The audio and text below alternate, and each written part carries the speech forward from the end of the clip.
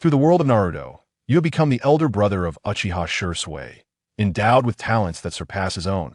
Yet unlike Shisui, you are not naive, nor have you been deceived by the so-called will of fire.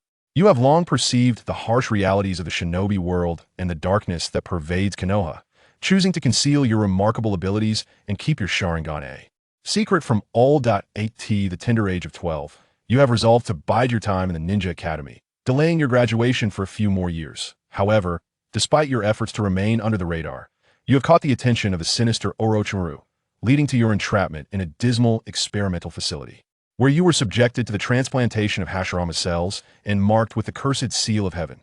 Indeed, this shinobi world is as hellish as Obito has described. Yet, amidst this inferno, you encounter a glimmer of hope in the form of a girl who has captivated your heart. In this desolate laboratory, as you languish within a frigid container, teetering on the brink of despair, her encouraging gaze and warm smile revive your spirit. Though words remain unspoken between you, her silent support has repeatedly drawn you back from the precipice of death. But just as you muster the strength to escape this confinement, the girl with the sweet smile falls before your eyes, her life extinguished without you ever knowing her name. You struggle to reach her, transfixed by the sight of the young girl lying motionless on the ground. As your hand gently caresses her face, you strive to etch her image into your memory, a surge of indescribable rage and sorrow swelling within you. Danzo and Orochimaru, may you both meet a fitting end. Rest assured, your demise will not come easily. Suddenly, you sense a presence approaching swiftly. Your gaze locks onto the container housing Yamato. It is highly probable that this is the moment Danzo has chosen to retrieve Yamato from Orochimaru's lair. You recall stories from the past, tales of how Danzo, that cunning fox, buried the remains of 59 children to ensure Yamato's unwavering loyalty. The returning figures are likely ninjas dispatched by Danzo for this very purpose. You swiftly form hand seals, summoning a shadow clone, which amidst the chaotic liquid, writhes and entangles itself in a multitude of tubes before lying still. Gasping for breath, you approach Yamato's container, performing a transformation technique that morphs your body into a mere tube, blending seamlessly with the chaos around you. As the footsteps draw nearer in the shadowy corridor, thoughts race through your mind. Are they Danzo himself or his affiliated ninjas? For masked shinobi enter the disarrayed experimental hall, exactly as you suspected. It is a member of the Root, disguised as a tube, lying in wait until the area fell silent before reverting to their true form, settling against the wall in the corner to regain their strength. You remain hidden in the dim shadows, vigilant and attuned to your surroundings, while continuing to gather your chakra. Time passes slowly, and after approximately half an hour, the sound of footsteps echoes once more. Upon hearing the commotion, you transformed once more into a water pipe. Two Root ninjas returned, casually inspecting their surroundings before turning to depart. Yet, in your perception, the sound of their footsteps echoed through the corridor only once before abruptly vanishing. Were the two of them concealing themselves within the passage? You slowly rose to your feet, feeling frail, yet significantly improved compared to when you had assumed the form of a pipe. You are now capable of handling several chunin without much concern. Casting a glance around, you furrowed your brow, weighing two options. First, to swiftly eliminate the two Root ninjas in the corridor and make your escape. Second, to continue recuperating and restore your body to a more formidable state. In comparison, you lean toward the first option, for lingering in this cursed place too long posed the risk of encountering Orochimaru and Danzo. Though your memory suggested this was a forsaken experimental base of Orochimaru's, you were unwilling to take any chances. After a moment of silence, you approached the mouth of the corridor, your bare torso exposed. Your fingers swiftly formed hand seals, completing 3 instructions in less than a second. An identical shadow clone materialized beside you, darting across to the opposite side of the corridor with remarkable speed. What was that? A slightly hoarse male voice resonated within the passage, followed by the sound of approaching footsteps. You and your shadow clone positioned yourselves on either side of the corridor, holding your breath and remaining perfectly still. Soon, 2 masked Root ninjas emerged from the passage simultaneously. Your original self and the shadow clone raised their right hands in unison, for fingers flashing like lightning, aimed directly at the eyes of the nearest ninja. The 2 ninjas reacted swiftly, their heads snapping back as their bodies retreated hastily. Almost instantaneously, your next attack from the original and the shadow clone followed a powerful kick aimed at the groin of one ninja, causing both to dissipate into nothingness. Shadow clone, perhaps? Yet, the sensations from the shadow clone would return to your original self, but the impact of their defeat would be felt. Do enjoy that, will you? Suddenly, a flurry of shuriken flew from the corridor, all missing their target. Fire release. Great fireball technique. Your shadow clone swiftly formed the necessary seals and leaped forward, unleashing a colossal fireball into the darkness of the passage. In the original narrative, although the great fireball technique had never claimed a life, it was classified as a crank, a genuine Chunin-level ninjutsu of considerable difficulty. The enormous fireball collided with the corridor, leaving the two within no avenue for escape. In haste, they could only conjure a water shield, and a powerful torrent surged forth, producing a resounding clash as it met the fireball. The entire experimental base seemed to shudder. As shuriken continued to fly, two somewhat disheveled figures burst forth from the corridor. The confrontation between the torrent and the fireball clearly favored the latter, for scorch marks appeared upon their garments. The two rushed into the experimental hall, splitting left and right, each confronting your original self and shadow clone, their gazes locking. The ninja's expression faltered, and he instinctively sought to evade your sight, yet it was too late. Illusion technique. Magical transformation. You swiftly activated the Sharingan, ensnaring the illusionist ninja within its grasp. In an instant, he was drawn into a realm of illusion, where large iron spikes pierced his body, rendering him immobile. With a single step, you lunged forward, seizing the long blade from his grasp and executing a swift stroke across his neck. A gurgling sound followed, as blood erupted forth, and the ninja's wide eyes reflected the final moments of his life before he succumbed to death. Another root ninja, upon witnessing the swift demise of his comrade, hurled two shuriken towards your shadow clone, only to turn and flee back into the passage. His fear of the Sharingan was palpable. The sight of his companion being dispatched with such ease spurred his instinct to escape. However, you swiftly blocked his path with another step forward, standing resolutely at the entrance. The ninja, with a melodious voice, implored, "We are all ninjas of Konoha. Why do you ambush us?" A woman, you noted, as your gaze flicked over her short hair and mask, revealing a rather flat chest. Had she not spoken, you might not have disowned her gender. Yet, you felt no compassion. With a swift hand sign, you unleashed the water release, water severing wave, sending two high-pressure streams slicing towards the female ninja. Simultaneously, the Sharingan activated, and in mere moments, she met her demise at your hand. Before her life ebbed away, you had hypnotized her, but alas, she divulged no useful information. Kneeling, you deftly removed her mask, revealing a strikingly beautiful face, her body still warm. But that was not the crux of the matter. Rather, it was the icy pills. As you rummaged through her belongings, you unearthed 3 icy pills. These pills not only replenished chakra, but also kept the body in a state of heightened alertness, making them the perfect sustenance for a ninja. After consuming one, a surge of vitality coursed through you, invigorating your senses. The atmosphere was still charged. The ground beneath you remained warm from the female ninja's presence. Resolute, you shed her damp trousers and approached the male ninja, as if resolved to a decision. You stripped him of his pants, donning them yourself before sheathing your blade and resting against the wall. Outside, a colossal serpent loomed. Its strength unknown caution was paramount. Soon, the effects of the icy pills began to manifest, dispelling your previous weakness as chakra surged back into your system. After a period of rest, you rose, blade in hand, and made your way toward the exit. As you neared the threshold, a chilling and ominous aura emanated from ahead, causing the gigantic, barrel-like gray serpent stationed at the exit to turn its gaze inward. Without hesitation, you activated the illusion technique, ensnaring the serpent in a realm of phantasm. Within this illusion, flames engulfed its massive form, the agony of being consumed by fire forcing the creature into a frantic thrash, creating deep craters in the ground. Swiftly, you formed hand seals, preparing the water shield. Water, severing wave, a jet of high-pressure water erupted from your mouth, slicing through the air like a blade, decapitating the massive gray serpent. Though formidable in size, the creature's strength was rather unimpressive. Your gaze lingered for a moment upon the serpent's lifeless body before sweeping across the surrounding landscape. Neither the carcass of the serpent nor the remains of the two root ninjas warranted your attention after all. Upon your return to Konoha, Danzo would be informed without delay. Let him deal with it. You were reluctant to waste even a modicum of chakra on the fireball technique that a glance at the serpent's corpse prompted you to absent-mindedly touch. The cursed mark on your neck, having caught the attention of Orochimaru, was indeed a troubling predicament. With Orochimaru and Danzo in the fray, returning to Konoha would not be without its challenges. These two old adversaries were notoriously difficult to contend with. Time was of the essence to enhance your strength, either expedite the evolution of your Manjiki Sharingan or swiftly gather the fragments of Hashiroma's cells to attain wood.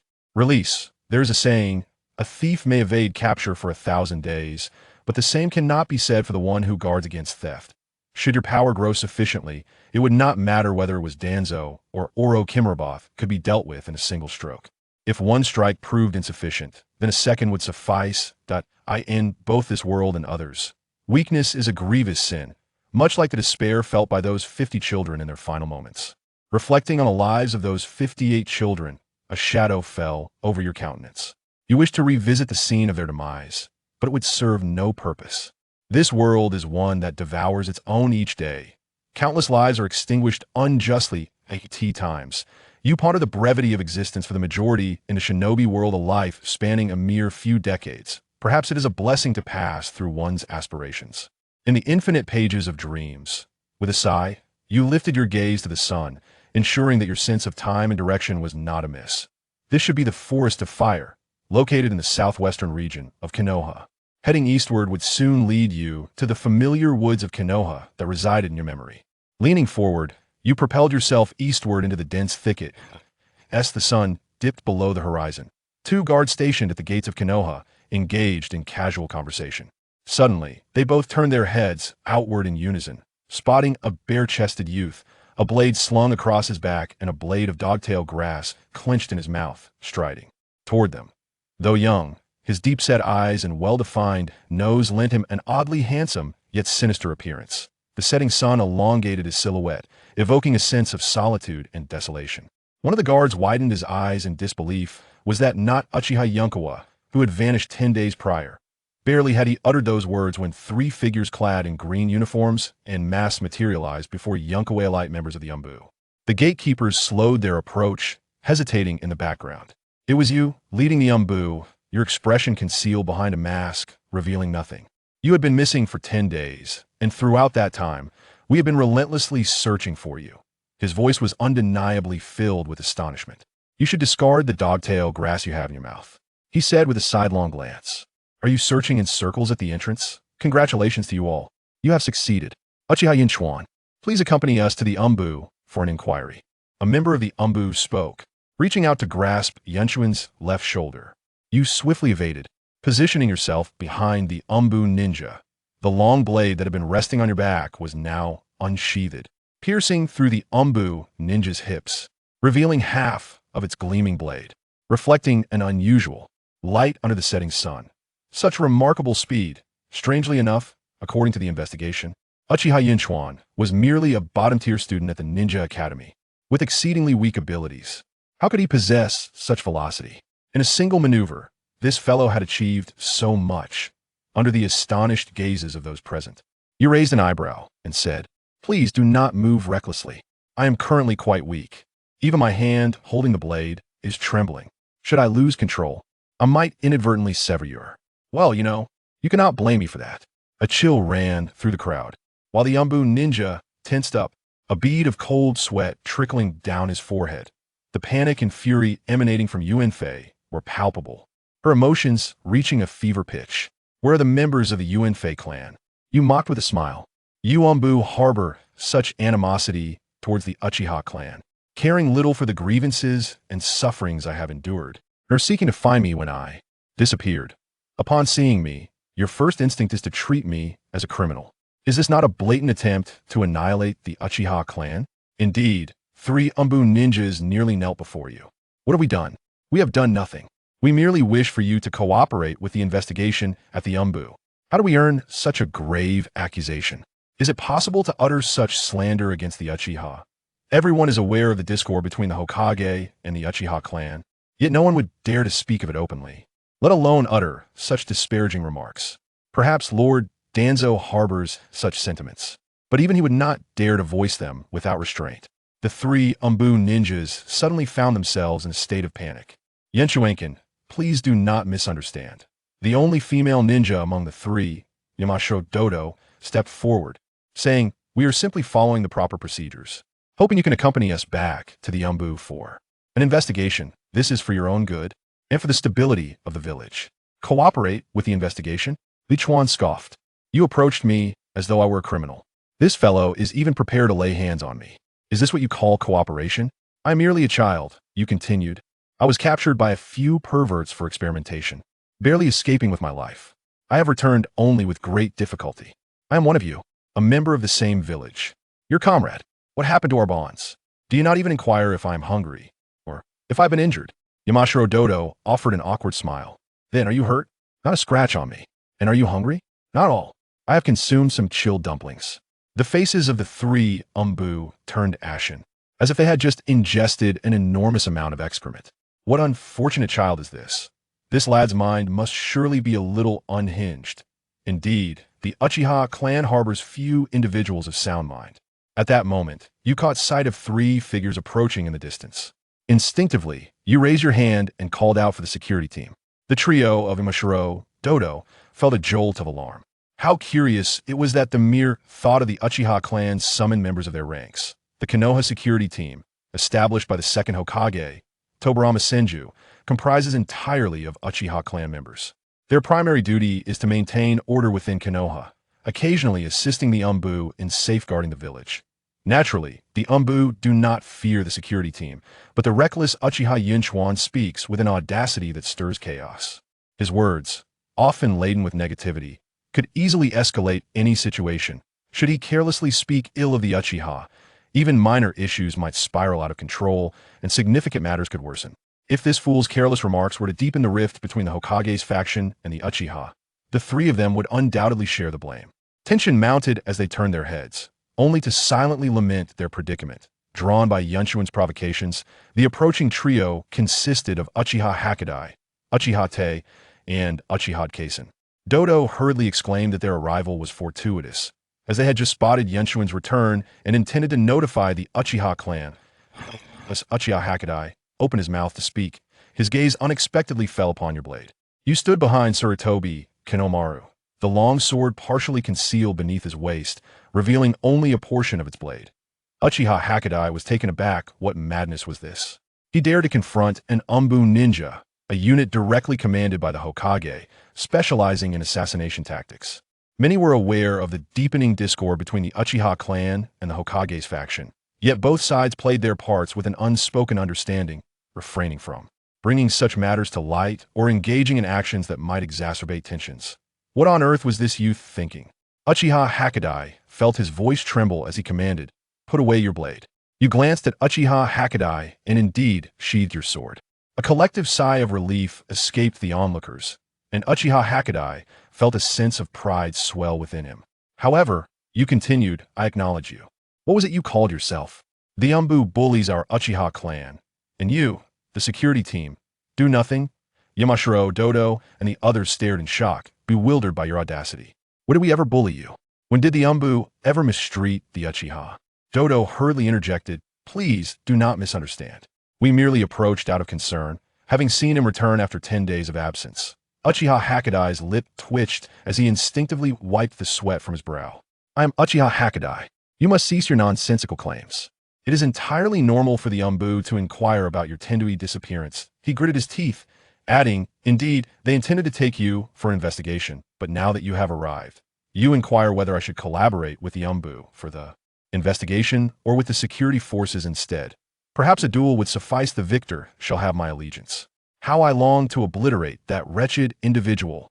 Is he truly a member of the Uchiha clan? Surely, a scion of the Uchiha would not resort to such divisive tactics. It feels as though he may be a spy from a rival village." Uchiha, suppressing his fury, inquired, "Where have you been all this time? Where could I have possibly gone?" You replied nonchalantly, "A deranged individual, now male and now female, rendered me unconscious and abducted me for experimentation. I narrowly escaped becoming a specimen myself." only to return here, and you do not even feign concern. Instead, you are intent on investigating me, glaring with hostility. Senior Uchiha, I am your kin. Do you not intend to inquire if I am injured or if I am in need of sustenance? Yunkawa-kun, I have already asked you that question, replied Yamashiro Dodo, her teeth clenched. And you are not injured, nor are you hungry, Yunkawa observed, turning to Yamashiro Dodo. Dear sister, I am indeed one of their clan. I am unscathed and not hungry. Yet as a member of their lineage, they ought to inquire.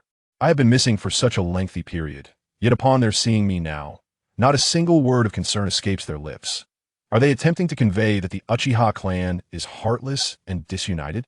Damn it! The Uchiha of the 8th generation felt as though he might kneel from frustration. He yearned to seize the miscreant's head and thrash him soundly. But to do so now, under the watchful eyes of Kanabu and others, would only serve to reinforce the perception of the Uchiha as callous and fragmented. Curse the Uchiha, Yunkawa muttered. Let me recount the events I encountered. You rolled your eyes and furrowed your brow. Are you merely going to listen? Uchiha of the 8th generation was taken aback by your words. You raised an eyebrow, declaring, every utterance I make is of utmost significance. Are you not inclined to procure paper and pen to meticulously document my every word in detail? Without such records, how shall you report back to your superiors? The Uchiha of the 8th generation exchanged glances with the Anbu members, their expressions darkening, before reluctantly producing paper and pen. What a nuisance it is to be led by the nose by this individual, they thought. If not for the fear that the Anbu may perceive the Uchiha clan as disunited, I would gladly administer a sound thrashing. Here is how the tale unfolds. You began to you recounted a story that was not particularly complicated. The Uchiha of the 8th generation and Yamashiro Dodo diligently recorded the account. Upon finishing, you stroked your chin and asked, have you documented it all? The Uchiha of the 8th generation blinked in surprise. Is that all? Or should I fabricate a tale of single-handedly battling 1,000 kunoichi and returning against all odds? Very well, if you have recorded everything, hurry back and report.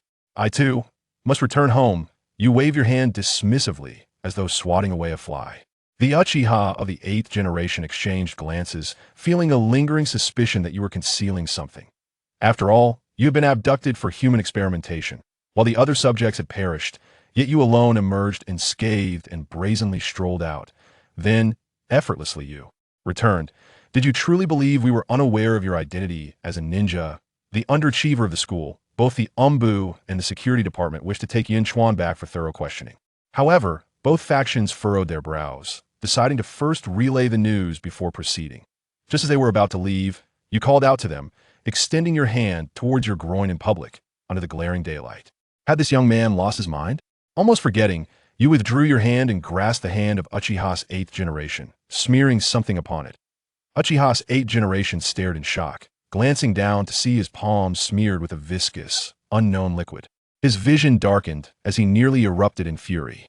Meanwhile, Uchiha Dawa and Uchiha Tiehu stared at you with wide eyes, as if confronted by a monstrous beast, instinctively retreating 2 steps. Yet your hand reached out again towards Yamashiro Dodo. Yamashiro Dodo trembled, swiftly retreating to evade Yun Chuan's grasp, receiving another wave of emotional value. As both parties fell on the brink of losing control over their emotions, you calmly inquired, why are you dodging? This is the nutrient solution I previously mentioned. I was immersed in such a solution for many days, and there is little left on me. I managed to scrape together this much. Wouldn't you want to collect some in a glass bottle for further research? Ignoring the peculiar gazes of the 2 gatekeeping ninjas, you sheathed your long blade and headed straight home. Upon reaching your doorstep, a notification appeared in your mind. High praise from Orochimaru, 5 emotional value shock from the esteemed Danzo, 6 emotional value. These 2 old fellows are quite swift with their news. It seems you managed to escape, much to Orochimaru's delight. Rolling your eyes, you pushed open the door. Shisui was not at home, done on the table.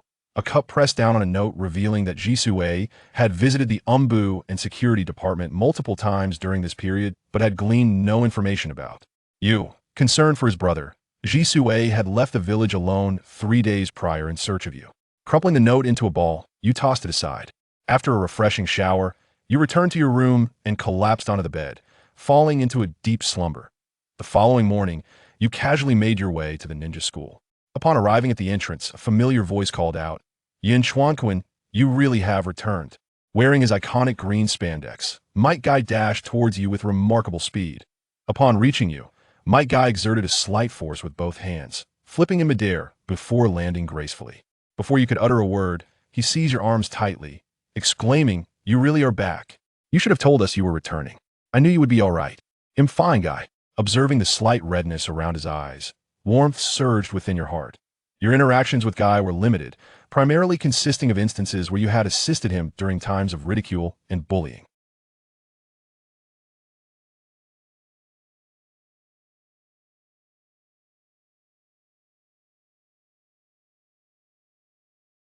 "I'm fine, Kai." Looking at Kai's slightly reddened eyes, Yun Chuan felt a warmth in his heart. His interactions with Kai were actually limited. In his memory, he had only helped Kai a few times when he was mocked and bullied, and had treated him to spicy curry a few times. After that, Kai regarded him as a close friend. Yun Chuan was actually well-liked, but after disappearing for 10 days, the only ones whose emotional fluctuations reached a threshold besides Kai were the gentle and kind Noera Rin and his neighbor and clansman Uchiha Kuka. Might Guy gave a thumbs up. "Yun Chuan-kun, youth begins to burn in the spring mornings. Let us have a competition. Let us sweat it out, and let our youth and confidence soar." "Kai, you always work so hard, but..." Yun Chuan smiled and also gave Might Guy a thumbs up. "Let us compete next time. I just got back and my body isn't recovered yet." "Yoshi," Might Guy shouted. "Yun Chuan-kun, let us work hard together. Let us pass the graduation exam and become real ninjas. Then, we will become Chunin and then Jonin. That is our youth. Burn, youth." From Might Guy's passionate enthusiasm, emotional value 9, Kai's feelings were that simple, that fervent, that sincere, that youthful. He stood there, as if the sun itself would lose its luster. Yun Chuan watched Might Guy walk away and smiled faintly. As for the graduation exam, Kai mentioned, he didn't take it to heart. In this ninja world, is there a place safer than ninja school? What is so great about graduating? Once you graduate, you have to go to the battlefield and become cannon fodder. What is so good about becoming a Jonin? Until the Fourth Shinobi World War, among the Konoha 12, only Hyuga Neji became a Jonin. And then Hyuga Neji died.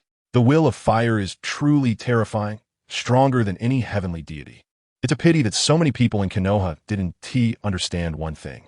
There's a big difference between going with me and doing it for me. Yun Chuan decided to lay low in ninja school for another year. He would wait until the Third Shinobi World War to reassess. There were mostly kids in ninja school, and children's emotions are the easiest to manipulate. Many times, to sway a child's emotions, a lollipop or a skewer of dango is enough. However, it seemed there was a slight problem with this timeline. Watching Kai's retreating figure, Yun Chuan squinted. Although the timeline of Hokage was indeed a bit chaotic, Yun Chuan remembered clearly that Kai graduated from ninja school at 7 and became a Chunin at 11. But Kai was now 11, and like him, had not yet graduated. As for Uchiha Obito, who was the same age as Yun Chuan, he should have graduated from ninja school at 9 and became a genin at 11 in the original timeline. Yet, Obito was now 12 and also had not graduated. Noera Rin was the same. Kakashi's timeline, however, was correct, graduating from ninja school at 5 and becoming a Chunin at 6.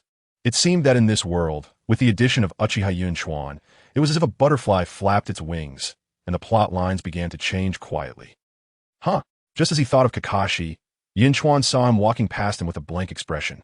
Ever since Kakashi's father, Tsukumo Hatake, committed suicide last year, Kakashi, who was already taciturn, had become even more reclusive. It seemed that nothing could pique his interest. He appeared like a walking corpse. Obtain side quest. Side quest 1. Teach Kakashi how to be human. Help him come out from the shadow of his father's death. And change his belief that missions and rules are greater than comrades. Side quest 2. Kill Danzo. Quest reward. A fragment of Senju Hashirama's cells. Chapter 8 Among the Chives. I Uchiha Yun Chuan would call you the greenest. Bang. Yun Chuan was checking his tasks when someone fell from a tree and landed right in front of him. It was Uchiha Obito. Clearly, the reason he fell was that during his training on the tree, his chakra output was uneven, causing his foot to lose grip on the trunk. This idiot. Yun Chuan glanced at Obito, speechlessly, and continued to look at the newly appeared side quests. Hey, you're back. What was that look you just gave me? Do you look down on me? Uchiha Obito, wearing wind goggles, grunted as he got up, casting an unhappy glance at Yun Chuan. Side quest. Yun Chuan silently reviewed the side quests. Side quests are somewhat different from main quests. Side quests are a choice between 2 options, with a side quest box on the side containing only 3 slots. According to the prompts above, within a certain time frame, He could take up to 3 side quests. If none of the 3 side quests were completed and the time limit hadn't expired, he would be stuck there and unable to take on other side quests. Only after freeing up a slot could he take new side quests. After glancing at them, Yun Chuan chose the first side quest. After accepting the side quest, he turned to Obito. Did you just talk to me? Damn it, Obito's face immediately darkened. Both were from the Uchiha clan, but Obito realized that he and Uchiha Yun Chuan simply did not get along. Moreover, Rin seemed to have a good impression of this guy, which made Obito feel wary. From Uchiha Obito's exasperation, emotional value 6, Yun Chuan. The Uchiha clan is really full of lunatics. The Uchiha trio I met yesterday was the same. These weirdos can have intense emotional fluctuations over a single word, a glance, or a sound. They call it deep love. In reality, they're just a bunch of extreme maniacs. Uchiha Obito is even more exceptional among them.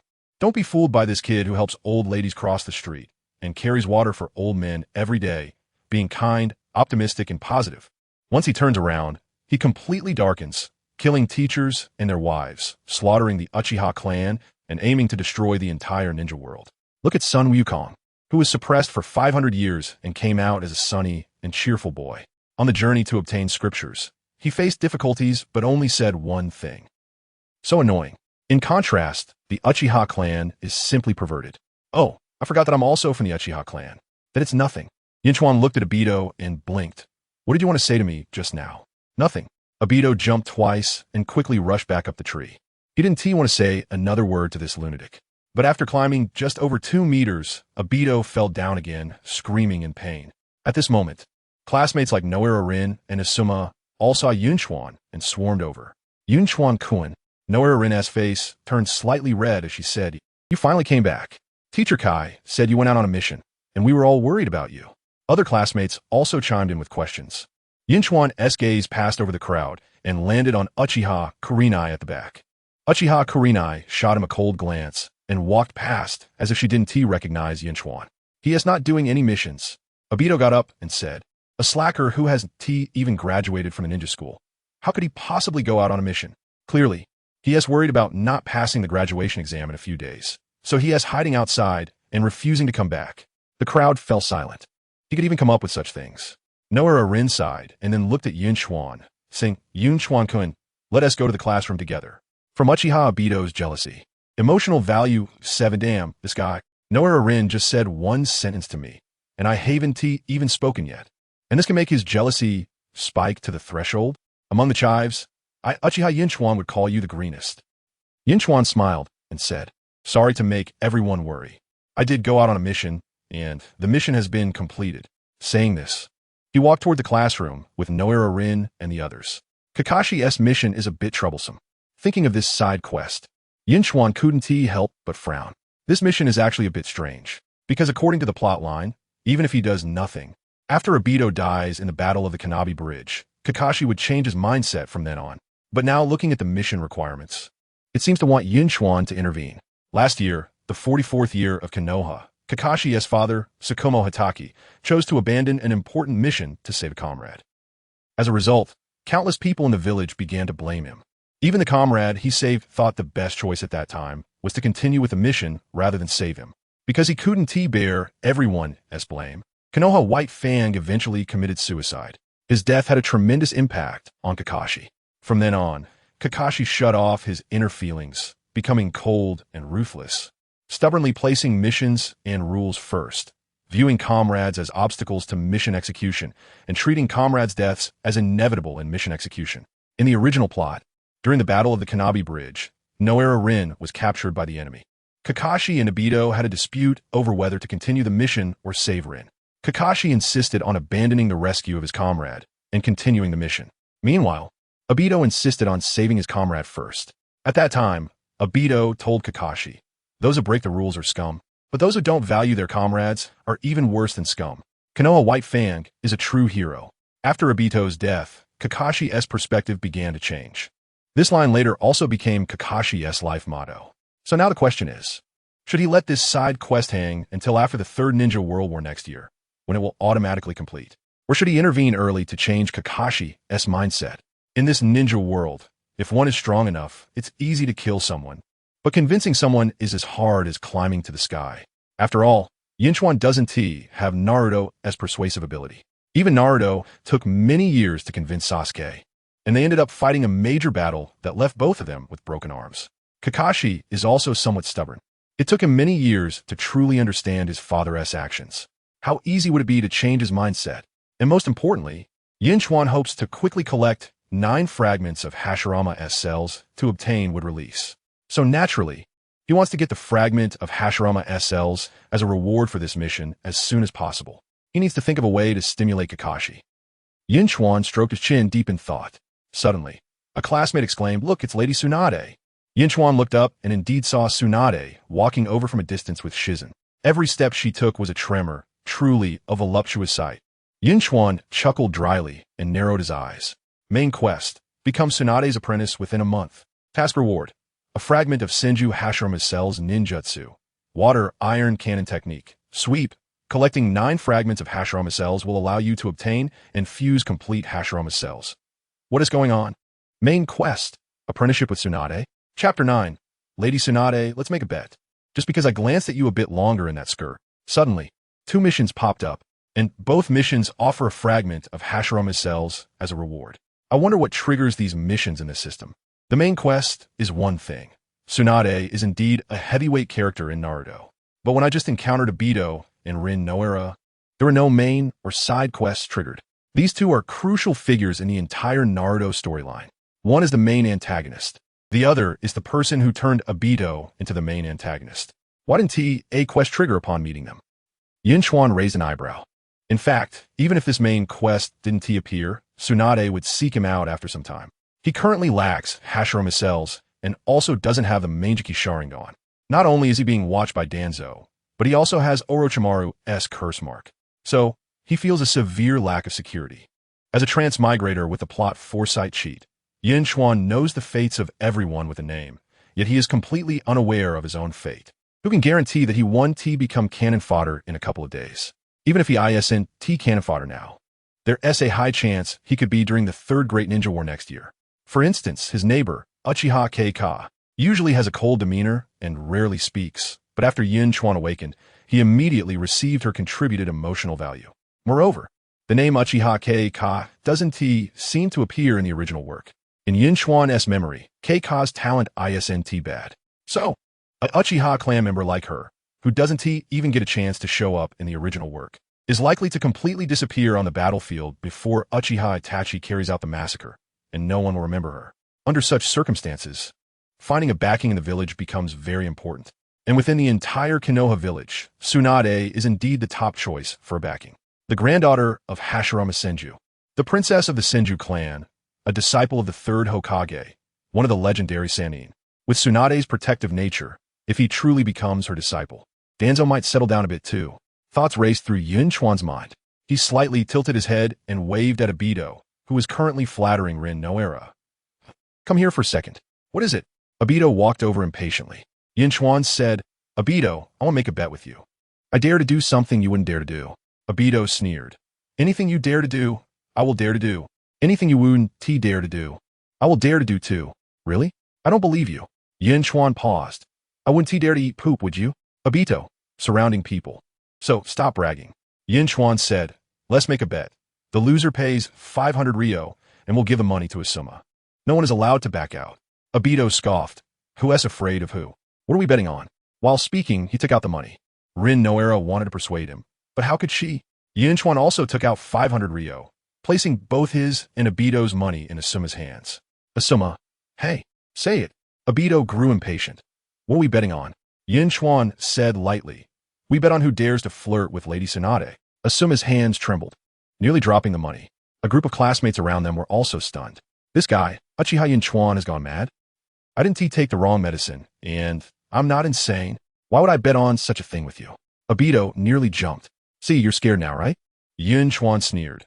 "Weren't you just bragging that as long as I dare to do it, you would too?" "But, there's no but. Lady Tsunade is coming over. Just say whether you dare or not. If you don't, the next time you see me, you better bow your head."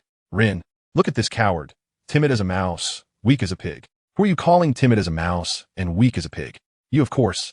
Just then, Kakashi, with white hair, popped out. Obito, if you're too scared to compete, just admit you're timid as a mouse. Yun Chuan was taken aback. Where did you come from? Obito's face turned red. Let us compete then. Asuma couldn't help but say, Yun Chuan, I think this is something you shouldn't teach. Yun Chuan interrupted Asuma. Asuma, don't speak. I just want to teach him a lesson. Obito gritted his teeth. You proposed a bet. You go first. Everyone looked at Yun Chuan. Yun Chuan whistled and waved at Tsunade, who was walking by. Hey there, beautiful. Want to make a bet? In an instant, all the nearby boys ran away. Kakashi ran the fastest. Meanwhile, Rin Noera and a few girls, their faces flushed, also walked away, pretending not to know Uchiha Yun Chuan. This madman. How dare he whistle at Lady Tsunade? How dare he say such things to her? Are you seeking death? It's over. I heard Lady Tsunade has a strange strength. Even Jiraiya has had his ribs broken by her. Stay away. Don't get dragged down by him. In a corner, Kakashi and Obito peeked out, nervously and excitedly watching this side. Tsunade glanced at Yun Chuan and waved her hand. No deal. Scram. Uchiha Yun Chuan. Oh, then good night. Tsunade was taken aback. It's clearly morning. Yun Chuan sighed. Not getting to meet you. My world instantly fell into darkness. The faces of Rin and the others turned even redder. Shizun, who was beside Tsunade, also blushed. Uchiha Keika, who was secretly observing from a distance, couldn't help but roll her eyes. What a misfortunate kid. Tsunade turned to look at Shizun. Shizun, blushing, said weakly, he is Uchiha Yun Chuan, the brother of Uchiha Shisui. This guy's too shameless, too audacious. Lady Tsunade, don't pay attention to him. Shisui's brother? Tsunade couldn't help but take another look at Yun Chuan, then prepare to leave. Yun Chuan immediately said, Lady Tsunade, let us make a bet. Bang, bang, bang. Tsunade rushed over like a whirlwind. What are we betting on? Shizun. The others. Yun Chuan led Tsunade a bit away and then whispered, if you can't defeat me in 3 minutes, you'll be my teacher and teach me ninjutsu. 3 minutes? Tsunade chuckled. You little brat. Did you graduate from the Ninja Academy? How many jutsu do you know? How dare you challenge me? Who gave you the guts? Yun Chuan grinned. Looks like Lady Tsunade is feeling insecure and doesn't dare to bet with me. Chapter 10. Tsunade's shock. What a joke. Am I afraid to bet with you? Tsunade scoffed and quickly turned around. Let's go. We're heading to training ground 20. Let me see how capable you are. What if you lose? Yun Chuan raised the corner of his mouth slightly. I have some liquor at home that my grandfather brewed from pure grain, rich in flavor, mellow and refreshing. If I lose, I'll give you 10 jars. Oh, upon hearing about the good liquor, Tsunade became even more excited. Drinking is another big hobby of Tsunade. But in reality, there was no liquor at Yun Chuan's home. His grandfather, Uchiha Kagami, didn't know how to brew liquor at all. Using liquor as a bet was merely a way to trick Tsunade. This granddaughter of the first Hokage always loses when it comes to gambling, making her the legendary big, fat sheep. Without even gambling yet, Yun Chuan already felt he was certain to win. Wait, I have something to do. Yun Chuan turned around and waved to Asuma, who was peeking from the other side. Asuma, seeing that Asuma didn't dare to come over, Yun Chuan had no choice but to walk over and take all the money from Asuma's hands. Obito silently watched as Yun Chuan put the money into his wallet, feeling heartbroken to the point of breathlessness. Yun Chuan couldn't bear it. Obito, do you still have money to eat in the next few days?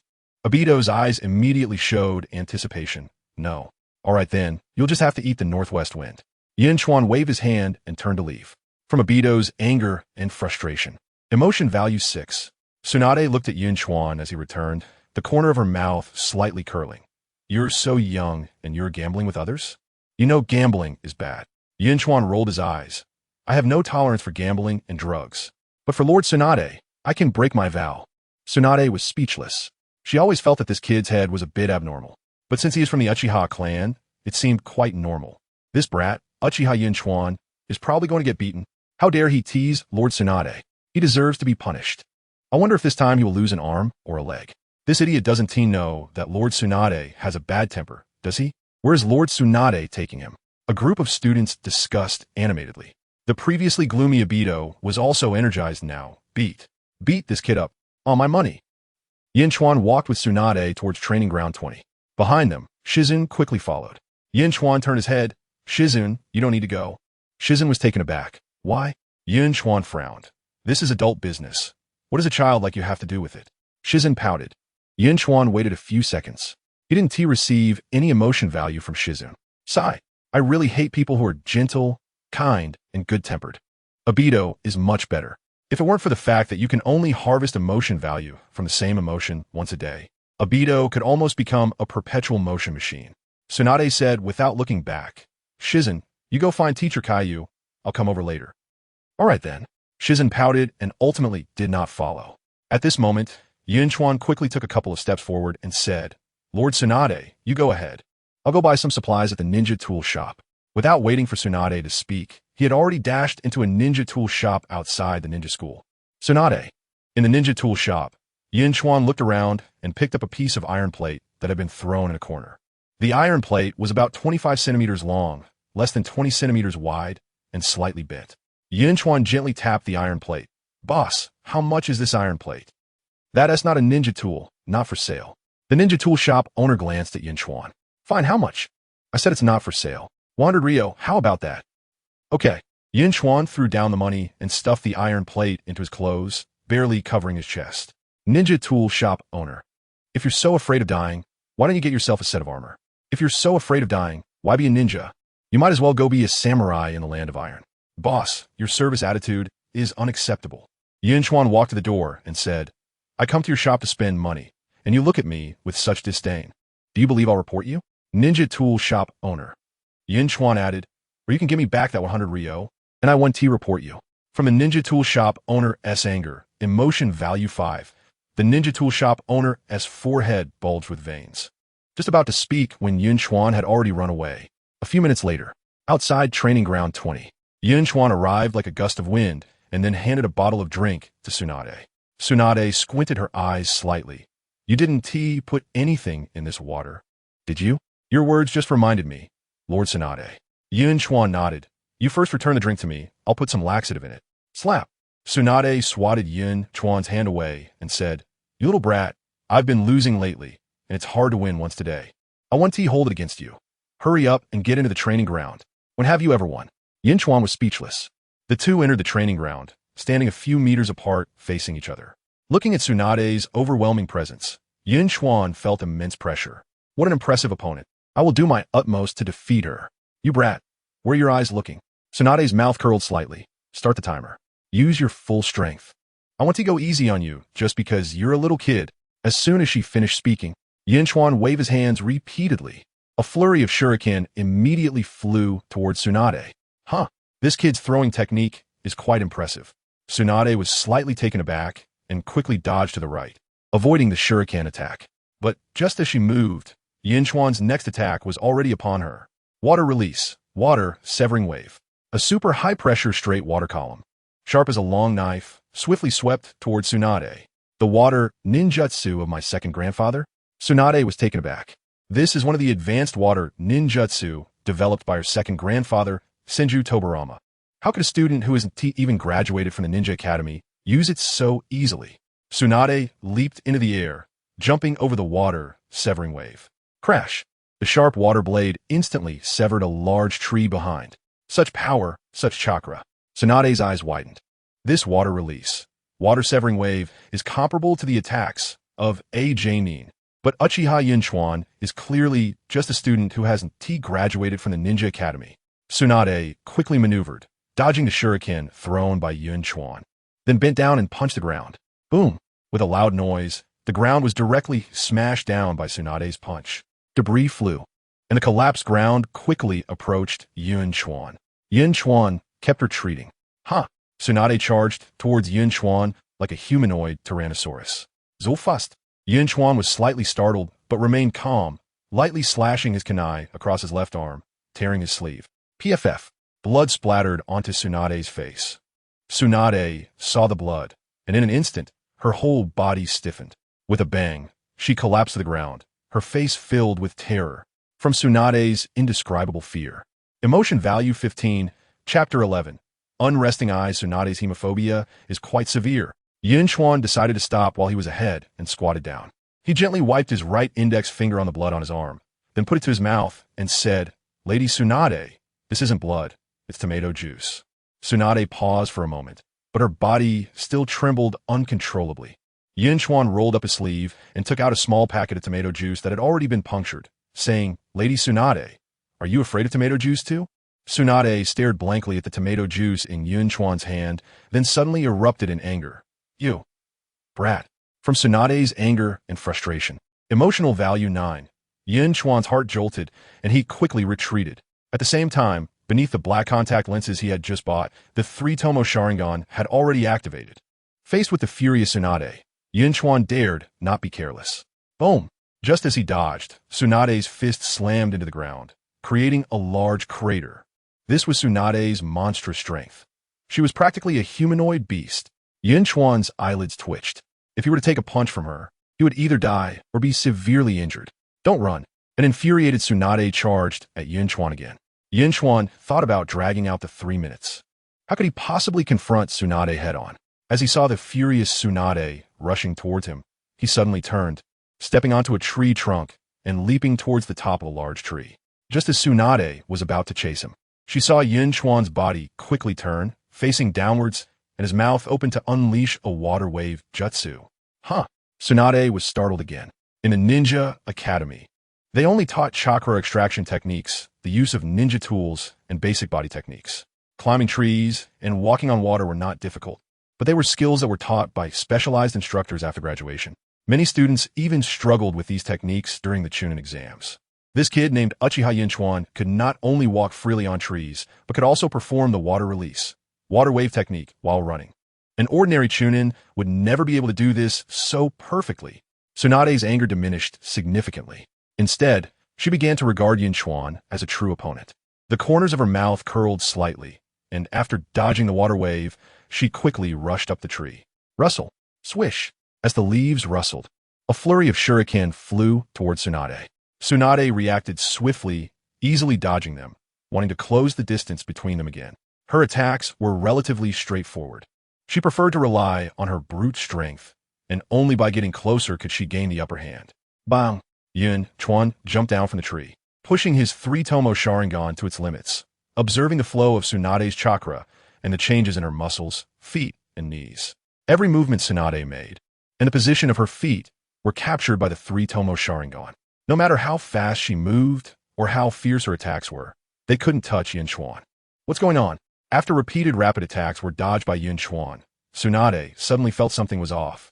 It felt as if Yun Chuan had completely predicted her movements. Is this the Sharingan? Tsunade's pupils constricted as she fixed her gaze on Yun Chuan's eyes. Although Yun Chuan wore black contact lenses, the power emanating from his three-tomo Sharingan could not be hidden from one of the legendary three. Tsunade. This is the three-tomo Sharingan. Tsunade's heart trembled violently, and her movements slowed. What a kid. Not only did he have ninjutsu and taijutsu comparable to a jonin, but he also awakened the three-tomo Sharingan. The three-tomo Sharingan is at least jonin level. If this kid had used the Sharingan's Jinjutsu from the start, she might have been in serious trouble. Tsunade's heart raced, and she immediately averted her gaze. With her strength, she wasn't afraid of the three-tomo Sharingan, but if she were caught off guard by Jinjutsu. Tsunade smiled slightly, her head lowered, and she stomped her foot on the ground. Painful heaven's foot. Boom! The terrifying, destructive power tore the earth apart. A massive fissure rapidly extended towards Yun Chuan. Just as Yun Chuan was retreating, Tsunade kicked off the ground, sending flying stones towards him. Yun Chuan dodged left and right, easily evading. Although these stones were fast and forceful, and quite chaotic, they weren't as quick or dangerous as shuriken.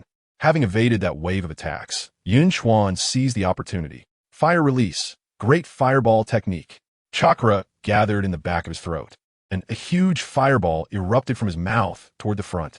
Tsunade, who had just rushed forward, had to sidestep to avoid the massive fireball. Kid, not bad. Tsunade looked at Yun Chuan with admiration. Yun Chuan and Ino were of similar age, both still in the Ninja Academy, and yet their strengths were worlds apart. Ha ha ha ha ha. Tsunade laughed heartily and dashed towards Yun Chuan like lightning, kicking towards his waist. The whip-like sound of her kick made Yun Chuan's heart skip a beat. He sidestepped to avoid Tsunade's kick, then retreated again, trying to create distance. Think you can escape? Tsunade pressed in relentlessly, throwing punch after punch, forcing Yun Chuan to retreat continuously. Yun Chuan flicked his left hand, sending shuriken flying to push Tsunade back 2 steps. Tsunade was undeterred, countering with her own flurry of shuriken. Yun Chuan quickly formed hand seals and slammed his palm onto the ground. Earth release, earth flow wall. As the earth wall rose, Yun Chuan again retreated. The power of the three-tomo Sharingan was fully on display at this moment. Although there was a wall of earth blocking his view, he could clearly see the flow of Tsunade's chakra. After all the shuriken were blocked by the earth wall, Tsunade didn't take care and stepped forward, punching through the wall. After breaking through the earth flow wall, Tsunade's momentum didn't decrease as she continued to strike towards Yun Chuan's chest. At the moment Tsunade's fist made contact with his chest, Yun Chuan, who had been prepared, forcefully pushed off with his right foot, shooting backward like an arrow and reducing most of the force from Tsunade's punch. Bang! Tsunade's fist still landed on his chest. Although he timed it perfectly and Tsunade didn't dare use all her strength, Yun Chuan still felt a wave of overwhelming power surge through him. His vision darkened, he let out a muffled groan, and his body was sent flying backward. Oh no! Tsunade, realizing what she had done, finally came to her senses, regret evident in her eyes. Theoretically, an Uchiha with a three-tomo Sharingan should be at least Jonin level.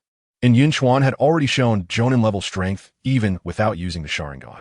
Thus, Tsunade's desire to win had grown, and her attacks were noticeably faster and fiercer than before. But after all, the opponent was just a child. How could she take things so seriously with a child? Looking at Yun Chuan lying on the ground, Tsunade felt a pang of regret, momentarily stunned. Lady Tsunade. Just as Tsunade felt flustered, Yun Chuan, lying on the ground, struggled to lift his head, with bright red tomato juice flowing from the corner of his mouth.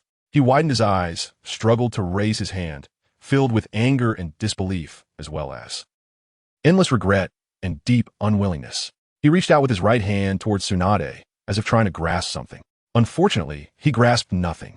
The head that Yun Chuan had lifted with all his strength fell heavily, and his outstretched hand also drooped down weakly. He stared blankly at the sky with wide eyes, looking as if he would never close them. Chapter 12. Lady Tsunade, are you trying to cheat? Yun Chuan. Tsunade's body was icy cold as she shouted and rushed over. I killed a child. I killed a child who had awakened the three-tomo Sharingan.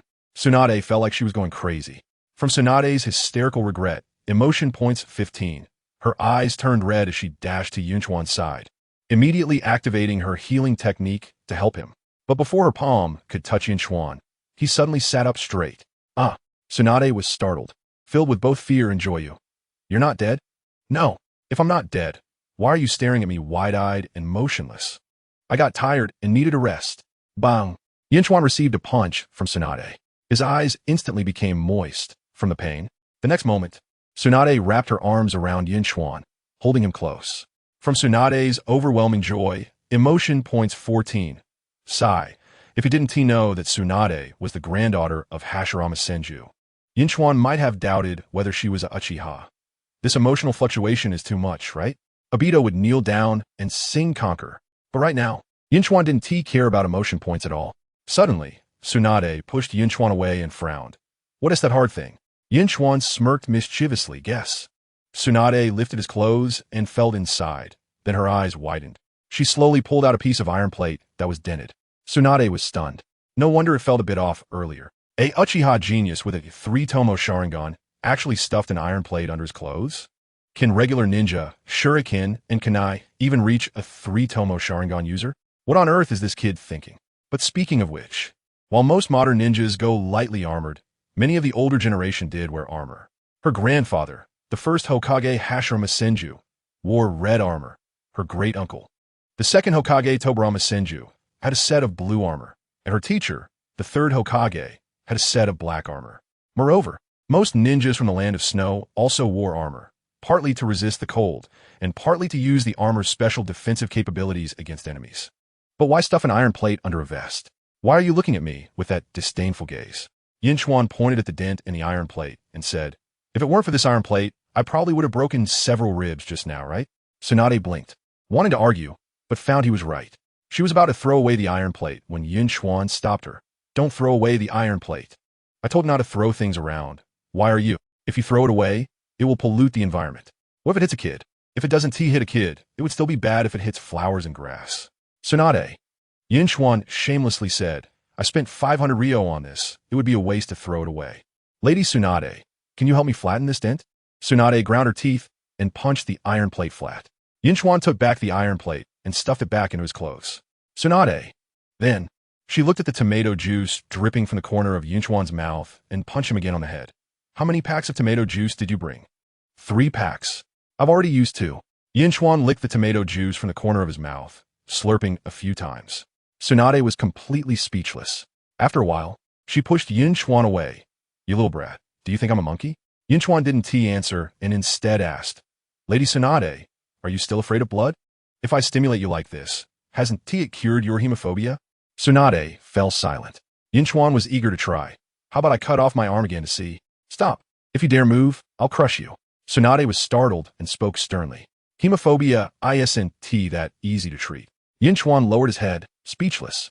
Tsunade noticed and felt a bit guilty. She tapped Yun Chuan's chest and asked, Does it still hurt? It doesn't hurt much anymore, but I feel a bit dizzy. Yun Chuan said as his head leaned back into Tsunade's embrace. Tsunade reached out and held his head, no matter how hard he tried to push. He couldn't move an inch. Speak, Tsunade said. After taking my punch, what do you want as compensation?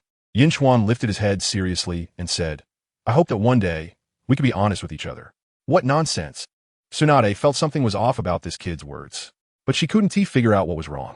Suddenly, she trembled and cautiously asked, Has something happened at your home recently? Awakening the Sharingan and its evolution requires emotional stimulation. Even Yun Chuan's brother, Shisui, known as the Uchiha's #1 genius, only has a single Tomo Sharingan. Yet the little-known Uchiha Yun Chuan has already awakened the 3 Tomo Sharingan. But nothing has happened to the Uchiha clan recently, right? And he is still in the ninja school, hasn't even been on the battlefield yet. Sigh, are you asking about my Sharingan? Yun Chuan sighed lightly and said, I haven't made any contributions to the village yet. Every time I think of this, I feel like I'm in agony. It hurts, and that is why I awakened Sharingan, right? Tsunade. Yun Chuan continued, I think about the village every day, think about the will of fire, think about the future of the Uchiha clan. Why are my eyes often filled with tears? Because I love this village deeply. Tsunade, those tears are from the pain of that punch, right? Yun Chuan, what about trust between people? Tsunade tilted her head slightly. Wearing black contact lenses, do you think you can hide your 3 Tomo Sharingan? At close range, the powerful ocular power of the 3 Tomo Sharingan is hard to conceal even from elite ninjas. It can't even be hidden from middle ninjas with strong perception. If you want to hide the 3 Tomo Sharingan, I can teach you a water-style ninjutsu to create a contact lens to cover the leaking ocular power. There is such ninjutsu? That is great. Yun Chuan's face lit up with joy. Why are you hiding things like this? For love. I'm being serious. Conceal your brilliance and be humble. Is that all? That's all. Fine. Tsunade nodded slightly. She naturally didn't believe Yun Chuan's words. However, the relationship between the Uchiha clan and the village is very delicate. It's normal for Uchiha Yun Chuan to be cautious after awakening the 3 Tomo Sharingan. She didn't want to deal with these matters. Thinking about the village and the Uchiha clan, Tsunade suddenly felt a bit troubled again. At this moment, Yun Chuan said, Lady Tsunade, 3 minutes have long passed. I've won, according to our previous agreement. Tsunade snorted. The time you spent messing with me with tomato juice doesn't count. Even if that time doesn't count, it still exceeds 3 minutes. Are you going to argue? Nonsense. When have I ever been reasonable? What you said makes so much sense, I'm left speechless. Lady Tsunade, are you clearly trying to play dirty? Nonsense. What do you take me for? Of course I would play dirty. How do you think I'm paying off all my gambling debts? Damn, I forgot about that, but to play dirty and still sound so righteous you. Slap. You dare to say something dirty to me? Lady Tsunade, please don't misunderstand. If the person I'm talking to is you, it's not a dirty word, it's the truth.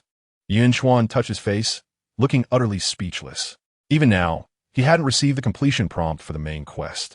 It seems like Tsunade really wants to default on her debts. My head hurts. It seems that this big fat sheep has really gotten used to defaulting on debts.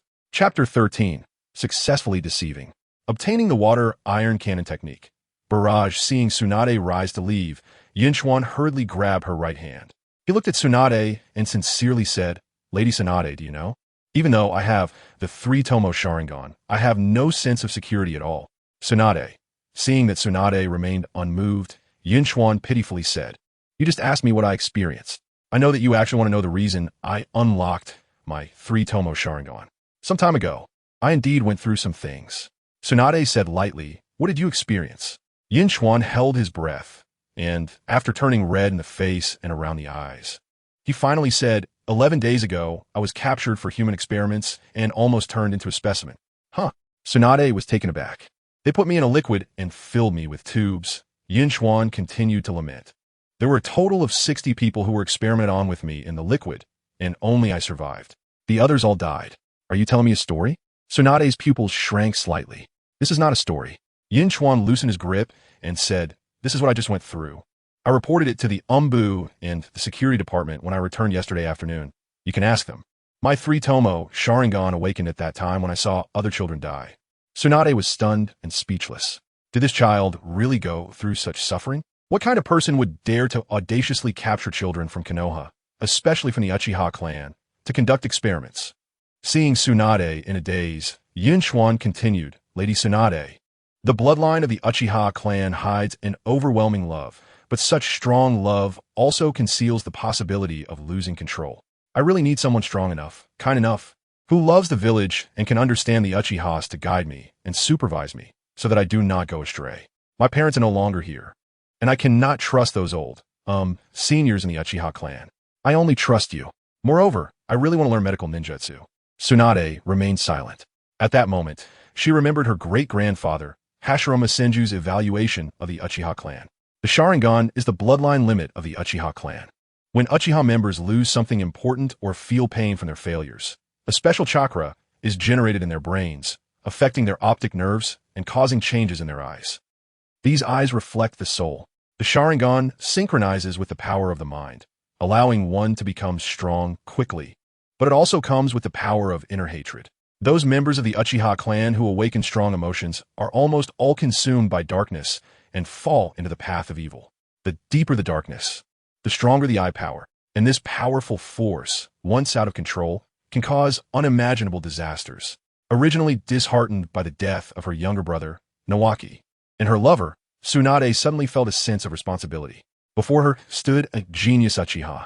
This boy, who had not yet graduated from the Ninja Academy, seemed to have penetrated the dark depths of the Uchiha clan's heart and had also experienced inhumane suffering. His current strength was even above that of an ordinary Genin. Tsunade understood very well. The Uchiha clan was very proud, especially those who had awakened the Sharingan. It was a pride ingrained in their bones. This pride led them to look down on everything. Over the years, the only one who could truly make the Uchiha clan submit was her grandfather, Hashirama Senju. And now, this Uchiha genius, after awakening the 3-tomo Sharingan, wanted to come to her side at the first opportunity, hoping to receive her guidance and supervision. Although she was the granddaughter of the first Hokage and one of the legendary Sannin, a sense of pride and joy arose in her heart. She was actually curious about what level of medical ninjutsu an Uchiha with a 3-tomo Sharingan could elevate it to. There had never been an Uchiha with a Sharingan among medical ninjas. No. In fact, she hoped Yun Chuan would become a ninja skilled in medical ninjutsu, rather than just a pure medical ninja. A young genius with a 3-tomo Sharingan, under her guidance, might become a bridge between the Uchiha clan and the village, and could also become a powerful ninja to protect Konoha. Thinking of this, Tsunade felt as if something deep within her heart had awakened. The previous disheartenment, the past pain and regret seemed to have dissipated significantly.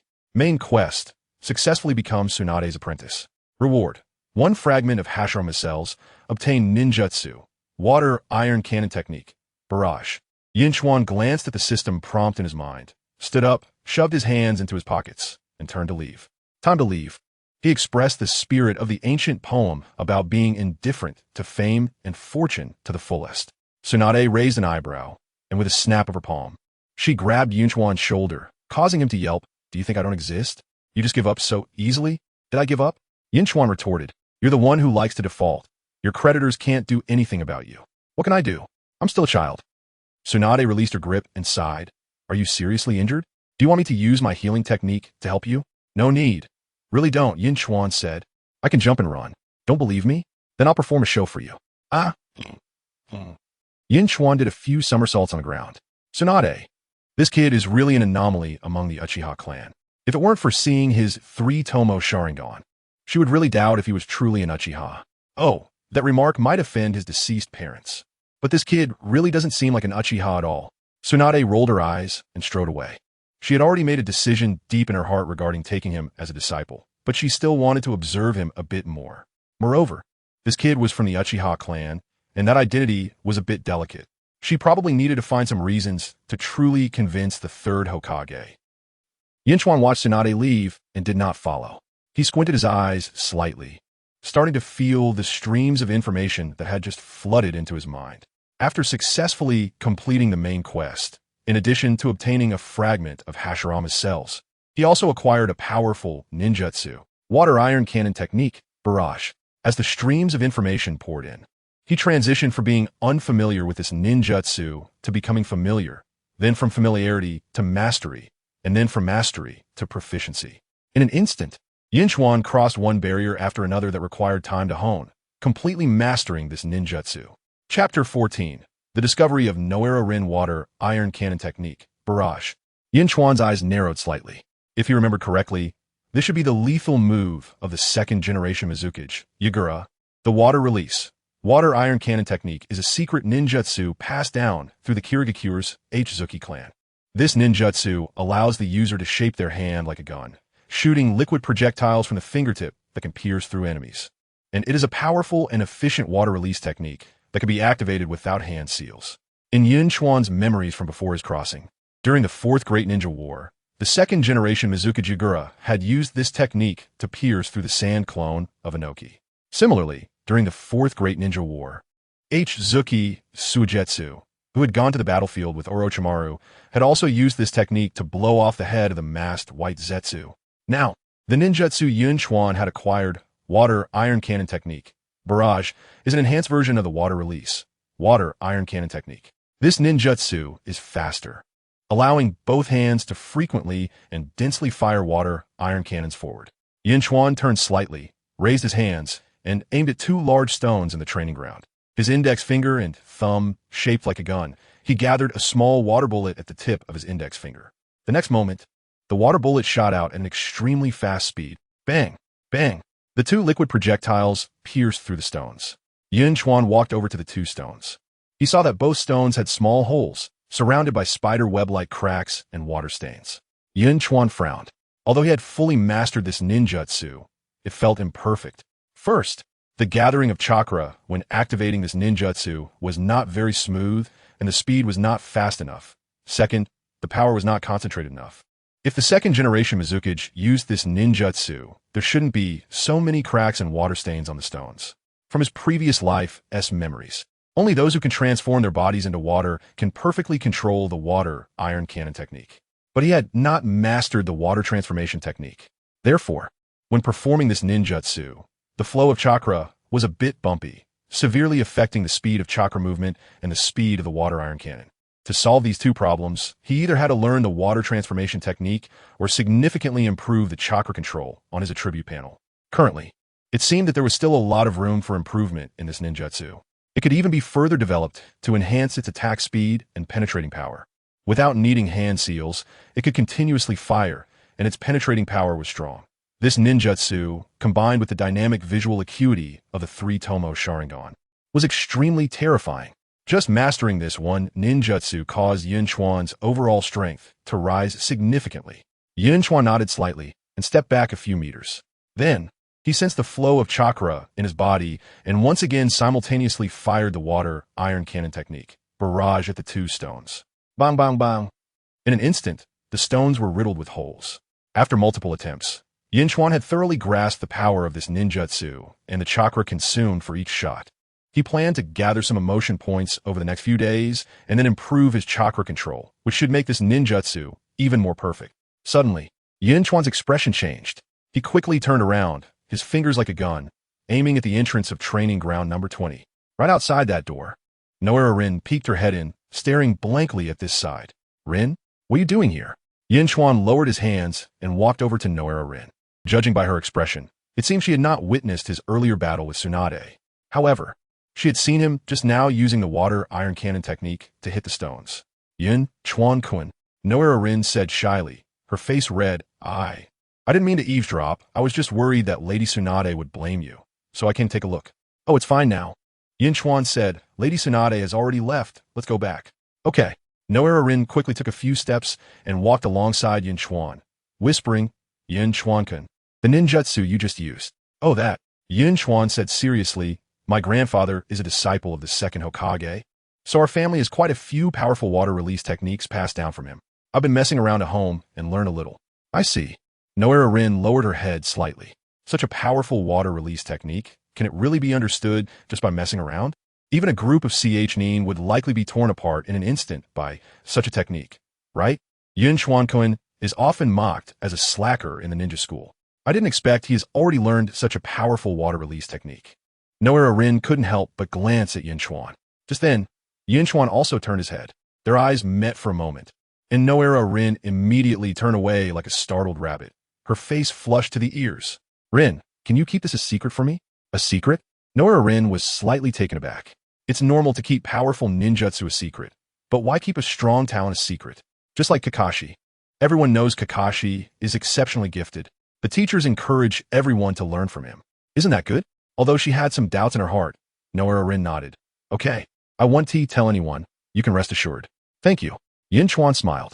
Noera Rin opened her mouth and after a while said, Yun Chuan-kun, you left the village a while ago. It wasn't because of a mission, right?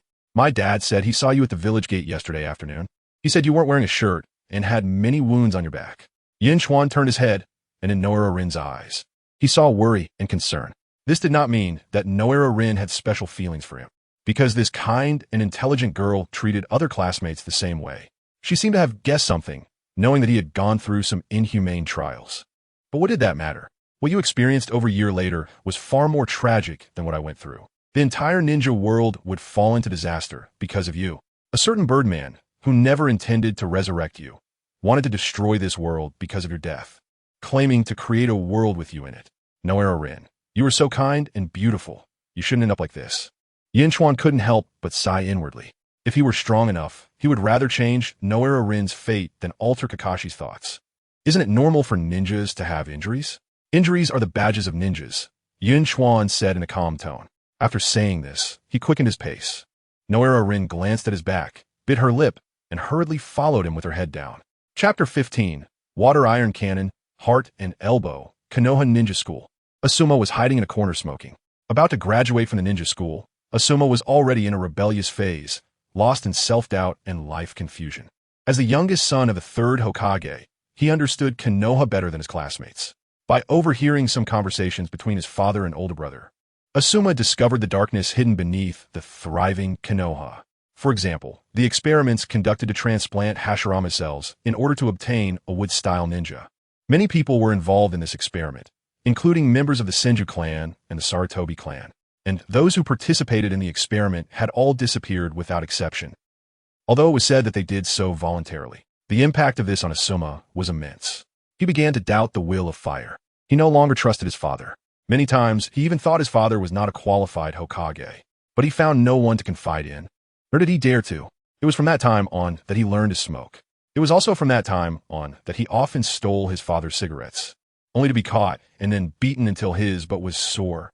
If given a choice, Asuma really did not want to grow up, but fate seemed to play a joke on him, making him aware of the cruelty and darkness of the ninja world, maturing him far beyond his peers.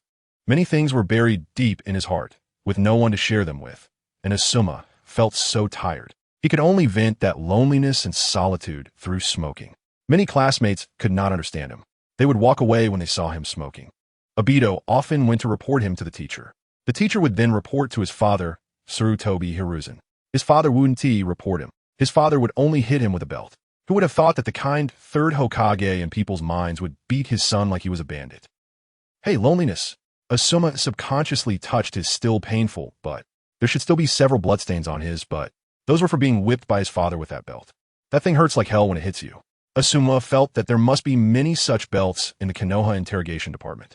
The beating he took last night gave him nightmares all night long. In the nightmares, he desperately tried to escape this home, but no matter where he ran, a belt would appear and beat him until he cried for his mother. What kind of situation is this? Asuma glanced at his classmates, frolicking not far away, and blew out a few smoke rings. These kids who have never been beaten are about to graduate. After graduating, they will be real ninjas. But what's so great about becoming a ninja? They haven't even been beaten yet, and they want to go to the battlefield. They might as well go sell ramen. You can't even imagine how dark the ninja world is. You also can't imagine how cruel the ninja world is. At that moment, Kakashi walked over. He saw Asuma smoking and couldn't help but advise, you should smoke less, getting beaten by the third Hokage every day and still smoking. Before Asuma could speak, Yun Chuan suddenly walked out from behind and said, Kakashi, you're wrong. Do you think Asuma is smoking? This isn't smoke. It's the spark of life in a dull existence, the antidote that awakens a surrendered soul, the sigh of unwillingness turned into murky breath, and the ashes of childhood dreams. Kakashi, Yun Chuan is truly my kindred spirit. Asuma looked at Yun Chuan seriously and nodded. He silently recited Yun Chuan's words in his heart, preparing to take out a small notebook to record them. Deeply moved by Sarutobi Asuma, emotional value 5, Yun Chuan sighed. Kakashi, you don't really understand Asuma. Is Asuma smoking? He.s. smoking loneliness. He smokes just to wait for a woman to advise him to quit. Yun Chuan. Asuma looked deeply at Yun Chuan, feeling that only Yun Chuan understood him in this world. Yun Chuan turned around and indeed saw the blush on the face of Yuhi Kurenai not far away. Kurenai walked over and took the cigarette from Asuma's mouth. Smoke less. Asuma coolly nodded. These two lunatics. Kakashi was a bit speechless. Asuma glanced at Yun Chuan and asked with concern. Yun Chuan-kun, are you okay? Lady Tsunade. Oh, it's fine. Yun Chuan replied. Lady Tsunade punched me. I almost broke a bone. Kakashi and Asuma. You really got hit by Lady Tsunade. Obito ran over in a hurry.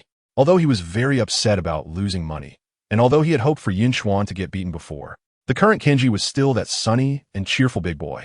Noera Rin and other classmates also gathered around. Some were concerned, some were gloating, and some were in a good mood to eat popcorn. Although he was beaten, I had already expected it, so I placed a piece of iron plate on my chest. Yun Chuan took out the iron plate from his clothes and gently tapped it. Clang!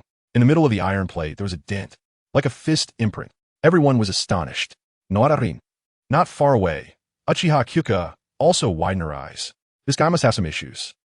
Kakashi looked at the iron plate, feeling speechless. Kakashi really couldn't understand why Yun Chuan would take a punch from Lady Tsunade for Obito's 500 Ryo. Is it enough for medical expenses? Isn't he afraid of being beaten to death? At that moment, the homeroom teacher, Hayama Ikaku, walked over with Uchiha Inaho. This boy, only a little over 4 years older than Yun Chuan, looked at Yun Chuan with disgust. He walked up to Yun Chuan and coldly said, Uchiha Yun Chuan, the clan leader and the elder have gone to the Hokage building to meet the third Hokage. The 8th Hokage asked me to take you to the Hokage building. What happened? All the students around were suddenly shocked. The clan leader and the elder of the Uchiha clan went to the Hokage building? This matter is related to Yun Chuan? Okay. Yun Chuan, under the gaze of everyone, boldly stuffed the iron plate back into his clothes. Uchiha Inaho, Hayama Ikaku, Kakashi, and the others. Yun Chuan turned to Kakashi and said, Kakashi, you graduated from ninja school many years ago, became a chunin at 6. Why do you keep coming back to ninja school? Kakashi. Everyone was momentarily stunned. Yun Chuan continued, because this is the bond. Because you're lonely too. Kakashi. Everyone. Watching Yun Chuan and Uchiha Inaho leave, the group of students suddenly erupted. Has Yun Chuan's teasing of Lady Tsunade caused such a commotion? Even the Hokage and the Uchiha clan leader were involved? It shouldn't be because of this matter, right? It can't be related to his recent disappearance, can it? But teacher Hayama Ikaku said he went on a mission. What mission? A slacker who hasn't graduated from ninja school yet. What tasks can he take on? Just as Yumino Irika was about to leave, he turned back. What did you just say? Uchiha Yun Chuan teased Lady Tsunade. Obito, don't run away. Explain this clearly to me. Meanwhile, Kakashi, with his head lowered, was still pondering Yun Chuan's words. Yeah, he had graduated from ninja school many years ago. Why does he still keep going back to ninja school? Kakashi was lost in thought. In the past, due to his exceptional talent, he looked down on others, including Obito and Guy, thinking that playing around with them was a waste of time. But now, for some reason, he no longer rejected these companions deep down in his heart. On the contrary, he always rushed back to school whenever he had free time. Unintentionally, he was closing the distance between himself and these partners. After his father's death, only being with these friends made him feel a hint of warmth. Not far away, Noera Rin quietly glanced at Kakashi, then turned to look in the direction where Yun Chuan had left. Yun Chuan followed Uchiha Dawa towards the Hokage building. He wasn't surprised that the Uchiha clan and the third Hokage wanted to see him. After all, the human experiment involved 60 lives. Among them was also him, a young Uchiha. However, It was clear that neither the Uchiha clan nor the high-ranking members of the Hokage would care about those who had already passed away, nor would they pay attention to a small kid like him who had little presence. The Hokage side, a group of self-righteous people who constantly talked about the will of fire. The Uchiha clan, who believed they valued emotions but were actually extremely selfish and extreme. How could they possibly treat such matters as serious? Unless it happened to them. It was merely a show for the other party. The Hokage wanted to tell the Uchiha clan, "Look, we care so much about the disappearance of your Uchiha children." The Uchiha clan wanted to tell the Hokage, "Hokage-sama, we see it, and we are very moved." At this moment, the main character of the event, Yun Chuan, should be standing in the middle, overwhelmed with gratitude for both sides' concern for him. Suddenly, Uchiha Dawa, who was walking ahead, stopped and turned around. Huh? Yun Chuan was slightly taken aback and glanced around. This was a relatively open area. There were no figures nearby, except for a few large trees and some dilapidated houses. Uchiha Dawa's lips curled slightly as he coldly smiled and said, "Kid, today I will teach you something." Yun Chuan, let go. Uchiha Dawa ground his teeth and said grimly, "In the ninja world, strength is the most important thing. Strength represents everything. Your disrespect towards the 8th Hokage yesterday and your nonsense in front of the Anbu are unacceptable." So, Yun Chuan tilted his head. Uchiha Dawa took 2 steps back and said lightly, "So you need to pay the price for it, understand your position, and know the gap between you and the Chunin and Jonin." Yun Chuan sighed. "You want to fight me? Aren't you afraid that the clan leader and Hokage will get anxious waiting? Fight you? Please don't misunderstand. I just purely want to beat you up a bit to teach you a lesson." Uchiha Dawa said indifferently, "The clan leader and Hokage are mainly discussing matters regarding the land of Water's Hell Valley. Your matter is just incidental, so there is no need to rush. Moreover, beating you up won't take much time." Yun Chuan remained silent. He vaguely remembered that in the original work, after Shisui died, Uchiha Dawa had followed Uchiha Yakuda to trouble Uchiha Itachi. In the end, the 3 who possessed the 3-tomo Sharingan were instantly defeated by Uchiha Itachi. But that was nearly 9 years later. The current Uchiha Dawa was still just a Chunin and didn't have a 3-tomo Sharingan. "What? Now you're scared?" Uchiha Dawa said. "Everyone must pay the price for their words and attitudes. A slacker who hasn't graduated from ninja school must have the awareness of a slacker." "You're so annoying," rambling on. Yun Chuan rubbed his head. "Aren't you going to beat me up? Hurry up, I'm in a rush." Uchiha Dawa's eyes twitched and veins popped on his forehead. He coldly laughed and said, "Kid, looking at your disposition, you have no concept of a Chunin. You don't even know how powerful the double Tomo Sharingan is. Of course, beating someone like you doesn't require me to activate my Sharingan." At this point, Uchiha Dawa proudly puffed out his chest, silently staring into Yun Chuan's eyes. He wanted to see envy, jealousy, and indescribable fear in this kid's eyes. However, Uchiha Yun Chuan's expression remained unchanged, calm as still water. "What's going on?" Uchiha Dawa was taken aback. This kid faced a Chunin without fear, and even the double Tomo Sharingan didn't scare him. These little brats nowadays really are ignorant to the extreme. "Then, let me, Uchiha Dawa, demonstrate the strength of a Chunin in front of him." Uchiha Dawa snorted coldly, took a few steps back, and quickly formed hand seals. "A fireball jutsu, huh?" Yun Chuan's pupils constricted slightly, just as Uchiha Dawa was about to spit out a large fireball. Yun Chuan slightly raised his right hand, his index and thumb forming a gun-like shape, aimed at the fireball and unleashed a water release. Water bullet. Sizzle. Boom. The huge fireball erupted with a loud bang as soon as it appeared. Flames shot out in all directions. A few flames splashed onto Uchiha Dawa, igniting his clothes instantly. What happened? What just occurred? He didn't see him forming hand seals. Uchiha Dawa's face turned pale, backing away in panic, trying to pat out the flames on his clothes. Just then, Yun Chuan's figure approached like a ghost. He stepped forward with his right foot, left hand back. Right fist angled back, elbow pointed forward, and delivered a perfect elbow strike to Uchiha Dawa's chest. Bang! Uchiha Dawa let out a scream, flying backward like a kite with a broken string, crashing heavily to the ground. The terrifying force made his vision go dark, muscles in his abdomen and chest cramping, struggling for breath, unable to get up after several attempts. From Uchiha Dawa's pain, Emotion Value 11, Chapter 16, Konoha F4. Lightning Release Armor. Yun Chuan actually doesn't know Baji Quan. He only knows the Dingshin Elbow and Tai Shan Kao from Baji Quan. He learned these two moves from short videos before his transmigration. Of course, the short videos mentioned here are legitimate ones. Yun Chuan initially learned these two moves purely because they looked cool and powerful.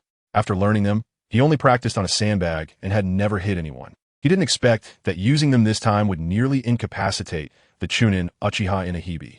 The time spent on those sandbags before wasn't wasted. Yun Chuan walked up to the grimacing Uchiha Inahibi and pressed the latter's struggling head into the dirt. Bastard!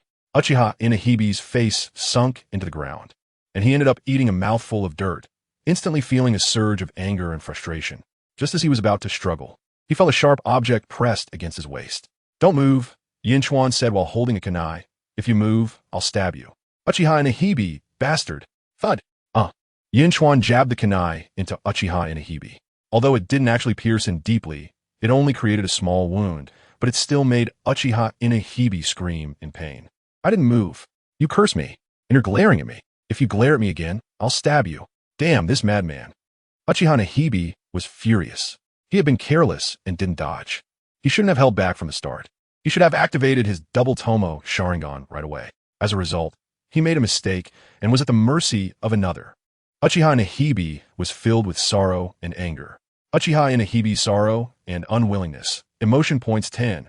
The Uchiha clan are indeed good targets. Manipulating their emotions is much easier than manipulating others. Seeing this, Yun Chuan tapped Uchiha Inahibi's face with a kunai and said, if you're so bored, go shovel the manure at the clan grounds. I'm heading to the Hokage building, so don't follow me. Look at your current state. With so many holes burned in your clothes and dirt and stones in your mouth. If someone didn't know better, they would think ninjas from another village invaded. If you show up at the Hokage building like this, you'll disgrace our Uchiha clan. The elder will definitely strip you and hang you up for a beating when he gets back. Damn it. Uchiha Inahibi gritted his teeth in anger. He watched as Yun Chuan walked toward the Hokage building, not daring to follow. You wait for me, you little bastard. After a while, Uchiha Inahibi finally regained his composure. Although his bones weren't broken and his injuries weren't severe, that elbow strike almost knocked him out. What kind of taijutsu was that? Does the ninja school teach such strange and fierce taijutsu? Forget it. He had been too careless this time and didn't activate his double Tomo Sharingan, resulting in a huge loss. Next time, he would definitely repay this debt 100-fold. Uchiha Inahibi walked down the street in a daze, like a dog that had lost its way home, helpless, confused, lonely, and heartbroken. My chest hurts so much. Uchiha Inahibi rubbed his chest as he passed by a ninja tool shop. Just 2 meters past, he suddenly stepped back. He remembered something. It seemed that Uchiha Yun Chuan had a piece of iron plate in his chest. If he had such an iron plate in his chest, he wouldn't have lost so quickly just now, right? If he had such an iron plate in his chest, then the one in pain would be Uchiha Yun Chuan, not him. Uchiha Inahibi's eyes lit up as he stepped into the ninja tool shop. Uncle, do you have an iron plate of this size for sale? While speaking, he gestured to indicate the size. The shop owner blinked. Not long ago, a kid had bought an iron plate from him. Why was someone else buying an iron plate again? The shop owner said helplessly, Kid, this is a ninja tool shop, not a barbecue shop. Uchiha Inahibi felt a bit embarrassed. Suddenly, his eyes lit up, and he pointed to a piece of iron plate in the corner, saying, Isn't that it? The shop owner replied, That's the iron plate I use for grilling meat. Not for sale. I'll buy this iron plate. Just name a price. Uchiha Inahibi picked up the iron plate and knocked on it twice. The shop owner frowned. You kids, why can't you understand human language? I said it's not for sale. Uchiha Inahibi slightly tilted his head. How about 500 Ryo? Okay. The shop owner quickly took the money. Earlier, that kid spent 100 Ryo to buy a piece of iron plate. He didn't expect this big fool to directly give him 500 Ryo. Just as the shop owner thought this, he saw Uchiha Inahibi take the iron plate and stuff it under his clothes. What is happening outside? Why are these ninjas stuffing iron plates into their clothes one by one? Can't you spend a little more money to buy a piece of armor? Watching Uchiha Inahibi walk out, the shop owner squinted his eyes, feeling that he had found a business opportunity. This kind of iron plate has a very cheap cost price. Selling one for 500 Ryo would yield a profit of several times. How about buying 50 pieces first? No, let's buy 100 pieces directly. At the Hokage building, in the conference room on the 3rd floor, a group of elders gathered together, making quite a noise. The 3rd Hokage, Sarutobi Hiruzen. The 2 senior advisors of Konoha, Mizuto Minyin and Tsunade Koharu, Hokage, Aide Shimura Danzo, and the Uchiha clan's elder Uchiha Shana. Yun Chuan and Uchiha Hakadai stood a little in front of the conference room door, silently waiting. Uchiha Hakadai and the others were all behaving properly, not daring to make a sound. However, Yun Chuan was recklessly observing these big shots who had controlled countless lives. Just as he expected, both sides were acting. And they were acting very hard. So much so that he, the person involved, felt a bit out of place. Side quest acquired. Side quest 1. Within an hour, manipulate the emotions of everyone in the conference room to obtain a total of 100 emotion points. Side quest 2. Within a month, kill Danzo. Quest rewards. 2 pieces of Senju Hashirama cell fragments, lightning release chakra mode, lightning release armor. The sudden system prompt that appeared in his mind made Yun Chuan's spirits lift. But upon looking at the specific content, Yun Chuan fell into contemplation.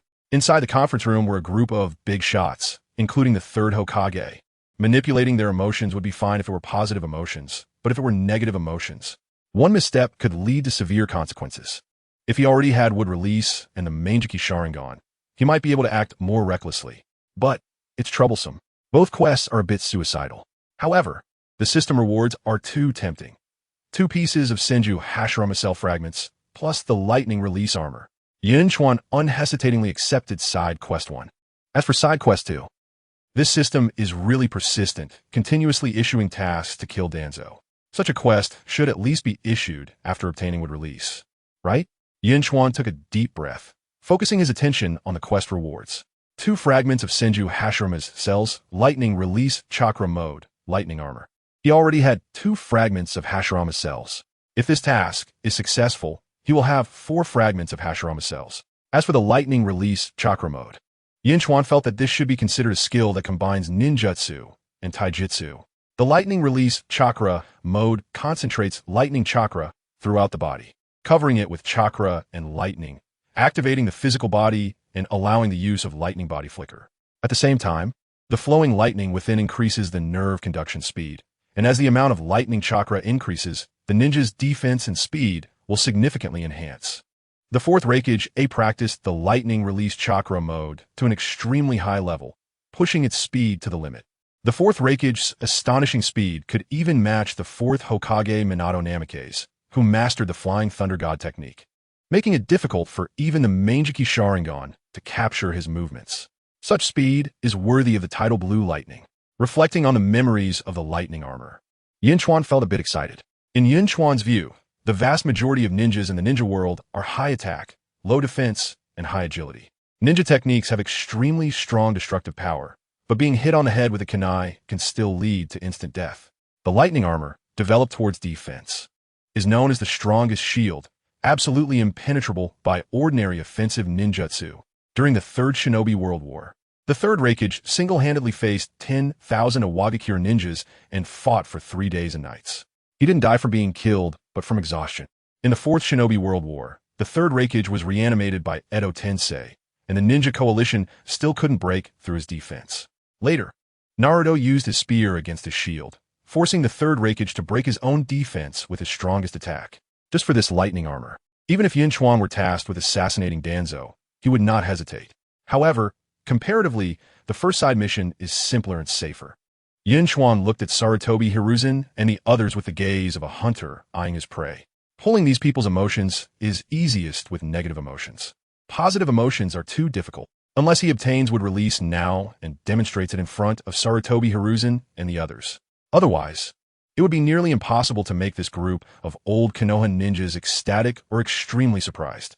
Negative emotions are a bit easier to manipulate, but if not controlled well, they can also lead to major troubles. Yun Chuan felt a bit of a headache. He looked at the 3rd Hokage, Sarutobi Hiruzen, his mind racing. Yun Chuan actually admired Sarutobi Hiruzen a bit. After the death of the 2nd Hokage, Sarutobi Hiruzen became the 3rd Hokage during what should have been Konoha's most difficult period. At that time, apart from the 3rd Hokage and the White Fang, it felt like there were no other capable experts in Konoha. Danzo and Tsunade, along with Mito Kamen, were all useless, only stirring up trouble behind the scenes, having not accomplished anything impressive. In contrast, other villages. Kumogakure had the strongest Raikage. Sunagakure had the strongest Kazekage. Amigakure had Hans the Salamander, who declared himself a demigod. Iwagakure had the absurdly powerful Inoki. Having these 3 useless people from Konoha F4 face off against the 3rd Tsuchikage Mizukage, and Reikage would be an insult, even if they could last for a second. Under such circumstances, the third Hokage managed to hold on and even cultivated the legendary 3 ninjas, showcasing his strength. However, if one says Sarutobi Hiruzen had no problems, Yun Chuan would not believe it. So many things happened in Konoha afterward. Last year, even the formidable Konoha White Fang committed suicide. The blame is too big for Danzo alone to bear. Of course, this is not important to Yun Chuan. He doesn't care whether the conspiracy theories about the third Hokage are true or not, nor does he want to waste time verifying them. Coming from across time and space, even with the original body's memories, it is hard for him to identify with the villagers of Konoha or the Uchiha clan. The system constantly reminds him that this is just a game, and everyone else is an NPC. However, the biggest issue with this game is the lack of a resurrection feature. Therefore, here, strength is the most important thing. Strength is everything. Whether it's the third Hokage or Danzo, or the high-ranking members of the Uchiha clan, Yun Chuan remains wary in his heart. No matter what, he must quickly obtain Hashirama's cells and gain would release. Once he becomes truly powerful, all plots and schemes will be nothing but paper tigers. Yun Chuan's gaze passed over Sarutobi Hiruzen and landed on Mito Kamen and Tsunade. These two are senior advisors in Konoha, and they are teammates with Yun Chuan's grandfather, Uchiha Kagami, as well as the third Hokage, Sarutobi Hiruzen and Danzo. These two are true oddities. They don't have any other abilities. Their greatest talent is simply living longer than others. After Yun Chuan's grandfather, Uchiha Kagami, passed away many years ago, they're still alive. After Yun Chuan's parents died, they are still alive. When Naruto Uzumaki was born and the fourth Hokage Minato Namikaze died, they're still alive. After the third Hokage, who was of similar age, used the Shiki F gene to seal Orochimaru's arms and died, they're still alive.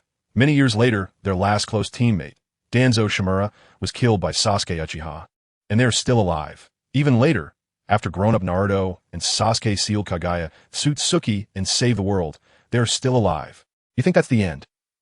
Many more years passed, and even Naruto's son Boruto grew up, yet these two old folks are still alive. This is truly impressive. If they had a turtle at home, the turtle might not survive as long as they have. They just like to hide in Konoha, doing all sorts of things. And then talking about the will of fire to a bunch of kids who are only a few years old, sending these children to the battlefield to kill mercilessly. Konoha has seen so many wars, yet they haven't played any significant role. Their skills in stirring up trouble are top-notch.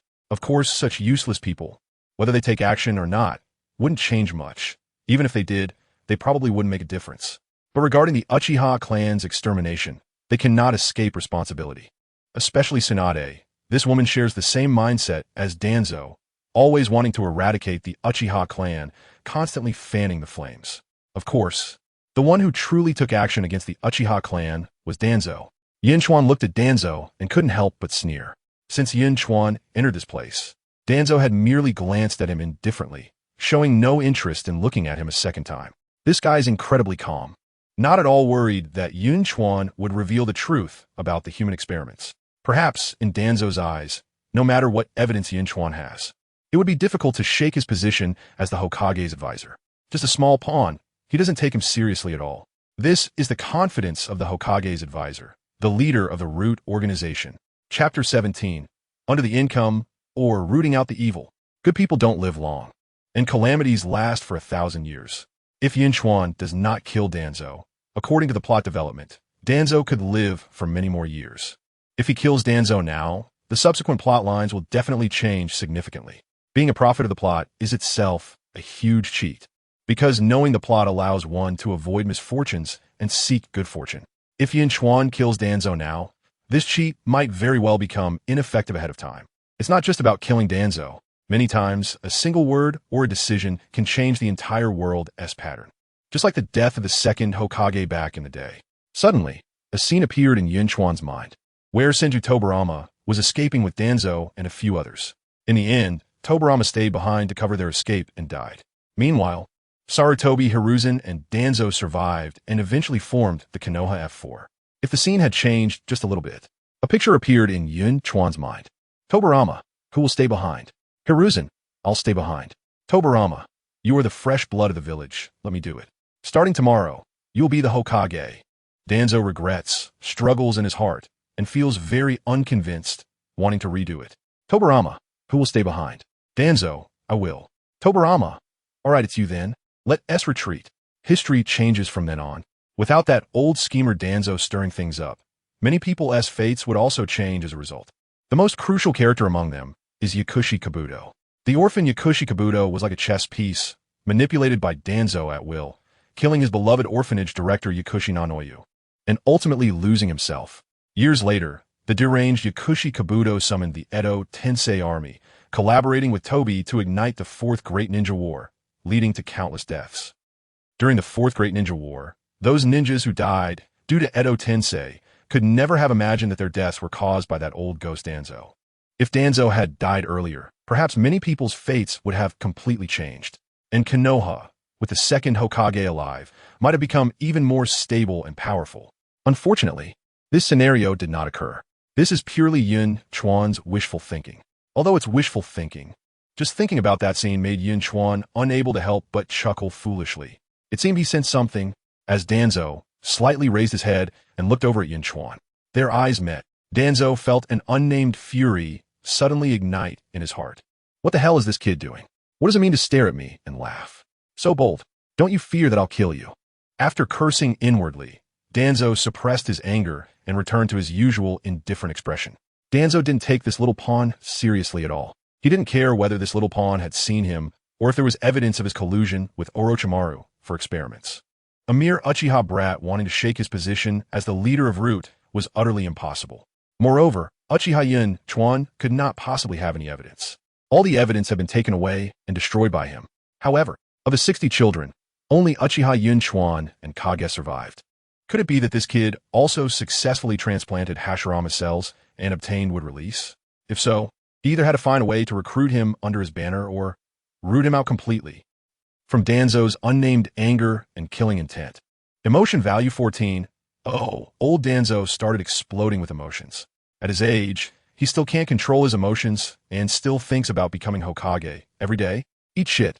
Yun Chuan cursed in his heart, his gaze falling on Uchiha Fugaku, the clan leader of the Uchiha clan. Because Yun Chuan's grandfather is Uchiha Kagami, and because Yun Chuan has a genius younger brother, Uchiha Shisui, this clan leader treated him fairly well. So Yun Chuan didn't have any aversion to this clan leader. Speaking of which, Uchiha Fugaku's strength is actually not weak at all, but this clan leader's personality is a bit weak and cowardly, as if he has always been led by his clansmen. On the night of the Uchiha clan's extermination, Uchiha Fugaku saw his sons slaughtering their kin with a knife, and he didn't resist at all, choosing to commit suicide. No wonder many people scold him as a waste. Of course, Yun Chuan dared not say the word waste. If he did, he would be arrested by the Konoha security force the next second, because that would be considered leaking the core secrets of the Uchiha clan. Yun Chuan shifted his gaze to Uchiha Shisui, who had a goatee standing nearby. Uchiha Shisui is the elder of the Uchiha clan. He is also the instigator and leader of the coup voices within the clan. The Uchiha clan has been drifting further away from the power core, and the dissatisfaction within the clan towards the Konoha higher-ups has been increasing day by day, largely because of this old man stirring the pot behind the scenes. This old man is cunning and treacherous, definitely a ruthless character. Back in the days of the second Hokage, Senju Tobarama, he incited the Uchiha clansmen to rebel, but was eventually discovered by the second Hokage, captured by Anbu members, and imprisoned in jail. After finally getting out of prison, he didn't settle down and behave, but instead began to cause trouble again. The Uchiha clan is divided into hawks and doves, and this guy is the leader of the hawks, planning coups every day, wanting to usurp the position of Hokage. Speaking of coups, Uchiha Shisui dares to pat his chest and say, "No one understands coups better than I do." Sigh. None of them have a normal head. Just as Yun Chuan was rolling his eyes, an unexpected change occurred. The conference room door behind Yun Chuan was suddenly smashed open by a terrifying force. Boom! The door flew over and pinned both Yun Chuan and Uchiha Hakadai, who were standing right in front of it, underneath. Under the astonished gazes of everyone present, Tsunade entered with a gloomy expression. Bang! She stepped on the door that pinned Yun Chuan and the others, exuding an imposing aura, and coldly shouted, "Where's Uchiha Yun Chuan? Everyone present. What is going on?" Did Uchiha Yun Chuan offend Lady Tsunade? They saw a hand stretch out from under the door and shake a couple of times. Then, Yun Chuan's voice rang out. "I am here." Tsunade hurriedly retracted her foot. The door was lifted and two people crawled out. One was Uchiha Yun Chuan, and the other was Uchiha Hakadai. Uchiha Hakadai awkwardly bowed to Tsunade, then glared fiercely at Yun Chuan. Yun Chuan was taken aback. What are you staring at? It was me who kicked the door. I'm a victim too. I've seen people who bully the weak, but I've never seen someone as cowardly as you. If you have the guts, go glare at Lady Tsunade. Damn it. If Lady Tsunade hadn't come for you, would I have had to suffer this unwarranted disaster? Uchiha Hakadai swallowed his anger. In this situation, with all the big shots around, Uchiha Hakadai didn't dare to say a word. From Uchiha Hakadai's exasperation, emotion value 11, Sarutobi Hiruzen sighed and said, as one of the legendary Sannin, kicking down doors, what kind of demeanor is that? No one else spoke. They didn't dare to speak. Among so many people present, only Sarutobi Hiruzen dared to reprimand Tsunade. Tsunade was furious, even daring to hit Tenten and Mito Menka, making Danzo steer clear of her. Who would dare to confront her? She coldly stated, Uchiha Yunkawa is my disciple. You better handle this matter fairly and justly. If anyone bullies him, don't blame me for being rude. The entire room was shocked. Even the third Hokage looked at Tsunade in disbelief. Ever since Shoshin and Dan had died, Tsunade had been in a state of despair, showing no interest in anything other than gambling, wanting to leave the village and wander. Unexpectedly, she was willing to take Uchiha Yunkawa as her disciple. What was it about this kid that caught her attention? On the other side, Uchiha Fugaku and Uchiha Shana's expressions subtly changed. The Uchiha clan's #1 genius, Uchiha Shisui, had already been close to the Hokage at such a young age. Who would have thought that Shisui's brother, Uchiha Yunkawa, also became Tsunade's disciple? This little brat, this fool, he actually became Tsunade's student? Uchiha Shana's pupils slightly contracted, and he couldn't help but snort coldly. Meanwhile, Uchiha Fugaku's eyes twinkled as if he thought of something. From Uchiha Shana's deep disgust, emotional value 9, Yunkawa felt a surge of emotion. He hadn't even done anything, and the Uchiha clan's elder was already losing his temper. This hawkish leader probably thought that since he became Tsunade's disciple and was too close to the Hokage, he might be out to kill him. Yunkawa glanced at Tsunade, feeling much more confident. Just a moment ago, he was still pondering how to manage the emotions of this group without getting killed by them. Now, Tsunade was backing him up. These 2 pieces of Hashirama cells were secure. The lightning release armor was secure. Yunkawa swaggered over to Tsunade's side, looking down at everyone, filled with confidence. The people present, watching that kid act so arrogantly, many felt a surge of disgust. This little brat was a bit annoying. Of course, it would be fair and just. Sarutobi Hiruzen said solemnly, we called Yunkawa over just to understand the situation regarding him being abducted for experiments. How can we bully him? You know he is the descendant of my friend, Uchiha Kagami. Is that so? Tsunade sneered, pointing at the 2 ninjas beside her. Do you need the interrogation department to understand the situation of his abduction for experiments? The formal name of the Konoha interrogation department is the Konoha Torture and Interrogation Department, mainly dealing with the interrogation of defectors and spies. The man and woman pointed at by Tsunade were indeed ninjas from the interrogation department. Ahem. Sarutobi Hiruzen coughed twice and said, we just called them over because they are better at analyzing intelligence, nothing else. Better at analyzing intelligence? Tsunade snorted. Then shouldn't you call Narashikaku over? Sarutobi Hiruzen. Tsunade slapped him in the face hard, making him feel that his old face was losing its dignity. Tenten's intention in calling the interrogation department was indeed to pressure Yunkawa and apply some tough measures. And he, as the third Hokage, did not speak out to stop it, which amounted to tacit approval of this matter. At this moment, with the pot lid on his head, Sarutobi Hiruzen could only accept it with tears in his eyes. But then a problem arose, with Tsunade intervening. The people from the interrogation department probably wouldn't dare to go all out. All right, continue, Tsunade said boldly. I'll be listening over here. The male and female ninjas from the interrogation department exchanged glances, both showing a hint of awkwardness. They had originally planned to be a bit tougher on Uchiha Yunkawa to obtain more real intelligence. But now, with Tsunade-sama causing a scene, even with the third Hokage backing them up, they didn't dare to be reckless, let alone what methods they could use. As long as they dared to be rough with Uchiha Yunkawa, Tsunade-sama might step in, right? The 2 looked simultaneously at the third Hokage. Why are you looking at me? I can't do anything about her. Sarutobi Hiruzen's face was as solemn as water as he nodded. Let's begin. Yes. The female ninja from the interrogation department walked up to Yunkawa and said, Uchiha Yunkawa, after you returned, the Anbu immediately went to the location you mentioned. But that experimental base has already fallen into flames. Did you set it on fire? Was it burned down? Danzo's old ghost was indeed fast. It wasn't me who set it on fire. Yunkawa said, although I didn't find any useful evidence inside, I thought the Anbu ninjas might discover some clues. So I didn't set a big fire to vent my anger. The female ninja from the interrogation department continued. Regarding the 59 graves you mentioned, the Anbu also didn't find anything. The Anbu ninjas only discovered a piece of dug-up land, but found no bodies. Are you sure there were 59 other children involved in the experiments, and they all died? Danzo, you bastard. A glimmer of killing intent flashed in Yunkawa's eyes. To destroy the evidence, did Danzo dig up those children's graves again? Did he want them to have no place to be buried? That bastard. Yunkawa's gaze fell on Danzo. The killing intent in his eyes unabashed.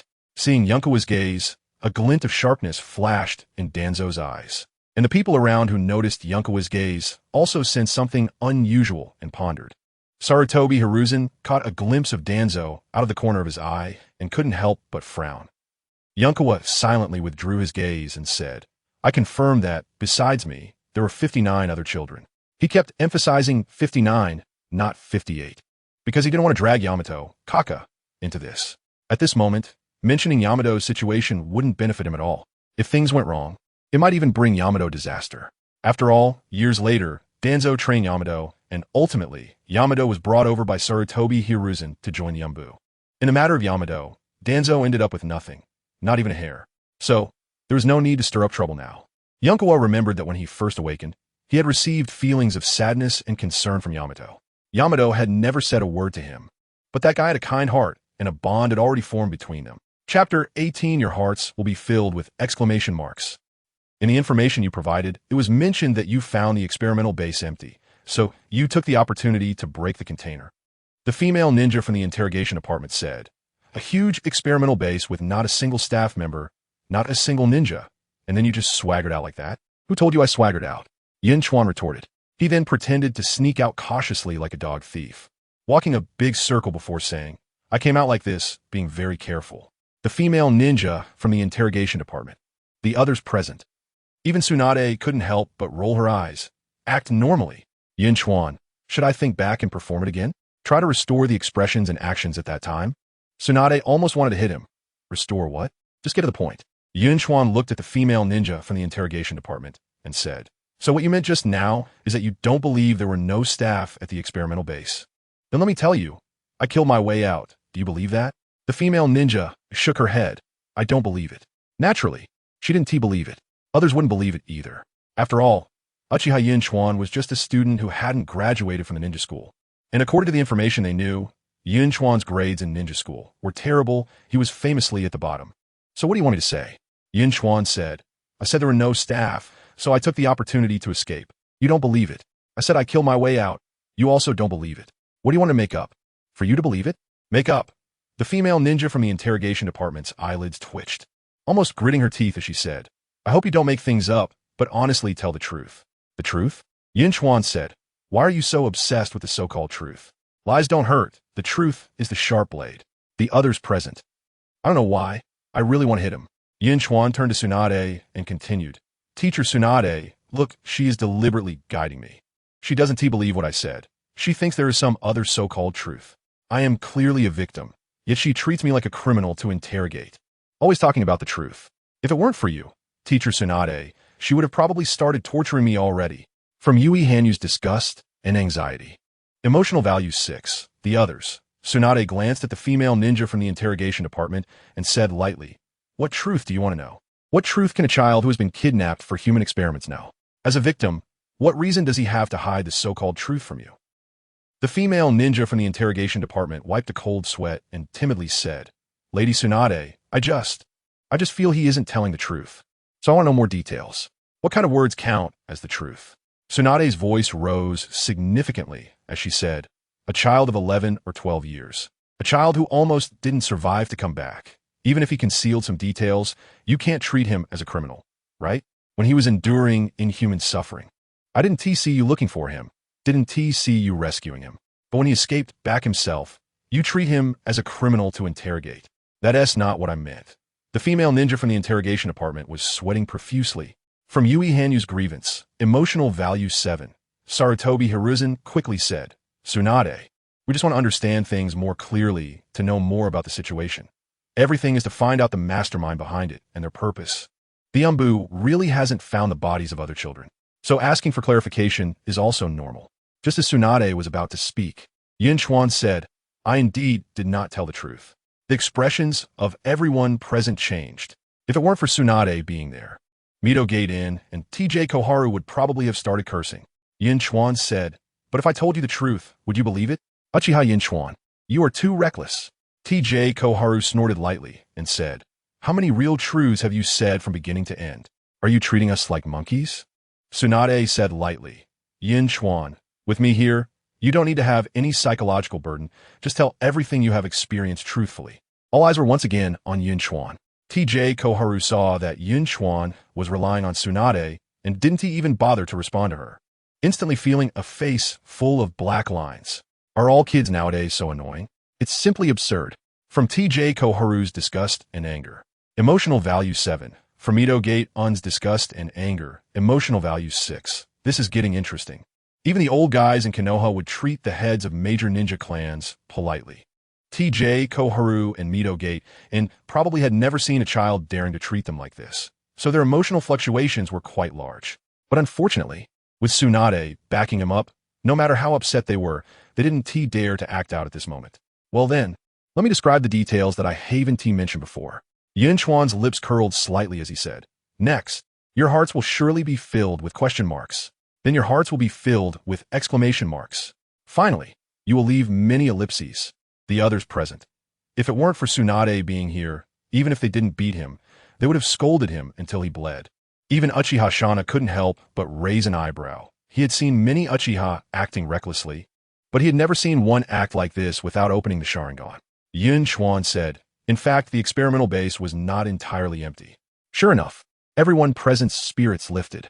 Yun Chuan said, because the container that imprisoned a girl in front of me shattered, I woke up from my slumber. After that, I used water release. Water severing wave 2, smashed the container, and then killed the 2 guards, a man and a woman, before escaping the experimental base. To my surprise, there was a giant snake outside the experimental base. The female ninja from the interrogation department said, what did you say? You said you used water release. Water severing wave to kill the 2 guards. Shut up. Yun Chuan coldly shouted, let me finish. Interrupting others casually is very impolite. The female ninja from the interrogation department. This little brat really has taken the art of using others' strength to the extreme. The male ninja from the interrogation department, who had been silent, suddenly said, Yun Chuan-kun, please continue. Look at how polite he is when he speaks. Learn from that. Yun Chuan shot a glance at the female ninja from the interrogation department and continued. Do you know how big that giant snake outside the base was? Its body was thicker than a barrel, entirely gray, with scales shimmering with a metallic sheen under the sunlight, slowly slithering, causing the grass and trees to bow as if paying homage to this forest's ruler. The snake's eyes were like 2 brilliant gems, exuding a mysterious and profound aura that made one dare not look directly at it. Its tongue stretched and retracted from time to time, sensing the surroundings as if searching for something. At that moment, I thought, stop. The female ninja from the interrogation department couldn't take it anymore. Get to the point. We don't want to hear you describe what a snake looks like. Didn't you say you wanted to know more details? Yun Chuan widened his eyes. I'm not describing more details. The female ninja from the interrogation department trembled slightly.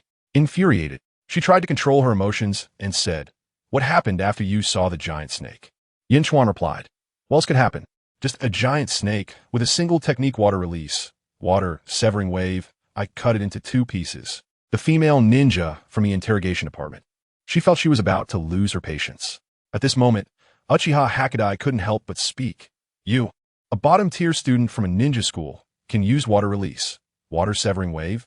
That's one of the advanced water techniques developed by the second Hokage. Yun Chuan was silent for a moment and said, can you let this idiot leave? Uchiha Hakadai angrily said, you little brat, who are you calling an idiot? Tsunade's expression darkened. Yun Chuan's grandfather is Uchiha Kagami. Uchiha Kagami is a disciple of my great-grandfather. So what's so surprising about Yun Chuan being able to use my great-grandfather's water techniques? Uchiha Hakadai was left speechless. Tsunade continued. When you keep saying he is bottom tier, are you indirectly insulting me as his teacher? Sorry, Tsunade-sama. I didn't mean that. Uchiha Hakadai kept wiping sweat. Uchiha Shana. fearing that he would continue to embarrass the Uchiha clan by staying here. Couldn't help but say, "Who gave you the right to speak here? Get out." Uchiha Hokage left in defeat. Yun Chuan lowered his head and followed behind him. Everyone. Uchiha Yun Chuan, come back. Uchiha Shana was so angry that his beard trembled. I told him to leave. Not you. Oh, can you be clear? I thought you were telling me to leave. Yun Chuan walked back again. Everyone was speechless. This kid really seems to have a problem with his head. But then again, after experiencing such inhumane suffering and narrowly escaping death, it's normal for his mental state to be a bit off. The female ninja from the interrogation department took a deep breath and said, "You used the technique water release, water severing wave developed by the second Hokage to kill those two ninjas and the giant snake?" "Yes," Yun Chuan replied casually. The female ninja from the interrogation department said, "Then please demonstrate water release, water severing wave." Just as Tsunade was about to speak, she saw Yun Chuan looking around, taking a few steps forward, picking up a cane next to Danzo's position, and throwing it out the window. "Danzo! Water release, water severing wave." A high-pressure straight water column, like a sharp blade, cut the cane in midair. This time, he didn't gather much chakra, so the straight water column was very exaggerated. However, cutting a cane was still easy and effortless. He really can use this technique. Sarutobi Hiruzen smiled slightly and nodded. Not bad, not bad. The hand seals are quick, and the chakra is decent. Danzo's expression remained unchanged. It is quite good. But why did you cut my cane? Everyone. Yun Chuan was taken aback. This cane is yours, Danzo-sama? You, the leader of Root. A powerful figure, also need a cane? Sai, you've worked tirelessly for Konoha. It's truly admirable for us juniors. But if you're too old and weak to bear the enormous pressure of the Hokage's advisor position, I suggest you let the position go to our Uchiha clan's elder. Uchiha Shana nearly jumped up. What nonsense is this kid saying? How did it turn to me in just 2 sentences? Danzo said with a dark face. His age is older than mine. Uchiha Shana. The rest of the crowd. Danzo's eyelid twitched, took a deep breath, and turned to Uchiha Fugaku. I think the clan leader Fugaku should properly discipline these Uchiha kids to prevent them from speaking recklessly and causing trouble. Uchiha Fugaku hurriedly apologized and then scolded Yun Chuan a couple of times. From Uchiha Fugaku, genuine happiness, emotional value 11. From Uchiha Shana, shock, emotional value 10. From Tsunade, gloating, emotional value 6. Yun Chuan realized the Uchiha clan's emotions are not only easily fluctuating. The same emotion seems to generate a higher emotional value among the Uchiha clan compared to others. Most people's emotional values are within 10, but the Uchiha clan's emotional values often exceed 10 and can even reach 15. This indicates that for the same emotion, even the same event, their emotional fluctuations far exceed those of others. At this moment, Tsuki Kamaru frowned and said, "You didn't mention killing 2 ninjas or the giant snake in the initial information you provided, because I suspected there was a traitor in the village." Yun Chuan replied casually, "I also knew you would definitely look for me, so I'm only revealing these details now." "What did you say?" Tsuki Kamaru's eyes turned sharp. Tsunade immediately said, "Yun Chuan, share your thoughts, your suspicions, don't mind her." "Tsunade, you." Tsuki Kamaru wanted to erupt, but thought better of it. Sarutobi Hiruzen said, "Yun Chuan, why do you suspect there's a traitor in Konoha?" "The reason is simple," Yun Chuan said. "First, I was knocked unconscious and kidnapped on my way home from the ninja school. Second, the 2 people I killed were wearing the Konoha headbands." "What?" Everyone was astonished. Yun Chuan, however, continued on his own. "Third, because I guess there was a traitor. I didn't report this information to the Anbu or the security department when I was at the Konoha gate. I wanted to verify my suspicion. As I expected, I don't know when the Anbu and the security department went to investigate that experimental base. But one thing you cannot deny. Someone burned the experimental base before the Anbu and the security department and dug up the graves of 59 children. May I ask, who could be faster than the Anbu and the security department? That traitor is probably hiding within the Anbu. ISNT, perhaps with a not low position." The expressions of everyone present changed dramatically. Sarutobi Hiruzen's face also became somewhat grim, although Yun Chuan didn't provide any evidence. But given Yun Chuan's identity and position, there was truly no need for him to lie about this. This kid, from the very beginning, had been pretending to be crazy, and now suddenly returned to normal. It was a slap in the face for all of us old folks. Such a big incident had occurred in Konoha, with dozens of children being taken for human experiments. Yet these Konoha high-ups were completely unaware. There were also Konoha ninjas in the experimental base. The Anbu's actions were also a step slower. Sarutobi Hiruzen felt that Yun Chuan was just a breath away from pointing fingers at them and calling them useless. Chapter 19. The rapid form and defensive form of the lightning armor. Yun Chuan ultimately did not mention Danzo and Orochimaru because he had no evidence to present. Bringing up these two names would not bring them down. Instead, it could easily backfire, dragging him into trouble. However, just mentioning Orochimaru, the Konoha headband, that great fire, and the missing corpses was enough to spark the imaginations of Konoha's higher-ups. As a victim, Yun Chuan could completely distance himself from the situation. Let them guess. Let them investigate. Whether they investigate or not, and whether they find anything, that was their own business. Yun Chuan did not expect to rely on the power of the Hokage to deal with Danzo and Orochimaru. Moreover, he was not strong enough yet, so there was no need to push them into a corner. Yun Chuan was spouting nonsense now, but it was only because he had Tsunade backing him, so he could tug at these guys' emotions to complete his side quest. Yun Chuan, Sarutobi Hiruzen suddenly said, after you returned, did you feel any changes in your body? Or perhaps, have you awakened something? What? Tsunade and the Uchiha clan members were slightly taken aback, not understanding what the Third Hokage meant. But Shimura Danzo and Mito Kazahana narrowed their eyes, fixating on Yun Chuan. The old Third is already suspecting that the human experiments are related to the transplant of Hashirama cells. Yun Chuan felt a slight stir in his heart and said, there have indeed been some changes. What changes? Sarutobi Hiruzen was clearly getting a bit excited. Yun Chuan said, well, in the past, I always liked to stay up late and couldn't sleep, but this time I came back and slept until dawn. Sarutobi Hiruzen was speechless. These kids nowadays, I really don't know how to comment on them. Sarutobi Hiruzen slightly tilted his head to the side. A female ninja who looked to be in her 20s stepped forward and said, Yun Chuan-kun, for your health. We need to help you check up and do a physical examination. Then, we will need to draw some of your blood and a few strands of hair. Indeed, they're still suspecting that I have awakened would release. Yun Chuan nodded. Okay. An hour later, the hopes in Sarutobi, Hiruzen, and the others' eyes were shattered one by one. Danzo's slight wariness also disappeared. After their tests confirmed that Yun Chuan did not have Hashirama cells and could not use would release after some fuss. Yun Chuan and Tsunade walked out of the Hokage building. The side quest was successfully completed, although it bred some dissatisfaction in this group of old guys and left a bad impression on them. Yun Chuan didn't care at all. With the lightning armor, his combat power had significantly increased. Even if Danzo and Orochimaru were eyeing him, he felt confident. However, Yun Chuan currently did not know any other lightning release techniques. Once he used the lightning armor, he would probably only be able to fight in close combat. It was a bit melancholic. In Yun Chuan's mind, a scene suddenly appeared of the Fourth Hokage smashing Susanoo with his bare hands, only to have his arm destroyed by Sasuke's Amaterasu. This matter, he had never quite understood. Just then, Yun Chuan felt an extremely cold aura coming from ahead, making the hair on his neck stand on end. That feeling was like being targeted by a giant snake. Yun Chuan looked up. Not far ahead, Orochimaru was quietly watching him, slowly walking over. Tsunade, long time no see. Orochimaru's hoarse voice greeted Tsunade. After chatting for a few words, Orochimaru naturally turned his gaze to Yun Chuan, his expression ambiguous. A strange and dangerous feeling enveloped Yun Chuan. Yun Chuan grinned and said, Lord Orochimaru, are you always thinking of becoming the wind and personally turning the windmill? Orochimaru. Tsunade. Yun Chuan continued.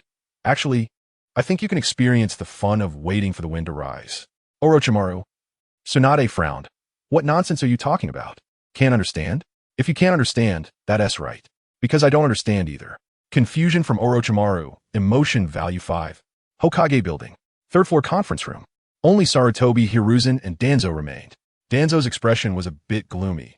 Hiruzen, that kid is very suspicious, definitely has issues, and should be handed over to me for questioning. That child is a bit reckless, but after all, he is just a kid. He's a victim, having barely escaped. How can we treat him as a criminal for questioning? Sarutobi Hiruzen said. If we treat him as a criminal for questioning, how would the Uchiha clan view it? Moreover, do you think Tsunade will let you do as you please? Victim? Danzo coldly said. Can we fully trust his words? I suspect that the ones secretly conducting such experiments are the Uchiha clan. You can even suspect the Uchiha clan for this? I haven't even started suspecting you yet. Sarutobi Hiruzen took a puff of smoke and gave Danzo a speechless glance. Danzo frowned. You don't need to look at me like that. I didn't say this in front of them because I have always been considering the bigger picture. I don't want to escalate the conflict between the Uchiha clan and the village. Sarutobi Hiruzen sighed and said, your root organization is closely monitoring the Uchiha clan. If the Uchiha clan can do such things under your nose, then that is your dereliction of duty. Besides, while the Uchiha clan has had its share of lunatics, they haven't gone so far as to capture their own children for experiments.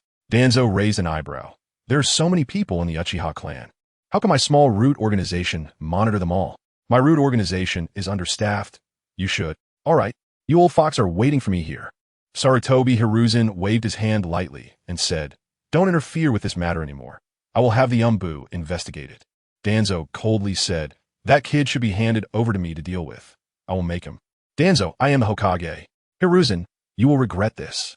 Danzo snorted and reached for his cane, but found nothing. At this moment, Danzo remembered that his cane had already been split in half by Uchiha Yun Chuan. Danzo's mouth twitched twice, and he left the Hokage building with a dark expression. Without his cane, he felt quite uncomfortable, as if he were walking down the street naked. Damn Uchiha Yun Chuan. Doesn't he know that his life and death are in my hands? Afternoon. Finally, school was over. Yun Chuan ran home all the way. At the Ninja Academy, he had not dared to study the newly acquired lightning armor. The whole day had almost driven him crazy. As soon as he got home, he immediately entered the lightning release chakra mode. Crackle. Blue electric snakes appeared around his body, accompanied by a faint cracking sound. The electric snakes became denser, surrounding his body and forming a flickering blue barrier. At this moment, his whole body, as well as his internal organs, felt a pain like being pierced by needles and stabbed by knives. But at the same time, a very strange sensation flowed throughout him. In addition to feeling a powerful strength, Yun Chuan felt as if all the cells in his body had been activated. He endured the intense pain and gently clenched his fists. Crackle! Lightning suddenly erupted from his fists. No wonder the fourth Hokage disliked using weapons. He preferred to unleash the lightning release armor and strike with his fists or knife hands. The power of the lightning release armor is fierce and domineering. Wild and brutal. However, the lightning release armor also has 3 troubles. First, the lightning release power stimulates the ninja's body intensely, causing indescribable pain, requiring strong physical fitness and willpower to endure. Second, the power of lightning release is hard to control. Third, maintaining the lightning release armor consumes an enormous amount of chakra. Yun Chuan silently sensed his lightning release chakra mode. He drew the long sword from its scabbard that was on his back. Then, crackle, a flash of lightning illuminated the area, and he vanished into thin air. The next moment, he appeared on the other side of the hall as if he had teleported. The long sword in his hand, wrapped in lightning release chakra, had already pierced through the closed door. The heavy door felt as light as tofu to Yun Chuan. One strike pierced through without any obstruction. In this situation, he didn't even need to use any ninjutsu to kill the enemy in the blink of an eye. Yun Chuan sheathed his sword and closed his eyes again. The lightning release chakra mode is a B-rank secret ninjutsu developed by the second Hokage. This technique wraps powerful lightning around the body for attack or defense, also known as the lightning release armor or the armor of the Thunder God. In the state of the lightning armor, the user has extremely fast movement speed and strong damage resistance. This technique can also be further developed, focusing on one direction to maximize its advantages. The third Hokage's lightning release armor emphasizes defense and is known as the strongest shield. The fourth Hokage's lightning release armor emphasizes speed, capable of moving so fast that even the Sharingan's Manjiki can hardly capture it. After pondering for a while, Yun Chuan decided. He wants both.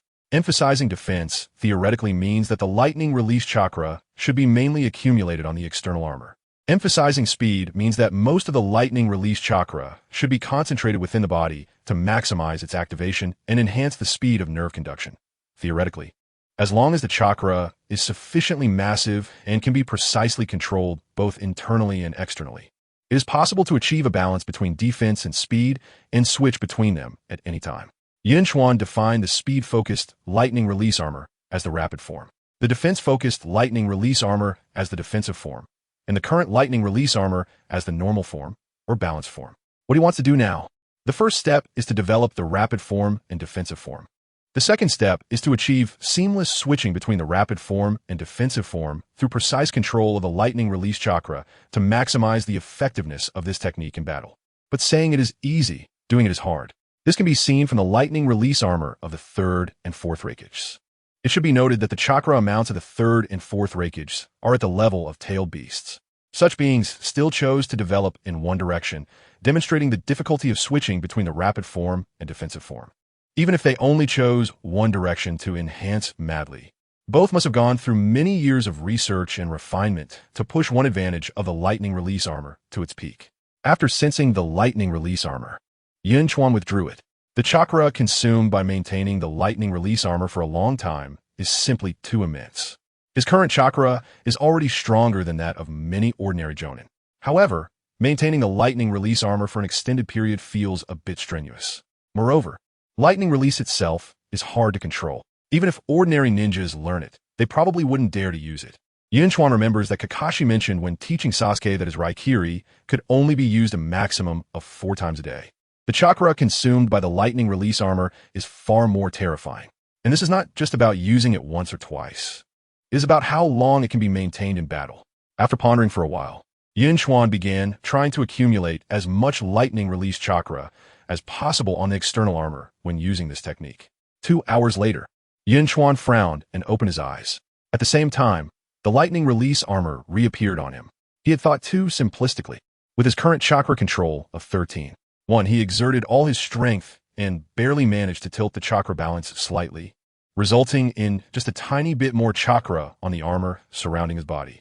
For ninjas in battle, extracting lightning release chakra is already very difficult. Maintaining and controlling lightning release chakra is even more challenging.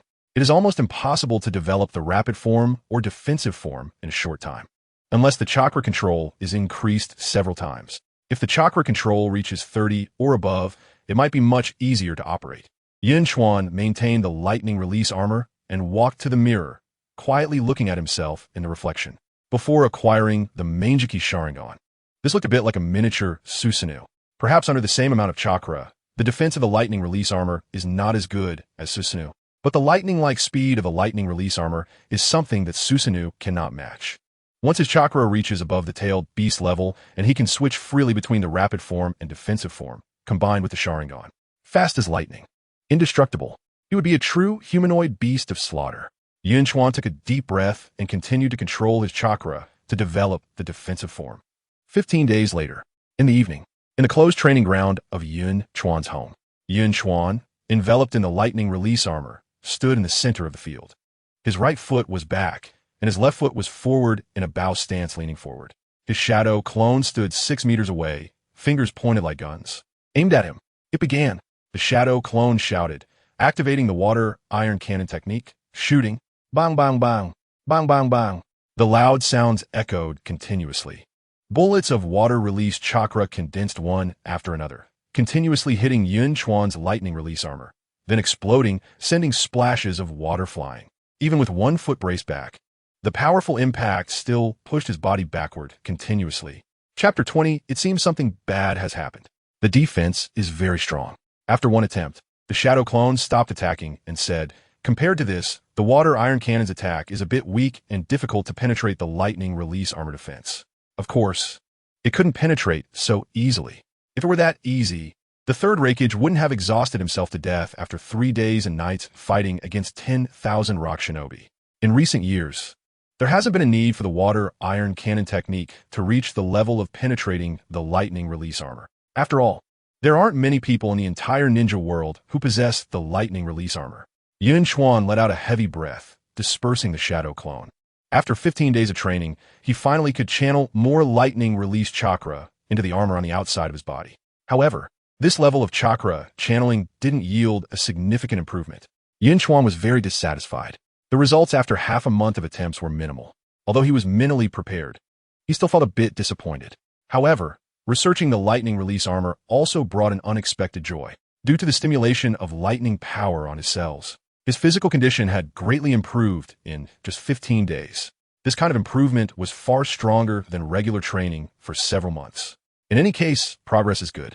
Moreover, after today, whether it is the development of the rapid form of a lightning release armor or the defensive form, it should be a bit easier, because for the past 15 days, Yun Chuan had been suppressing his restless emotions and had not spent any of those emotional points. Today, he could put them all into chakra control. Emotional points, 3,278. Chakra, 3. 1 cards, eye power, for chakra control, 13. There are 3,278 emotional points. It was really not easy to hold back from spending them. It felt a bit like saving up small change every day and then going out for a big meal. Yun Chuan removed the lightning release armor and then spent all 3,200 emotional points on chakra control. Chakra control, 16. 3. Yun Chuan felt a daze for a moment. It seemed like there were many more things in his mind, but he couldn't quite articulate what exactly was added. This time, he directly raised his chakra control by 3. 2. And the change was indeed much stronger. This feeling was like a fragrant journey and gentle waves. Yo-yo. No, that's not it. This feeling was like soaring in the sky of fate, a beautiful dream. That kind of mood was indescribable. Ha ha ha ha. Yun Chuan laughed wildly, his hands like guns, shooting at the large stones in front of him, unleashing a barrage. Water iron cannon technique, barrage. Dense water release bullets shot out, creating holes in those large stones. Sure enough, the refinement and flow speed of chakra had become faster and smoother. Compared to before, the improvement was very obvious. Yun Chuan approached to take a look, and he saw that the holes in the large stones were much smoother than those he had created before. Moreover, the cracks around the holes had noticeably decreased. The water release bullets were more condensed, faster, and had stronger penetrating power. After performing the water iron cannon technique a few more times, Yun Chuan nodded slightly, because he didn't know the water transformation technique. The speed and power of his water iron cannon technique were greatly reduced, making it incomparable to that of the elite shinobi of the Mizukage clan. But after increasing his chakra control by 3. 2. Both the speed and power of this move had greatly improved, and it became much easier and smoother to operate. After pondering the water iron cannon technique, barrage, for a while, Yun Chuan moved his thoughts slightly and activated the lightning release armor again. Crackle. Lightning wrapped around his body, causing his momentum to soar. Just like the improvement of the water iron cannon technique, the difficulty of controlling lightning release chakra had also decreased significantly. The lightning release armor became more stable. In the future, further development of the defensive form or rapid form should be a bit easier. Yun Chuan shook his head, removed the lightning release armor, and then lay down in a wooden cross shape on a patch of grass. He was too tired. The practice of the water iron cannon technique, barrage, wasn't too exhausting, but the lightning release armor consumed a lot of chakra. Moreover, continuously releasing a large amount of lightning release chakra was very painful. His body had not yet truly adapted to this state, and his physical condition still needed improvement. Training from morning until evening left him quite fatigued. But for the sake of emotional points, he still needed to go to the ninja school. Today was a special day. The graduation exam at the ninja school was today. However, Yun Chuan didn't want to graduate. He wanted to continue lurking in the ninja school. So he didn't go to school today. It was already evening. The graduation exam should be coming to an end. His eligibility to participate in the graduation exam this year had definitely been canceled. This was exactly what he wanted. A few minutes later, a hint popped up in Yun Chuan's mind. From Uchiha Obito's gloating, emotional points 8, Kenji is really too good to himself. Yun Chuan felt a bit touched. Staying at home and doing nothing, Obito had provided him with emotional points again. Probably because he saw that he couldn't graduate. He started gloating, right? Suddenly, another hint appeared. From Noera-rin's happiness, emotional points 7. What the hell is this latter hint? From Yun Chuan's understanding of Noera-rin, she would absolutely not be happy because he couldn't graduate. On the contrary, she should be sad. There must be something unusual going on. Yun Chuan had a bad feeling. Something bad was likely happening, but he couldn't figure out what exactly it was. Yun Chuan did a carp flip and stood up, returning home. For some reason, he always felt that the house was empty. It felt like he had forgotten something. Oh, I remember now. I have a brother. My naive Udo-do. Yesterday afternoon, he clearly received the ecstatic emotional points from Shisui. This indicated that Shisui might have already learned through the Anbu or other channels that Yun Chuan had safely returned to Konoha. But for some reason, this kid still hadn't returned home. After taking a shower, Yun Chuan slowly put on his clothes, preparing to head to the ninja school. Calculating the time, the graduation exam should have already ended. It was time for him to show his skills. Yun Chuan closed the gate of the yard, locked it, and casually placed the key under the doormat, then walked toward the ninja school. After he walked away, in a nearby alley, two figures emerged. It was Uchiha Inahiko and Uchiha Tetsuhiko. Uchiha Tetsuhiko glanced in the direction Yun Chuan had left, unable to help but sneer. This big fool. He left the key under the doormat. He walked to Yun Chuan's doorstep, bent down to lift the doormat, preparing to take the key. As soon as he lifted the doormat, the two were stunned. Under the doormat lay a dense collection of keys. What the hell? Uchiha Tetsuhiko's mouth twitched a few times. Which key is the one he just put in? Is this something a normal person can do? That day at the Hokage building, I already felt this guy was off, but I still didn't expect him to be this crazy. Uchiha Dahua frowned and said, "We'll find out if we try." He picked up a key and inserted it into the keyhole. No, not this one. Uchiha Dahua threw that key aside. The two of them looked at each other, and after a moment of silence, they tacitly picked up a bunch of keys and started trying them one by one. This one doesn't work. This one doesn't work either. This one. As they tried key after key, Uchiha Dahua and Uchiha Tiewa began to grit their teeth. Both of their foreheads were bulging with veins, and they started to sweat. Their patience was reaching its limit. Uchiha Tiewa couldn't help but ask softly, "Dahua, do we really have to go into his house?" "Of course we do," Uchiha Dahua said. "The elder said this kid has problems and told us to investigate properly. If this guy really has issues, there will definitely be clues at his home." "Got it." Uchiha Tiewa nodded and said, "By the way, half a month ago at the Hokage building, this kid mocked the 8th Hokage and even got the 8th Hokage kicked out by the elder. The 8th Hokage was really pissed off because of him. Should we teach him a lesson to vent the 8th Hokage's anger?" Uchiha Dahua raised his head and subconsciously touched his chest. It had been half a month, but he still felt a dull pain in his chest. Remembering the humiliation from that day, the flames in Uchiha Dahua's eyes burned fiercely. He snorted, "We definitely have to teach him a lesson. Let him know how powerful a CH Nin is, and make him correct his attitude. At such a young age, he doesn't know the heights of heaven and earth. We seniors must teach him how to be a person." Uchiha Tiewa nodded repeatedly. "That kid probably won't graduate this year and won't become a genin, so you won't have to take action, Dahua. Leave it to me. After we finish searching his house, we'll wait for him here, and I'll take care of him. Let him remember this lesson. Let's find the key first." Uchiha Dahua's expression darkened. The two of them continued trying for a long time. They still couldn't find the right key. Suddenly, Uchiha Dahua looked up at the courtyard wall. At that moment, he suddenly felt exhausted. Where am I? What was I just doing? Why am I partnering with this idiot Tiewa? If it weren't for this idiot misleading me to pick locks here, would I have been busy for half a day? Just as Uchiha Dahua showed an expression of despair, Uchiha said, "Dahua, you go rest for a bit. I'll keep trying." "What the hell are you trying for? Stop trying." Uchiha Dahua gritted his teeth and pointed at the courtyard wall. Uchiha Tiewa looked at the courtyard wall, then at the key in his hand, feeling a sense of inexplicable sorrow. Then he cleared his throat and said, "Dahua, I'll jump in and take a look." Without waiting for Uchiha Dahua to speak, Tiewa leaped into the courtyard. Bang! An air wall suddenly appeared in front of him. Uchiha Tiewa stuck to the air wall like he was practicing frog techniques and slid down. "There's a barrier." Uchiha Dahua realized. No wonder he locked the gate to the courtyard.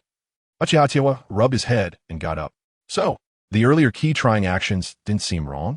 Uchiha Dahua said, "Tiewa, you keep trying the keys. I'll walk around and see if I can find a flaw in the barrier." "Okay." Uchiha Tiewa picked up the key again and started trying. Meanwhile, Uchiha Dahua quickened his pace and began to circle around the Yun Chuan family's property. A few minutes later, Uchiha Dahua stopped behind the training ground of the Yun Chuan family. After knocking around, he found a hidden position on the high wall of the training ground with a talisman that had a forbidden character written on it. This barrier is nothing special. Finding the talisman was easy. Uchiha Dahua couldn't help but smile proudly and reached out to tear off the talisman, sealing the barrier. Suddenly, he stopped and leaned closer to take a look. He saw a line of small characters written below the talisman. "Tear it off and your whole family dies." Damn! Uchiha Dahua's anger surged up instantly. Without thinking, he could guess this was the work of Uchiha Yun Chuan. Uchiha Yun Chuan's brother, Shisui, would never do such a thing. Now, the question is, to tear it or not to tear it? Rebound. Uchiha Dahua gritted his teeth, spat, and then tore off the talisman.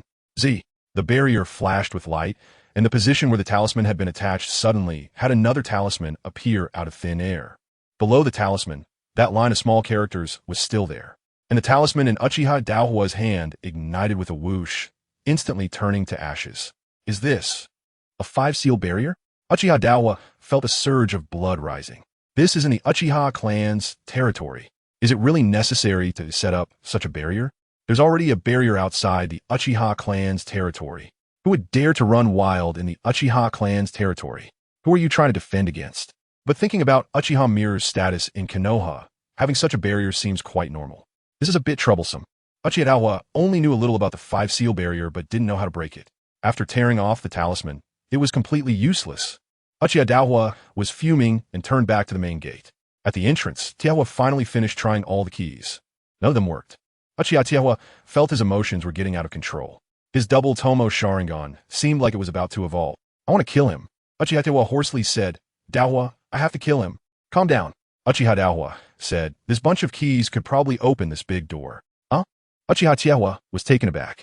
Uchiha Daihua continued, the barrier at his home might be a 5 seal barrier. In addition to the key to unlock it, you should also need to know the hand seal to enter the barrier.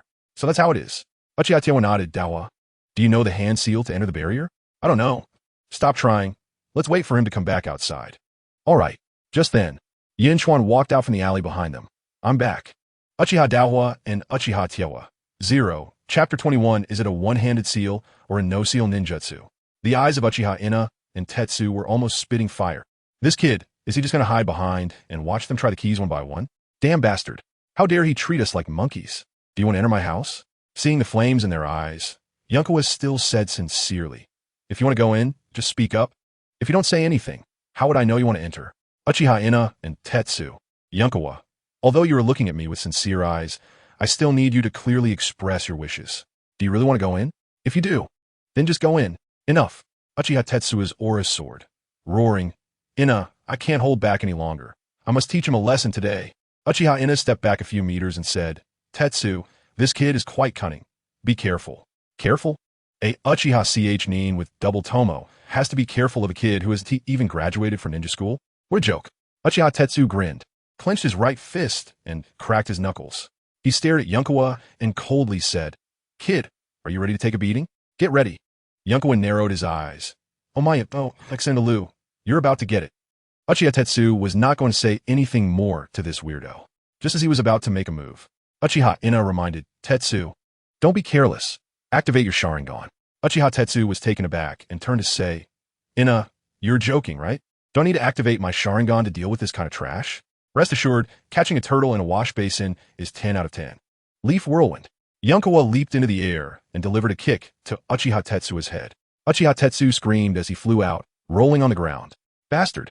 Uchiha Ina was furious. Are you shameless? Sneak attacking. In ninja combat, is sneak attacking illegal? Junkawasai tatakai fikit. Uchiha Ina felt a surge of anger that he could not vent. That kick you just did was just an ordinary whip kick, not Leaf Whirlwind at all. You're quite particular. Seeing Uchiha Tetsu getting back up, Yunkawa casually threw a shuriken into the sky. What's this guy doing? Uchiha Tetsu was taken aback and instinctively looked up at the shuriken. Bang! Before he could react, he was hit in the nose with a punch. Blood gushing out and his vision going dark. Bastard! Uchiha Tetsu was furious to the point of madness. Before he could recover, Yunkawa stepped forward, side-shouldered a powerful blow, crashing into him like a mountain, sending him flying out. Bang! Uchiha Tetsu crashed heavily into a big tree, shaking the leaves down. This strange body technique again. Uchiha Ina's eyes narrowed, and he shouted, Tetsu, this kid's taijutsu is a bit strange. Activate your Sharingan. After taking a few hits, Uchiha Tetsu calmed down instead. Very well, I was careless. Uchiha Tetsu said coldly. Then let me show you the double Tomo Sharingan. As he spoke, his eyes changed. His black pupils turned blood red, with a single Tomo on the left eye and a double Tomo on the right, burning like flames. Fire release. Phoenix fire technique. Uchiha Tetsu quickly formed seals. Fireballs, resembling phoenix flower seeds, erupted from his mouth, rushing towards Yunkawa. This is a commonly used basic ninjutsu, C rank, of the Uchiha clan that can continuously spit fireballs from a mouth. And the trajectory of the fireballs can be manipulated with chakra. If it weren't for just taking 2 hits, Uchiha Tetsu wouldn't even bother using this ninjutsu against a kid who hasn't graduated yet. At this moment, fireballs rapidly flew out, and Uchiha Tetsu seemed to already envision someone crying in pain from being burned. Whoosh, whoosh, whoosh. The smile at the corner of Uchiha Tetsu's mouth hadn't faded when he saw Yunkawa flickering through the fireballs, standing right in front of him. How is that possible? Uchiha Tetsu was shocked. Before he could react, Yunkawa's fist was already smashing toward his forehead. Damn, this speed is even faster than Ina. Unfortunately, that's all it is. Your opponent is me, who possesses the double Tomo Sharingan. Uchiha Tetsu quickly sidestepped to avoid it, then swept low with his right foot, aiming for Yunkawa's left calf. Yunkawa did not dodge or evade, casually pointing his left hand at Uchiha Tetsuo's foot. Water release, water bullet technique. A water bullet shot out, and Uchiha Tetsuo's double tomo, Sharingan couldn't even catch the water bullet, piercing through his thigh and causing blood to flow. Uchiha Tetsuo screamed. Elbow strike. Yunkawa stepped forward and delivered an elbow strike, sending Uchiha Tetsuo flying. Bang!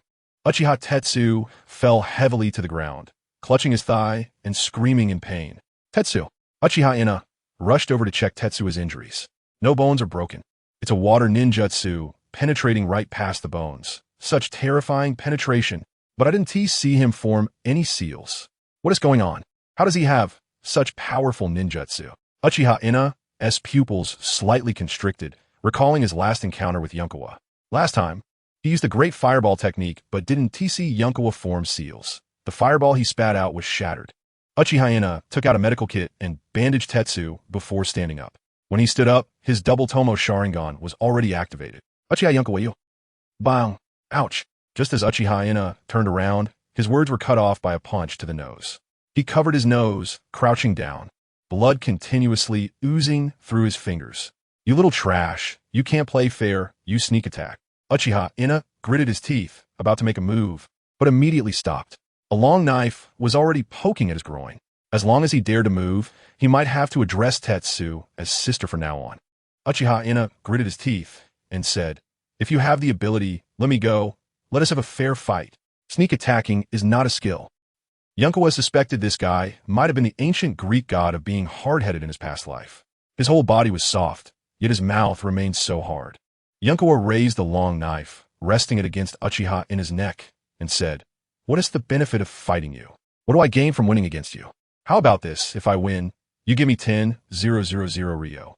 If you win, I'll give you 10,000 Ryo."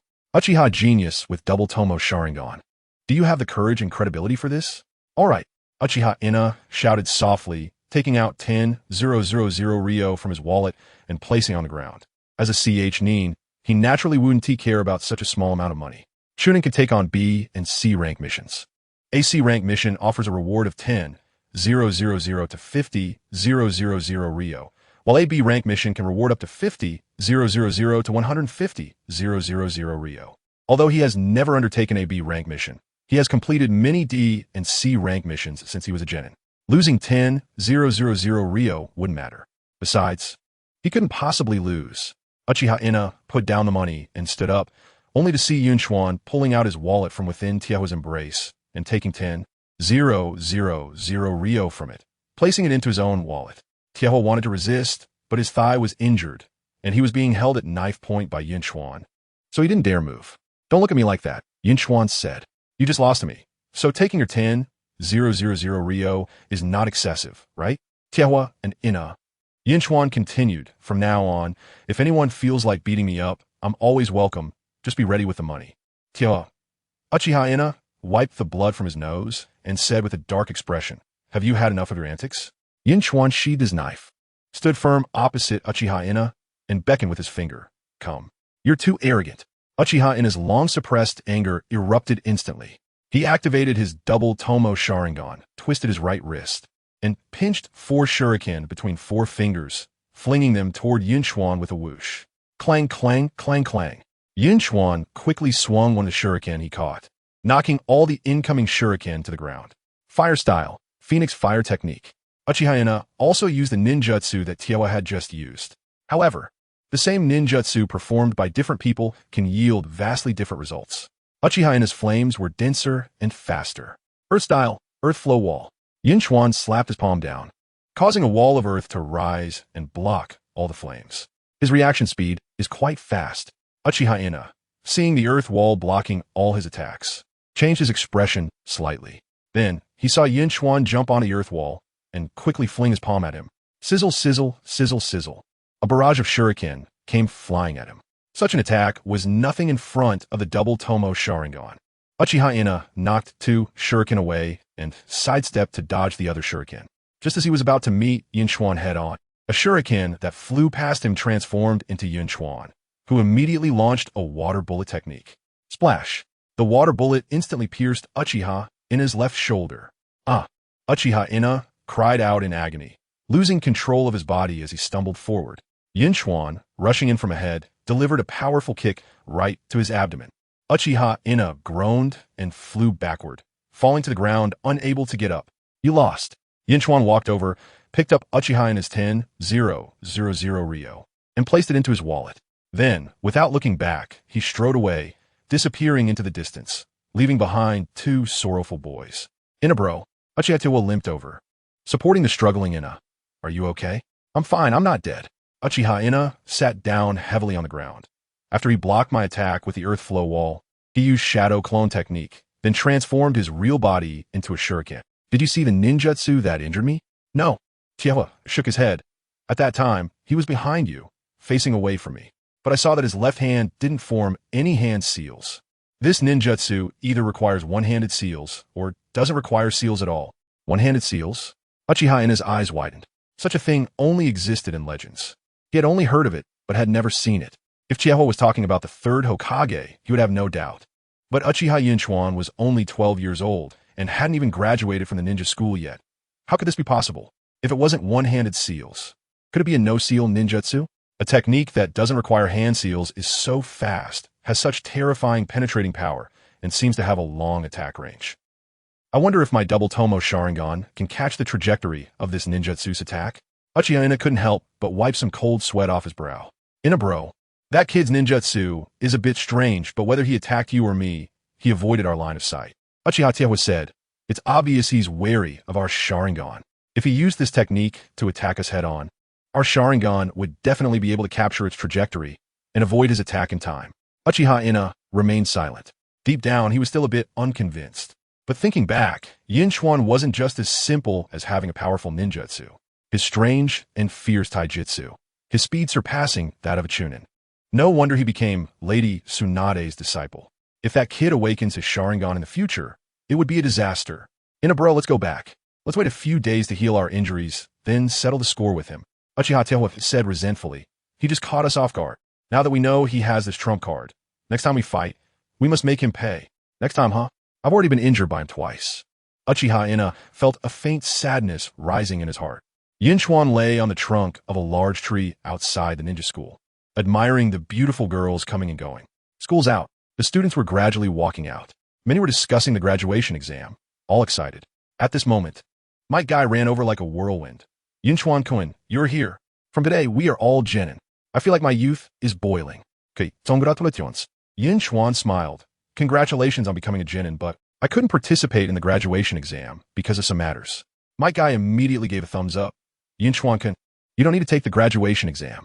Lady Tsunade contacted the Third Hokage and got you graduated directly. What? Yun Chuan's body jolted, nearly falling from the tree. It's over, it's over. My plan has been ruined by Tsunade. Tsunade. Oh, Tsunade, I have no grudges against you.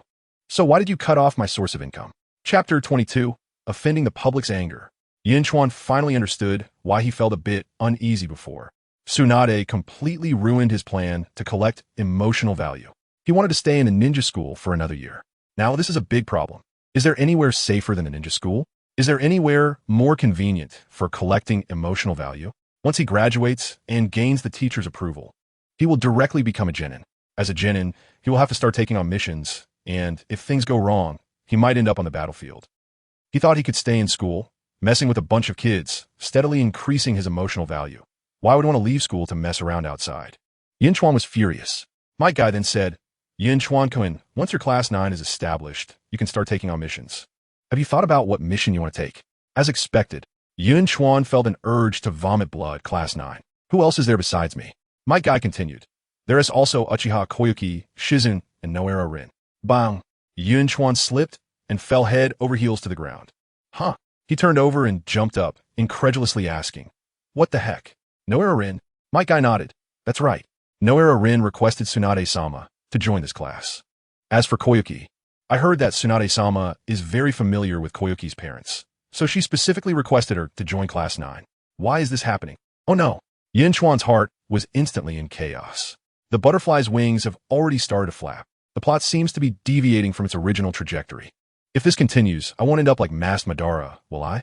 During this time, he had kept his distance from Noera Rin, only collecting a few emotional values from her jealousy towards Obito. How could this happen? If this is the case, then Obito and Kakashi's class won't have no era Rin. During the Battle of Canopy Bridge, will Obito still darken? Am I going to be forced to be the main character of the Battle of Canopy Bridge? Damn it. I refuse. Absolutely refuse. Yun Chuan felt like he had a headache. Before his strength became strong enough. He just wanted to survive for a while without changing the main storyline. If the original plot line remains unchanged, his God perspective can see everything, know about upcoming major events, avoid various dangers, and have 20 years to stealthily develop and grow stronger. But if the plot line changes, things could get chaotic. What if tomorrow there's a Nine-Tails disturbance? Or if Uchiha Madara brings about the infinite Tsukuyami a decade early? Or next month, Kagaya might emerge from someone. How should he deal with that? He still hasn't mastered would release. Yun Chuan. Might Guy saw Yun Chuan lost in thought and asked with concern, "Why do you look so terrified? Why is your face so pale?" Yun Chuan's voice was a bit hoarse. After a long while, he finally came to his senses and said, "Kai, who are the members of Obito's class?" "Oh, Obito's class." Might Guy said, "It's Obito, Kakashi, and also Akiyama Rin." Akiyama Rin? Yun Chuan's pupils shrank slightly. This name has appeared a bit too frequently in the past half-month, mainly in the system notifications about obtaining emotional value. But in reality, Yun Chuan had never provoked her. The intense fluctuations in her emotions were mostly accompanied by Obito's emotional fluctuations. Every time Yun Chuan tugged at Obito's emotions or pranked him, this girl would experience intense emotional fluctuations. She seemed to be constantly paying attention to Obito. Every time Yun Chuan teased Obito, she would develop negative emotions like hatred or disgust towards him. Even for Obito, Yun Chuan often had to actively provoke and tug at his emotions to make Obito show emotional changes. But Akiyama Rin has now developed to the point where every time she sees Yun Chuan, she generates extreme dislike, even hatred. In terms of emotional fluctuations, even the Uchiha clan would probably feel inferior when facing Akiyama Rin. For Yun Chuan, this is a good thing. Who doesn't like fresh green chives? But now the development of the plot has become a bit off. Akiyama Rin has replaced Noera Rin, becoming Obito and Kakashi's companion. So during the Third Shinobi World War, who will provoke Obito into darkening? Akiyama Rin or Noera Rin? If it's Akiyama Rin, then the main storyline won't change much. However, Noera Rin would survive because of this. Ebisu once told Yun Chuan that Akiyama Rin likes Obito, but Yun Chuan didn't pay attention at that time.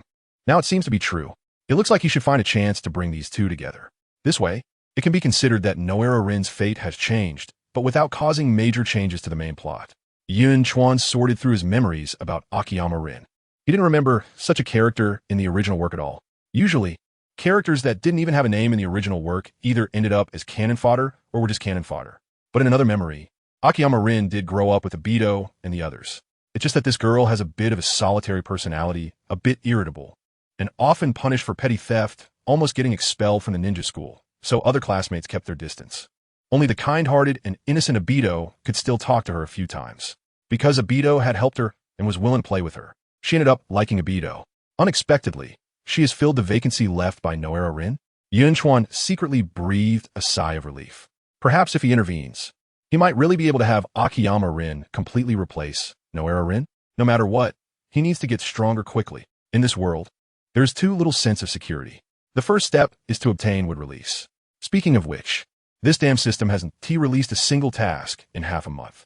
So he still only has 4 pieces of Hashirama self fragments. The side quest bar still has the side quest to teach Kakashi how to behave. But Yun Chuan really doesn't know how to start with that task. Should he beat Kakashi up to vent his frustration? Headache. After chatting with Guy for a while, he sent Guy away and began to think about how to collect emotional value. Tsunade had pulled him out of school. It would be much more difficult to quickly collect emotional value in the future. If it doesn't work, should he cut some chives from the Uchiha clan? Yun Chuan immediately thought of Uchiha Inahoko and Uchiha Taihoko. He really liked those two, but 2 definitely won't be enough. He needs to stir up some waves in the Uchiha clan. Just as he thought of this, Yun Chuan saw Obito running out of the ninja school, looking around anxiously as if searching for someone. Yun Chuan clapped his hands and used the transformation technique to turn into a hunched-over old man with white hair. Then, he leaned on his waist and struggled to walk towards Obito. Just when he was less than 20 meters away from Obito, Yun Chuan suddenly fell to the ground with a thud, wailing loudly. Originally looking around for someone, Obito rushed over. "Want to help him up?" "Grandpa, what's wrong?" Be careful. Innocent Hyoka. Today, I will let you experience the malice of human hearts. Yun Chuan hugged Obito's right leg and cried out, It's you. You hit me. You scoundrel. Pay me. Obito. Someone come. The old man transformed by Yun Chuan shouted. This kid hit someone and wants to run away. The surrounding students quickly gathered around. Obito was almost in tears. No, I didn't hit him. I saw him fall, so I wanted to help him. From Obito's sadness and grievance. Emotion value 19. More and more people gathered, and Uchiha Koyo and Noura Rin also came over. Many people spoke up for Obito. The old man was furious. If he didn't hit me, why did he help me? Pay me. My bones are broken. Even if this goes to Lord Hokage, you still have to pay. Seeing Obito about to cry, Noura Rin stepped out of the crowd and said, How much do you want? I'll help him pay. But I tell you, you can't extort people like this. You better not ask for too much. Rin. Obito was moved to tears. 5,000 Ryo. Yun Chuan spread his palm and said, Without 5,000 Ryo, even if Lord Hokage comes, I won't let go. Here. Noura Rin's face turned red as she stuffed the money into Yun Chuan's hands. For newly graduated students, 5,000 Ryo was not a small amount. After all, they hadn't even taken on a mission yet. Yun Chuan took the money and stood up with a smile. The people present, Obito and Noura Rin. Noura Rin stepped forward, blocking Yun Chuan and said, Grandpa, don't go yet. You weren't hurt at all, and you didn't fall because Obito pushed you. Some classmates saw it. Rin, you're really smart. Yun Chuan smiled slightly, dispelling the transformation jutsu and returning to his original form. Oh, no hara hin yun.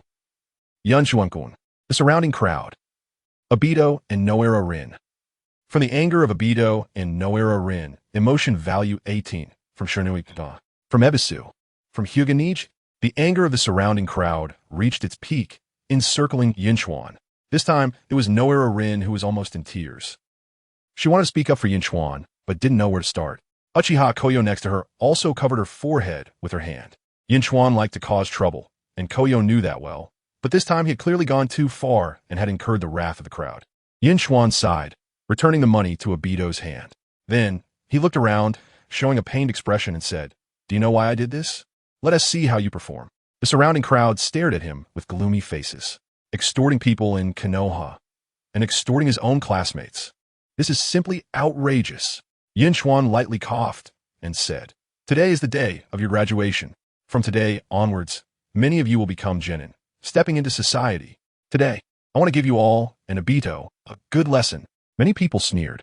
Yun Chuan spoke passionately. The ninja world is very dangerous. The ninja world is also very complex. Human hearts are hard to fathom, my friends. Classmate Obito is kind and innocent, but doesn't know how to distinguish between good and bad people, which is very dangerous. I want him to understand the cruelty of the ninja world. If he doesn't change his innocence and doesn't open his eyes, he will eventually suffer the blows of society. You too. Do you think I want to cheat him out of this little money? Yun Chuan took out the money he had swindled from Uchiha Itachi and the others, waving it in front of everyone. Do I lack this little money? It sounded somewhat reasonable. The expressions of the surrounding crowd improved a lot. Yun Chuan pointed at an old man watching the commotion and said, Just like this old man, at first glance, he seems like an ordinary old man. But we are ninjas. We must keep our eyes sharp and think critically. Who can guarantee he isn't a spy from another village? Look at him leaning on a cane. If Obito saw him, he would rush to help. But what if he is a spy from another village? Enough. A student from the Hyuga clan said, Stop talking nonsense. I can tell if he is a spy with my Byakugan. Saying this, he activated his Byakugan. Noura Rin couldn't hold back anymore and said, Shameless guy, using a transformation jutsu to extort brother Obito. Now, randomly pointing at an old man and suspecting him of being a spy. Huh? Before she could finish her sentence, the old man Yun Chuan pointed at suddenly dropped his cane and darted away. Everyone around was stunned. What's going on? Yun Chuan was also taken aback. He hadn't even activated his Sharingan. He just wanted to trick Obito and the others. How did he randomly point at someone and identify a spy? The student from a Hyuga clan shouted, Catch him. That old man is a spy. Be careful. He is going to use water release ninjutsu. Do you need to say that? The crowd was thrown into chaos. The fleeing old man transformed into a middle-aged man, quickly turning around. Water release. Great waterfall technique. The middle-aged ninja spat out a massive water sphere, rushing violently towards the crowd, extremely fierce. Water release. An A-rank offensive ninjutsu? Seeing this scene, Yun Chuan was also slightly shocked. Most of the onlookers were students from a ninja academy and ordinary people. The ninja academy only taught very basic body flicker techniques. And even among those who passed the graduation exam today, few could withstand such a water release technique head-on. Yun Chuan dashed to the front like lightning, quickly forming hand seals and slapped the ground. Earth release, earth flow wall. A massive earthen wall directly blocked the water sphere. With a loud crash, the earthen wall collapsed. But the water sphere also burst apart, raining down heavily, and a flood rushed forth. Many people were knocked down by the water in a sorry state. However, after being blocked by the earthen wall, the water flow that erupted from the broken water sphere lost much of its lethality. Aside from a few unlucky ones who were injured after being thrown against the wall, others were not harmed significantly. Chapter 23. Those who don't cherish their companions are even worse than trash. Everyone disperse. In the crowd, Noira shouted. As soon as she finished speaking, her eyes widened. She saw Yunkawa walking on the water's surface, rapidly charging toward the middle-aged ninja. Yunkawa-kun can actually walk on water? At this moment, everyone reacted and immediately scattered. Many people quickly climbed onto the rooftops, preparing to work together to surround and kill the middle-aged ninja. Uchiha Kane also shouted, "This person is at least a CH Nin, don't confront him head-on, just hold him off for a little while. The Anbu and the teachers will arrive soon." The middle-aged ninja, who was already hesitant to fight, became even more flustered upon hearing Uchiha Akane's words. But just as he turned to escape, a green figure leaped into the air. Leaf Village's strong gale. Might Guy delivered a rapid spinning kick aimed at the middle-aged ninja's face. The middle-aged ninja did not take such an attack seriously. After dodging to the side, he fled toward the alley on the right side of the street. However, Might Guy relentlessly attacked, kicking from above and below, left and right like a persistent pest, forcing him to struggle to cope without any chance to catch his breath. At this moment, Kakashi and Yunkawa quickly approached from the left and right. Kakashi waved his hands, throwing shuriken one after another. His shuriken throwing technique was exquisite, completely avoiding Might Guy's frantic attacks while coordinating with Guy's movements, causing the middle-aged ninja to become flustered. Yunkawa did not make a move, but beneath his black, beautiful pupils, the 3-tomo Sharingan had already activated, observing the middle-aged ninja's speed and ninjutsu. He was at most a CH Nin, weaker than the root female ninja he had killed at the experimental base. Even if he didn't intervene, Kakashi and Guy would be able to take him down in no time. The only trouble was that there were just too many people on the street, and both sides were lined with houses. They couldn't act recklessly, but the opponent dared to fight with all his might. The middle-aged ninja never expected to be entangled by a few students from the ninja school. After he swung his short knife to push Might Guy away, he bit down on the short knife and quickly formed hand seals with both hands. Water release, hidden mist technique. Thick fog rapidly condensed in the air. The entire street was instantly shrouded in dense mist. Oomph. The middle-aged ninja sneered, silently avoiding Might Guy, intending to slip into the alley. At that moment, hiss! A light sound came from ahead. Before the middle-aged ninja could react, his right leg was pierced by a water bullet, blood gushing out. A sharp pain struck. The middle-aged ninja screamed, losing control of his body and falling forward. The next moment, a shadow darted through the thick fog, delivering a kick right to his groin. Ugh! The middle-aged ninja let out a chilling scream, causing everyone present to tense up. Then, a gust of wind blew in, dispersing the fog completely. Kakashi and Yunkawa rushed to the middle-aged ninja's side, one holding a kunai against his neck, while the other pressed the tip of a long knife against his heart. The middle-aged ninja held his groin with both hands, twitching and screaming continuously. Seeing this scene, all the boys present felt a chill in their groins, instinctively covering themselves with terrified expressions. Who did this? Who made him suffer? Kakashi wouldn't do such a thing. So, it must be Uchiha Yunkawa.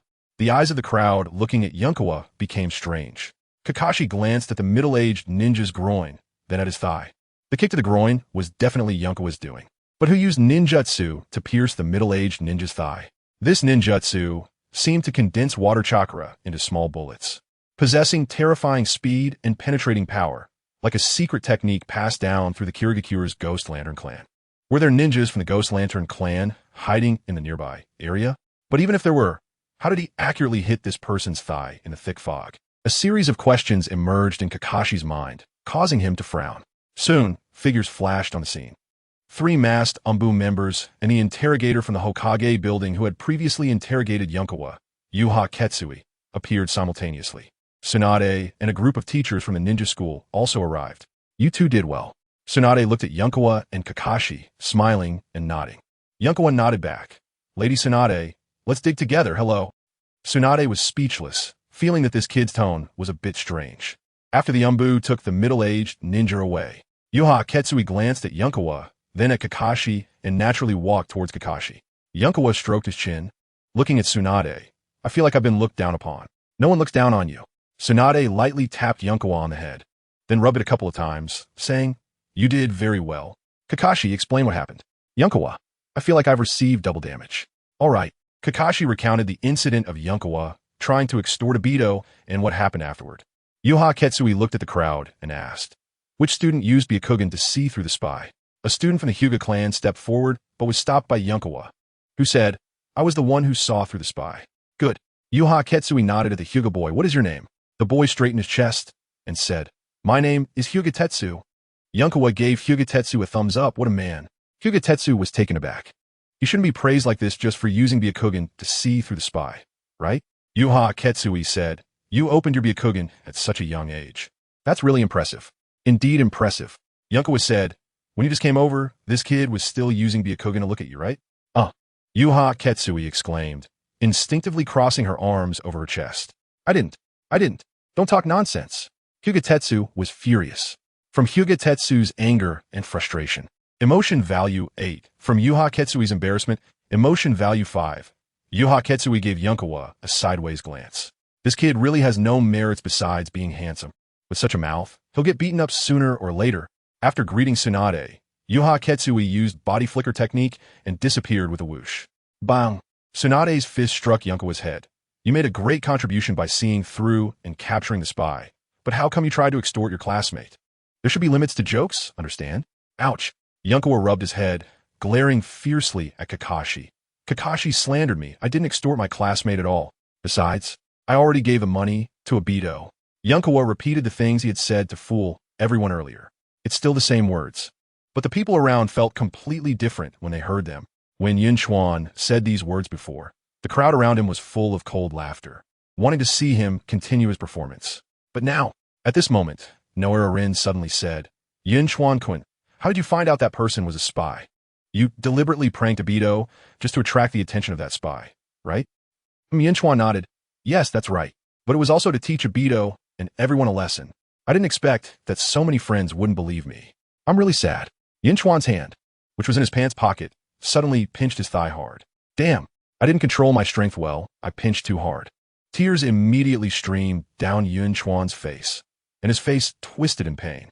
The crowd watching this scene only thought he was heartbroken, in so much pain and disappointment that tears flowed like rain, and they instantly felt they had wronged him, regretting it in their hearts. I actually doubted a companion. I must be damned. If it weren't for Yun Chuan, we wouldn't have been able to catch the spy in that fog. If he hadn't used Earth Release at a critical moment to block the huge water ball, several of us might have died. Even if we didn't die, we would be seriously injured. We all misunderstood him, and I even thought of beating him up earlier. I really must be damned. We should have thought of it earlier. If he wanted to trick Obito, how could he have stood up right after getting the money and then removed the transformation technique? He really taught us a lesson. From Uchiha Obito's deep regret and shame. Emotion value 16. From Shiranui Ginma. From Ebisu. Yun Chuan looked at the emotion values he received, feeling overjoyed. In a short period of time, he had harvested a variety of emotion values from this group of people. Among them, the emotion value contributed by Obito was the highest. The emotional fluctuations of the Uchiha clan were indeed very significant, easily going to extremes. And Uchiha Obito was one of the best among them. He was a kind, innocent, and positive person, yet when things didn't go his way, he would chop down his master and kill his masteress mother. He was also a sunny, optimistic, and helpful person, yet when things didn't go his way, he would want to bury the whole world with him. Yun Chuan was a bit worried that pranking Obito every day would cause him to darken ahead of time. Tsunade reached out to wipe Yun Chuan's tears, puzzled, and said, Are those really tears? Not eye drops. The crowd. Yun Chuan swatted Tsunade's hand away and said, My hands are in my pockets. With so many people staring at me, you should at least give me a chance to use eye drops. Hiss. The crowd chuckled. Suddenly, Yun Chuan silently looked at Kakashi. Kakashi. Yun Chuan said, Kakashi, I have a question for you. Kakashi replied expressionlessly. What? Yun Chuan asked, do you also know the earth release, earth flow wall technique? Yes. At that time, when that person used water release to attack us. You were among the crowd? Why didn't you step in to block his attack? I saw it clearly when that big water ball came crashing down. You quickly went around from the side and prepared to attack the enemy. Kakashi, waterfall technique is an A-rank offensive ninjutsu, very powerful. Why were you only thinking about capturing the enemy, yet completely disregarded our group of companions? The smiles on the faces of the crowd slowly faded. Kakashi said in a deep voice, my mission is to capture that spy. Capturing a spy from an enemy village that infiltrated the village is more important than taking care of a bunch of useless people. Bastard, who are you calling useless? Obito shouted first. Ebisu pushed up his sunglasses and said, Kakashi, what you just said was a bit harsh. Your talent is indeed strong, and you are better than us, but that doesn't mean we are useless. Noera also angrily said, it's one thing not to save us. Since you don't owe us anything, but treating us all as useless, don't you think that's too much? Others also couldn't help but retort. Tsunade frowned, wanted to say something, but hesitating. At this moment, Yun Chuan said again, mission. In your eyes, the mission and rules are the most important, right? Yes. Kakashi seemed to think of something. A hint of pain appeared in his eyes, but his answer showed no hesitation. He said in a deep voice, those who do not follow the rules are all useless. They do not deserve to be ninjas. After saying this, he turned and walked away, seemingly unwilling to say another word to Yun Chuan. Yun Chuan said loudly, maybe those who do not follow the rules are indeed useless. But I believe that those who do not cherish their companions are even less than useless. I believe that the people in the village owe your father an apology. Konoha White Fang sacrificed the mission to save his companions. He is the true hero. Kakashi's body suddenly shook, stopping in his tracks, but he did not turn back. The crowd and Tsunade also widened their eyes, staring at Yun Chuan.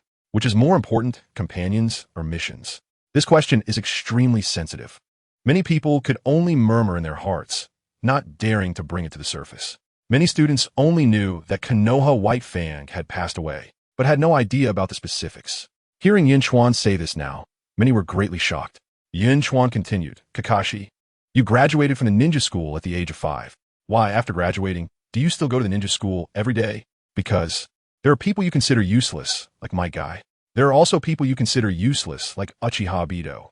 You call them useless, but in reality, you have already recognized their efforts and strength in your heart. You have long regarded them as companions. They are like flames, making you feel warm, making you unconsciously want to get close. It is their warmth that drives away the loneliness in your heart. Kakashi, stop deceiving yourself. In fact, you care more about us useless companions than anyone else. The surroundings fell silent. Noera looked at Yun Chuan, her eyes sparkling. Obito and Guy were filled with tears. Many people's eyes were a bit red. This time, Yun Chuan actually collected a large batch of positive emotion values.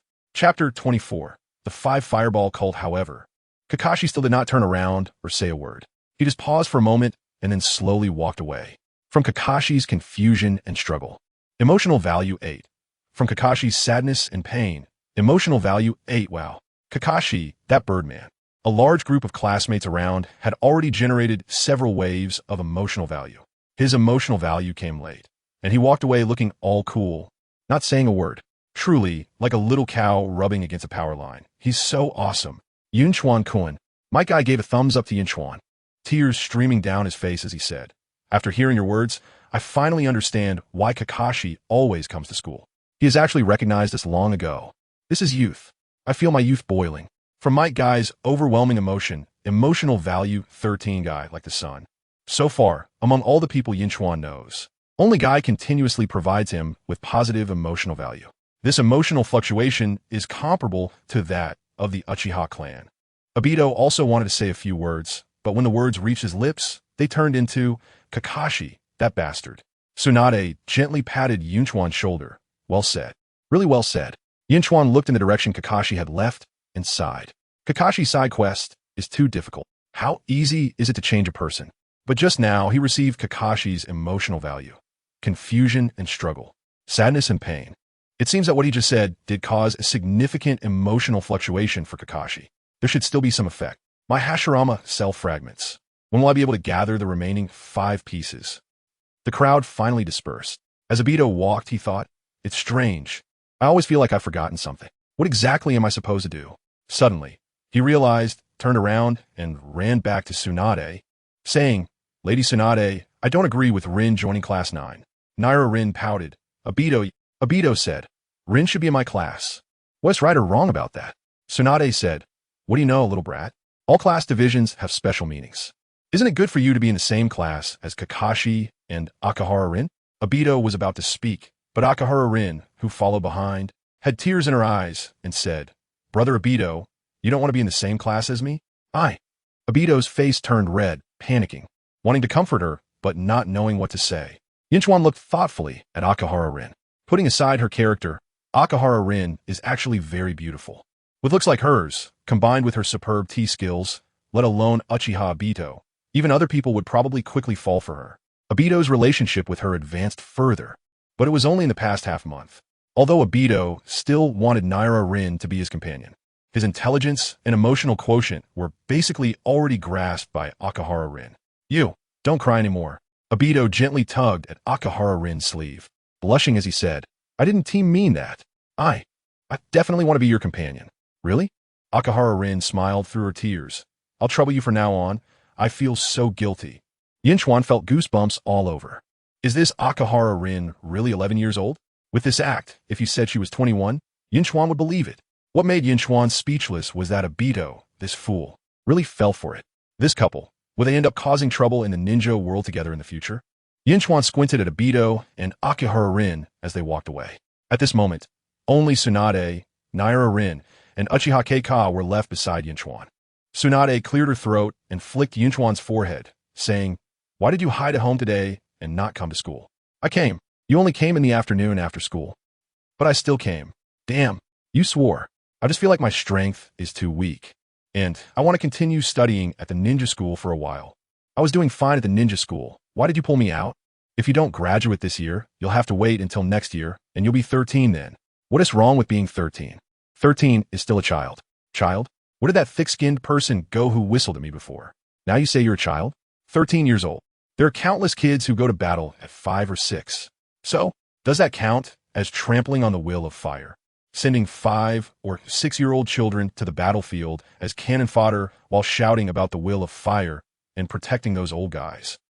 Tsunade was stunned. Uchiha Keika and Naira Rin were also stunned. What Yun Chuan said was simply too bold, and this matter indeed cannot be thought about in detail. Every ninja village is like this, sending several-year-old children to the battlefield, so everyone thinks this is normal. But Yun Chuan continued. The First Hokage once said a most profound statement. Establishing a village is to allow our children to be born in peace in the future, growing up freely to the age where they can taste fine wine. So, what's wrong with me studying at the ninja school for another year? You little brat, really good at talking. This is not a peaceful era, Tsunade said with a dark face. Didn't you just say to cherish your companions? Leaving the ninja school, constantly getting stronger, protecting the people around you. Isn't that what you want to do? If you stay in a ninja school, how can you protect anyone? Listen to me. You have already graduated and are a member of Class 9. So behave yourself. Yun Chuan's face also darkened. When I looked at you before, I thought you were beautiful and sexy. Now when I look at you, I just feel disgusted. Uchiha Keika and Naira Rin. Tsunade was furious. What did you say? Yun Chuan shrank his head, his tone suddenly dropping a lot. No, I just meant if there's anything in the future. Can you discuss it with me first, ask for my thoughts, and then make a decision? Tsunade raised an eyebrow. Fine. Who? Yun Chuan breathed a sigh of relief. At that moment, Uchiha Keika, who had been watching the show from the side, said, The graduation exam is not difficult. It's also an opportunity to test our learning results. How unconfident are you to not even participate? You still want to stay in the ninja school. Are you that afraid of death? Yun Chuan rolled his eyes. Shut up. You cannon fodder who hasn't even appeared by name. What do you mean? Uchiha Keika was furious, her face turning red. Although she didn't understand what Yun Chuan meant, she knew it was mocking her. Ujian-kun, Keika. Don't argue, let us talk nicely. Naira Rin hurriedly mediated. Tsunade rolled her eyes. You are truly the most troublesome class I've ever taught. Yun Chuan was taken aback. The most troublesome class? Have you taught a class before? No. Tsunade answered very straightforwardly. Yun Chuan said. Tsunade then said, You are more troublesome than the 3 of them combined. Yun Chuan nodded. Thank you for the compliment, Teacher Tsunade. Tsunade, am I complimenting you? Noera Rin blushed, bent at a 45-degree angle, and said, Yun Chuan-kun, please take care of me in the future. I can't take that as a compliment. I hope you can live well, and don't make me create a world with you in it through some infinite Tsukuyami. I don't want to replace Obito. Yun Chuan sighed. Very well, I announce that starting today, the 5 Fireball God sect is established. I am the leader. Slap. Before he could finish speaking, Yun Chuan's head was slapped again. Tsunade widened her eyes and said, What nonsense is this? What 5 Fireball God sect? If you don't want to join, then don't. Why hit people? Yun Chuan rubbed his head and then rubbed his thigh, which he had pinched until it turned purple. Look, it's me, Rin. Koyuki, Shizen, and then you, Teacher Tsunade. ISNT that 5 people? Once we all learn fire release, each of us can unleash a big fireball and sweep through the ninja world. Tsunade was speechless. What on earth is this kid thinking? All right, you can take a break for the next few days. Tsunade waved her hand and said, Gather at my house in 3 days. You all need to start formal training. This is different from your time at the Ninja Academy. This is real hard training. Be prepared. Yes. Uchiha Koyuki and Noera Rin both showed expressions of anticipation. When Yun Chuan saw that Tsunade was about to leave, he quickly asked, Teacher Tsunade, which village was that ninja we just caught a spy for? We'll know after investigation. Tsunade frowned and said, before taking him away. The Anbu checked him. He should be from Tsunade. These matters are not for you to worry about. Yun Chuan, you need to be prepared. The training plan I set for you is different from that of Koyuki and the others. You need to have some psychological preparation. Different from our training plan? Uchiha Koyuki was momentarily stunned, turned to look at Noera Rin, only to find Rin's face was calm. As if it were only natural for Teacher Tsunade to set a special plan for Yun Chuan. Once Tsunade and Noera Rin left, the smile in Yun Chuan's eyes slowly faded. A storm is coming. The Tsunade ninja infiltrating Konoha. Could it be that they think the third Hokage was killed by Konoha? Speaking of which, the third Hokage went missing around the time of 44 to 45 years of Konoha. This incident became the fuse for the Third Shinobi World War. Due to the disappearance of the third Hokage, Tsunade was thrown into chaos and then attacked by Kumogakure, leading to a free-for-all among the major ninja villages. In 44 and 45, the major ninja villages were already at odds. The true war started in 46, with elites from various ninja villages joining the fray, resulting in chaos for several years. Thinking about the Third Shinobi World War, Yun Chuan's expression became serious. He knows too little about the information regarding the Third Shinobi World War. In the anime, all the information about the Third Shinobi World War is presented in flashbacks. Not to mention a regular anime enthusiast like him. Even those hardcore fans of the Naruto anime would find it very difficult to piece together the timeline and events of the Third Shinobi World War. To survive in such chaotic battles, one can only rely on overwhelming strength. However, the cards Yun Chuan currently holds do not allow him to rest easy.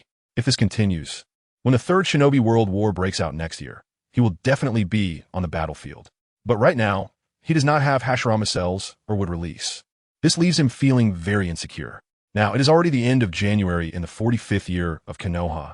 If he cannot obtain would release or become stronger in these 10 months, he might accidentally become cannon fodder in the Third Shinobi World War. Don't be fooled by his current strength. He is stronger than an average jonin. But if someone stabs him in the back, he will die on the spot. If a detonating tag is thrown at him, he will turn to ashes. Only by obtaining Hashirama cells can his strength and vitality be significantly increased. However, fragments of Hashirama cells can only be obtained through system tasks. Even if he wants to work hard, he has nowhere to exert his efforts. If the system does not issue tasks, he can only be anxious. What is frustrating is that the system hasn't issued a single task in the past half-month without obtaining Hashirama cell fragments. He can only obediently gather emotional points and then allocate them to become stronger. As a result, Tsunade's actions have caused him to lose such a huge source of emotional points from the Ninja Academy. In the future, it will be almost impossible to gather over 3,000 emotional points in half a month. After the establishment of Team 9, he will likely spend most of his time training and completing missions with the other members of Team 9, without enough emotional points to allocate. It is a dream to become stronger in a short time. Apart from collecting emotional points, are there any other methods to increase survival chances in the Third Shinobi World War? Yun Chuan sat down on a chair under a big tree, lost in thought. What he is currently doing is increasing his chakra and chakra control through emotional points, then developing the defensive form of lightning release armor. If he can maximize the defense of lightning release armor with enough chakra, then in the entire ninja world, there would be very few who could defeat him. Not to mention walking horizontally on the battlefield of the Third War. At least he wouldn't have to be on edge all day, but it's still not enough. Yun Chuan thought of Tsunade, who had just left. Tsunade is a top medical ninja. She developed the S-rank medical ninjutsu, Creation Rebirth, which can begin rapid automatic regeneration the moment one is injured. Coupled with the summoning beast, the slug, Tsunade achieved the feat of healing an entire village by herself. As long as he learns Creation Rebirth, combined with lightning release armor, even if he doesn't have Hashirama cells in 10 months. It wouldn't be so easy to die, right? If Rin and Koyuki work a little harder, they could become outstanding medical ninjas in 10 months.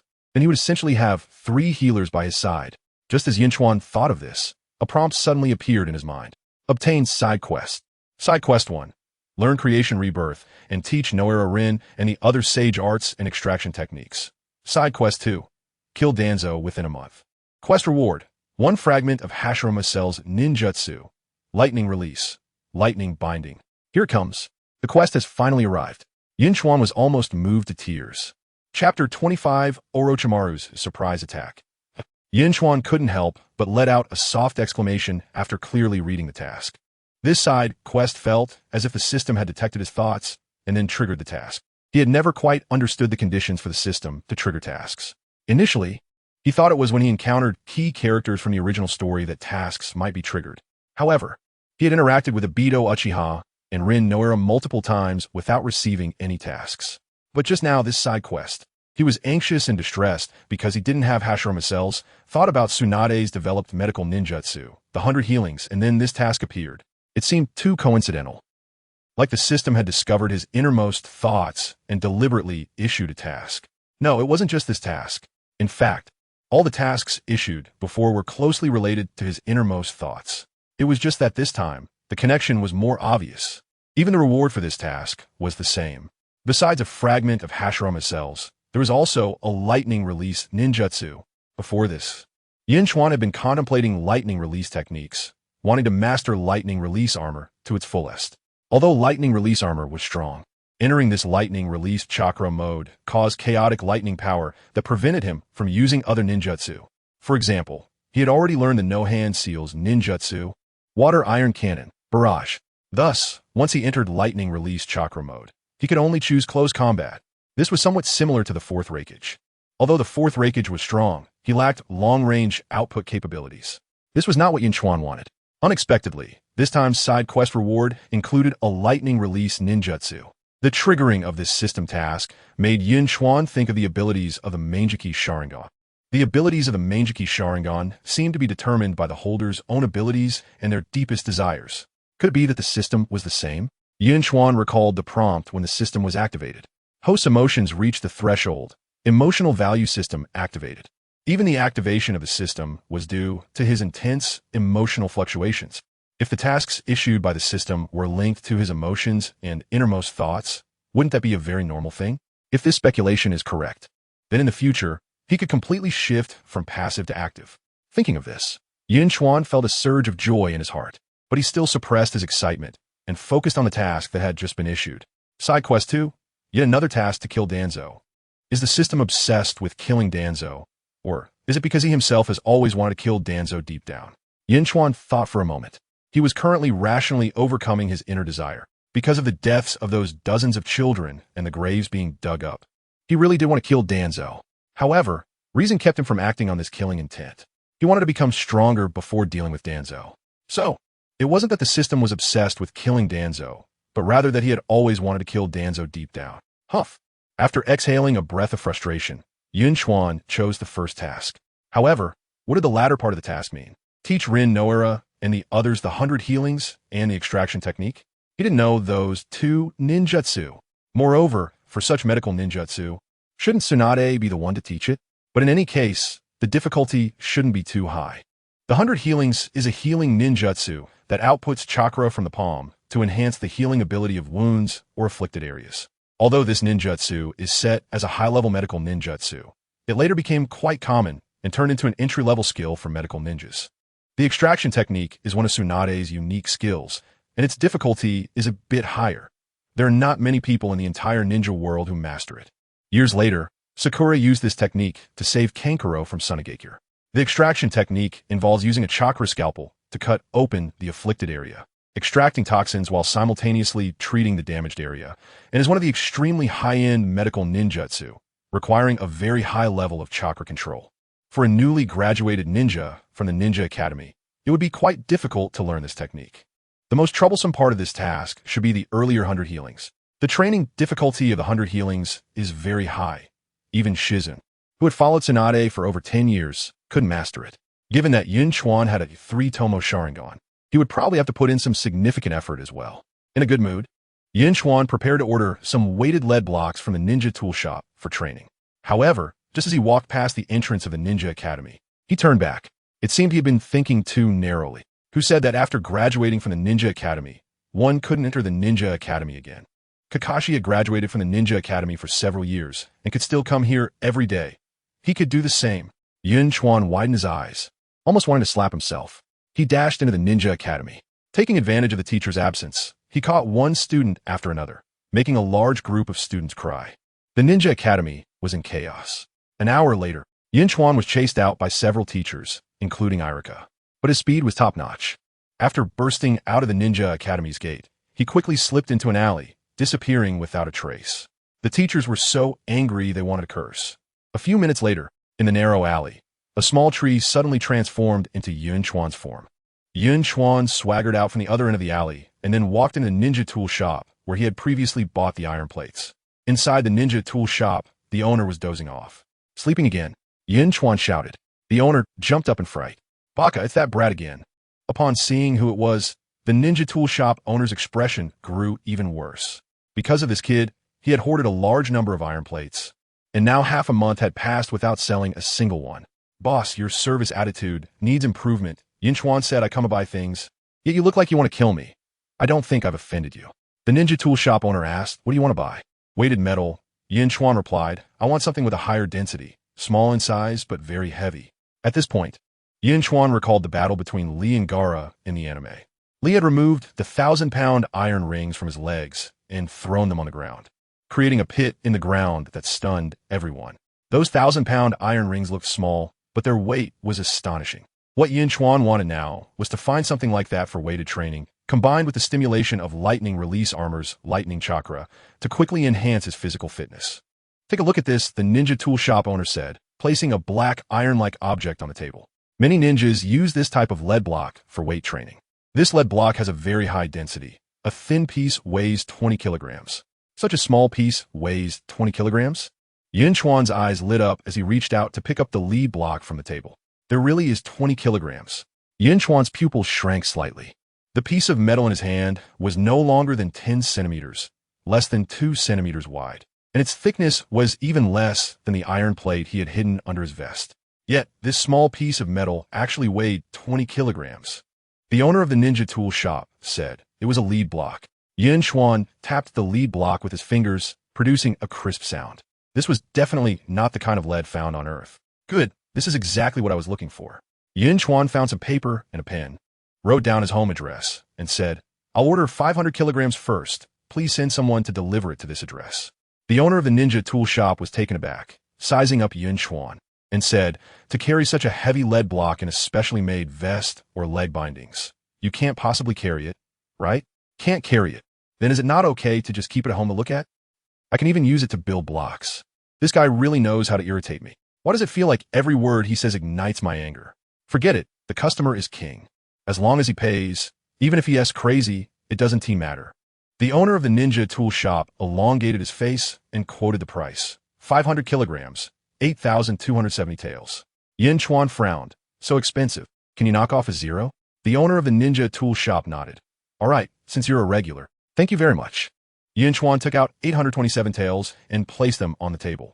The owner of the ninja tool shop felt his emotions were getting out of control. Just then, Yun Chuan took out another stack of money and slapped it on the table, saying, I was just joking. No need to get all worked up. Remember, I paid you every single tael. Don't shortchange me, or I'll break your legs. The owner of the ninja tool shop's eyes twitched. At that moment, as Yun Chuan was about to leave, he saw stacks of iron plates piled up on the shelf. Yun Chuan was taken aback. Boss, Did you stock up on so many iron plates to sell? Not for selling. Are you suggesting I just look at them? The owner of a ninja tool shop rolled his eyes. Can't sell them, huh? If you can't sell them, then it's right. Selling iron plates for barbecues in a ninja tool shop is outrageous. Damn. Watching Yun Chuan's retreating figure, the owner of the ninja tool shop gritted his teeth. He looked at the note with the address. So it's from the Uchiha clan? That makes sense. As night fell, Yun Chuan quickly navigated through a ruined area. After passing through this ruin, he would not be far from the Uchiha clan's territory. Yun Chuan began to look forward to the training in 3 days. Before receiving the side mission, he had been somewhat resistant to the training of Team 9, feeling it was a waste of time and that he might as well collect more emotional points. But now it was different. This latest side mission was a windfall. The 100 Heroes technique, Hashirama Cell Fragments, Lightning, Binding Kill. Yun Chuan wished he could drag Tsunade into the woods right now to start learning these ninjutsu. Suddenly, the surroundings darkened. Even the various noisy sounds that had been coming from afar suddenly disappeared as if cut by scissors. The surroundings became silent. A barrier? Yun Chuan's gaze turned cold as he immediately activated his Sharingan. The next moment, hiss! Small snakes darted out from the broken walls, rushing towards him like a rain of arrows. A somewhat familiar cold aura locked onto Yun Chuan. Orochimaru? Yun Chuan's pupils shrank sharply, his right hand grasping the hilt of the long knife on his back. Then he quickly dodged to the left, drawing his blade like lightning. Swish, swish, swish, swish. The long knife, appearing simple and casual, sliced through the rushing small snakes, cutting them in half. In front of the 3-tomo Sharingan, such attacks could only be considered minor skirmishes, posing no threat. The real threat came from underground. After slicing through the attacking snakes, Yun Chuan's feet sprang like springs, propelling him backward. Boom!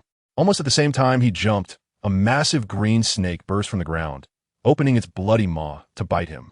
The earth trembled. A foul wind rushed at him. Yun Chuan looked indifferently at the attacking green snake, raised his left hand, and moved his index finger. Swish, swish, swish, swish. A barrage of water-style bullets, compressed with terrifying chakra, shot out rapidly. Before the green snake could reach Yun Chuan, its head was pierced by the water-style bullets, turning it into a beehive. Bang! The massive green snake crashed heavily to the ground, dissipating into a cloud of white mist. But at the same time the green snake vanished, a much smaller white snake silently slithered up from behind Yun Chuan, wrapping around him tightly. Crack! Crack! Under the terrifying force, the bones in Yun Chuan's body made cracking sounds. Bang! The wrapped-up Yun Chuan transformed into a piece of wood, instantly crushed into countless fragments by the white snake. Hiss! The white snake suddenly turned its head. Yun Chuan emerged from beneath a tilted wall. Magical shackling technique. Yun Chuan's Sharingan focused slightly, casting an illusion on the white snake. The white snake became dazed. The next moment, Orochimaru, dressed in a Jounin vest, was pulled into the illusion space by the Sharingan. Then large iron nails pierced into his body, rendering him immobile. I actually fell into an illusion. Orochimaru looked at the nails embedded in his body, astonished and delighted. This level of ocular power is at least the 3-tomo Sharingan. Yun Chuan, I have always known you were exceptionally talented, but it seems I still underestimated you. As he spoke, Orochimaru's hands struggled to lift upwards. Meanwhile, the white snake also began to thrash violently. My ocular power is a bit weak. I can't even bind Orochimaru's clone. Yun Chuan frowned, raised his left hand, and with a water iron cannon technique, instantly pierced the white snake's head. The similarly massive white snake crashed to the ground, turning into white mist and disappearing without a trace. Yun Chuan stood on a tilted brick, silently looking toward the wall in the front right, and said calmly, Orochimaru-sama, what do you seek from me? Chapter 26, Uchiha Shisui, Worship? From Orochimaru's admiration and strong possessiveness, emotion value 13, in the ruins. A collapsed wall quickly faded away and transformed into an enormous white snake. The giant white snake flicked its tongue at Yun Chuan and then opened its mouth wide. Orochimaru crawled out from the snake's mouth. Yun Chuan was speechless. Orochimaru always liked to pull these disgusting tricks. I spit out a snake, the snake spits me out. The snake spits out a sword, I spit out a sword after I spit out the snake spits out a sword, and after the snake spits me out, I spit out a sword. Is this really necessary in Konoha? To scare children? Orochimaru licked his tongue and said, Yun Chuan-kun, your courage is remarkable, and your talent is extraordinary. I truly did not misjudge you. Yun Chuan remained silent. Although he didn't believe Orochimaru would dare to act against him in the village, he still activated his 3-tomo Sharingan. Watching Orochimaru's every move, Orochimaru grinned and said, "I can feel a powerful ocular power. Is this the 3-tomo Sharingan?" "Yes," Yun Chuan replied. Orochimaru's eyes brightened slightly, and he couldn't help but lick his lips with his long tongue, saying, "What a pity. If the Hashirama cells were successfully transplanted, combined with the wood release and Sharingan, what kind of storm would Yun Chuan-kun stir up? It's truly something to look forward to." "What the hell are you looking forward to? You're just looking forward to occupying my body, right?" Yun Chuan raised an eyebrow. Orochimaru continued, "I'm here waiting for you. Just to tell you that even though you haven't obtained wood release, there's another powerful force within you. A power beyond the Sharingan." Yun Chuan patted the left side of his neck and said, "This thing?" "Yes," Orochimaru said. "That is a forbidden technique I developed, called Heaven's Curse Seal, which can activate a person's cell vitality, thus granting them powerful strength and regenerative abilities. The Curse Seal could draw natural energy into the body, and once it erupts, it will surely shake the heavens and the earth." "Oh," Yun Chuan said non-committally. Orochimaru was trying to entice him to use the power of the Heaven's Curse Seal. The Curse Seal could indeed draw natural energy into the body, but this power was uncontrollable. The longer it was used, the greater the harm to the user. Once a person with a Curse Seal exhausted their chakra, it would be the moment Orochimaru would seize their body. Oof. "Orochimaru, you don't understand the Curse Seal at all. Just like Kishimoto doesn't understand Naruto," sarcastic laugh. Orochimaru continued, "Tsunade excels in medical ninjutsu. An Uchiha with a 3-tomo Sharingan is not suited to be a medical ninja. Tangible things will eventually be destroyed, while intangible things will be eternal. Yun Chuan-kun, if you want to explore the meaning of life, if you want to seek eternity, you can come find me anytime." After saying that, he slowly turned around, withdrew the barrier, and prepared to leave. "Orochimaru-sama." Yun Chuan's expression changed slightly as he said, "I want to learn the summoning technique. Can you teach me?" "The summoning technique, you say?"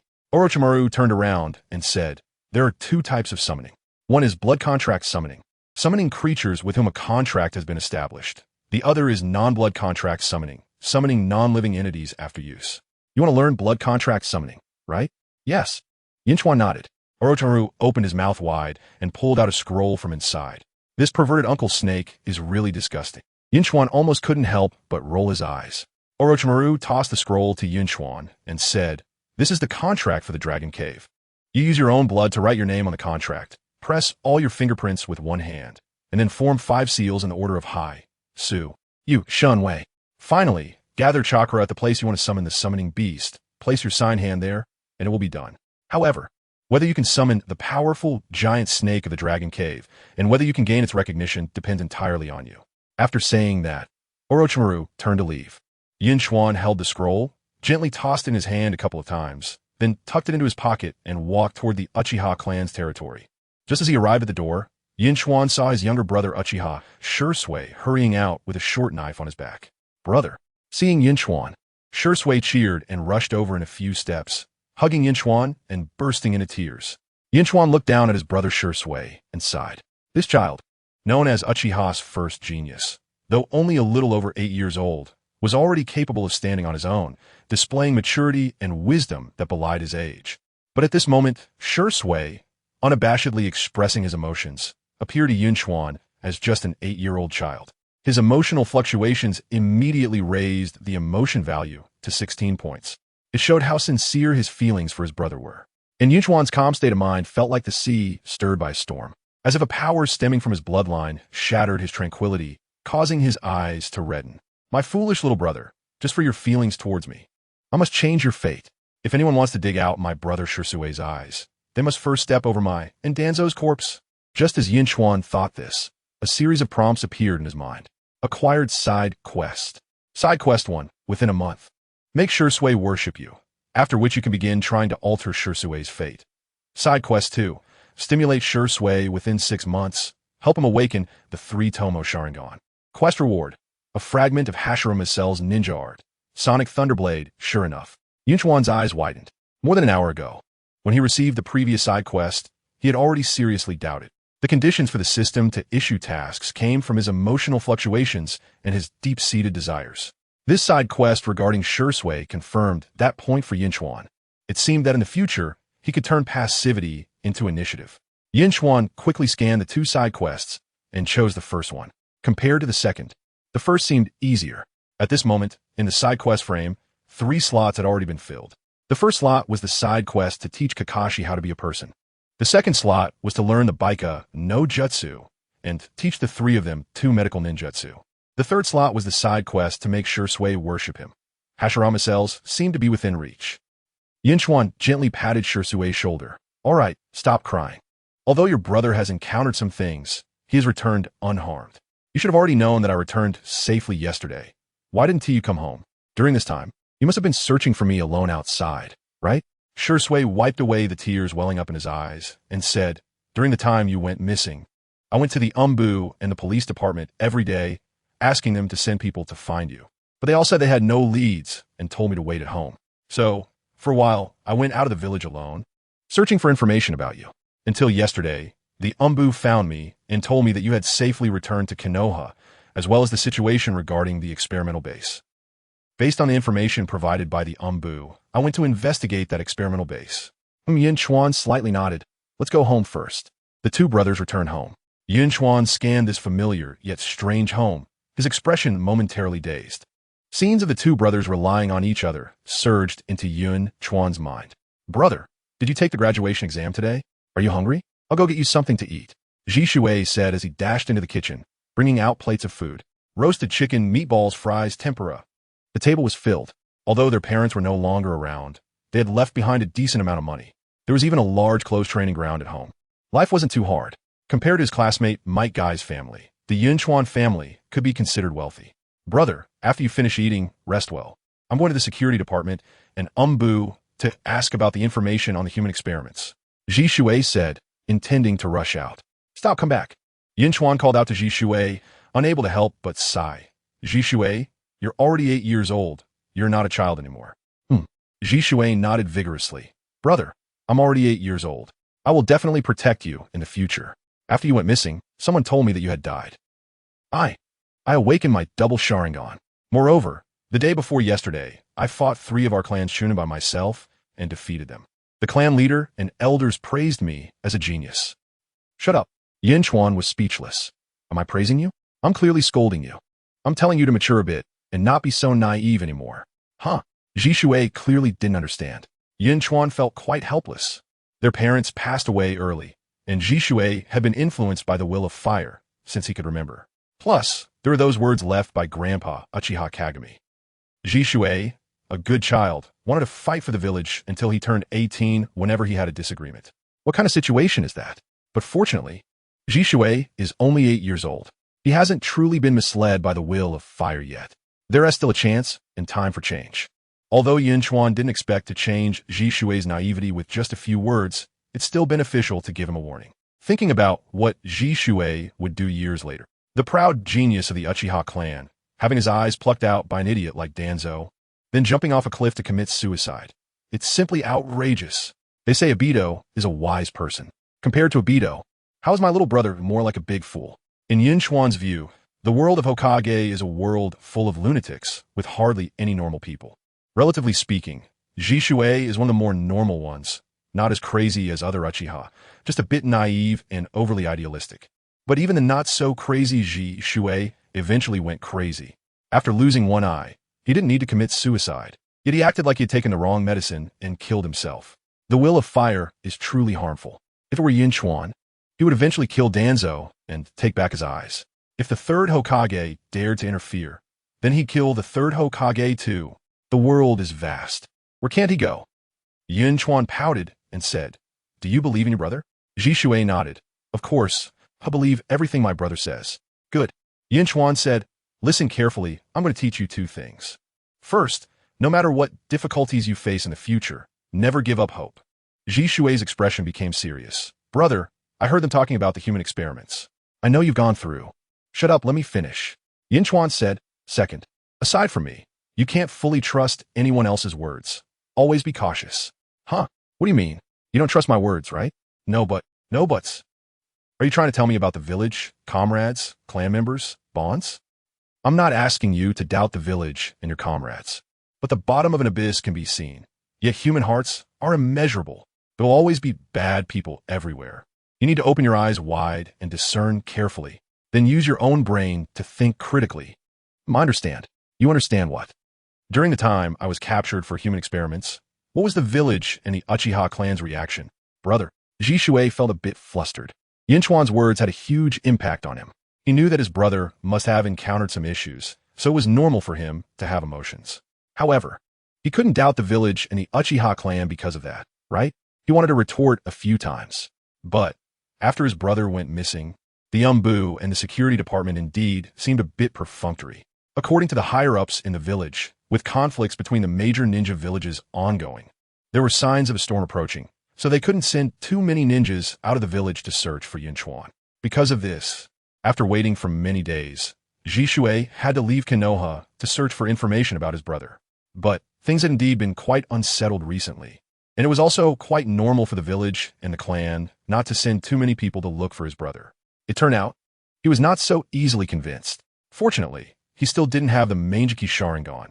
Otherwise, if this continued, he might just use his Konoha Tsukumi on me.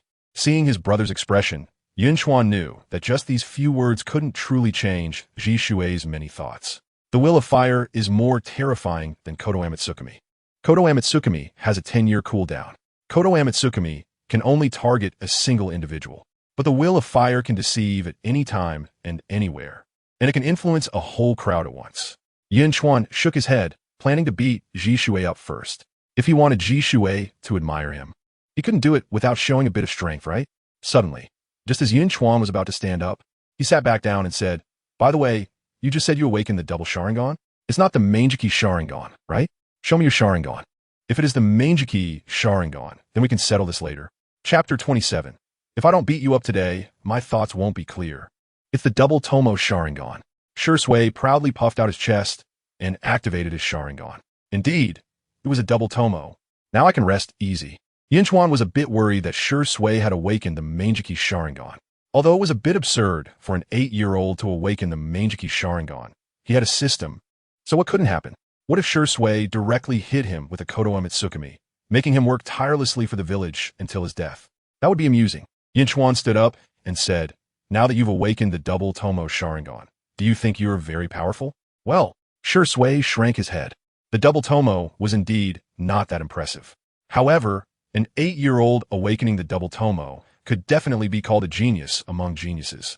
Moreover, even without the Sharingan, he was still a rare genius of the Uchiha clan. Yun Chuan said casually, "Do you think your useless brother is not qualified to teach you?" "Brother, I don't think that." Shisui panicked a little. "I've never thought of you as useless. After you went missing, Uchiha Tetsuhiko said you were useless and that it was unnecessary to waste manpower and resources to search for you. I beat him up in front of the clan leader." Uchiha Tetsuhiko said I was useless? Good, I'll remember that. Although you don't think of me as useless, Yun Chuan said. But you must think that I absolutely can't win against you, right? Shisui shrank his head and didn't speak. In Shisui's eyes, his brother was handsome, gentle, humble, and righteous, always the pillar of the family. His brother's eyes revealed wisdom and determination, as if he could see all the beauty in the world. He always cared for those around him, patiently listened to their troubles, and often used jokes to ease the tense atmosphere. But his brother's training talent was indeed a bit mediocre. Mediocre to the point that many members of the Uchiha clan didn't even remember he existed. So Shisui didn't believe that his brother could win against him. Moreover, he had already awakened the double Tomo Sharingan. All right, seeing Shisui silent, Yun Chuan rolled his eyes and said, "Then let me teach you 2 more things." Huh? Shisui was taken aback. Yun Chuan said, "The first thing is that even when hunting a rabbit, a lion uses all its strength. No matter if you're facing your brother or anyone else, you must use all your strength and can't be careless. Second, confidence is good, but don't be arrogant." Shisui didn't think much of it. "Brother, if I have enough strength, why can't I be arrogant? Arrogance will lead to flaws." Yun Chuan said, "Being self-righteous, showing too much sharpness can easily lead to jealousy from others, create enemies, and also lead you to underestimate your opponents, allowing them to seize the opportunity to counterattack. Overestimating yourself can lead to a terrible fall. Underestimating others can lead to a quick defeat." Shisui smiled slightly and said, "Brother, talking about military strategy on paper is meaningless. I now have the double Tomo Sharingan. Even if I face 3 or 4 ordinary nin, They can't possibly win against me. You naive little brother. After talking for so long, you didn't listen to a word. Very well. Yun Chuan put his hands on his hips and said, how about this? Let us have a match. And after you lose, you can think carefully about what I said. Shisui shook his head. Brother, let us not fight. I have the double Tomo Sharingan. Your every move cannot escape my eyes. Besides, even before awakening the double Tomo Sharingan, my strength was already enough to easily defeat a Nin. No way. Yun Chuan said, if I don't beat you up today, my thoughts won't be clear. Let us go to the training ground. Shisui, unable to refuse his brother, Shisui had no choice but to follow Yun Chuan to the training ground. Standing there, Shisui looked at Yun Chuan, sighed, and prepared to use some tricks to defeat him. Yun Chuan saw Shisui's expression and frowned. I just told you that even when hunting a rabbit, a lion uses all its strength. You didn't listen at all. Are you planning to just casually fight a few times and brush it off? Shisui's face turned even redder. You foolish and naive little brother. Yun Chuan said loudly, no matter if your enemy is a genin or a Nin, you should never underestimate them. Underestimating your enemy is disrespectful to them and irresponsible for your own life. Today I will give you a good lesson. Okay.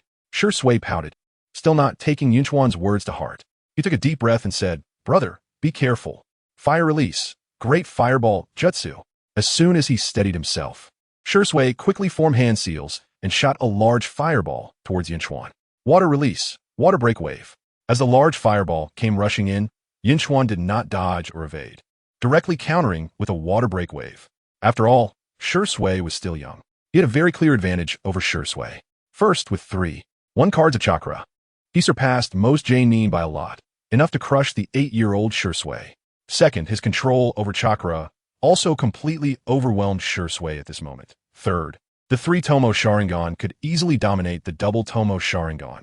Fourth, he also had the lightning release armor combining both defense and speed, and the powerful non-hand seal ninjutsu water iron cannon, sweep. The super high-pressure straight water column rapidly spewed from Yun Chuan's mouth, forming sharp water blades, cutting through Shisui's fireball with one stroke, then slashing down towards Shisui. How is that possible? Shisui was taken aback, not daring to think about anything else. He rolled to the side to avoid the incoming water blade. Your speed is too slow. Yun Chuan waved his hand, and a flurry of shurikens flew out, sealing off all of Shisui's escape routes. Not only does my brother have a vast amount of chakra, but even his throwing technique is so exquisite. Shisui activated his double Tomo Sharingan, and after analyzing the trajectories of the shurikens, he felt a wave of shock again. The shurikens directly sealed off his routes to evade left and right. Earth release, earth flow wall. In a flash, Shisui took a step back, quickly formed hand seals, and slapped the ground. Boom! The ground trembled, and a wall of earth quickly rose up, blocking all the shurikens thrown by Yun Chuan. Water release, water break wave. Still the water release ninjutsu from the second Hokage. The sharp water blades instantly sliced the earth wall in half. In the next moment, a barrage of shurikens flew towards Shisui. My brother's chakra is really exaggerated. My earth flow wall can block even the attacks of ordinary Nin. How come it seems as fragile as paper in front of him? Shisui's heart trembled, and after dodging 2 shurikens, he swung his kunai to knock down the other 2 shurikens to the ground. After knocking down the shurikens, Shisui took 2 steps to the right, trying to circle around the training ground and find an opportunity to strike. Fire release, great fireball jutsu. Just as Shisui took a few steps to the right, the fireball spewed from Yun Chuan's mouth had already blocked his path. My brother's hand seals are so fast. Shisui dared not clash with that great fireball and could only return to his original position. But just as he took 2 steps, a shuriken on the ground behind him suddenly transformed into Yun Chuan, and his right foot whipped like a whip toward his calf. Oh no! Shisui was startled. Yun Chuan's speed was simply too fast, and it seemed like he had predicted his steps. Bang! Shisui felt a sharp pain in his right leg, and his whole body uncontrollably flew into the air, just as his body was parallel to the ground. He threw the kunai in his hand towards Yun Chuan's chest like lightning. Brother, you lost. A smile appeared at the corner of Shishui's mouth. At such a close distance, his brother couldn't possibly avoid it. The moment the kunai was thrown, Shisui quickly formed seals with both hands, ready to defeat Yun Chuan in one move. In a split second, Yun Chuan slightly tilted his body and then swiftly slapped Shishui's chest with his right hand. Bang! Jishui's vision went black, and his body crashed heavily to the ground, cracking the ground beneath him. How could this happen? So fast, so brutally.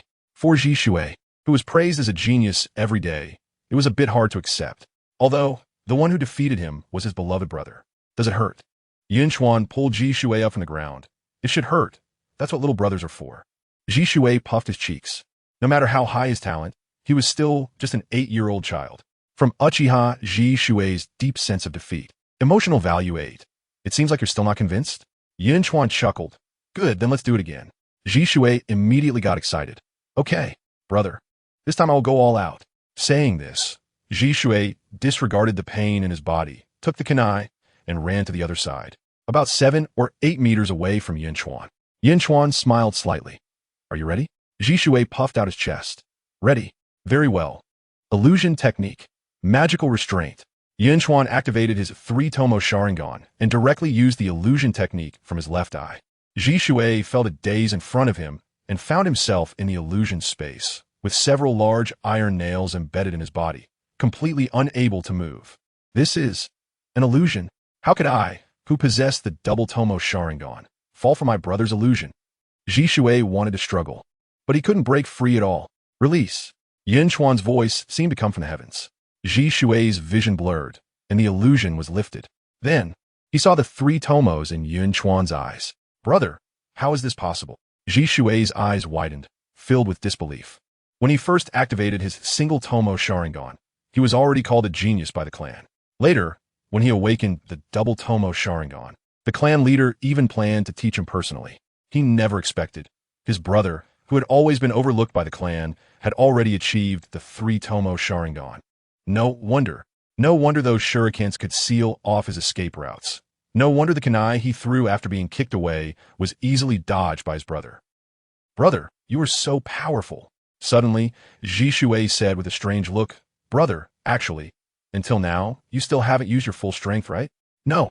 Yun Chuan answered very straightforwardly. Jishui pouted and said, Brother, you just taught me that no matter who you face, you must use your full strength, even when catching a rabbit. Oh, so you turn the tables on me. Yun Chuan raised an eyebrow. Jishui said, Brother, I want to see your true power. Only after seeing it can I truly admit defeat. You want to see my true strength? Yun Chuan slightly raised his head. You might get hurt. I'm not afraid of getting hurt.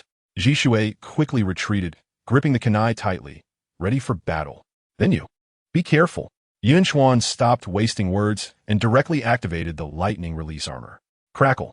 Bolts of lightning surrounded him, causing his momentum to rise sharply. This is... Jishui's eyes widened, filled with disbelief. The next moment, whoosh, Yun Chuan suddenly disappeared, as if he had teleported, appearing on Jishui's left side. Not good. Jishui was alarmed. His double-tomo Sharingan could only capture some afterimages of his brother's movement. Before he could react, Yun Chuan's hand sliced towards Jishui's neck. Too fast. I've seen many speed-type jonin, but none were this fast. Jishui reacted quickly, raising his hand to block Yun Chuan's hand with the kunai, but he was still pushed back by the overwhelming force. What kind of lightning release ninjutsu is this? Not only is the speed incredibly fast, but even the defense is terrifying. My kunai couldn't even touch my brother's skin, blocked by a thick layer of lightning release chakra. With such defense in close combat, my brother wouldn't even need to defend. Thankfully, my kunai is wrapped in cloth. Otherwise, if this lightning force entered my body, I would probably gon him all over in an instant. Jishui was horrified, retracted the kunai, and quickly formed seals. Fire release, Phoenix Flower Claw Red. A flurry of kunai engulfed in flames, like scattered phoenix flowers, wildly attacked Yun Chuan. This is a derivative technique of fire release, Phoenix Fire technique, wrapping the flames of Phoenix Fire around the kunai, thus forming a new fire release ninjutsu, which not only has the damage of flames, but also the damage of kunai or shurikens, while also greatly interfering with the enemy's line of sight. Jishui developed this ninjutsu to its peak. Not only could he attach flames to the kunai, but the kunai would also explode upon hitting the target, increasing its power. Crackle. Lightning flashed on the field, and Yun Chuan charged directly out of the flames. Bang, bang, bang, bang. The kunai engulfed in blazing flames struck against his lightning release armor and then exploded.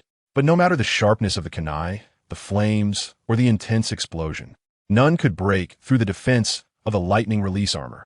Whoosh! Yun Chuan merely flickered and caught up to the already retreating Shisui. Shisui, with such strong defense and speed far surpassing that of Jonin. There's simply no way to fight back. Shisui knew the defeat was inevitable and could only stiffen his resolve to thrust the kunai in his hand towards Yun Chuan's chest. But Yun Chuan was faster. He blocked Shishui's wrist with his left hand and struck Shishui's chest with his right hand. Bang! Shishui's vision went dark, and he felt his whole body paralyzed by the electric current, unable to move as he flew backward. Chapter 28. Sonic Thunderblade and Roundspot Viper ZZZZ. Another crackling sound of electricity echoed as Yun Chuan appeared ghost-like behind Shisui, simply resting his hand on his shoulder. I lost completely. This is my brother's true strength. He even closed his 3-tomo Sharingan. An indescribable sense of defeat rose in Jishui's heart. But after that feeling of defeat, there was a wave of joy. Brother is amazing. I must work hard to catch up with him. Shisui looked at Yun Chuan, his eyes sparkling like stars. Yun Chuan retracted his lightning release armor, remaining silent. He still hadn't received any worship emotion value from Shisui. The look in Jishui's eyes now surely showed admiration for him. Perhaps the emotion value was already close to worship, but the emotion still hadn't reached the threshold, and no worship emotion value was generated. It seems that if he wanted this kid to admire him, he would have to put in some effort. No wonder this side quest gave him months' time. Let's go home. Yun Chuan turned and headed back. Brother. Shisui quickly caught up. Brother, your talent is far above mine, and your strength is also far above mine. Why do you refuse to graduate from the ninja school and let others know you have a 3-tomo Sharingan? Kakashi graduated at 5 and became a CH Nin at 7. You are clearly stronger than him. Lord Third Hokage said, where the leaves dance. The fire continues to flourish. With such amazing talent and powerful strength, you should be protecting the village. This brat is trying to fool me. Yun Chuan stopped, looking intently at Shisui. After a moment of silence, he said, light and darkness always coexist. Your talent is exceptional, illuminating the entire Konoha like the sun. And I, hidden in the darkness, am also protecting Konoha. Jishui's eyes turned slightly red. I just feel that it's too unfair for you.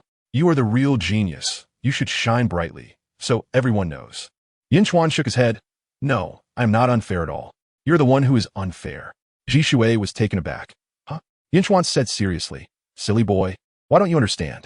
You and Teacher Minato are considered geniuses among geniuses, and you will both be powerful assets for Konoha in the future. When enemies want to deal with Konoha, do you think they will target you and Teacher Minato first? Or me, a nameless Uchiha? Jishui's eyes widened. Yun Chuan continued. Once enemies want to deal with Konoha, geniuses like you and Teacher Minato are the most likely to encounter crises. They will use their strongest forces and various schemes against you, but they won't care about someone like me at all. In this situation, I'm actually the safest and can do many things. Jishui nodded repeatedly. Yun Chuan added, Jishui, you are in the light, I am in the dark. We are both protecting the village and the people around us. What does a little pain in the wind and rain count for? Wipe your tears, don't be afraid. At least we still have dreams. Do you know how many self-sacrificing, nameless ninjas silently protect Konoha and peace in the shadows? They're the real ninjas, the true heroes. Brother. Jishui's eyes were filled with tears. Compared to his brother, at this moment, he felt small and weak, ignorant and foolish. From Uchiha Jishui's fervent admiration. Emotion value 14, this little brat. Yun Chuan almost rolled his eyes. He had spent a long time talking, and after defeating Shisui, he hadn't received any worship emotion value. But just by casually playing along with Jishui's will of fire, he gained 14 points of worship emotion value. This will of fire is a bit too terrifying, isn't it? Seeing Jishui staring at him with wide eyes, Yun Chuan pursed his lips and said, Remember, do not tell anyone about my 3-tomo Sharingan and my true strength. You are a genius, and I am talentless, understand? That way, we can protect each other. Protect the village and our clan. Jishui nodded. Okay, I will listen to my brother. Not just me. You also need to hide your brilliance and not let others know your details easily. Yun Chuan smiled with satisfaction. Did you tell anyone about your awakening of the 2-tomo Sharingan? I told the village and the clan. Thud. Yun Chuan tapped Jishui's head. Didn't I just say not to tell anyone? Jishui grimaced in pain, rubbing his head. But you just said that. Oh, then it's fine. All right, go do what you need to do. I will start training after I finish dinner. Then, brother, you eat. I will go to the security department and the Anbu to see if they have found any information about the human experiments. I must investigate this thoroughly. Yun Chuan watched Shisui leave and did not call him back. If he wants to investigate, let him investigate. Perhaps he will discover how much importance the Uchiha clan and the village place on his brother. The sooner he is disappointed, the less despair he will feel later. When you discover the darkness hidden deep within Konoha, the so-called will of fire in your heart may waver. In fact, the will of fire is a beautiful desire, and there is nothing wrong with it. The problem lies with those who use the will of fire to deceive others. Follow me and come with me are two very different things. Yun Chuan looked at the prompt in his mind about successfully completing the side quest. Senju Hashirama Cell Fragments. 5. Obtained Ninjutsu. Sonic Thunderblade. He initially thought it would take a lot of effort and time to make Shisui admire him. He didn't expect it to be so simple. In comparison, Kakashi is just too clueless. It made him grit his teeth in anger. Injecting lightning chakra into the blade, using lightning release to generate high-frequency vibration waves, giving it penetration and cutting power that surpasses wind release. Condensing into the shape of a long sword, suitable for medium-range attacks, capable of surprise attacks and captures. Yun Chuan closed his eyes, feeling the streams of information flowing into his mind. For the Sonic Thunderblade ninjutsu, he went from unfamiliar to familiar, then from familiar to mastery, and finally from mastery to proficiency. After a few breaths, he completely mastered this ninjutsu. Yun Chuan opened his eyes and drew the long sword from its sheath on his back. With a thought, zzz, the long sword in his hand instantly glowed, infused with a massive amount of lightning release chakra. Then, Yun Chuan raised his right hand, pointing the tip of the sword at a piece of bluestone 10 meters away. Swoosh! It was as if the sword blade rapidly elongated. The long sword, formed from condensing lightning release chakra, swiftly extended forward, piercing through the bluestone with one strike. What a sharp lightning blade! Yun Chuan's eyes lit up. This move resembled the sword light or sword energy from the fantasy novels he read before crossing over. Using lightning release to generate high-frequency vibration waves, giving it penetration and cutting power that surpasses wind release, and allowing for rapid extension and transformation. This is an extremely sharp, 40-meter-long sword. After trying a few times, Yun Chuan found that with his current chakra and chakra control, the maximum length of the supersonic Thunderblade could only reach about 6 meters. To enhance its attack power and maximum length, he needed a larger amount of chakra and stronger chakra control. With the supersonic Thunderblade, he no longer had to engage in close combat all the time under the lightning release chakra mode. His attacks also became less monotonous than before. Yun Chuan slightly moved his palm and raised the long knife in his hand. The lightning release chakra on the long knife instantly vanished. Immediately, he quickly turned around and slashed the long knife toward a wooden post 6 meters away. Crack! Amidst the flickering lightning, the Thunderblade suddenly appeared and split the wooden post in half. Wood chips flew everywhere. Fast, strong. However, there was still significant room for improvement in the penetrating and cutting power of this ninjutsu. Yun Chuan sheathed his knife and took out the scroll given to him by Orochimaru. According to Orochimaru, he gathered lightning release chakra into a small knife with his left hand's fingers, cut his right thumb, wrote his name on the contract with his blood, and pressed all his fingerprints with one hand on it. Yun Chuan looked up at his training ground. The training ground was large enough but could accommodate the size of the giant snake from a summon. However, the summoned spirit beast had not yet signed the contract, and it was likely that there would be several fierce battles. If he wasn't careful, he might destroy the entire training ground. He decided to try a small summon first and find a place in the forest outside the village tomorrow to summon the giant snake. Hai Su Yu Shunwei.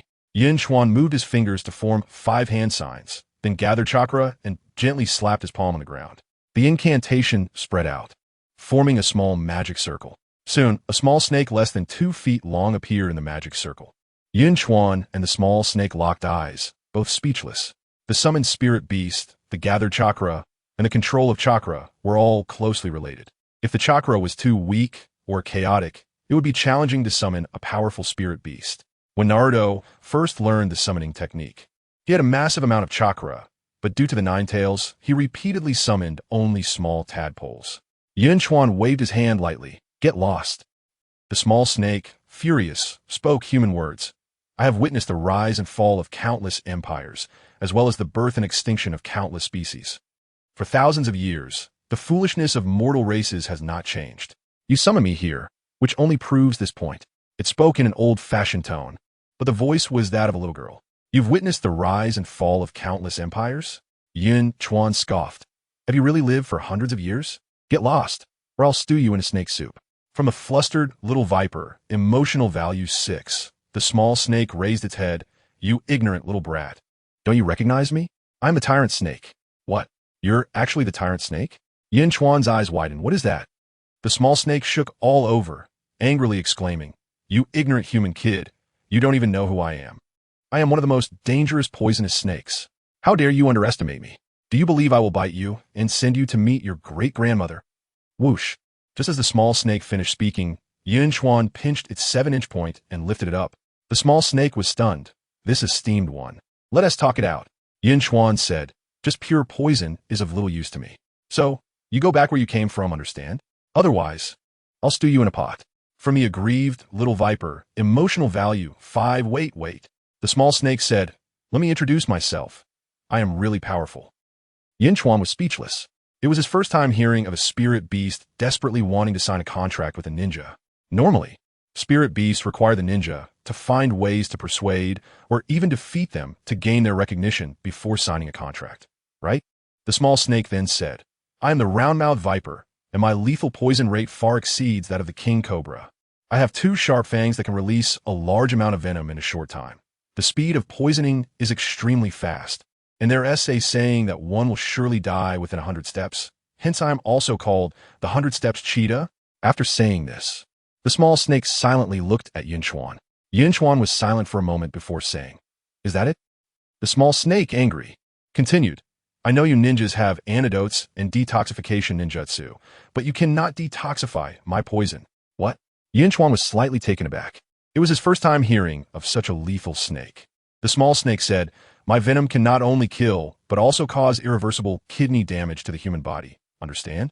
It leads to severe kidney failure. If one wife remains alone, 2 wives will remarry. Therefore, you humans also call me the kidney deficiency snake and the remarriage snake. Can your human medical methods or medical ninjutsu detoxify snake venom or treat kidney deficiency? Irreversible kidney damage. Do you understand? Yun Chuan stroked his chin. Listening to this, it seemed that this little snake was quite formidable. Yun Chuan nodded. Sounds pretty good. So let us sign a contract and make you my spirit beast. Wait, the small snake hurriedly said. I just told you how powerful I am, but I didn't say I wanted to sign a contract with you. What did you say? Yun Chuan's voice instantly turned cold. He tightened his grip on the small snake's 7-inch point. Stop. The small snake panicked and said, If you want me to sign a contract with you, first, you must prove your strength. I won't contract with a waste.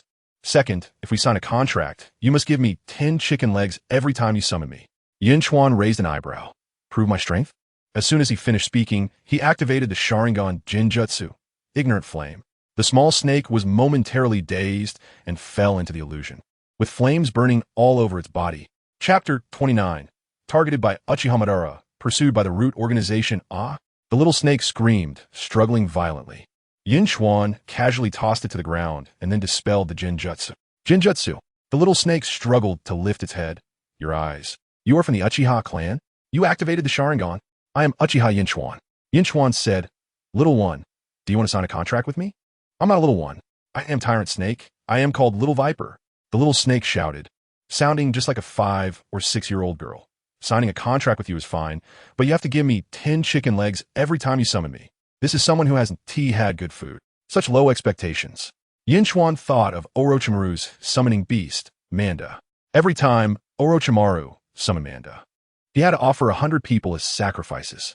As long as you obediently help me and do my tasks, I won say 10 chicken legs. 100 is fine. Yun Chuan said, Then let us sign the contract. The first summoning beast, unexpectedly smooth. But whether Little Viper is reliable or not remains to be seen. Anyway, there is no limit to the number of summoning beasts. Having more or less is not a problem. At night, on the northernmost peninsula of the Land of Frost, in a massive valley known as the Graveyard of Mountains, a person who should have died many years ago was now deep in thought with closed eyes. Uchiha Madara, the existence that once teamed up with Senju Hashirama to establish the first ninja village in the history of the ninja world, was now aging rapidly. Behind him, tubes were inserted all over his body. The other ends of the tubes connected to a gigantic outer path golem. For so many years, Uchiha Madara had been surviving by utilizing the chakra of the outer path golem. He hid here, never leaving home. Yet through countless white zetsu with transformation abilities comparable to would-release clones and the ability to infiltrate the earth at will, he controlled intelligence from all over the ninja world. The ninja village he founded, Konoha, was under his strict surveillance. No one in Konoha knew of his existence. They all believed he had long since died. But he knew everything about Konoha. Of course, as one of Konoha's founders. He was not interested in everything that Konoha was doing now. The only thing he was interested in was Uchiha Obito. Uchiha Obito was the prey he had set his sights on long ago. In the script Uchiha Madara had written, Obito was undoubtedly the male protagonist. The girl Obito liked, Noera Rin, was the female protagonist. However, a pawn suddenly appeared on the chessboard, affecting the entire game. A kid named Uchiha Yun Chuan almost disrupted the plot he had meticulously crafted. This originally inconspicuous kid turned out to be hiding his true abilities, possessing talents surpassing his brother Shisui, thus attracting Noera Rin's attention. After learning that Tsunade took Yun Chuan as her disciple, Noera Rin even went to request Tsunade, and eventually became Tsunade's disciple. This twist caught Uchiha Madara off guard. The designated female protagonist was actually snatched away. Uchiha Madara developed a strong interest in Yun Chuan. His prey had increased by one. His script had also added a new character. The female protagonist of the old script was replaced by Akahara Rin. The female protagonist of the new script was still Noera Rin. Uchiha Madara was very curious to know which of these two male protagonists would win in the end. If everything went smoothly, a dual male lead would also be acceptable. His criteria for selecting prey was never talent.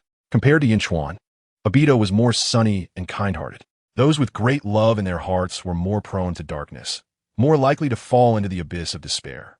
And Yun Chuan, acting mad and foolish, Uchiha Madara felt he couldn't fully see through this child. He completely could not understand Yun Chuan's way of doing things. Was all this commotion to attract attention? To gain recognition from others? But why did he want to hide his strength? To conceal his 3-tomo Sharingan? This was a very strange child. He had awakened the double tomo Sharingan before even stepping onto the battlefield. And after being captured by Orochimaru for human experiments, his Sharingan evolved into the 3-tomo. From this perspective, his talent was not only far beyond Obito's, but also his emotional fluctuations and temperament changes exceeded Obito's by far. Because of this, Uchiha Yun Chuan also had the potential to become the protagonist. What an interesting kid.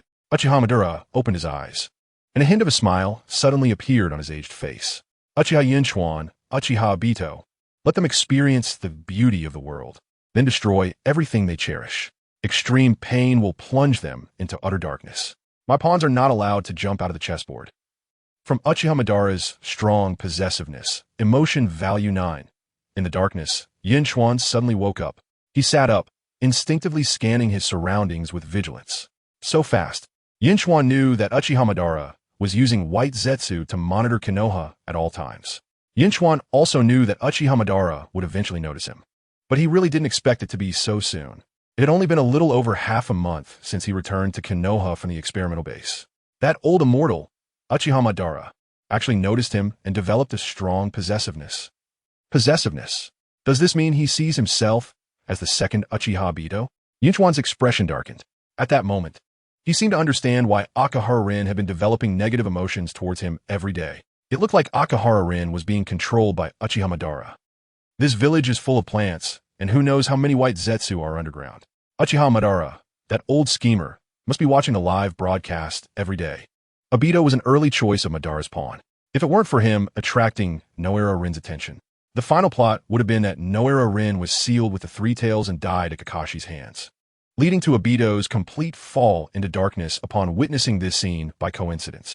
But now, Noera Rin not only grew closer to Yun Chuan, but even joined Yun Chuan's class.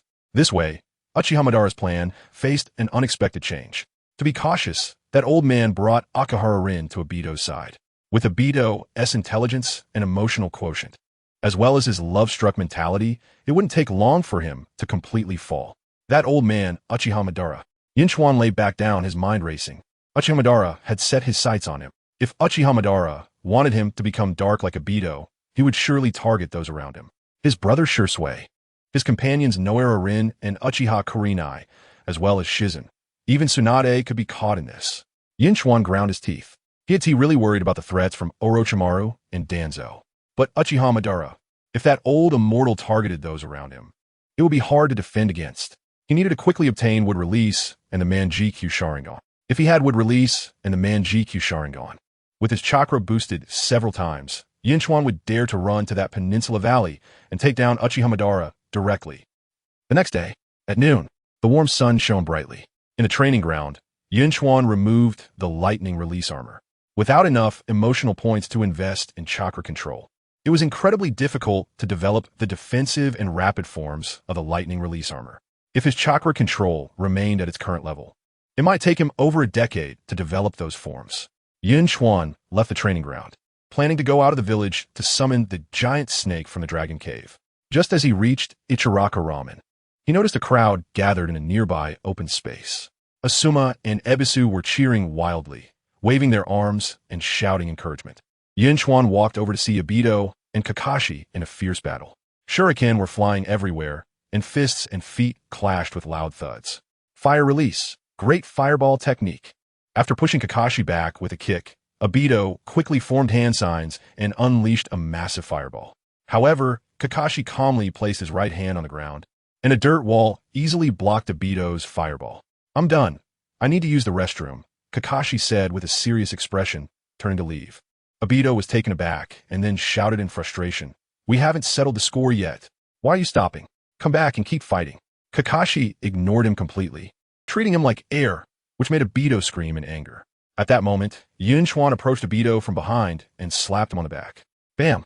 The slap made Obito's vision go dark, and he nearly spat blood. Without waiting for Obito to get angry, Yun Chuan quickly said, "Obito, that fire release, great fireball technique you just used was amazing." The fireball was huge and fast. Kakashi was clearly scared and didn't dare to continue. Obito stood there dumbfounded, his face turning red from top to bottom. He wanted to curse. He wanted to beat up Yun Chuan, but Yun Chuan was complimenting him. Damn it! Obito glared at Yun Chuan, gritting his teeth, planning to return the favor by praising him next time, and then delivering a slap that would make him bleed. After receiving emotional point from Obito and Rin, Yun Chuan caught up with Kakashi and asked, "Kakashi, can I ask you a question?" Kakashi glanced at Yun Chuan with a blank expression and said nothing. Yun Chuan continued, "If you're using the restroom and an enemy stabs you, do you finish first or chase after the enemy?" Kakashi paused, looking disheveled in the wind. Yun Chuan walked back. "Sai, this is tough. How can I complete this side quest with Kakashi? Winning through words isn't difficult, but persuading someone to change their mind is as hard as climbing to the sky. He doesn't have Shisui's Kodoame Tsukumi, nor does he have Naruto's persuasive skills. How can I change Kakashi's mind to believe that friends are more important than missions and rules?" After a sigh, Yun Chuan pulled out a firecracker from his ninja tool pouch and threw it into the crowd. Bang! The sound of the firecracker startled everyone, who had yet to disperse. Everyone looked angrily at Yun Chuan. Ebisu and Aoba were especially furious, chasing after Yun Chuan to hit him. But Yun Chuan was prepared, quickly running away and leaving Ebisu and the others jumping in frustration behind him. After the commotion, Ebisu suddenly adjusted his sunglasses and said with a face full of resentment, "You guys, why does everyone else's class have a girl, but our class is all boys? Why is Yun Chuan's class, except for him, all girls? That's so unfair." Asuma and the others looked at Ebisu, speechless. Ebisu's class had Akimichi Choza as the teacher, with students including Ebisu, Might Guy, and Narashikamaru. On the other hand, Yun Chuan's class had Tsunade as the teacher, and besides Yun Chuan, there were Shizen, Uchiha Kurenai, and Noera Rin, all girls. It was indeed a bit odd. However, there was no rule stating that a class must have at least one girl. Besides, everyone was just joking around because of the firecracker incident. How did it turn to girls? Ebisu, that old pervert, Asuma, and the others rolled their eyes in disbelief. From Ebisu's jealousy, emotional points 8. From Narashikamaru's jealousy. What's going on? I threw a firecracker. How did it result in jealousy? Human emotions are truly strange. Yun Chuan quickened his pace, leaving Konoha and heading south into the Konoha forest, then turning west. Behind him, three figures quickly closed the distance. Yun Chuan tilted his head slightly, a cold smile appearing on his lips. He ran faster until he reached the edge of the Konoha forest, near the Fire Country forest, where he stopped at the edge of a cliff and turned around. From the forest behind him, three ninjas wearing cat face masks slowly emerged. Two men and one woman, their aura chilling. The man in the middle smiled and said, Nice choice of location. Yun Chuan said indifferently, here, if you kill me or I kill you, no one will know. The speaking man was taken aback. You think you can kill us? Hee ha ha ha. Yun Chuan remained expressionless, laughing so unpleasantly. I'll be the first to kill you. All right, let's get down to business, another man with a cat face mask said. Uchiha Yun Chuan, we are from the Root Organization. We're here to recruit you. Yun Chuan sneered. What, you guys from the Root Organization want to recruit me? Don't get me wrong, it's not an invitation. The man who had been laughing earlier said. This is a command from Danzo. You have no choice. Join us or die. Danzo is nothing. Yun Chuan coldly replied. You brainwashed idiots treat him like a father. That's your issue. I only see him as a grandson. How could I follow the orders of grandson? Uchiha Yun Chuan, you're seeking death. The three Root Organization ninjas changed their expressions. But Yun Chuan said, I have an organization too, called the 5 Fireball God Cult. How about you join my 5 Fireball God Cult? I see you three have extraordinary potential, perfect for joining my organization. You can start working tomorrow and earn while you learn. Isn't that great? The 3 Root Organization ninjas. Yun Chuan continued, we have great benefits here, not only 996 work hours, but overtime on weekdays absolutely unpaid. And you can eat unlimited pancakes, all hand-drawn by me. Joining us is a stroke of good fortune from your past life. Your ancestors' graves must explode. Damn it. The previously laughing male ninja's eyes glinted with murderous intent. You seem so happy you called for your mother. Yun Chuan said, young man, don't always think about money. This is a great learning opportunity. Everyone here is talented and speaks well, and you might even pick up some soap. Here, you can learn various amazing forbidden techniques, like the Reaper Death Seal, for Symbol Seal, Outer Path, Samsara, Twin Snake's Mutual Killing Technique, etc. I guarantee you can take your enemies down with you. Isn't that tempting? I will kill you. Crack. Before the man could finish his sentence, Yun Chuan, who activated the lightning release armor, swiftly passed by him and slashed his throat with a single stroke. Yun Chuan asked indifferently, what did you just say? I didn't hear you. Ugh. The man clutched his neck with both hands, his eyes filled with terror and disbelief, before collapsing to the ground dead. Chapter 30, Chaos Approaches. Uchiha Yun Chuan, you seek death. The other two were shocked and immediately teamed up to attack Yun Chuan. Among them, the man threw a large number of shurikens at Yun Chuan. The woman, on the other hand, drove her twin blades into the ground, quickly forming hand seals to release a ninjutsu. Water release, water fong blade. As the 3 Tomo Sharingan focused, Yun Chuan dodged the spinning water blade that shot towards him, then directly crossed the area covered by shurikens, standing right in front of the male ninja. The shurikens hit the lightning release armor, all bouncing off to no effect. Impossible. The organization's male ninja was horrified. Their eyes met. Illusion technique. Magic chain technique. Yun Chuan instantly trapped the male ninja with a genjutsu. Then, with a swift thrust of his long knife, he pierced through the male ninja's head. Ha ha ha ha ha. On the other side, seeing her 2 companions killed, the female ninja not only did not feel sad, but instead laughed madly. Good kid. No wonder you could kill our people and escape from the research base. You have some skill. Then come play with me. Saying this, she waved her hands, sending shurikens connected by fine wires flying towards Yun Chuan. This scene felt familiar. Twin blades, long hair, female, Root Organization ninja. It came to mind. Wasn't this the female ninja from the Root Organization who was later defeated by Uchiha Itachi? There was a memory in the original work where Shisui and Itachi encountered members of the Anbu and Root chasing a man. Uchiha Itachi used a Sharingan to see through the trajectory of the Root Organization's female ninja's shurikens, then used kunai to change their path, successfully trapping her with her own wires. Yun Chuan remembered that an Anbu ninja warned Shisui that the person he was fighting was a cruel ninja known within the Root Organization. At this moment, under the gaze of Yun Chuan's 3 Tomo Sharingan, the shurikens connected by wires aimed to trap him. Crack! Yun Chuan completely ignored the shurikens and wires, flickering as if teleporting, appearing right in front of the female ninja. In the face of absolute strength, there was no need for those flashy tricks. Among all martial arts, only speed is unbreakable. Why bother with so much nonsense when one strike can kill the enemy? Getting in close and finishing the enemy at the fastest speed was what Yun Chuan wanted. What? The ghostly speed and terrifying defense left the female ninja dazed.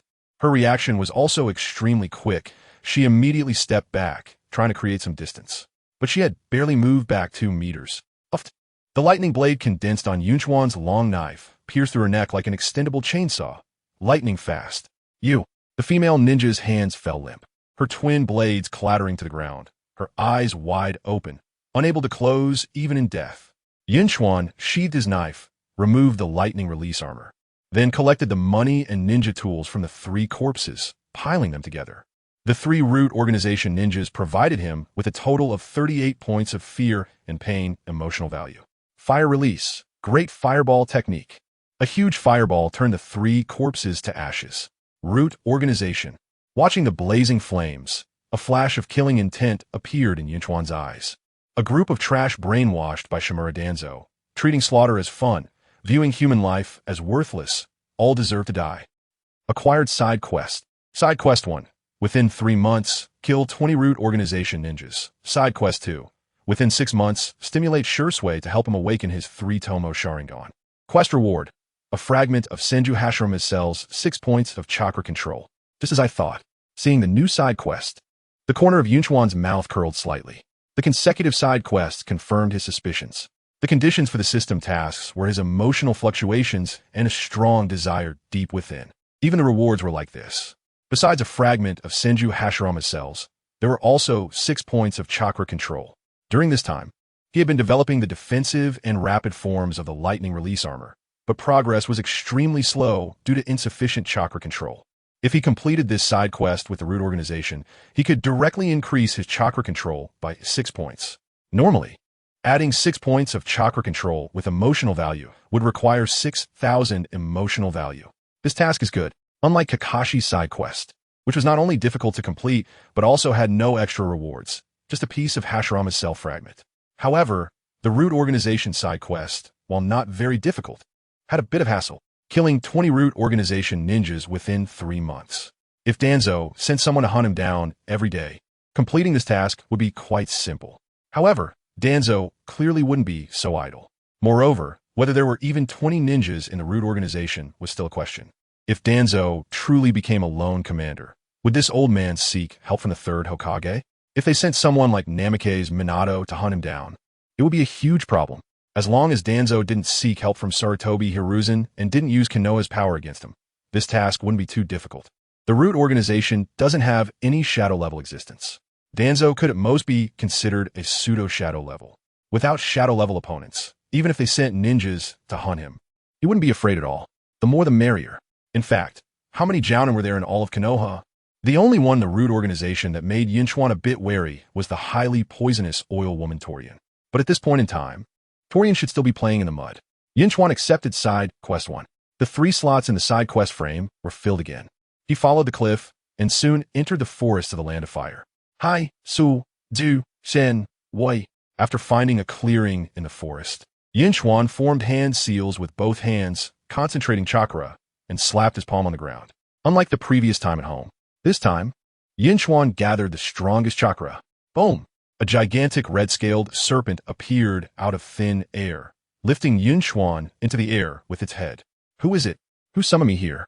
The red-scaled serpent roared, suddenly shaking its head and flinging Yun Chuan away.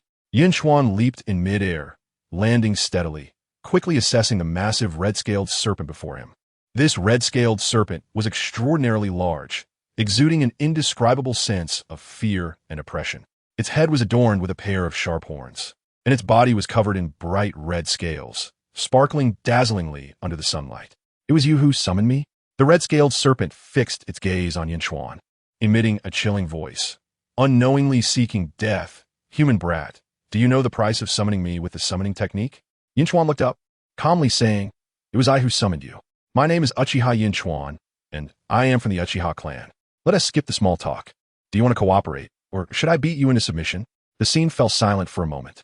The sound of a needle dropping could be heard. Suddenly, the red-scaled giant snake let out a thunderous roar. You dare to challenge me? What an arrogant and ignorant brat. As soon as the words fell, its massive body lunged forward, its gaping maw like a black hole, enveloping Yun Chuan. A fierce wind swept through, cutting like a knife. Crack! The red-scaled giant snake bit into thin air, feeling a flash of lightning in front of it, and had already lost track of Yun Chuan. You can't hit me. Yun Chuan's voice came from behind. Such a massive body, and yet it moves this fast, truly impressive, but you can't hit me. Oomph. The red-scaled giant snake felt insulted, its murderous aura surging wildly.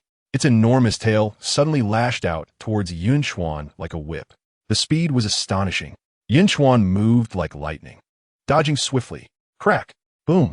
The red-scaled giant snake's tail swept past, snapping large trees and shattering boulders. It was like a landslide, but amidst the clouds of dust. Yun Chuan flickered rapidly, moving freely. This kid's speed is incredible. The red-scaled giant snake's heart trembled. When did the Uchiha clan produce such a genius? At such a young age, he has already mastered this lightning-style ninjutsu. While pursuing Yun Chuan, the red-scaled giant snake opened its mouth wide and spewed out a cloud of white mist. Poison mist? Yun Chuan's heart tightened, and he immediately distanced himself. In just a moment, the white mist spewed forth by the red-scaled giant snake enveloped a large area. However, under Yun Chuan's observation, the plants and trees within the mist showed no signs of corrosion and did not wither. Only some small animals quickly became weak. What is this white mist? Yun Chuan couldn't figure out, but he dared not touch it easily and could only keep moving further away. Seeing that the poison mist had no effect on Yun Chuan, the red-scaled giant snake felt a chill in its heart and opened its massive mouth again. Hiss, hiss, hiss. Arrows formed from mysterious energy shot out from the red-scaled giant snake's mouth, raining down on Yun Chuan. This is a sage technique? Yun Chuan's eyes lit up. The summoning beasts of the three great sacred lands can perform sage techniques. This red-scaled giant snake is enormous, incredibly strong, yet so fast, and can unleash this large-scale attack technique, truly exceptional, if it weren't for my lightning armor. For other ninjas, even elite Jonin, unless they possess acceleration-type ninjutsu, it would be very difficult to evade the pursuit of this red-scaled giant snake. Yun Chuan's eyes slightly narrowed as he activated his three-tomo Sharingan. Under the gaze of the Sharingan, the entire world seemed to change. The red-scaled giant snake's attacks became much slower. The trajectories of all the arrows formed from natural energy were captured by Yun Chuan. He dodged left and right, easily evading the barrage of arrows. But the surrounding trees and boulders were continuously pierced and destroyed by the arrows. You've been attacking for so long. It's my turn now, right? Yun Chuan pressed forward instead of retreating, appearing on the right side of the red-scaled giant snake in a flash. Lightning blade, lightning chakra infused into the long sword, creating a high-frequency, vibrating blade 15 meters long, striking the body of the red-scaled giant snake. Zzz, like a chainsaw. The lightning blade sliced through the red scales, producing a piercing sound. A long diagonal wound appeared on the red-scaled giant snake's body.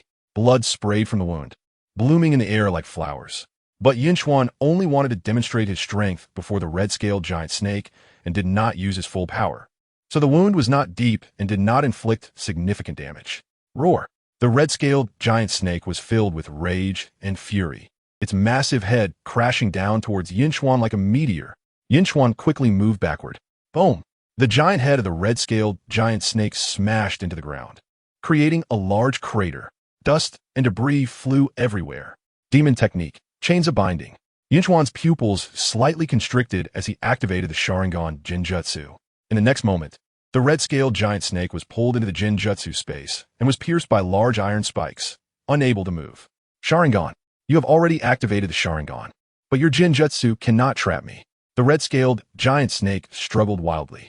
In the Jinjutsu space, the large iron spikes piercing its body were shattering one by one. Indeed, I can't trap you. Yun Chuan's voice seemed to come from another world, but the time I can hold you is enough for me to slay you dozens of times. Hearing this, the red-scaled giant snake stopped struggling. In the next moment, the Jinjutsu broke and it regained its freedom. Shaking its head, the red-scaled giant snake lowered its head slightly to look at Yun Chuan below. At this moment, the violent aura around it had completely dissipated. Yun Chuan said, I'm not looking for a slave, nor a pet. I want a partner who trusts each other, to walk through storms together and share the bittersweet experiences of life. If you recognize me, tell me your name and sign this contract. From now on, we will move forward together and grow together. The red-scaled giant snake was silent for a moment, then slowly lowered its proud head and said, My name is Jilin. A few minutes later, Yun Chuan stood atop Jilin's massive head as it swiftly maneuvered through the forest, moving like the wind. The birds and beasts in the forest were terrified, fleeing in all directions. The wind howled. An indescribable exhilaration quietly surged in Yun Chuan's heart. Just then, As Jilin moved quickly, it said, Lord Yun Chuan, there are two ninjas following us from behind. Are they from your Konoha? Let's ask and find out. Yun Chuan's expression shifted slightly. Turn around. Jilin quickly maneuvered around the towering trees and turned around. Behind them, two middle-aged men landed on a tree trunk. Their expressions serious as they stared at Yun Chuan and Jilin. They weren't wearing Konoha headbands. Yun Chuan squinted slightly and said, Hey, you two, what are you sneaking around behind me for? The two middle-aged ninjas exchanged glances but remained silent. Yun Chuan suddenly said, Sand Village ninjas? Upon hearing this, the expressions of the two men changed, and they suddenly attacked simultaneously. One of them threw a kunai with an explosive tag towards Yun Chuan. The other formed a hand seal with one hand and unleashed a gust of wind directly at the massive Jilin. Lord Yun Chuan, be careful. Jilin roared in anger, quickly turning its body, avoiding the kunai and the gust of wind while its tail smashed through trees, forming a massive barrier. Boom! The explosive tag on the kunai detonated, shattering several trees into fragments. Where is he? As the two middle-aged ninjas charged toward Jilin, they were astonished to find that Yun Chuan atop Jilin's head had already vanished. In the next moment, Yun Chuan's voice, like that of a death god, echoed behind the one who had thrown the kunai. I'm here. Thud! Before the ninja could turn around, the sharp lightning blade had pierced through his heart. Yun Chuan turned to the other person. You Sand Village ninjas have some nerve. Sneaking into the land of fire is one thing, but daring to come outside of Konoha village to kill is another. You brat.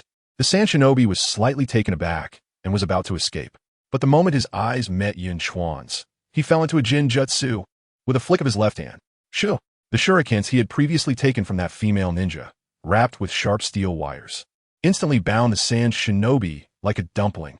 Chapter 31. Who is coming? Bang, bang, bang.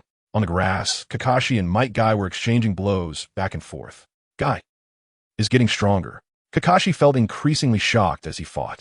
Unknowingly, the child who had almost failed to enter the ninja academy was now able to put such immense pressure on him in taijutsu. At that moment, he suddenly remembered something his father had said. Kakashi, even if you get into the ninja academy, don't be proud. At this rate, that kid will surpass you. Go ask for his name and remember it. He will be a good opponent. Thinking of his father, Kakashi felt a sharp pain in his heart, as if being pricked by needles, making him want to scream out loud. Why? Why did my father choose to save his comrades instead of completing the mission? According to regulations, ninjas are strictly forbidden from abandoning their missions. Why would such an excellent ninja as my father break the rules to save his comrades? Kakashi roared in his heart, his eyes reddening and his body trembling. Konoha's gale. Guy delivered a spinning kick, sending the dazed Kakashi reeling backward until he crashed into a large tree. I'm done, Guy said with a hint of anger. Kakashi, you can't concentrate at all today? If that's the case, even if I win, it won't mean anything. Obito and Asuma gathered around. Kakashi, are you hurt? Guy, there is no need to go this crazy just to spar with your classmates, right? Kakashi, you should fight me. Don't fight that taijutsu freak. What is the point of fighting him? Looking at the concerned expressions of his classmates, a warm current flowed through Kakashi's heart. Suddenly, he widened his eyes and stared at Asuma. He saw Asuma's bruised face, looking quite disheveled, but still trying to appear nonchalant while chewing on an unlit cigarette. What are you looking at? Asuma said, cigarette in mouth. I just tripped and fell. Kakashi replied speechlessly, you fell quite evenly. It's obvious you were beaten up. Said Noera. Asuma rolled his eyes. I was caught stealing my dad's cigarettes and got beaten up by him. Are you all satisfied now? Ha! A group of classmates burst into laughter. Even Kakashi, who rarely smiled, couldn't help but chuckle. You should steal fewer cigarettes. Don't listen to that guy from Yunkyuan. Smoking is no good for you. Asuma mumbled, one ear in, the other out, and in the blink of an eye, had already forgotten Kakashi's words. At that moment, Kakashi gently tugged at Asuma's sleeve. Asuma, your mom is coming. Everyone turned their heads in unison to see the third Hokage's wife, Sarutobi Bawako, surrounded by a group of women, walking across the street. Sarutobi Bawako waved at Asuma. Son, are you coming home for dinner tonight? Asuma nodded, yeah. Sarutobi Bawako said, just buy something to eat outside. I'm going out to play mahjong. Asuma, Kakashi added, your mom is hoping you say no. Who knew you'd actually want to go back? Asuma put the cigarette back in his mouth and took a big puff, only to realize it wasn't lit yet. I really don't want to go back home, Asuma said with a face full of despair.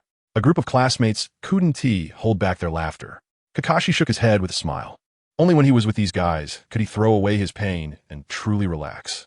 Watching Obito's loud antics, Asuma puffing smoke, and the group of classmates laughing heartily, Kakashi suddenly recalled Yun Chuan's words. Perhaps those who do not follow the rules are indeed useless, but I believe that those who do not cherish their comrades are even worse than useless. I believe the people of the village owe your father an apology. Konoha White Fang sacrificed his mission to save his comrades. He is a true hero. These words from Yun Chuan had been echoing in his mind for the past few days, refusing to fade away. Now, thinking back on them was like a sharp knife piercing through Kakashi's heart, which he had wrapped in a cocoon. Comrades, that guy Yun Chuan asked me why, even though I graduated from the Ninja Academy long ago, I still go back every day. During the time since my father's passing, I felt as if I'd fallen into darkness and coldness, unable to escape, feeling cold no matter what. Only beside Guy and Obito could I see the light and feel warmth. Comrades are my son. Yet, I haven't cherished them at all. Yun Chuan approached the Tsunade ninja. His ocular power couldn't suppress Orochimaru's clone or chickage for too long. However, controlling the CH-nin in front of him was more than enough. Yun Chuan felt no surprise at the appearance of a Tsunade ninja in Konoha's territory. In the original storyline, after the third Hokage went missing, Suna was thrown into chaos. They suspected not only Konoha, but also Yunin and Iwagakure, as well as Kirigakure. Thus, Suna sent people to infiltrate Konoha, as well as the other 3 major ninja villages, to investigate the truth behind the third Hokage's disappearance. In Yun Chuan's memories before he crossed over, Suna was thrown into disarray while searching for the third Hokage, and was caught off guard by an ambush from Yunin. The third Great Ninja War officially began at that time. Yesterday, when he caught that Suna spy in the village, Yun Chuan knew that chaos was about to ensue. The third Great Ninja War.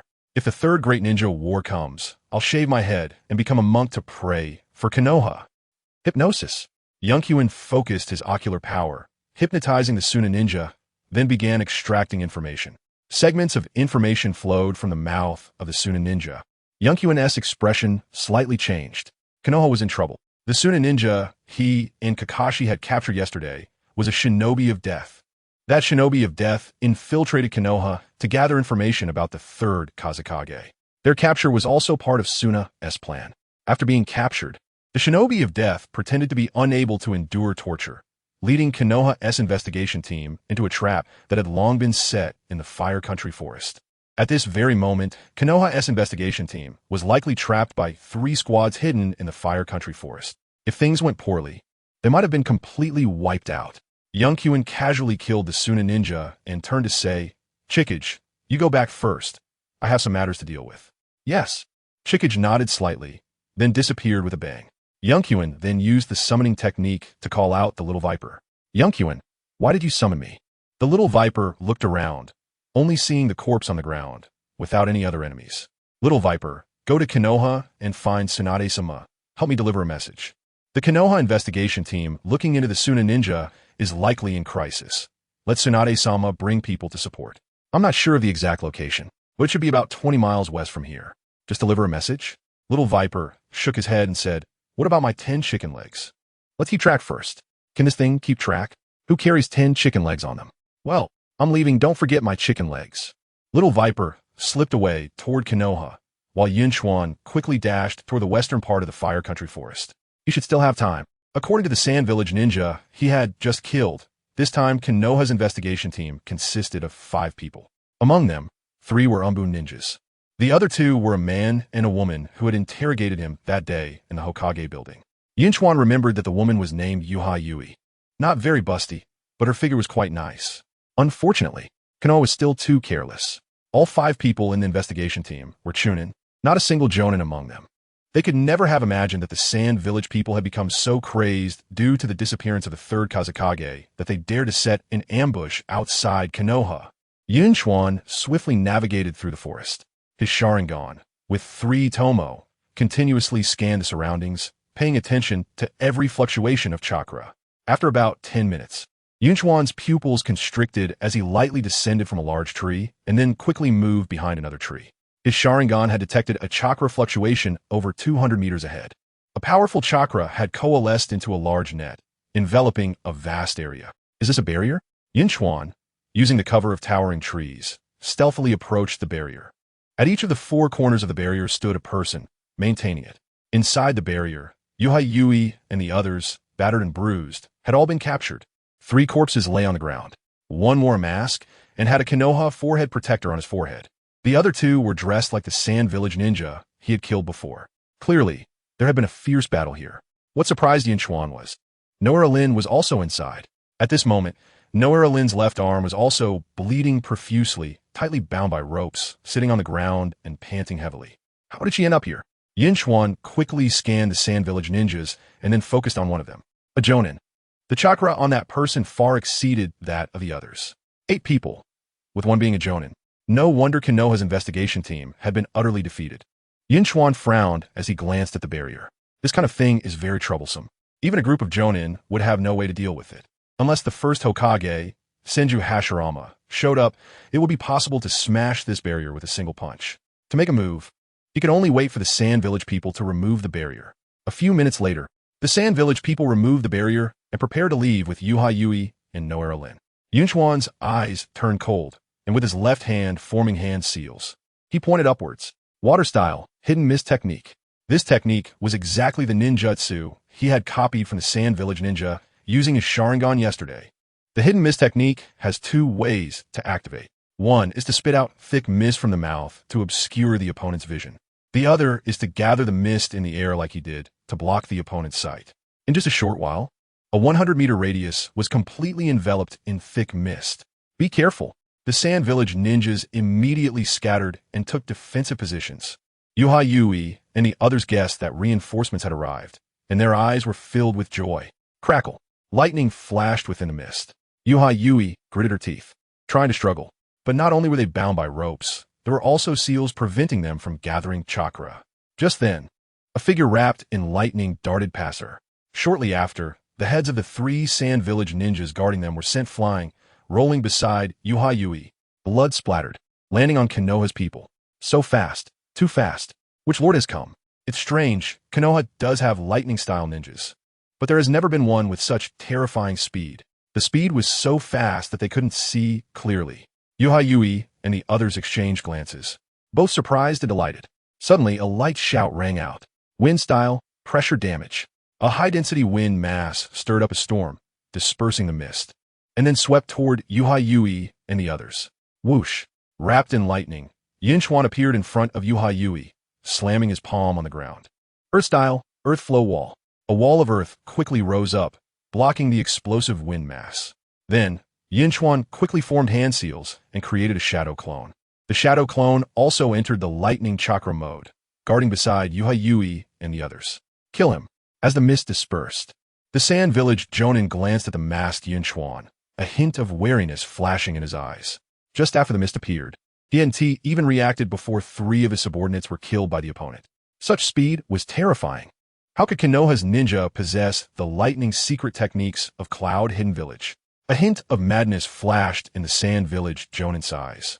Taking advantage of his 4 subordinates attacking the opponent fiercely, he took 2 steps back and quickly formed hand seals. This person's speed far surpassed mine. I cannot compete. I can only sacrifice them to create a momentary opportunity to kill him with a single blow.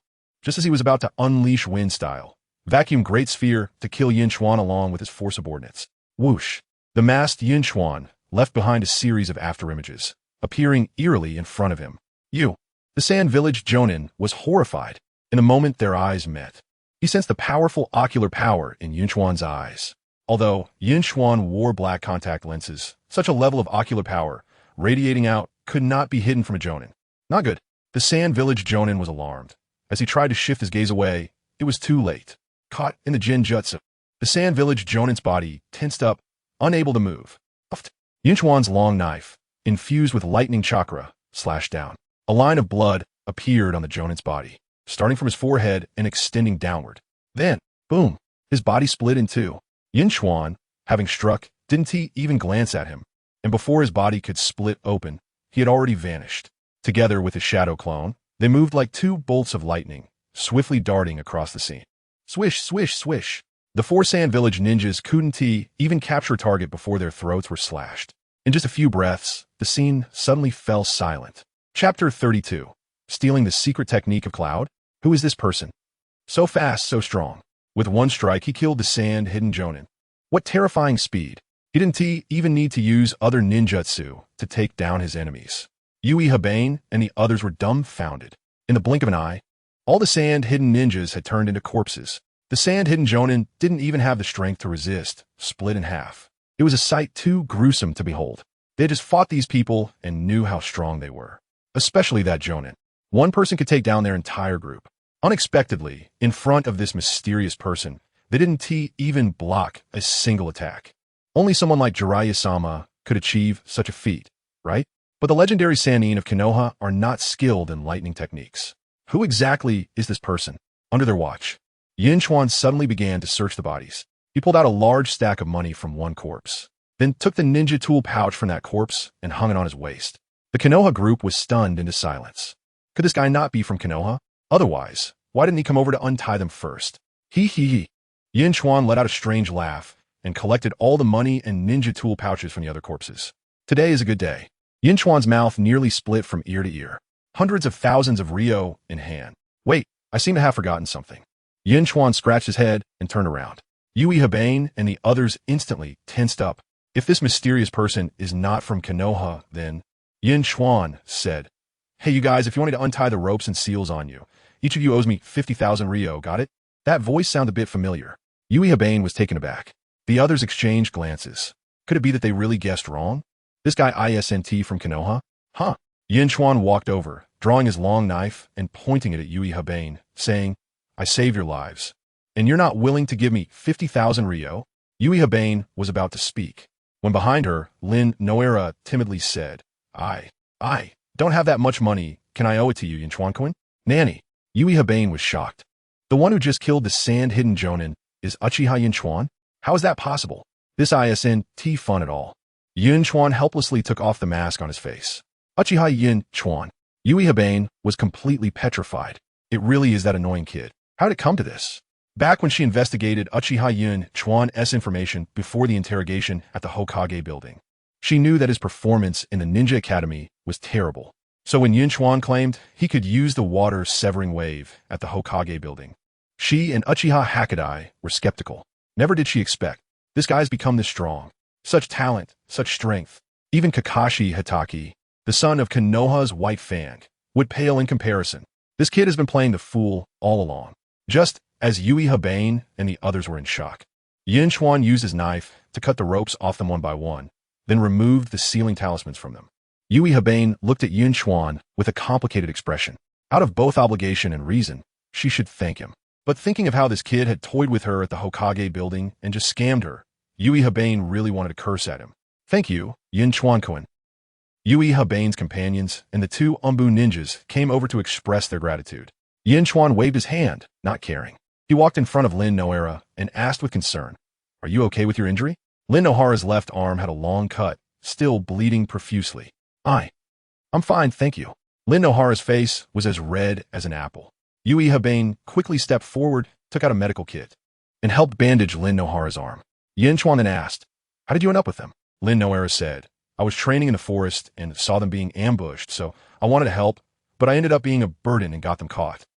The more she spoke, the redder her face became. By the end, her voice was as faint as a mosquito's buzz. "Don't say that." Yui Habane said, "You were really amazing. If you hadn't disrupted one of them from using ninjutsu, I might have already been killed."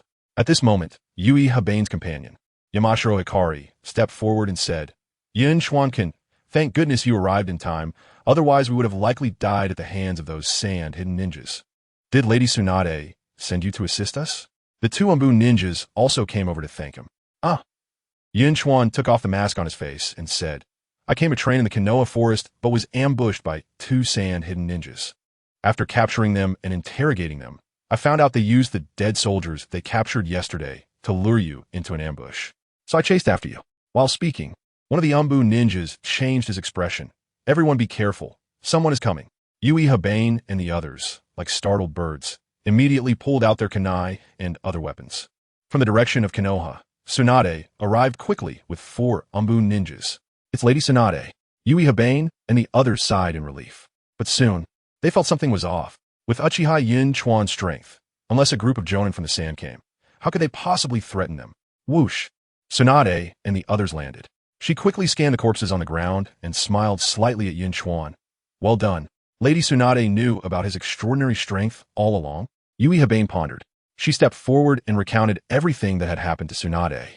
What? Tsunade's expression changed drastically. Her gaze sharpened as she quickly scanned everyone, saying, everything that happened here today, every detail, you are not allowed to disclose it. Anyone who dares to leak it, don't blame me for being rude. Lin, you too. I will talk to the third Hokage about this, do you understand? Yui Habane and the others exchanged glances, all seeing the seriousness in each other's eyes. Everyone nodded. Tsunade gave a sharp command.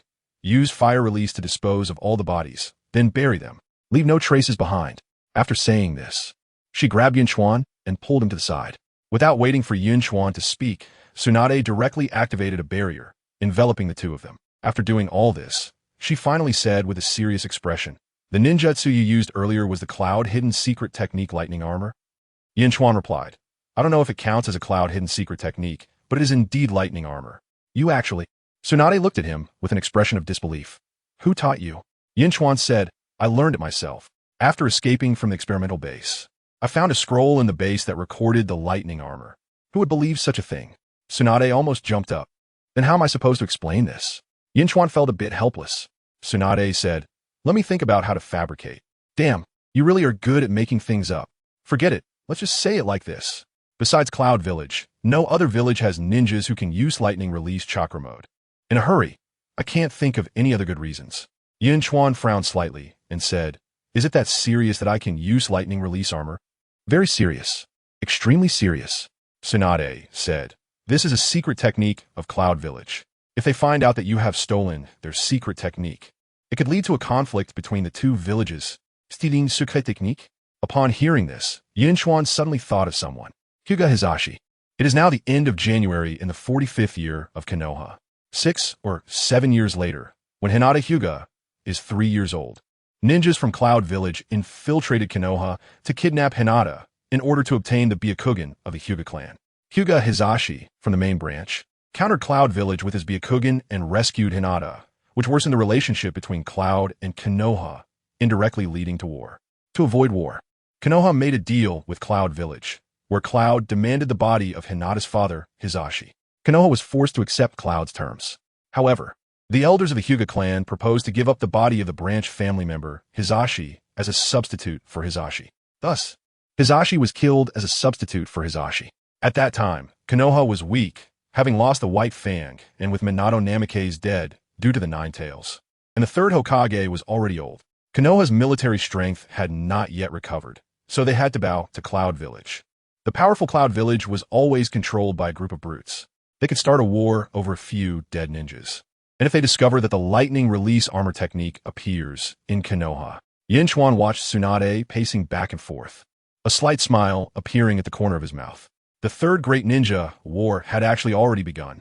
Next year, the Third Great Ninja War would reach its climax, with the 5 major ninja villages fighting each other, plunging into complete chaos. Whether or not the fact that he possesses lightning release armor gets out, Konoha will end up fighting with Cloud. However, Tsunade's concerns are not unfounded. If the fact that he possesses lightning release armor gets out now, Cloud will definitely take action. The Third Great Ninja War could very likely reach its climax ahead of time. Yun Chuan's eyes moved slightly. He still does not have wood release. The rapid and defensive forms of lightning release armor have not been developed yet. His chakra is far inferior to the Third Hokage. If he faced the Third Hokage now, he probably wouldn't even have a chance to escape. Even against the Fourth Hokage and Killer Bee, he currently has no chance of winning. So no matter what, he has to hold on for a while longer. Secret techniques are indeed a bit troublesome. He hadn't thought too much about it before. Now that Tsunade brought it up, he became a bit more cautious. For example, Konoha, the Yamanaka clan, the Reappearing clan, and the Akimichi clan all have their own secret techniques that are passed down from generation to generation. If other clans in Konoha stole the secret techniques of the Akimichi clan or other clans, it would definitely cause unrest. And if one village acquires the secret techniques of another village, it is even more likely to provoke war. But on the other hand, Konoha now has all 3 Sannin. Minato Namikaze is starting to show his talent, and the Third Hokage is still in his prime, so Cloud may not dare to act recklessly. However, knowing Konoha's nature, it is uncertain whether they would hand him over to appease Cloud. Would release, oh would release. I want would release. Yun Chuan shouted in his heart. Don't be afraid. Seeing Yun Chuan's constantly changing expression, Tsunade patted him on the shoulder and said, You are my student. I won't let anyone hurt you, but before your strength is strong enough, you do need to be a bit more restrained. Just like how you want to hide your Sharingan before, unless it's a matter of life and death. Try not to use lightning release armor again in the future, understand? Yes, I understand. Yun Chuan nodded. Let's head back. Tsunade turned and said, I don't know what illness has struck Tsunade, daring to come to Konoha to provoke us. It's simply outrageous. Tsunade-sensei. Yun Chuan called out to Tsunade. Did the dead ninja we captured yesterday not reveal the reason for infiltrating Konoha? No. Tsunade frowned and shook her head. Not only that, but his related memories were also sealed by a technique. We had the Yamanaka clan check his memories, but they found no related information. Otherwise, the investigation team wouldn't have been led into an ambush by him. Yun Chuan said, I know the reason why Tsunade is provoking Konoha. What did you say? Tsunade was both surprised and delighted, suddenly turning around and grabbing Yun Chuan's hands. The two were too close, and Tsunade almost pulled Yun Chuan into the abyss. Yun Chuan rolled his eyes, staring at the abyss while saying, The people from Tsunade came to Konoha to stir up trouble because the third Kazekage has gone missing. They suspect that other ninja village members killed or captured the third Kazekage. What? Tsunade's eyes widened. Did you use your Sharingan to hypnotize the Tsunade ninja to extract this information? That's right. Yun Chuan said, They not only sent people to investigate in Konoha, but also sent people to other ninja villages to investigate. I see. Tsunade nodded slightly. Let's head back first. I will go find the third Hokage immediately. The group quickly returned to Konoha. Tsunade took Yun Chuan to the Hokage building. After hearing about Yun Chuan saving the investigation team, the third Hokage was both surprised and delighted, looking at Yun Chuan with newfound respect. But when he turned around, he suddenly froze. Tsunade, your student has such talent and strength. You should be very happy. Why do you look so serious? Tsunade pondered for a moment, looked at Yun Chuan, and said, Yun Chuan, show him that ninjutsu. Yes. Yun Chuan nodded slightly and activated lightning release armor. Crackle. Hiruzen Sarutobi's body shook violently, nearly dropping his pipe. Cancel it. Tsunade nodded to Yun Chuan, then said, Now do you understand why I look so serious? Lightning release chakra mode. Lightning release armor. Hiruzen Sarutobi's expression turned grave. Yun Chuan, where did you steal? Where did you learn this from? Yun Chuan replied casually, I found a scroll at that experimental base and learned it myself. Hiruzen Sarutobi was furious. Do you think I'm old and confused? Chapter 33. Tsunade and I are your strongest support. What else? Tsunade said, Calm down, old man. Just think about it. This kid is only 12 years old, and he has only left the village a handful of times in his life. His parents are gone. Do you really think this kid would run all the way to the land of clouds to steal their secret techniques? I think, even if it was stealing, it should have been his grandfather who did it. What? How did it end up involving my grandfather?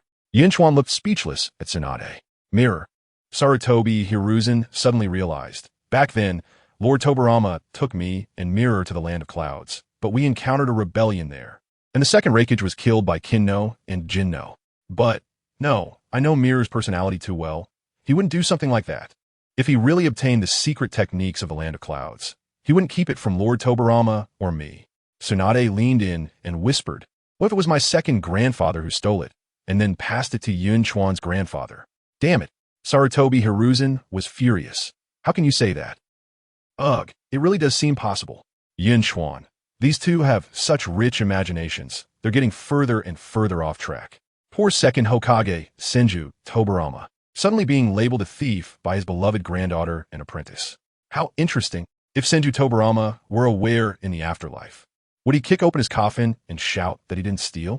However, the reasoning that the second Hokage, who loved to research and develop various ninjutsu, stole the lightning armor from the land of clouds, and then passed it to his grandfather Uchiha Mirror is indeed more reasonable than the explanation from the experimental base. No way, Sarutobi Hiruzen said. I still believe that Yun Chuan found the scroll at the experimental base.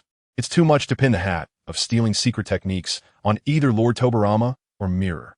You admit you're getting old and confused. Tsunade and Yun Chuan silently watched the third Hokage. You two's expressions. Sarutobi Hiruzen had a complex mood, looking at Tsunade and saying, Did you tell him how serious this matter is? Unless he can beat the third Reikage after entering lightning release chakra mode, if this matter gets out. The Land of Clouds will definitely not let it go. I already told him, Tsunade said. I told him that unless he encounters life-threatening danger, he should avoid using lightning release armor. Yun Chuan didn't speak, naturally feeling very displeased. Lightning release chakra mode isn't a bloodline limit. Why can the Reappearing use it while others can't? It's like the Oil Woman clan's secret technique involves insects. But just because you can cultivate insects doesn't mean you can prevent others from using them, right? Yun Chuan remembered that another village also had a clan that used insects, and they had once been defeated by the Oil Woman clan, leaving only a few clan members. But that's the principle. A bunch of barbarians from the Land of Clouds won't reason with you, unless your fist is bigger than theirs. They came to Konoha to steal the Byakugan, and when they were killed by the Konoha people, they could even threaten with war for revenge. It's also possible that a war could be triggered over the secret technique of lightning release armor. After all, several generations of Reappearing have relied on lightning release armor to dominate the world. Sarutobi Hiruzen took a deep breath and said, Tsunade, go find everyone who knows about this, and give them the curse of tongue root elimination seal to prevent anyone from leaking this matter. You go yourself. Tsunade was furious. Do you think I'm Danzo? Besides, I don't know any damn curse of tongue root elimination seal. All right, I'll do it myself, but Sarutobi Hiruzen glanced at Yun Chuan and said, but this kid is a bit willful and reckless. You can't spoil him. You have to be stricter. If you're not careful, 2 villages could end up in a war.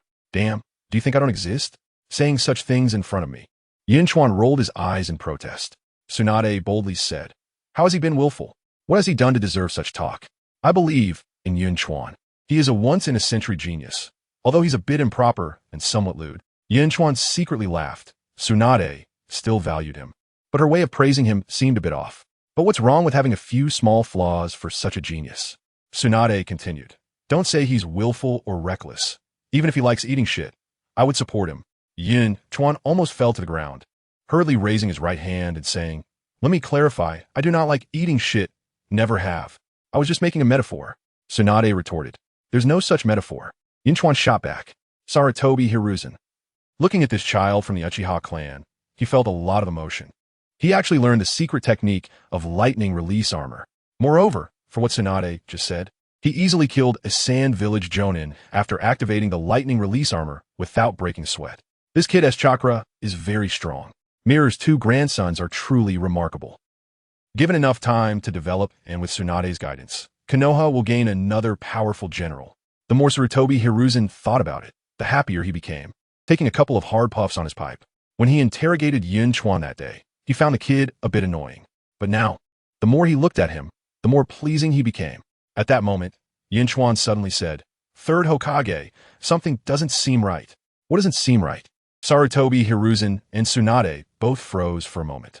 Yun Chuan said, you see, tasks concerning national or village movements, such as protecting important individuals or combating ninja squads, are A-rank missions, with rewards ranging from 150,000 to 1,000,000 Rio, while secret matters of national level, such as assassinating important individuals or stealing confidential documents, are S-rank missions, with rewards of over 1,000,000 Rio.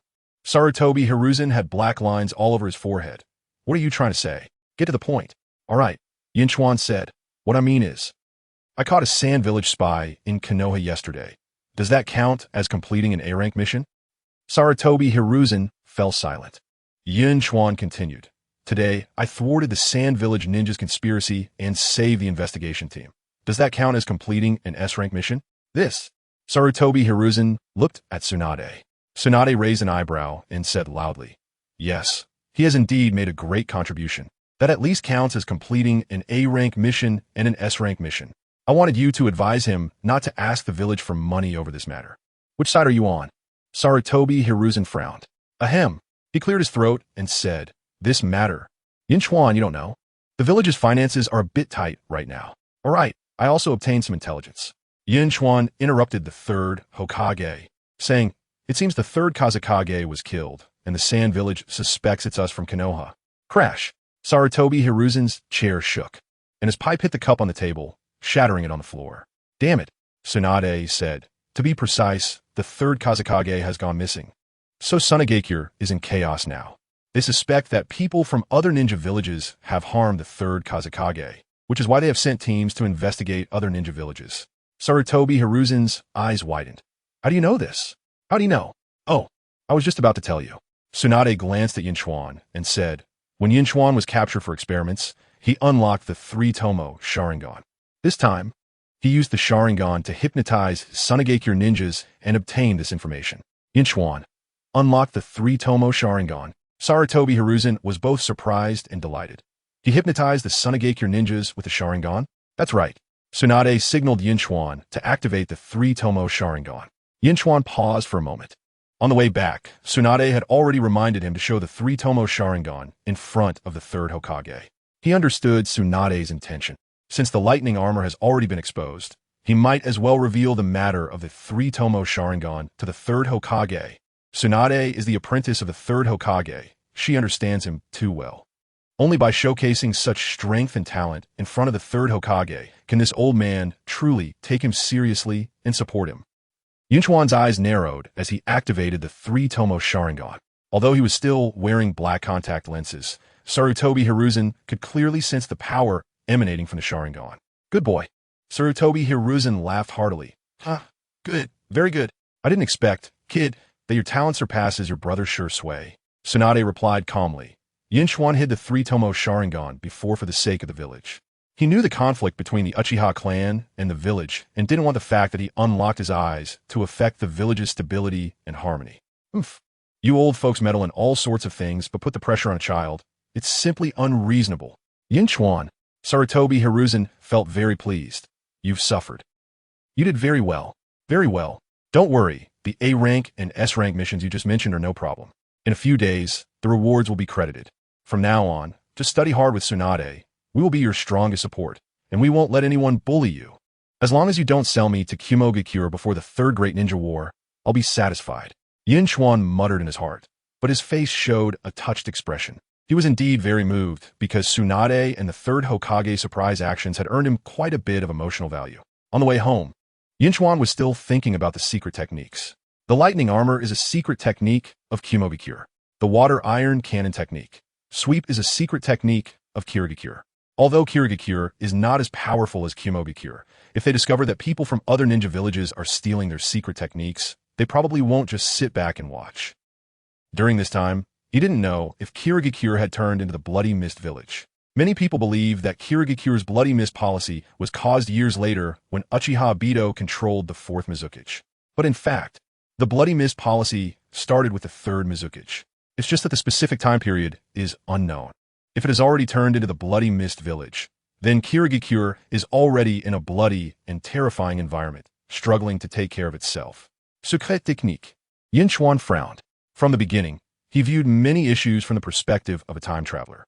For example, these secret techniques.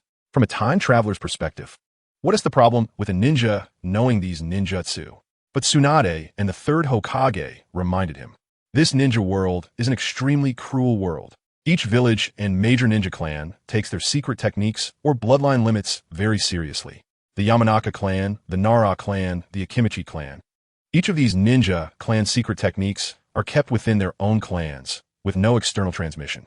It's like the secret laws of sex in fantasy novels. Stealing the secret laws of other sex is despised and cannot be tolerated. Without sufficiently powerful strength, possessing the secret techniques of other villages can lead to disastrous consequences. If Uchiha Madara were to steal Kumogakure's secret techniques, Kumogakure would definitely not dare to retaliate. But if this issue falls on a 12-year-old child, it could lead to significant trouble. It seems that before reaching the level of a Kage, one must act more cautiously. Suddenly, Yun Chuan looked up. Am I becoming a part of the Hokage system? Just yesterday, I was persuading Shisui, hoping he wouldn't be misled by the will of fire. How'd I end up being misled first? Never mind. If the Third Hokage really can protect me, I will treat him as a valuable ally. If he can't protect me and tries to hand me over to Kumogakure one day, then don't blame me for taking him down with me. Yun Chuan let out a heavy sigh. Next, he needs to think of a way to complete the root organization task as soon as possible. Kill 20 root organization ninjas within 3 months. Compared to the task of teaching Kakashi to be a person, this task is obviously easier to accomplish. Moreover, aside from a piece of Senju Hashirama cell fragment, there are also 6 points of chakra control. 6 points of chakra control. If relying solely on emotional value points, would require 6,000 emotional points. The rewards for this side mission are quite exhilarating. If it weren't for the big fuss today that even the Third Hokage was alarmed, Yun Chuan would have wanted to go out of the village again. He killed 3 root organization ninjas outside the village, and with Danzo's vindictive nature, regardless of whether those 3 were the ones he killed, they would definitely continue to target him. As long as he leaves the village, he is likely to be pursued by the root organization. If that's the case, completing this task would be relatively simple, and he wouldn't even need 3 months. Yun Chuan sneered coldly. Starting tomorrow, he would fish and turn Danzo into a powerless commander. Chapter 34, Chakra Control Level 24. 3. The sun sets in the west. Lead-colored clouds seem to cover the entire sky. The wind blows like a drum. In the Fire Country forest, Yun Chuan walks slowly, scanning his surroundings. It seems he will return empty-handed again today. It has been 28 days since he received the mission from the root organization. Every couple of days, he would leave the village to fish. 10 days ago, he had already killed 18 root organization ninjas. Just 2 more to go. However, during this period, no matter how many times he left the village in a day, he had not discovered any more root organization ninjas tracking him. But Yun Chuan knows very well. Danzo hates him to the bone, because he receives the emotional value contributed by Danzo every day. Hysterical anger and uncontrollable killing intent. However, this old man has not taken the bait. This gives Yun Chuan a bit of a headache. Just 2 more people. And after killing 2 more ninjas from the root organization, the Hashirama cell fragments and 6 points of chakra control level would be within reach. Could it be that Danzo has no one left to use? Or is he holding back a big move? After losing so many subordinates, he is still swallowing his anger. This is not Danzo's usual style. Yun Chuan's 3-tomo Sharingan, concealed under his beautiful eyes, carefully observes the surroundings. The repeated successes in fishing have not made him lower his guard. Instead, it has made him more cautious. The 18 ninjas from the root organization were all ch-nin. If Danzo is really holding back a big move, the next pursuers after him are very likely to be j-nin. Perhaps even more than one j-nin. Yun Chuan is unclear about the current situation of the root organization. But in his memories before crossing over, Kakashi used to be a subordinate of Danzo, and Orochimaru was also once a member of the root organization. Danzo still has some skilled subordinates. Name, Uchiha Yun Chuan, current time, Konoha year 4-5, emotional value 1013 chakra, 5. 1 cards, Kakashi's chakra 1 card, eye power, 5, chakra control level, 18. 3 chakra attributes, fire, water, wind, earth, lightning, yin, yang, ninjutsu, water release, water break wave, fire release, great fireball technique, transformation technique, shadow clone technique, earth release, earth flow wall, water, iron cannon technique, sweep, lightning release armor, sonic thunderblade, bloodline limit, 3-tomo Sharingan, Sharingan Jinjutsu, illusion, chains of enslavement technique, illusion, Shiranui, hypnosis, illusion, mirror heaven and earth change, Hashirama cell fragments, 5. Yun Chuan glanced at his attribute panel. In just over a month, his strength has improved significantly. After adding 3,000 emotional points to the chakra control level last time, he has gained about 6,000 emotional points. 2,000 emotional points were added to the chakra control level. 2,000 emotional points were added to the chakra, and since his eye power was weaker, making it difficult to fully suppress a stronger j-nin, he used 1,000 emotional points to increase his eye power by 1 point. Now he has crossed the 1,000 line again. Yun Chuan adds 1,000 emotional points to the chakra. Chakra, 6. 1 cards, Kakashi's chakra 1 card. Now his chakra and chakra control level allow him to use the lightning release armor more effectively. The effect of the lightning release armor has greatly improved. His speed has become faster. His defense has also become stronger. Ninjutsu values quality over quantity. Developing the lightning release armor to its extreme and increasing the chakra amount several times. Even against a shadow level ninja, he would not be at a disadvantage at all. Although he still has not gathered all the Hashirama cell fragments, Yun Chuan is already very satisfied with the current speed of improvement. Just then, a strange sound came from a forest in the southwest. Yun Chuan suddenly turned around. He saw 7 figures rapidly approaching from the southwest, exuding killing intent. 7 people? Yun Chuan's expression hardened as he drew his sword. The next moment, whoosh, whoosh, whoosh, several figures dispersed like ghosts, surrounding him in the middle. 4 of them stood at the southeast, southwest, northwest, and northeast positions. As soon as they settled, they immediately formed hand seals. A barrier. Yun Chuan's expression changed, and the lightning release armor appeared instantly. Crackle. A flash of lightning lit up the scene, and Yun Chuan vanished without a trace. Almost at the same time, a rectangular barrier of purple, transparent flames appeared. Inside the barrier, the 7 masked ninjas exchanged glances. They had seen fast runners, but never one that could run this fast. 4 purple flames formation. Outside the barrier, Yun Chuan, enveloped in lightning, had a grim expression. This 4 purple flames formation is the same barrier that Orochimaru used years later to kill the Third Hokage. Once the 4 purple flames formation is formed, outsiders cannot enter the barrier. Anyone who touches the walls of the barrier will be burned by the flames. Years later, when Orochimaru killed the Third Hokage, he used this barrier to keep a group of Konoha elites outside, making them watch helplessly as the Third Hokage died. Yun Chuan's gaze quickly swept over the 7 people in the barrier. 1 J Nin skilled in fire release. 1 Ch Nin from the Oil Woman clan. Among the 7, these 2 pose the greatest threat. After so many days of inactivity, Danzo is indeed holding back a big move. If that Oil Woman clan ninja is skilled in poison, having just trapped him with a 4 purple flames formation and then using poisonous insects and poisonous mist against him. Even with the lightning release armor, he would face death on the spot. Scatter. Just as Yun Chuan's eyes were filled with killing intent, the root organization, J Nin in the barrier, lightly waved his hand. The 4 purple flames formation was lifted, and a group of root organization ninjas immediately fanned out in a semicircle, encircling Yun Chuan. Neither side spoke, but the killing intent in their eyes was unmistakable. Water release, hidden mist technique. Yun Chuan moved his fingers and activated the hidden mist technique.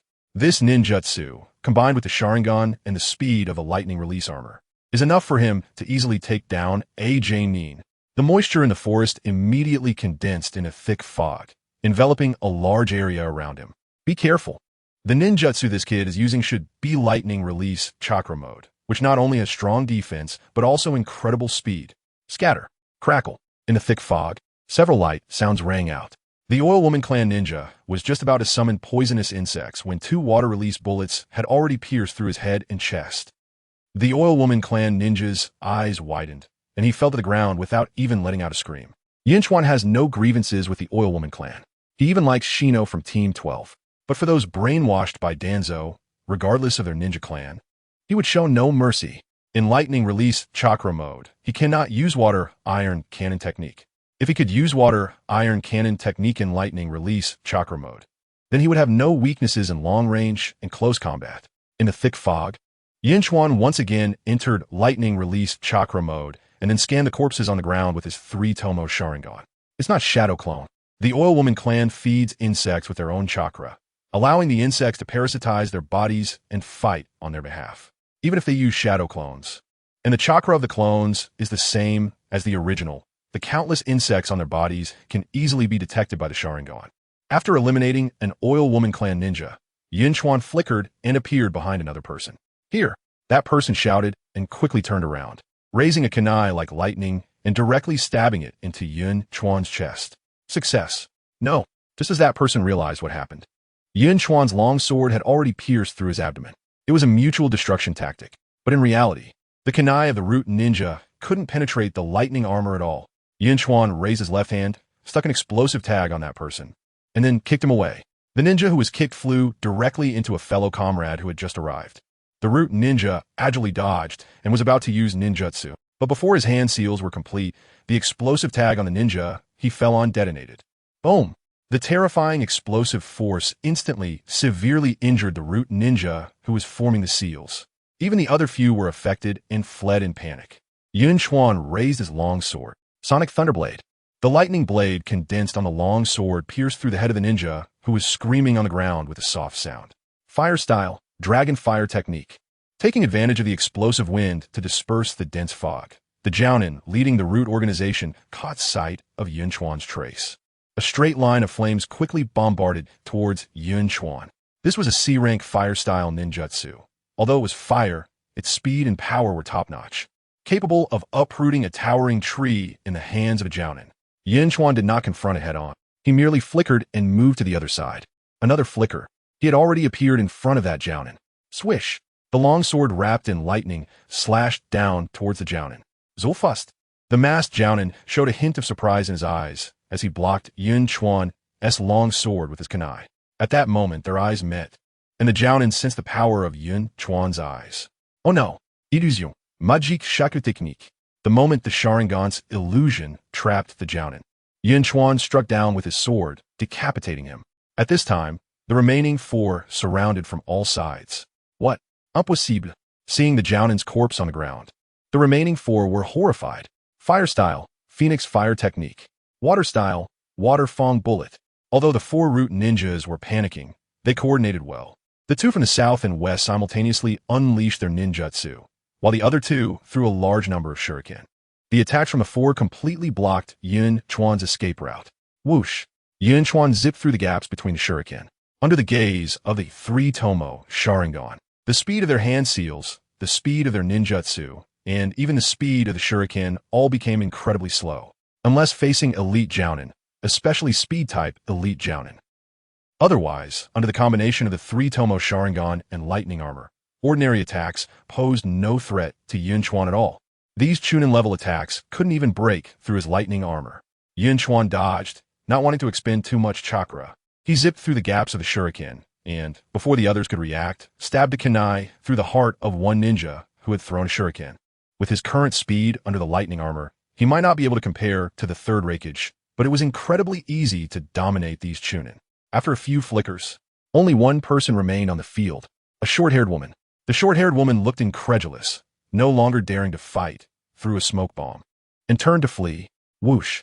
She had just run 10 meters when Yun Chuan appeared on her right side. The two ran side by side. Damn it! Is this the Hidden Cloud's secret technique lightning armor? So fast. The short-haired woman was terrified and glanced at Yun Chuan. That glance was eternal. Sharingan illusion. Sonic Thunderblade. The moment the illusion controlled the short-haired woman, Yun Chuan's long sword gathered lightning and pierced through her neck like lightning. After using a fireball to destroy the corpse, Yun Chuan continued running towards Konoha without stopping. Senju Hashirama's Cell Fragments. 6. Chakra Control Level. 24. 3. The side mission of killing root ninjas was completed, increasing one piece of Hashirama's cells and adding 6 points to chakra control.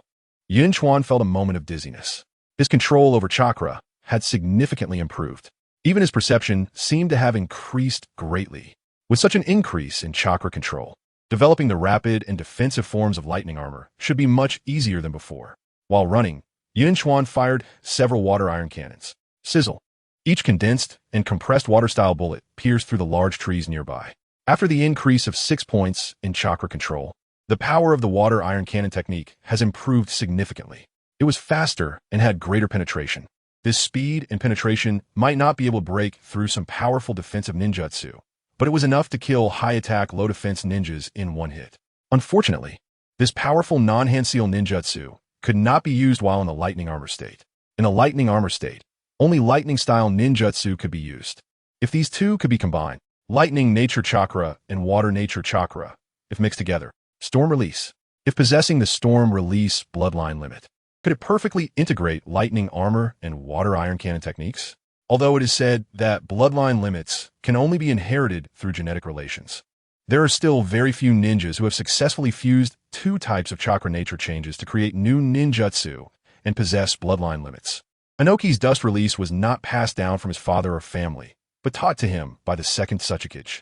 So, if chakra control is strong enough, could he actually try to develop storm release? Wait, although he could try to develop storm release himself, there should be an even better way to obtain storm release. That is, the system. The conditions for the system task release are intricately related to his emotions and deep-seated desires. The previous side missions have already proven this point. If he keeps researching storm release in the future, stimulating his emotions, or even hypnotizing himself to maximize his desire for storm release, perhaps the subsequent system task rewards would include storm release. Chapter 35. Danzo's unsettled feelings in the dead of night, deep beneath the Leaf Village. The dim lights cast eerie shadows over the already sinister roots, making the atmosphere even more oppressive. In the places where the light could not reach, it seemed as if dark shadows were writhing, sending chills down one's spine and sparking doubt. Danzo sat still, his eyes tightly shut, like a calm, ancient well. Only those familiar with him in the root organization knew that deep within Danzo, a storm of fury was raging. The overwhelming anger and uncontrollable killing intent were enough to turn the Leaf Village upside down. In just a month, the Root organization had lost a total of 28 members. Among them were a Jounin and a highly regarded ninja from the Yamanaka clan. This was something Danzo could not tolerate. What he found even more intolerable was that the 28 lost members were very likely killed by a kid named Uchiha Yun Chuan, a mere genin who had just graduated from the Ninja Academy, a low-profile member of the Uchiha clan. How could this be possible? The entire situation felt bizarre. The members of the Root organization simply did not believe that such a kid could possess such strength. Even Kakashi Hitaki, who graduated from a ninja school at 5 and became a chunin at 6, could not achieve such feats. But if they said it had nothing to do with Uchiha Yun Chuan, that was also impossible, because all these Root ninjas went missing while pursuing Uchiha Yun Chuan. How'd he do it? Danzo's grip tightened on his cane, his veins bulging. The first team sent to track Uchiha Yun Chuan did not return. The second team sent to capture him also failed to return. The third, the fourth. Initially, Danzo thought that the Root members had encountered Sand Village ninjas and were wiped out. However, the Leaf Village had thoroughly searched the surrounding area. There should be no Sand Village ninjas left around the Leaf, even if there were 1 or 2 stragglers. It was too coincidental for the Root members to encounter them every time. Had the Uchiha clan secretly intervened? Impossible. The Uchiha clan had always been under his strict surveillance. The outings of the Uchiha clan's Jounins were all meticulously recorded. During the time the Root was pursuing Uchiha Yun Chuan, no Uchiha Jounin had left the village. Danzo's killing intent continued to rise. Even now, he still could not believe that his subordinates were killed by Uchiha Yun Chuan. The previous teams chasing him could be excused, but today's team was led by a Jounin. Using the 4 purple flames formation to trap him, and then having Yamanaka Shurihai release poisonous insects. It was a foolproof plan. Such a strategy, such a team, could not possibly fail against an opponent who was merely a Jounin. But they still failed. Uchiha Yun Chuan had returned to the Leaf. The 7-man team sent to chase him, however, did not return. That damned little beast. Even if these people were not killed by Uchiha Yun Chuan, they still died because of him. Such losses, such resentment, could only be alleviated by making that little beast suffer 1,000 cuts. At that moment, a figure appeared like a ghost. A masked ninja knelt on one knee before Danzo. Did you find them? Danzo's voice was chilling, like it came from the depths of hell. The kneeling ninja replied solemnly, Our ninja hounds found their bodies, but they were all burned. According to our assessment, the leading Jounin was beheaded by a single strike, and that strike was infused with lightning chakra. Lightning? A spark of light flashed in Danzo's eyes. According to the information he had, Uchiha Yun Chuan only mastered water, fire, and earth styles, and did not know lightning style. Moreover, to behead a leading Jounin with a single strike, there were very few lightning users in the Leaf Village. There was simply no one capable of killing a leading Jounin in one blow. Wait, actually, there was one person who had such strength. That was the third Hokage, Hiruzen Sarutobi. Hiruzen, known for his mastery of ninjutsu, could use all 7 chakra natures and was proficient in all jutsu of the Leaf Village, including lightning style. But that was clearly impossible. Danzo waved his hand lightly. The kneeling ninja disappeared in a flash. From Danzo's frenzied hatred and intense killing intent, emotion value 22, in the room, enveloped in lightning armor, Yun Chuan opened his eyes. He was starting to like Danzo a bit. During this time, he had stirred the emotions of many people. But so far, aside from Obito and Rin, only Danzo could steadily provide him with dozens of emotion points each day. Not bad. Yun Chuan closed his eyes again, continuing to develop the rapid form of the lightning armor. Once his chakra control reached 24. 3. The development of the rapid form indeed became much simpler. The once wild lightning chakra was now tamed, obeying his every command. At this rate, it would take more than 3 years for him to fully develop both the defensive and rapid forms of the lightning armor and switch between them seamlessly. However, 3 years was still too slow for Yun Chuan. If it took that long, he might as well simply focus on pulling emotions and use the emotion points to evolve his Sharingan. Evolving his 3-Tomo Sharingan to the Manjiki Sharingan only required 50,000 emotion points. He could achieve that within a year. But that said, developing the lightning armor's defensive and rapid forms in just 3 years without anyone to teach him was already an astonishing feat. Several generations of Reikage had spent decades honing their skills, and in the end, none could casually switch between defensive and rapid forms. He still needed to continue improving his chakra control. Moreover, the improvement of chakra control was not only for developing the lightning armor. Every point increase in chakra control would enhance the speed and power of all the ninjutsu he practiced.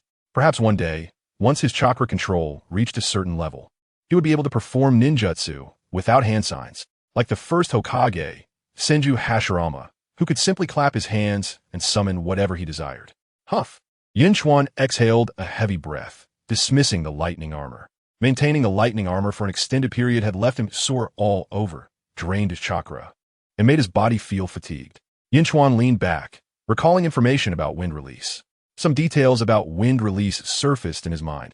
Wind release is a ninjutsu generated by mixing lightning nature chakra and water nature chakra. The attack and destruction power of wind release comes from lightning, but pure lightning is difficult to control freely. It is the incorporation of water nature chakra that allows this technique to flow freely like water.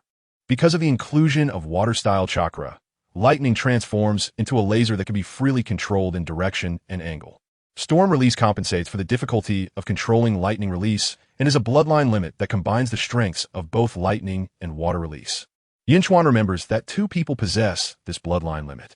One of them is Darui, a subordinate of the Fourth Hokage. The other is Buru. Darui's catchphrases are boring and sorry.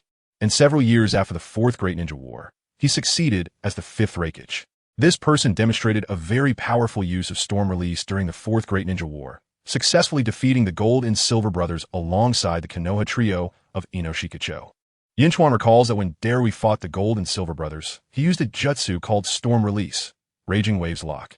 At that time, Silver was holding Sammy hostage. Using her as a shield, Darui cast the technique and numerous laser beams shot toward Sammy. To everyone's astonishment, the lasers actually curve around Sammy and directly hit Silver, sending him flying. This move left a deep impression on Yun Chuan. If he had the storm release bloodline limit, he could develop the water cannon technique into a thunder water cannon technique. The name may not sound good, but it conveys the idea. The chakra of lightning release and water release fuse together to form a beam of laser. Faster speed, stronger penetration. The laser could even curve. A vivid image appeared in Yun Chuan's mind. He imagined his hands as guns, wildly shooting. Bullets sparkling with lightning flashed from various strange angles to attack the enemy. If this jutsu were developed to its extreme, could it pierce through Susanoo in one shot? If he had storm release, combining lightning and water release chakra, then the lightning armor should become easier to control and its defense even stronger. Thinking about the system's task requirements, Yun Chuan considered whether to use his Sharingan to hypnotize himself into a frenzy to obtain storm release, triggering the corresponding system task. Lost in thought, he fell into a deep sleep. Time slowly passed. At dawn, knock knock knock. The knocking sound came, as usual. Uchiha Koyuki's voice rang out from outside the door. Yun Chuan, wake up. What grudge, what resentment? Yun Chuan opened his eyes in silence and sat up. Ever since Tsunade's first class, Koyuki had been like a hyperactive person, banging on the door every morning as soon as the sun rose. After finally graduating from the Ninja Academy, she made it feel like going to work. Thinking about Tsunade and a few companions, Yun Chuan suddenly felt a headache. He still had 2 side quests to complete. One side quest was to teach Kakashi how to be a person. The other side quest was to learn the Baika technique himself, and then teach his 3 partners how to master Sage Mode and the extraction technique. Yun Chuan originally thought the latter side quest would be easy and could be completed in no time. However, after a few of Tsunade's classes, he realized he had underestimated it. The Ninja Academy only taught very basic body replacement techniques. After leaving the academy, neither Koyuki, Rin, nor Shizen could even master the simplest techniques like walking on water and climbing trees. Koyuki and Rin were considered top students in the Ninja Academy, but their chakra control, in Yun Chuan's eyes, was utterly terrible. With such chakra control, learning Sage Mode would require a long time of effort, not to mention the extraction technique, which is a high-level medical ninjutsu. Years later, when Suna's Kankuro was poisoned by Sasori's deadly toxin, Suna was at a loss. And it was Sakura who used the extraction technique to remove the poison from Kankuro's body and save his life. It was almost impossible to expect Koyuki and Rin to learn this medical ninjutsu in a short time. After washing up, Yun Chuan walked with Koyuki towards Tsunade's house. Upon arriving at Tsunade's house, Yun Chuan yawned and sat down on a bench in the courtyard. Uchiha Koyuki glanced at him and walked into the house. Inside, Shizun and Noera Rin were present. Tsunade was having breakfast. Koyuki sat next to Noera Rin, waiting patiently. Wait a moment, I'll go wash 2 cucumbers. Tsunade wiped her mouth, stood up, and took 2 cucumbers towards the courtyard. Just as she reached the faucet in the courtyard, her body suddenly froze. She turned her neck stiffly to the right. On the bench to her right, Yun Chuan was sitting upright, staring at the cucumbers in her hand with a face full of terror. For some unknown reason, Tsunade suddenly became very nervous. To clear the cucumber's name, she stood by the faucet and ate both cucumbers. After eating the cucumbers, Tsunade slightly tilted her head and caught a glimpse of Yun Chuan letting out a huge sigh of relief, looking as if a burden had been lifted off his shoulders. Tsunade's forehead bulged with veins as she returned to the house with a dark expression. Inside, Shizen couldn't help but ask when she saw Tsunade's empty hands, "Lady Tsunade, weren't you going to wash the cucumbers? Where are the cucumbers?" Tsunade opened her mouth and after a long while said, "Don't ask, this world is too chaotic." Shizun and the others. 10 minutes later, Tsunade took Yun Chuan and the others to the forest behind. There was a small lake in that forest. "Today, I will teach you how to walk on trees and walk on water," Tsunade said, looking at Yun Chuan, only to find him yawning and looking around. Tsunade was furious and raised her hand, punching him on the head. "No zoning out during my class." Yun Chuan grimaced in pain.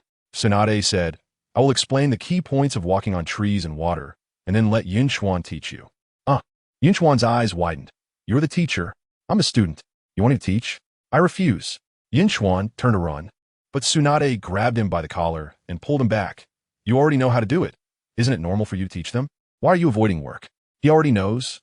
Uchiha Koyuki looked at Yun Chuan with disbelief. "Let me teach them. That's not impossible." Yun Chuan said, "How about this? You teach me the sage mode, and after I learn it, I'll teach them how to walk on trees and water." "That works." Seeing Yun Chuan willing to help, Tsunade nodded in satisfaction. "Okay, I will teach you the sage mode now." Sage mode is a technique that outputs chakra from the palm, which can enhance the healing ability of wounds or ailments. It is a type of healing ninjutsu. As Tsunade explained, she slowly gathered chakra and demonstrated it for Yun Chuan. Meanwhile, Yun Chuan activated his 3-tomo Sharingan and stared intently at the flow of chakra within Tsunade. A few minutes later, "Do you understand?" Tsunade asked Yun Chuan. Yun Chuan nodded. "I understand." Shizun and the others. Tsunade nodded. "Show me the sage mode." Shizun and the others. "Oh." Yun Chuan opened his right hand, gathering blue chakra. Good, that's enough." Tsunade turned and left. "You go teach them how to walk on trees and water. I'll go back and catch up on some beauty sleep." Uchiha Honya and the others were dumbfounded. What happened? Just now, Tsunade-sensei explained for a few minutes. Although they took notes on the key points, she didn't mention anything about how chakra circulates. Why did Yun Chuan learn it? Why we 3 look like big fools? Did he really learn it? Uchiha Honya and the others stared intently at Yun Chuan's palm. Yun Chuan nodded in satisfaction. "Come on, ladies. Today I'll teach you how to master them." Bang, bang, bang, bang. Tsunade rushed back like a fierce tiger descending the mountain. "I told you to teach them tree, climbing, and water walking first." Chapter 36. Heartbroken and exhausted. "Have you really learned sage techniques?" Uchiha Honya and Shizen were both stunned, deeply impacted. They had just been staring at their teacher Tsunade without blinking, but only remembered a few hand seals, and they hadn't even grasped the secrets of chakra flow yet. How did Yun Chuan learn it? Moreover, although they hadn't practiced this technique, they had heard that it was an A-rank healing ninjutsu. How could it be that, after Tsunade demonstrated it once, he could do it? Yun Chuan pulled out a kunai, grabbed Honya's hand, and said, "Come on, I'll cut you, and then help you heal." "Get lost." Honya was startled and quickly withdrew her hand. Noera-rin, however, extended her right hand, rolled up her sleeves, and said, "Yun Chuan-kun, go ahead and cut me." Yun Chuan glanced at Noera-rin, then took Honya's hand again and said, "Let us cut Honya instead. I grew up with her, and even if I can't heal her later, she won't blame me." "Get lost." Honya, furious, kicked Yun Chuan. "Who grew up with you naked?" From Uchiha Honya's anger, emotion value 7. Yun Chuan then looked at Shizen. Oh, Shizen turned away. This is tough. Shizun and Rin had such good tempers, so gentle, that their emotions were hard to fluctuate significantly. Only Honya, as an Uchiha, could yield a bit of emotion value. "Be serious. Did you really learn sage techniques? You must have learned it before, right?" Uchiha Honya still couldn't believe it and asked, "Are you acting with Tsunade-sensei to fool us?" Shizen nodded repeatedly from the side. Noera-rin opened her mouth, wanting to say something, but stopped. "Wow, I actually didn't trick you. I really learned it before." Yun Chuan said, "Sai, this is troublesome. I originally wanted to teach you sage techniques first. But Tsunade-sensei just said that learning sage techniques isn't something that can be done in a day or two. And the basic ninja skills like tree, climbing, and water walking can be learned quickly even with average talent, if you put in the effort. So let us start with tree, climbing, and water walking. Noera Rin smiled and said, Yun Chuan Koen, then it's up to you. Shiza nodded as well. Hongye reluctantly said, thank you. Yun Chuan sighed heavily. At this moment, he could have been collecting emotion value at the ninja school. Why did he come here to do this thankless task? This mission felt even harder than Kakashi's. Mastering sage techniques could take a year and a half, if not done well. Wait, I can use my Sharingan to discern their chakra flow and correct it in time. Using the 3-tomo Sharingan to help them practice sage techniques could be twice the result with half the effort. Great, let us start with tree climbing. This is also a form of chakra control training, which will be immensely beneficial for your future practice of other ninjutsu. Yun Chuan marked horizontal lines on 3 trees with his kunai, each line higher than the last. First step, gather chakra in the soles of your feet and stabilize it. Yun Chuan rushed up a big tree, hanging upside down from the trunk with his hands crossed over his chest, and said, second step, run up the tree and try to stick the chakra in your soles to the tree. See if you can reach the lowest marked line. The third step is to stabilize and maintain your chakra. Of course, we'll consider that after you successfully get on the tree. Each of you, try to run up to the lowest mark. Okay, Noera Rin and the others immediately began to try. Bang, bang, bang. Several footprints appeared on all 3 trees. Pieces of bark were shattered and dented under their chakra-infused feet. Control your chakra in your feet. Yun Chuan said, exasperated. I told you to climb the tree, not to attack it. This is tree climbing training and also training for your precise control of chakra. If your chakra is too strong, it will create dents in the tree and throw you off balance. If it's too weak, you won't be able to stick to the tree. Hongye and the others exchanged glances, feeling a bit embarrassed. They had all graduated not long ago. Yun Chuan hadn't even taken the graduation exam. How could the gap be so big?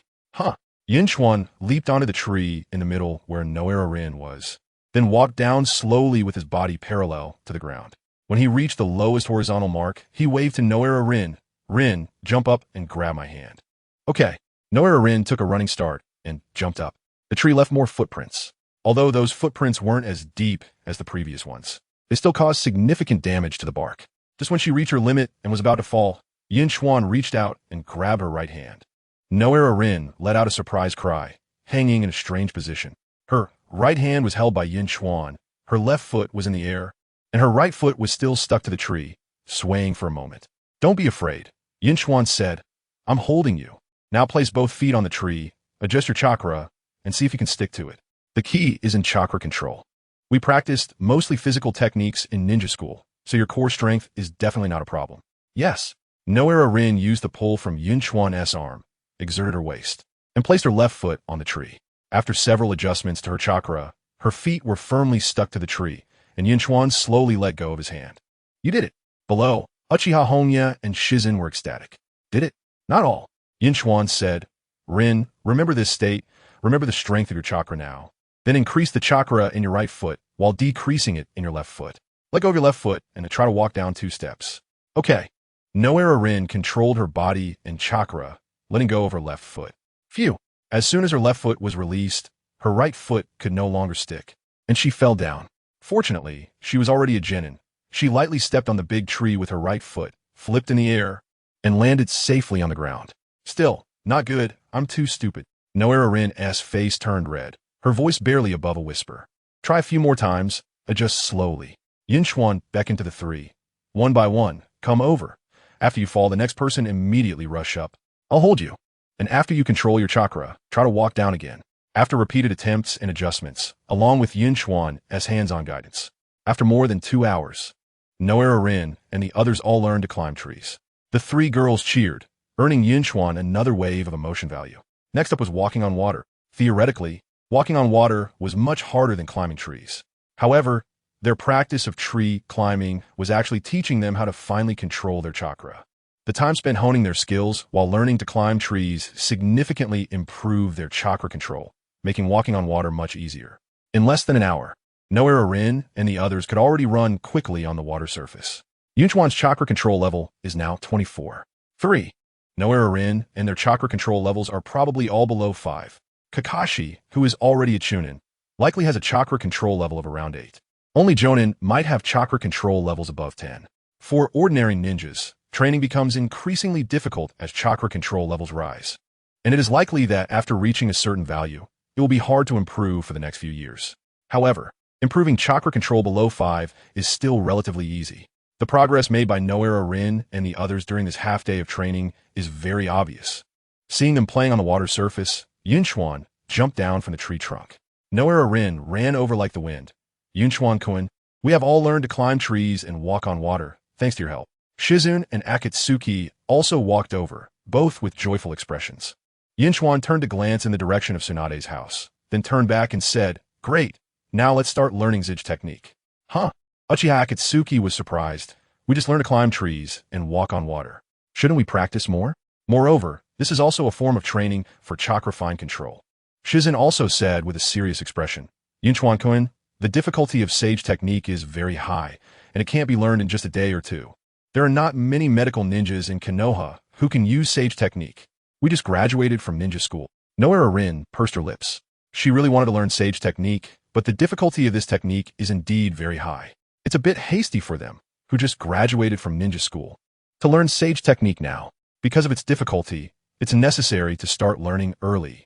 Yun Chuan said, I'm not asking you to master it today. You continue to practice climbing trees and walking on water, which is also a training for chakra fine control. Learning sage technique now is the same kind of training. Uchiha Akatsuki frowned, but what? Yun Chuan glared. Are you the teacher, or am I? You're not listening to the teacher now, are you? You little evil Uchiha. Forget it. You're still too young. Uchiha Akatsuki rolled her eyes in anger. You three, sit down. Yun Chuan clasped his hands behind his back, trying to make his voice deep and magnetic, and said, Now, I will explain the key points of sage technique. This guy really thinks he is a teacher. Akatsuki couldn't help but roll her eyes.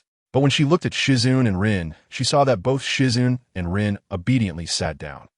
Uchiha Akatsuki's forehead was full of black lines, and she angrily sat down. Don't get distracted, pay attention. I'm talking about you, Uchiha Akatsuki. Yun Chuan said, I know you are cursing me in your heart, but as your teacher, I am doing this for your own good. Uchiha Akatsuki's face darkened even more. Now, I will divide sage technique into 8 steps, and we will start from the first step. Explanation. Demonstration. Practice. Yun Chuan activated his Sharingan and observed the flow of chakra in Noera Rin and the others, continuously correcting and guiding them. To complete this side quest, he was truly worried and exhausted. Once Noera Rin and the others fully memorized the steps for sage technique and began to practice repeatedly, Yun Chuan finally breathed a sigh of relief and ran to the side to rest. He lay on the grass, tilted his head to watch Noera Rin and the others practicing hard, feeling very gratified. Come on, partners. I hope you learn sage technique soon. Then learn the healing extraction technique. After that, learn the summoning slug and master the 100 heal technique. By then, I will have Hashirama's cells. Have learned the 100 heal technique, and with these 3 healers, I want to see who can kill me. But that is definitely not possible now. They can't summon the slug yet, nor can they use the 100 heal technique. Their healing capacity is simply too small, far from being comparable to Tsunade. Here, I'm temporarily referring to that healing capacity, don't misunderstand. This is basic healing. Suddenly, Tsunade walked over with a frown, striding forward. Shizun and the others are training. What are you doing slacking off? Tsunade walked up to Yun Chuan, looking down at him on the ground, and said, While I'm not here, you've completely let yourself go, huh? Look at Shizun and the others, them. Tsunade suddenly widened her eyes. You are practicing sage technique? Noera Rin and the others stood up timidly, not daring to speak. Tsunade's eyes widened. No, Rin. Show me sage technique again. Noera Rin lowered her head, blushing, and said, Tsunade-sensei, I can't do it yet. I know you can't. Tsunade said, but the flow of your chakra, just now, that is sage technique. Did Yun Chuan teach you? Yes, I taught them, Yun Chuan said. You let me teach them to climb trees and walk on water, and they've already learned that. They learned to climb trees and walk on water while you were sleeping. What is wrong with me teaching them sage technique? Tsunade narrowed her eyes. You guys, how long have you been learning sage technique from him? Uchiha Akatsuki said, We spent over 2 hours learning to climb trees, and we spent about an hour learning to walk on water. After that, Yun Chuan taught us sage technique, and so far, it has been less than 2 hours. Tsunade was shocked. In less than 2 hours, you've progressed this far in sage technique? Climbing trees and walking on water once you grasp the trick, are actually quite easy, but sage technique. Tsunade looked at Yun Chuan. Yun Chuan pointed to his own eyes. I see. Tsunade felt very pleased. This kid is using the Sharingan to guide them in practicing sage technique. How did I not think of that? Over the years, it's indeed rare for the Uchiha clan in Konoha to study medical ninjutsu. Moreover, there has never been an Uchiha clan member who used the Sharingan to help others practice ninjutsu. I didn't expect this kid not only learn sage technique after seeing it once, but also use the Sharingan to assist them in their training, achieving this level in just 2 hours. If it were other freshly graduated ninjas, unless they had exceptional talent, they wouldn't be able to achieve this effect, even after hard training for half a month. You little brat, well done. Tsunade put her arm around Yun Chuan's shoulder. Come with me, I want to ask you something. Saying this, Tsunade led Yun Chuan into the woods. After sensing the surroundings, Tsunade lowered her voice and said, those people from the Root organization, did you kill them? Chapter 37 This world. Power is everything Amiba. Why are you asking me such questions? Yun Chuan widened his eyes and said, I have no grievances or grudges with Danzo. Why would I kill him? What benefit would that bring? What is the reason? Tsunade stared into Yun Chuan's eyes for a long while before saying, it's best if you didn't kill him. The Anbu found out that you've been going outside the village frequently lately, and every time you go out, several members of the Root organization go missing. The Root organization has already lost a total of 28 people. Among them is even AJ Nin. This is a huge loss for the village. Danzo is almost going crazy. Although he has concealed this matter, the Third Hokage already knows. Oh, Yun Chuan blinked. Tsunade was taken aback. Oh, that is all you have to say? Yun Chuan was also stunned. What do you want me to do? Cry and wail? Tsunade frowned and said, it's best if this matter has nothing to do with you. If it does, I will protect you. Whether it's the Third Hokage or Danzo, I won't let them harm you. The premise is that you must not do anything to harm the village. Do you understand? Upon hearing this, Yun Chuan fell silent. Speaking of which, he hasn't known Tsunade for long. When he first saw Tsunade in the village, she didn't even know his name. He didn't expect Tsunade to stand by him without hesitation. Yun Chuan held Tsunade's hand and said, I have more than one teacher, but my true master is only you. From today onwards, no matter how many people I encounter in the future, you will always be the only one in my heart. Tsunade, the way you say that feels a bit off, but this description seems to have no problem. The Anbu is still investigating this matter. Remember, no matter how they investigate, whether you did it or not, you must firmly deny it. Understand? I will help you with the Third Hokage. If Danzo dares to touch you, I'm not a pushover either. But during this time, don't leave the village unless I'm with you, got it? Yun Chuan nodded. Understood. Tsunade rubbed her temples, feeling a bit of a headache. Although Danzo is somewhat despicable and shameless, and the Root organization has done quite a bit of dark things, they are still Konoha's strength. Sigh, Konoha's strength? Yun Chuan sneered inwardly. In the original story, after the deaths of SH-10 and Dan, Tsunade completely fell into despair, unwilling to manage village affairs, and later even left Konoha to wander around. Her understanding of Danzo and the Root organization might not be more than Kakashi's. What kind of nonsense strength? Aside from taking the blame for the Third Hokage, has Danzo ever done anything good? On the night of the Nine Tails attack years later, Uchiha Fugaku was preparing to lead a team to support the Fourth Hokage, but Danzo intervened and blocked them. With Uchiha Fugaku's strength, plus a group of Uchiha clan elites, if they had assisted the Fourth Hokage at that time, perhaps everything would have been different. Konoha faced a series of major events later, including Orochimaru invading Konoha and Nagato flattening Konoha. From beginning to end, Danzo and the Root organization were nowhere to be seen. In Yun Chuan's memories from his previous life, the only major thing Danzo did was to instigate the Tsuchikage Noki during the Third Shinobi World War.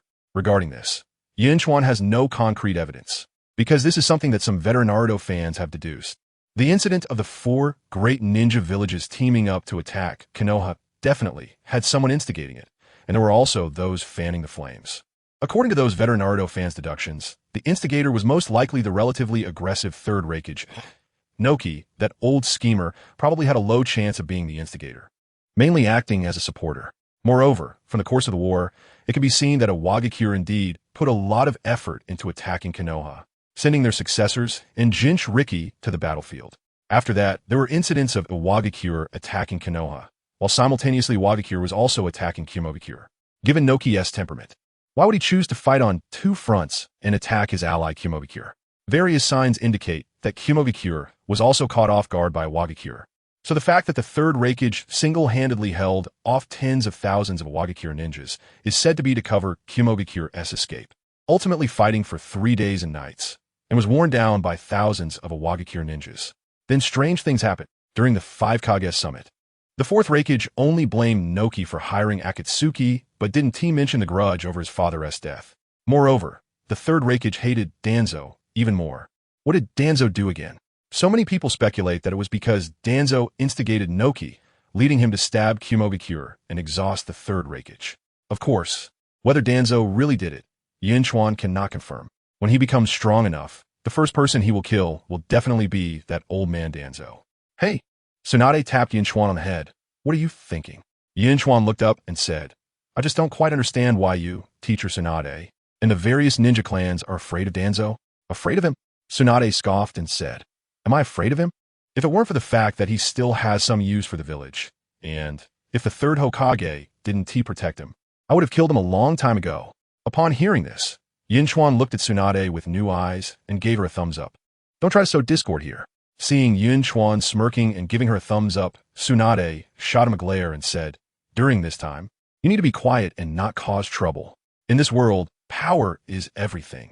Without power, jumping around is just asking for death. If your lightning release armor becomes strong enough to rival the Third Hokage, then you would be at the level of a Kage, or even a strong Kage, and by then, even if you killed Danzo, no one would dare to blame you. Wow. Yun Chuan couldn't help but look at Tsunade again. Based on his understanding of Tsunade, with her temperament and status, it was almost impossible for her to say such extreme things. Did she get some kind of stimulation? Let us go back. What kind of look is that? Tsunade was a bit irritated by Yun Chuan's gaze, not knowing what messy thoughts he had. No.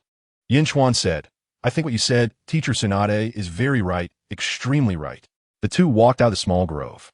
Outside the grove, Noera and the others were still diligently practicing the sage art. Upon seeing Tsunade and Yun Chuan approach, the three stood up. Tsunade looked at the three girls with satisfaction, then turned to Yun Chuan and said, A ninja must be able to endure loneliness, withstand poverty, resist temptation, accept criticism, endure indifference, bear accusations, endure hardships, and be willing to work hard through tears. This is what a true ninja is. Yun Chuan's eyes immediately became moist. Teacher Tsunade, you're not just teaching me to be a ninja. You're trying to make me a Buddha. Uchiha Cookie burst out laughing, then hurriedly waved her hands and said, Sorry, Teacher Tsunade. I didn't mean it. Tsunade flicked her finger and hit Yun Chuan on the forehead, causing him to tear up and grimace in pain. All right, everyone go home. Tsunade said, You all did very well today, excellent. Yun Chuan mumbled, You didn't do anything today. What are you talking about? Tsunade was furious. You go back and train properly. I'll come to your house tonight. Huh? Yun Chuan was taken aback. Isn't this developing too quickly? The three of them, Shizun included, widened their eyes. Tsunade gritted her teeth. Do you believe I can kill you right now? Yun Chuan shrank his head, not daring to say another word. Tsunade angrily said, This brat, is he really 12 years old? Of course. Yun Chuan raised his hand and said, If you don't believe me, ask Hongya. Hongya and I are from the Uchiha clan. We are neighbors, and I watch her grow up. Right, huh? Uchiha Hongya's face instantly darkened. Let's go back. Tsunade waved her hand and left with Shizun. Noera quickly took a few steps to Yun Chuan's right side and whispered, Yun Chuan-kun, thank you for today. Yun Chuan silently looked at Noera and after a while said, You don't need to thank me. You all should work hard to learn palm sage technique, and then learn fine extraction technique. That would be the greatest repayment to me. I'm like a father and mother, taking care of you all. Uchiha Hongya glared at him. Yun Chuan cleared his throat and said, What I mean is, I'm both a teacher and a student, and I don't expect you to be grateful to me. We are comrades, right? It's natural for comrades to help each other. Starting tomorrow, I will supervise you properly. If anyone dares to slack off, don't blame me for getting angry. Noera smiled and said, We will definitely work hard. This guy. Uchiha Hongya glanced at Yun Chuan, and a smile also appeared on her lips. When the three of them arrived near Ichiraku Ramen, they saw Asuma, Ebisu, and others gathered together chatting. As Yun Chuan and the others approached, ready to greet them, a figure suddenly darted out from the alley and charged at Yun Chuan. What the hell? Yun Chuan instinctively lifted his foot and kicked the person away. The person? whose head was wrapped in bandages, knelt on the ground, holding his abdomen and howling in pain. Yun Chuan scratched his head, deep in thought. That voice and those wind goggles seemed familiar. Uchiha Honya was speechless. What do you mean familiar? That's Obito. It's Obito. Rin's face changed color. Yun Chuan shook his head. Impossible, Obito can't be this handsome. Bastard. Obito jumped up. As soon as he jumped, he bent over, holding his abdomen, and continued to moan. Rin quickly ran over, concerned, and asked, Obito, are you okay? Why is your head wrapped in bandages? Are you hurt? Obito immediately felt no pain. Rin, I'm fine. I'm a genius of the Uchiha clan. This little injury is nothing. Just then, Rin walked out from a nearby store. She saw Rin, and her expression changed slightly, immediately walking over with a pained face. Obito and my hand got caught in the door. It hurts so much. Before Obito could speak, Yun Chuan leaned over and asked, what brand of door? Rin. Everyone present. Rin glared fiercely at Yun Chuan, then changed to a weak demeanor, saying, Obito and let's keep a distance, or your girlfriend will get angry again. Huh? What? What girlfriend? Obito was stunned for a moment. No, don't misunderstand. Rin is my friend. Rin sighed lightly. What about me? Obito blinked. You're also my friend, my comrade. Are we friends? Rin's eyes turned red as she said, does that mean we will never break up? That would be nice, then I feel a bit hopeful. No, I'm just rambling, don't listen. Woo. Obito immediately panicked. You, don't cry. Honya stared wide-eyed at Rin, shivering, and goosebumps covered her body. For some reason, at that moment, she really wanted to kill Rin. This woman is too exaggerated, isn't she? So shameless. Although she had heard before that Rin liked to steal and had some character issues, she had never seen it exaggerated like this. At this time, even the usually gentle Rin lost her smile, and her expression darkened. Honya. Yun Chuan turned his head and said, look at her, learn from her, how gentle and understanding she is. I really want to pick her up and throw her to death. Honya expressionlessly gave a thumbs up. Rin wanted to laugh, but felt it was very impolite, so she could only keep a straight face and lower her head. Rin glared at Yun Chuan fiercely. But Yun Chuan had thicker skin than her, maintaining a blank expression and staring back at her. Seeing this, Obito hurriedly tried to smooth things over, puffing out his chest and saying, Yun Chuan, guess I got hurt on my head? I guess. Yun Chuan nodded. Your head must have been caught in a door, right? Uchiha Honya couldn't hold back. Asuma, Ebisu, and the others also couldn't help but chuckle. Your head was caught in a door. Obito jumped up 3 feet high. I was injured while doing a C-rank mission and fighting. C-rank mission? Everyone present showed envious expressions. C-rank missions are personal tasks, such as guarding someone without combat, delivering confidential documents, etc., with rewards generally ranging from 10,000 to 50,000 Rio. Most students who have just graduated from the ninja school can barely climb trees or walk on water, and usually can only take D-rank missions like finding pets, cleaning farms or fields for clients, or babysitting important people. However, Obito's class, with Kakashi as a genius chunin, was able to take on C-rank missions. The 9th squad, where Yun Chuan was, hadn't even taken a D-rank mission yet. Of course, Yun Chuan had no interest in such missions. What is the use of a maximum reward of 50,000 Rio? Not long ago, because of the Sand Ninja incident, the village gave him 3 million Rio, and he hadn't touched it yet. Finding cats and dogs was a complete waste of time. Rin looked at Obito's head with some concern and said, are C-rank missions that dangerous? What happened? How did you get such a serious injury? Oh, Obito said nonchalantly. Originally, the C-rank mission we were doing didn't require any combat, but we encountered a group of robbers on the way. Are those robbers very strong? Yun Chuan frowned and said, with Kakashi there, how did you get hurt? Hearing this, Obito's expression darkened, and he opened his mouth. Wanted to say something, but hesitating. Chapter 38, if Kakashi is about to be beaten to death. By the side, Rin said coldly, Obito is in danger, and Kakashi didn't go to rescue him, but stubbornly insisted on completing the mission. He even blames Obito for being reckless. If it weren't for Sensei Minato arriving, Obito might have. No, don't say that, Obito said softly. At that time, Kakashi was quite far from me. If he had been a bit closer, he would definitely have helped me. Kakashi, the bond between you and Obito has already begun. Yun Chuan sighed inwardly. Uchiha Kuki, Rin, and Asuma by the side all had somewhat complicated expressions. Should ninjas follow the rules? Of course. If ninjas don't follow the rules, they have no right to be ninjas. But what about comrades? If forced to choose between rules and comrades, which one should be chosen? At that moment, Rin and the others suddenly recalled what Yun Chuan had said some time ago about rules and comrades. Kakashi believes that rules and missions are more important than comrades. His father seems to have failed a mission because he saved a comrade and was blamed by countless people in the village, ultimately choosing to end his own life. Rin and Koyuki felt very uncomfortable. It felt like a heavy stone was pressing on their hearts, making it hard to breathe. After Yun Chuan raised this question to Kakashi that day, they thought a lot after returning, but found no answers. Unexpectedly, the question was now in front of them again. The will of fire is about protecting the important people around you, ensuring they are not harmed. The will of fire is about sacrifice to protect. How can someone who doesn't care about their comrade's safety become a comrade? How can someone who doesn't care about their comrade's safety possibly become an excellent ninja? In everyone's eyes, Kakashi is synonymous with genius. Everyone knows Kakashi has extraordinary talent and strength.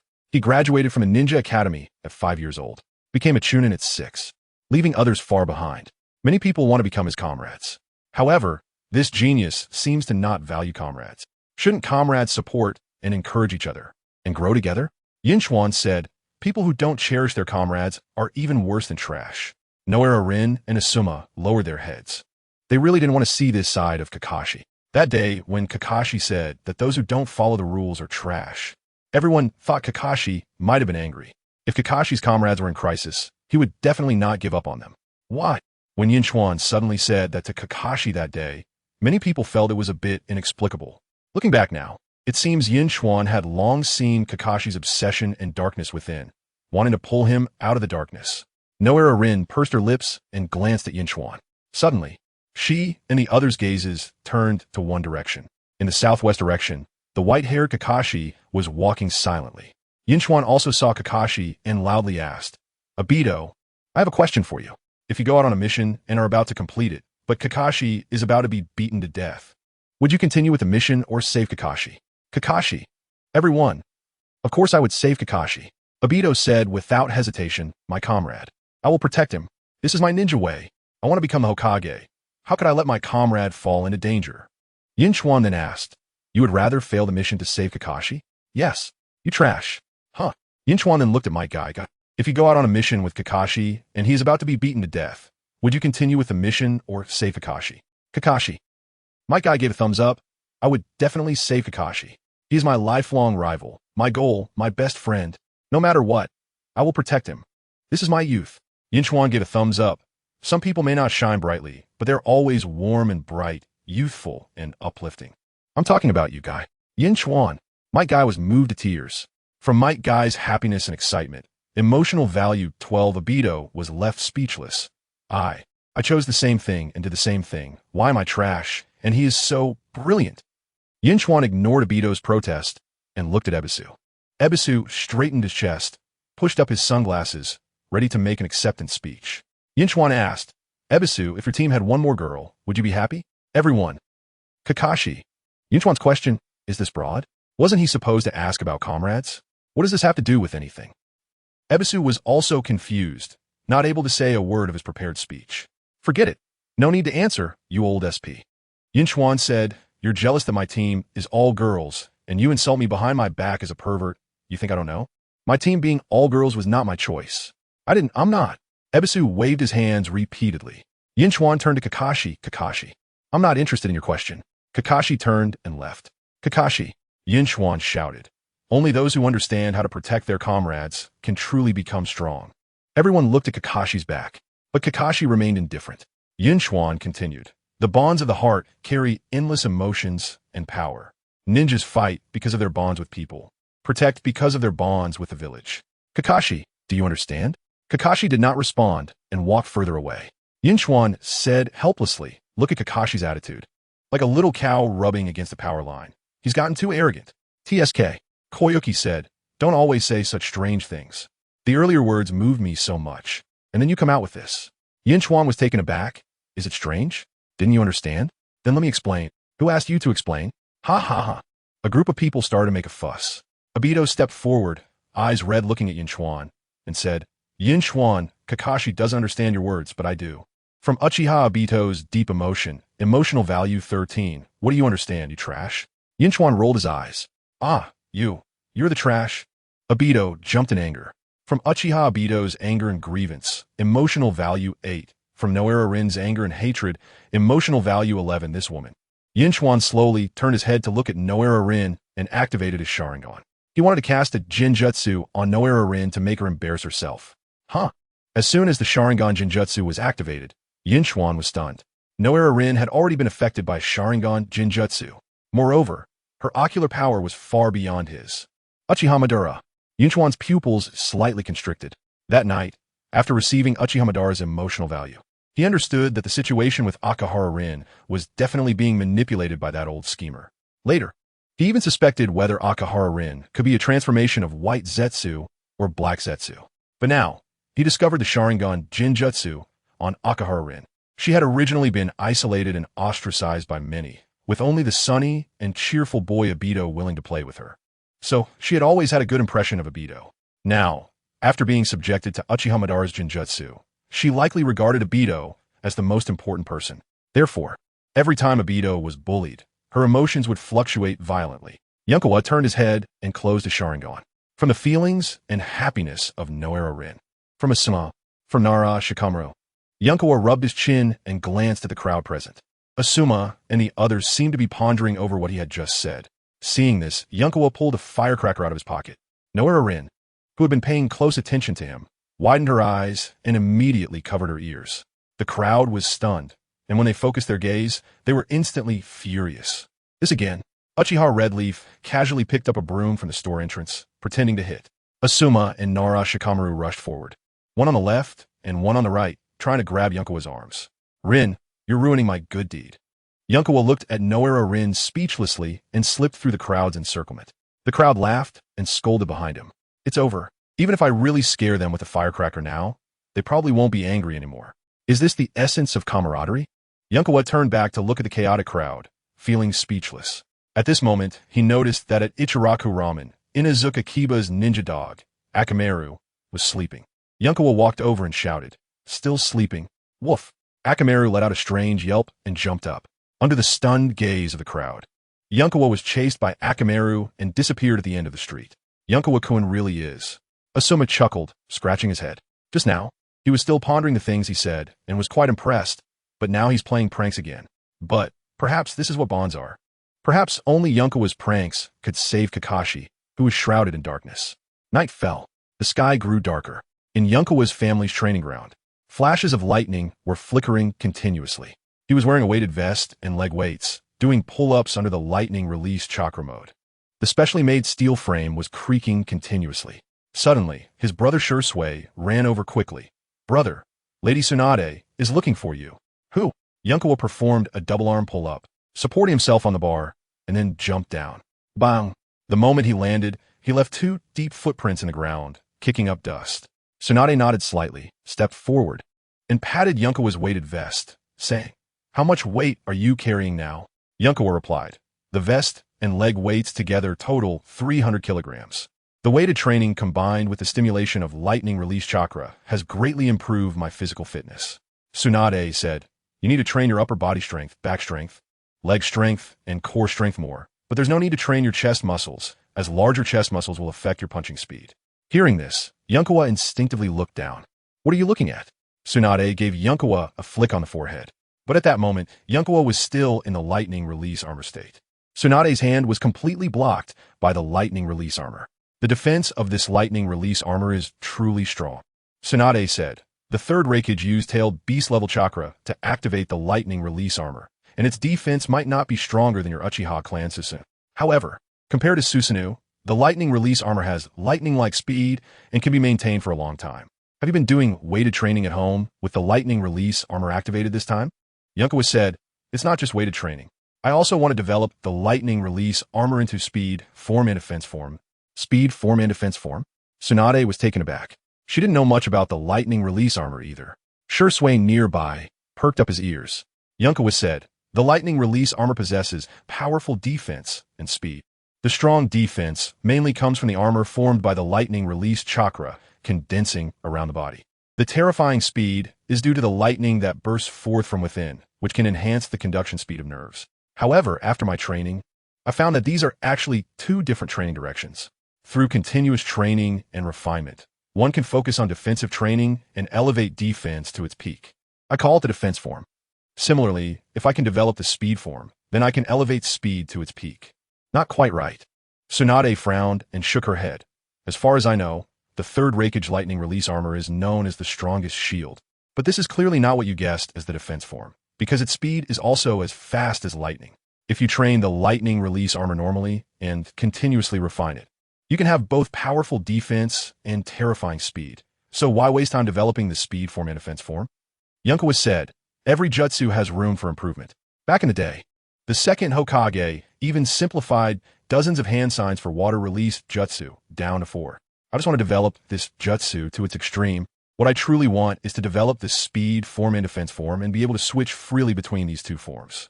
If I can achieve this, then with the same amount of chakra against the Third Hokage, my defense can far surpass his, and my speed can also far exceed his. You really dare to think. Tsunade chuckled, but a bit speechless. However, if a young person isn't a bit reckless, then they wouldn't be a young person. That being said, your logic isn't flawed, but the difficulty of development is too great. The Third Hokage has trained for so many years and hasn't been able to develop both forms. If you want to develop these two forms and switch freely between them, it will likely require a significant amount of time and effort. If things go poorly, it may take decades to develop. It won't take that long. Yunkawa said, during this time, I've been researching these two forms, and if all goes well, in less than 2 years, I can develop the defense form and speed form. 2 years.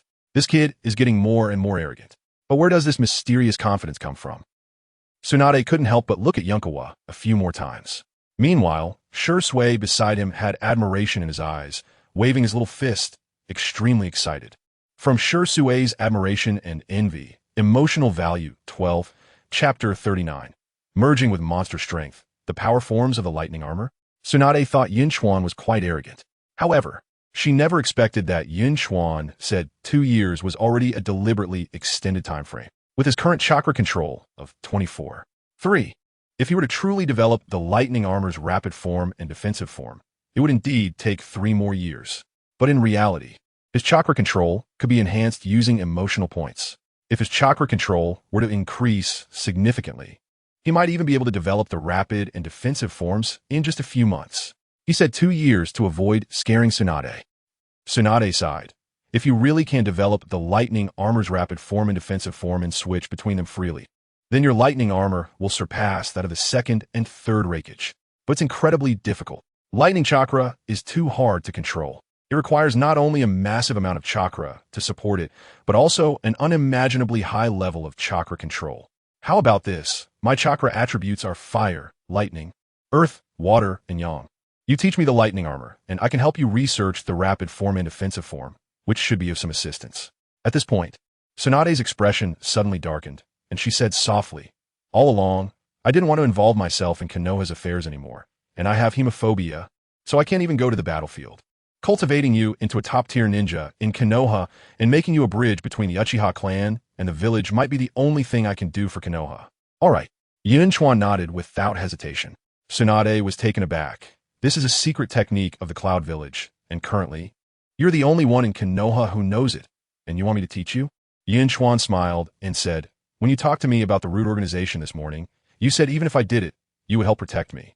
Just based on that sentence, what does a lightning armor count for? It seems I didn't misjudge you. Tsunade smiled and said, let me think of a way. I'll go find a third Hokage and Jiraiya, and let them help develop the lightning armor together. Yun Chuan was surprised. You want the third Hokage and Jiraiya to help? Tsunade nodded. Actually, the most suitable person to research this ninjutsu would be Orochimaru. But Orochimaru is a bit untrustworthy, even though he was once my companion. The third Hokage is known as the Professor of Ninjas, and Jiraiya's mastery of ninjutsu is far above mine. If the 4 of us collaborate, we can definitely provide you with some help and advice. To be honest, I really look forward to the day when you truly develop the rapid form and defensive form of the lightning armor and awaken the Mangekyou Sharingan. Then, in the future, the name Uchiha Yun Chuan will surely resonate throughout the ninja world. Hearing these words, Yun Chuan was also somewhat moved. Tsunade-sensei, why you trust me so much? I can't quite explain it. I actually have some reservations about the Uchiha clan. But you and Shisui, your eyes are different from those of other Uchiha. I believe you can improve the relationship between the Uchiha clan and the village and become a powerful ninja who protects the village. Tsunade-sama, Shisui, who was beside them, had tears welling up in his eyes. Yun Chuan was originally moved, but seeing Shisui like this, he suddenly felt speechless. Is Shisui really going to step towards the Hokage side like this?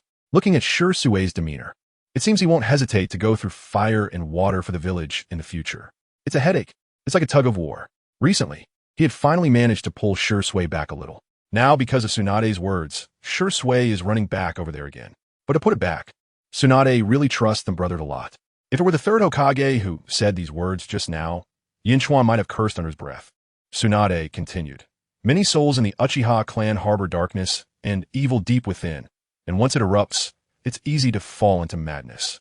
But you seem to be a bit crazy, yet your soul gives me a very pure feeling. As for that, I'll take it as a compliment. Yun Chuan rolled his eyes. Now, let's get back to business. Tsunade said, I think your lightning armor, besides the rapid form and defensive form, should actually have a power form. Power form?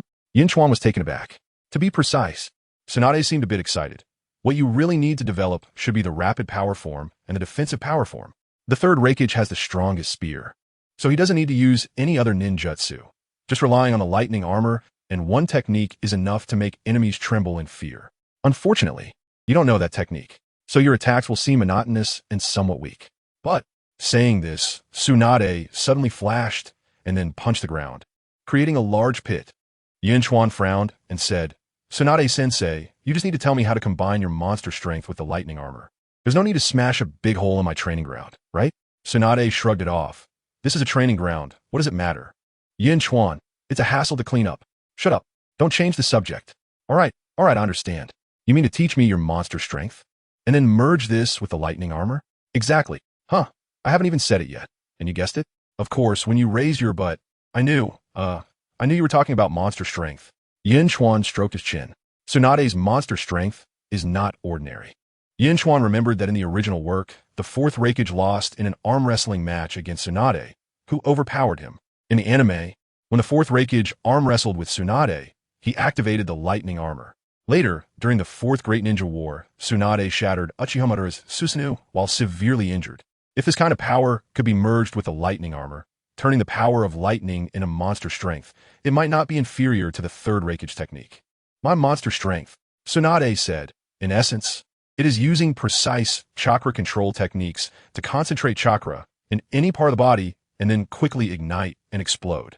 If you can perfectly control the lightning chakra and then manipulate this monster strength in the lightning armor state, the third Hokage has the strongest spear. Then you will have the strongest fist and the strongest legs.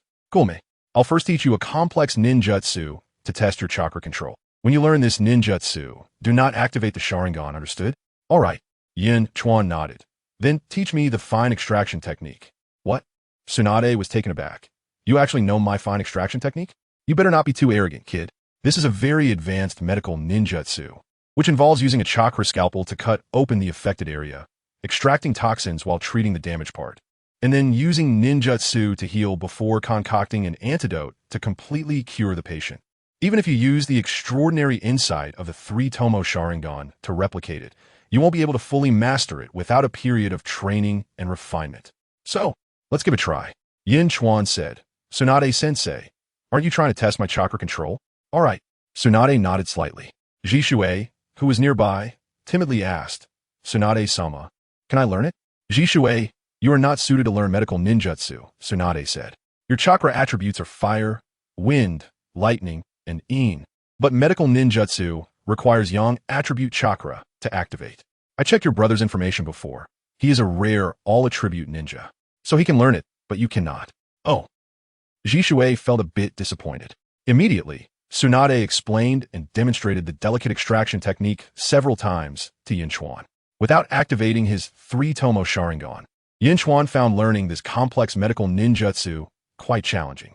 However, his chakra control, which far exceeded that of a jonin, allowed him to easily and accurately refine and manipulate chakra. In less than 20 minutes, Yun Chuan successfully performed the delicate extraction technique. Good job, kid. Tsunade's eyes widened in disbelief. Earlier in the morning, Yun Chuan had only watched her perform the palm healing technique once and learned it. She hadn't felt a hint of surprise because she knew Yun Chuan had the 3-Tomo Sharingan. But now, Yun Chuan hadn't activated the 3-Tomo Sharingan. Moreover, he was learning a technique far more complex than the palm healing technique. Unimaginable. Yun Chuan's chakra control was probably even stronger than hers. No wonder this kid dared to say that in about 2 years he would develop the rapid and defensive forms of the lightning armor. Such talent. It was simply unbelievable. That's great. Tsunade's eyes were filled with excitement. With this level of chakra control, others may spend their entire lives unable to combine the lightning armor with my super strength, but you definitely can. Shisui immediately raised his fist. My brother is super amazing. At that moment, Yun Chuan passed the lightning armor technique to Tsunade. Tsunade then passed her super strength technique to Yun Chuan, just as Tsunade had worried before. Combining super strength with the lightning armor was indeed very difficult. Super strength involves using precise chakra control techniques to concentrate chakra in any part of the body, rapidly burning it before exploding out. This burning is not like flames. The chakra burning of super strength is actually a form of consumption, an explosion, consuming extremely compressed chakra and then releasing that power. Therefore, lightning release chakra can also be burned in this way. However, lightning release chakra is very difficult to control. To completely control the lightning release chakra using super strength techniques, then compress it to the extreme before finally exploding it out is extremely challenging. And doing this while activating the lightning armor makes it even harder. Tsunade was determined to help Yun Chuan develop the rapid power form and defensive power form, hoping to rely entirely on Yun Chuan's powerful chakra control. The two spent the entire night in the training field studying the lightning armor and super strength. Although progress was minimal, they managed to figure out some methods and experiences through continuous attempts. 7 days later, once again, it was a quiet night. Yun Chuan, who was training with weight under the lightning armor state, was drenched in sweat and paused. The fusion of lightning armor and super strength had not progressed much, but his physical condition had improved significantly. Now, even without activating the lightning armor, he felt very light while practicing taijutsu with a weight of 350 kilograms. Emotional points could only increase chakra, power, and chakra control.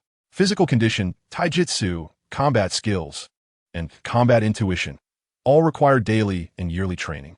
With the lightning armor and the stimulation and activation of lightning release chakra on his cells, the strength of his body had greatly surpassed that of other ninjas doing the same weight training. There's a basic setting in the ninja world. A ninja's body is made up of 130 trillion cells, while the bodies of earthlings before Yun Chuan's crossing had only 40 to 50 trillion cells. Nearly 3 times the number of cells ultimately led to the ordinary people's strength and speed in the ninja world completely crushing that of earthlings. And because ninjas can refine and control vast amounts of chakra, their physical condition, strength, and speed far exceed that of ordinary people in the ninja world. From this perspective, the idea of a 5-year-old child going to battle is actually quite reasonable. An ordinary ninja can carry a companion weighing 70 to 80 kilograms while jumping around in the trees. Yun Chuan also remembers that in the anime, there was a scene where Kakashi climbed a cliff with one hand without using chakra. His current weight training completely emulates Guy and Lee. In the original work, during the Chunin exams, when Lee untied his leg weights, the loud noise and dust it raised stunned the onlookers. And after Lee removed the weights, his terrifying speed was unforgettable. Yun Chuan's previous physical condition was far from comparable to Lee, who specialized in taijutsu. But with the lightning armor, he was confident that he could elevate his physical condition to even surpass Lee in a short time. As for the rapid power form and defensive power form of the lightning armor, although progress was minimal, he still gained a lot. At least now, when he activated super strength and concentrated it in his fists while in the lightning armor state, the chakra no longer dissipated instantly like it did at the beginning. Yun Chuan glanced at his attribute panel. Emotional points, 1639. Chakra, 6. 1 cards, Kakashi's chakra 1 card. Power, 5. Chakra control, 24. 3. After a moment of silence, Yun Chuan allocated all 1600 emotional points to chakra control. Chakra control, 25. 9, not enough. But being able to increase so much in just 7 or 8 days, Yun Chuan was already very satisfied. He returned to his room, took a quick shower, and then hurried out. The night was enchanting. Many people had already fallen into a deep sleep. Kakashi, who had trained all day, lay in bed staring at the ceiling, unable to sleep for a long time. In the darkness, a shadow, like a ghost, climbed up to Kakashi's window. Chapter 40. Midnight Lin. Kakashi felt his mind was in chaos. The scene of Obito getting injured kept replaying in his mind. Even now, he still insisted that Obito was wrong. Obito didn't cooperate with his teammates. He was overly ambitious, putting their team in crisis. Kakashi was really angry. But when Obito was in danger, what he felt more was anxiety. He clearly wanted to rush over to save him. Why? Why did he ultimately not reach out for help? Was it to teach Obito a lesson to prove he was right? Or was he actually a selfish person who completely disregarded his teammates? Kakashi couldn't figure it out. Teammates? What exactly are teammates? Kakashi recalled the question Yun Chuan had asked Obito and Guy 7 days ago. If you went out on a mission with Kakashi and Kakashi was about to be killed, would you continue with the mission or save Kakashi? That bastard, how infuriating. How could he even ask such a question? Kakashi cursed inwardly. What he cared more about was actually Obito and Guy's answers. Obito and Guy, without hesitation, chose to save themselves. Even if it meant failing the mission, they would save themselves. How ridiculous. A bunch of guys who don't take the rules seriously. What right do they have to be ninjas? Kakashi sneered inwardly. But for some reason, he felt a warmth in his heart, which was quite comforting. At that time, Yun Chuan didn't ask others anymore. But Kakashi knew that even if Yun Chuan continued to ask others, he would get the same answers. Even Asuma, who rebelled and wanted to run away from home every day, would surely give the same answer as Obito and the others. Why? He graduated at 5 years old, and the time he spent with them wasn't that long. Why would they choose this answer?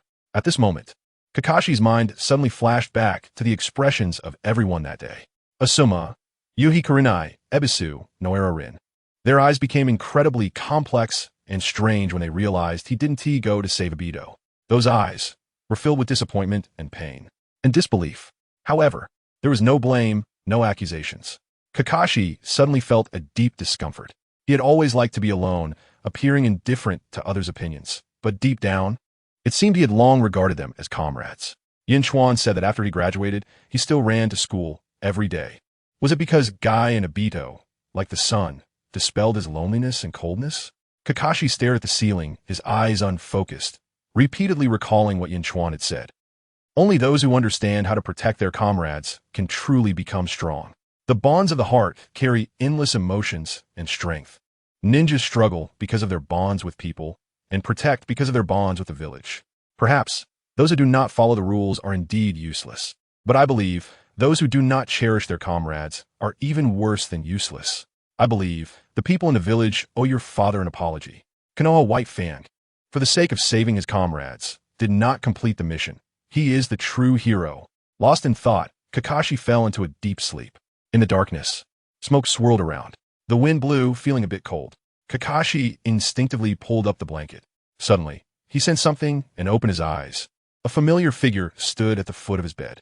His father, Hatake Sakomo, was quietly looking down at him. Dad! Kakashi was both surprised and delighted, feeling a bit of a sting in his nose. He had 1,000 words he wanted to share with his father. He had countless questions he wanted to ask. Kakashi. His father's voice was a bit hoarse. His gaze was sharp as a knife. Kakashi opened his eyes wide, trying to see his father's face clearly. But for some reason, no matter how hard he tried, he felt his father's face was blurry and indistinct. He only saw his father's eyes, sharp like a knife, with a hint of blood red. Why? Hatake Sakomo's voice seemed to come from deep underground, chilling him to the bone. Obito is your comrade. Why didn't you go save Obito? Dad, Kakashi felt like his throat was being squeezed, unable to make sound. His father had always been very gentle, never scolding him so harshly before. Why? Kakashi, Obito is your comrade. Why do you disregard your comrade's safety? I am truly very disappointed in you. After saying this, Hatake Sakomo turned away, walking towards the distance as if he had no attachment. Dad! Kakashi cried out in shock, sitting up. He felt like he was about to lose the most important thing. He wanted to get up and grab his father.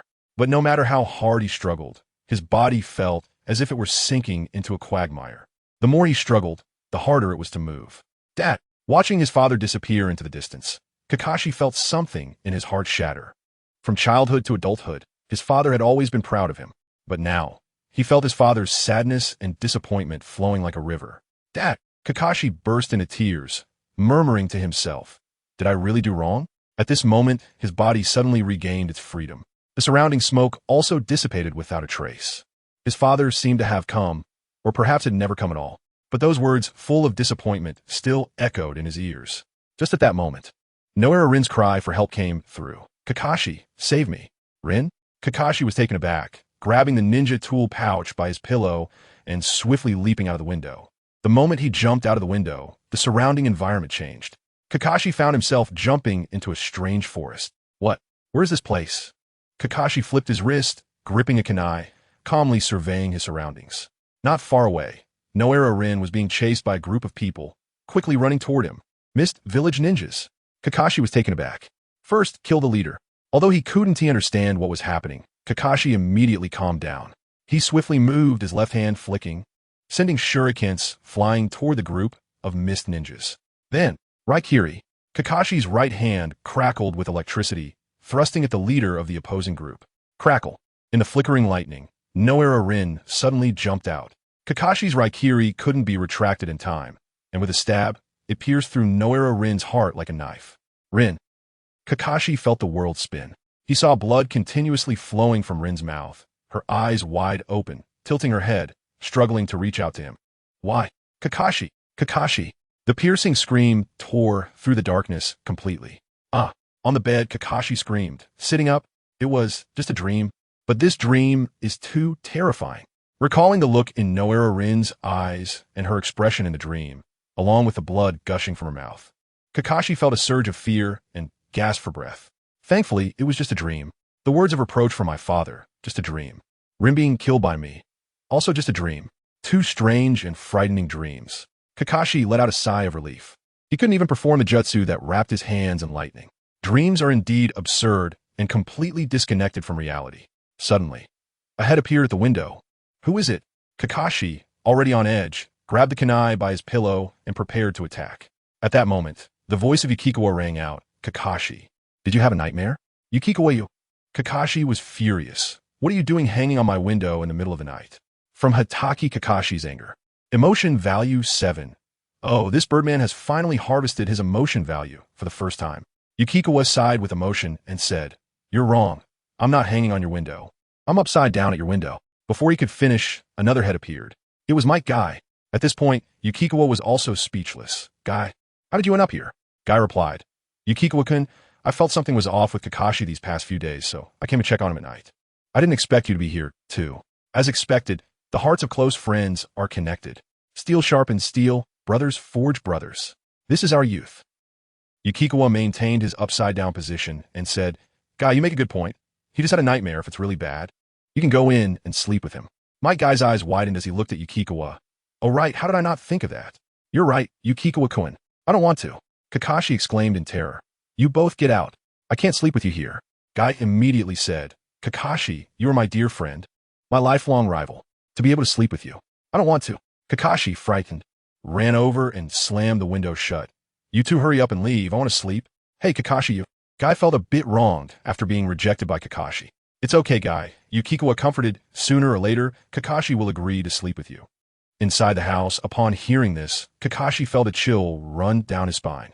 After bidding farewell to Might Guy, Yukikawa dashed back to the Uchiha clan's territory. He stealthily crept to the window of Uchiha Kurenai's house. There was no light. This is outrageous. Sleeping so early. Yukikawa leaned against the window of Kurenai's house and opened it.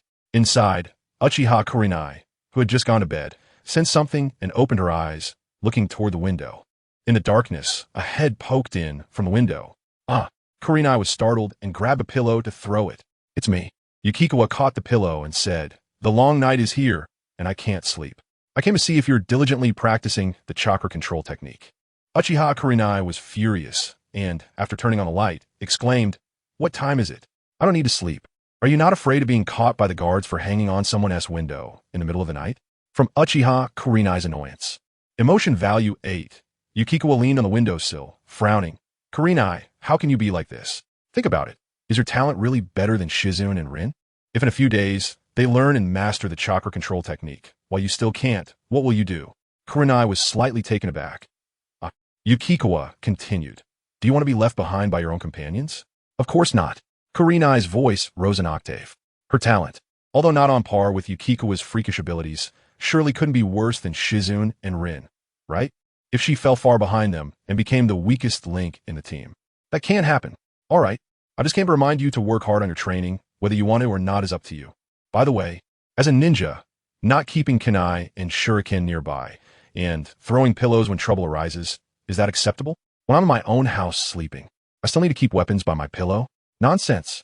Do you know how dangerous and cruel this world is? Do you think it's safe in the village? In your own home? Do you remember what happened when the Sand Ninja infiltrated the village not long ago? What you said seems to make some sense. Hurry up and practice the chakra control technique, or in a few days, you'll be left behind by Shizune and Rin. Bastard. Is my talent that bad? Kurenai wanted to argue a couple more sentences, but found that Yukikawa had already disappeared. That bastard. Kurenai lay back down on her bed. Just after lying down for a while, she got up again. No way. Although what that guy Yukikawa said was infuriating, it did have some truth to it. No matter what, I can't fall behind Shizune and Rin. Uchiha Kurenai clenched her fist and began to diligently practice the chakra control technique. Yukikawa hurriedly ran toward Noera Rin's house. From a distance, he saw that there were no lights on in Noera Rin's house either. Seriously, this is really worrying.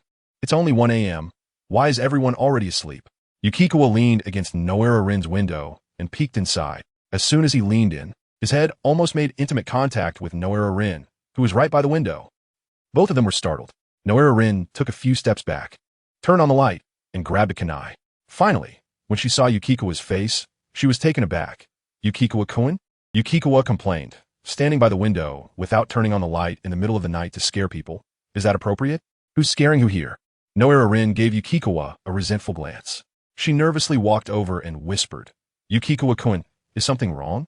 It's so late, you. Oh, I came to supervise whether you've been practicing the chakra control technique diligently. Rin, you must not slack off. You have to practice the chakra control technique diligently. It's crucial. Okay. Seeing Yukikawa about to leave, Noera Rin opened her mouth and said, Yukikawa-kun, the moon looks so beautiful tonight. Yukikawa looked up at the moon, then at Noera Rin, then back at the moon. Do you know that you might die because of the moon? Beautiful? If you knew that there's a female demon sealed inside, want to turn everyone into white Zetsu, you wouldn't say such things. If you knew that Uchiha Madara killed you, used you to turn Obito dark, and then wanted to destroy the whole world, you wouldn't find this moon beautiful. But then again, Rin isn't in the same class as Obito now. Instead, she's in the same class as me. Does this mean that because of my appearance, many people's fates have changed? Akiohara Rin, controlled by the Sharingan, has now taken the place of Noera Rin, deepening her bond with Obito in a very green tea-like manner. Has Noera Rin's fate changed because of this? Suddenly, a system prompt appeared in Yun Chuan's mind. Main quest. Change Noera Rin's fate. Quest reward. 3 Tomo Sharingan evolves into Manjiki Sharingan. It appeared. This task actually really appeared. Chapter 41. Stunned Jiraiya, looking at the system task in his mind. Yun Chuan fell into a daze. The system task was closely related to his emotions and deep-seated desires. When he returned to Konoha from the experimental base and encountered Noera Rin and Obito, he did not trigger a task. At that time, he felt a bit strange. Clearly, they were the 2 most important characters in the Shippuden series. Yet no task was triggered. Unexpectedly, after becoming classmates with Noera Rin for over a month, the task that would change Rin's fate finally appeared. Perhaps, deep down, he really wanted to change this girl's destiny? However, this task line seemed to be drawn out a bit too long. It was now February of the 45th year of Konoha. The Battle of the Kanabi Bridge would not occur until the 46th year. The reward for the task was actually the evolution of the 3 Tomo Sharingan into the Manjiki Sharingan. He had previously clicked the plus sign for the 3 Tomo Sharingan. To evolve the 3 Tomo Sharingan into the Manjiki Sharingan, 50,000 emotional points were needed. If he saved up emotional points each month, it would take almost 10 months. However, due to the threat and pressure brought by Danzo and Orochimaru, he was eager to become stronger and wanted to have the ability to protect himself. So he would use emotional points to increase his chakra and chakra control every few days. Because of this 50,000 emotional points, Yun Chuan's need for the Manjiki Sharingan became less urgent. If he added those 50,000 emotional points to his chakra, that would be 50 cards. 50 cards of chakra should be close to a quarter of the Nine Tails chakra. If he could collect 9 pieces of Hashirama cell fragments and obtain would release within these few months, even with 50,000 emotional points, Yun Chuan would definitely allocate them to chakra rather than using them to evolve the Sharingan. Over 50 cards of chakra, combined with would release and lightning release armor. would be enough for him to walk sideways. It seemed the system had seen through his innermost thoughts and gave him such a reward. Wait, at this thought, a glimmer flashed in Yun Chuan's eyes. When he received emotional points from Uchiha Madara that day, he had guessed that Madara regarded him and Obito as targets of corruption. Obito was likely still the primary target, and he, Uchiha Yun Chuan, was the secondary target. Now, this main task had emerged, confirming his thoughts. Noera Rin could still die because of this. Rin's fate had not completely changed just because she joined Team 9. Ah, that old immortal. Yun Chuan couldn't help but grit his teeth. Yun Tiwankun. Noera Rin, seeing Yun Chuan's changing expression from happy to gritting his teeth, asked worriedly, "What's wrong?" "Huh?" Yun Chuan came back to his senses. "Are you okay?" Rin asked with concern. "I'm fine." Yun Chuan waved his hand. "I was just thinking about how to help you all learn Sage Mode as soon as possible." I'll work hard." Rin's face turned red. She didn't expect Yun Chuan to care about her so much. Even so late, he came over to remind her to practice hard. He even gritted his teeth because he wanted her to learn Sage Mode quickly. Rin suddenly felt a bit nervous. Suddenly, Yun Chuan said, "Rin, you should practice hard. Don't just look at the moon. That thing is not good at all. Years later, you will wish you could chop that damn moon in half." Noera Rin was left speechless. She completely didn't understand Yun Chuan's 2 senses. By the time she reacted and wanted to speak, Yun Chuan had already disappeared into the night. "Should I go supervise Shizun again?" Yun Chuan rubbed his chin. Speaking of which, Shizun's talent was actually not inferior to Rin and Kurenai. Through these few days of practicing Sage Mode, Yun Chuan could tell that Shizun's talent was also very good. In the original work, Shizun had followed Tsunade for many years without learning the 100 Healings technique and super strength, perhaps due to other reasons. When she wandered around with Tsunade, she was chased for gambling debts every day and spent all day trying to find ways to solve Tsunade's debt problems. Later, when Tsunade returned to become Hokage, she took on the role of assistant beside Tsunade. Perhaps it was Tsunade's laziness that led to her own laziness. No, she can't fall behind. This side task clearly stated that it was to teach the 3 of them Sage Mode and the extraction technique. If Shizun didn't learn it, the task couldn't be completed. Yun Chuan turned and ran toward Tsunade's house. Running west, Yun Chuan ran faster and faster, almost entering the lightning release chakra mode directly. Soon, Tsunade's house appeared in his sight. The lights were still on. Tsunade was probably drinking again. Just as Yun Chuan slowed down, he saw a figure sneaking around, peeking into Tsunade's window. How outrageous! How can there be such shameless people? Dare to go ahead of me? Yun Chuan concealed his presence and quietly approached the person from behind, delivering a kick. Wah? Huh? A silver-haired Jiraiya turned his head. Ow! A scream rang out as Jiraiya was sent flying. This scene felt familiar. Yun Chuan rubbed his chin. At that moment, Tsunade and Shizun, disturbed by the noise, rushed out together. Yun Chuan immediately pointed at Jiraiya and said, "Tsunade-sensei, I saw this guy peeping at your window." "Bastard." Tsunade stormed forward like a ferocious beast, and Jiraiya, who was already dazed from Yun Chuan's kick, hadn't reacted yet when Tsunade punched him down. Jiraiya lay on the ground, howling, "Tsunade, you're still so violent. Your temper hasn't changed at all." Tsunade, hands on her hips and eyes wide, stepped on Jiraiya's chest, forcing him back down when he tried to get up. Yun Chuan stepped forward and said, "Lord Jiraiya, don't move. Let me check your injuries." Jiraiya was taken aback. "You know me?"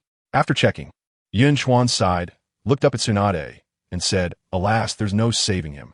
Huh. Jiraiya was both surprised and angry. Tsunade also pouted, retracting her foot.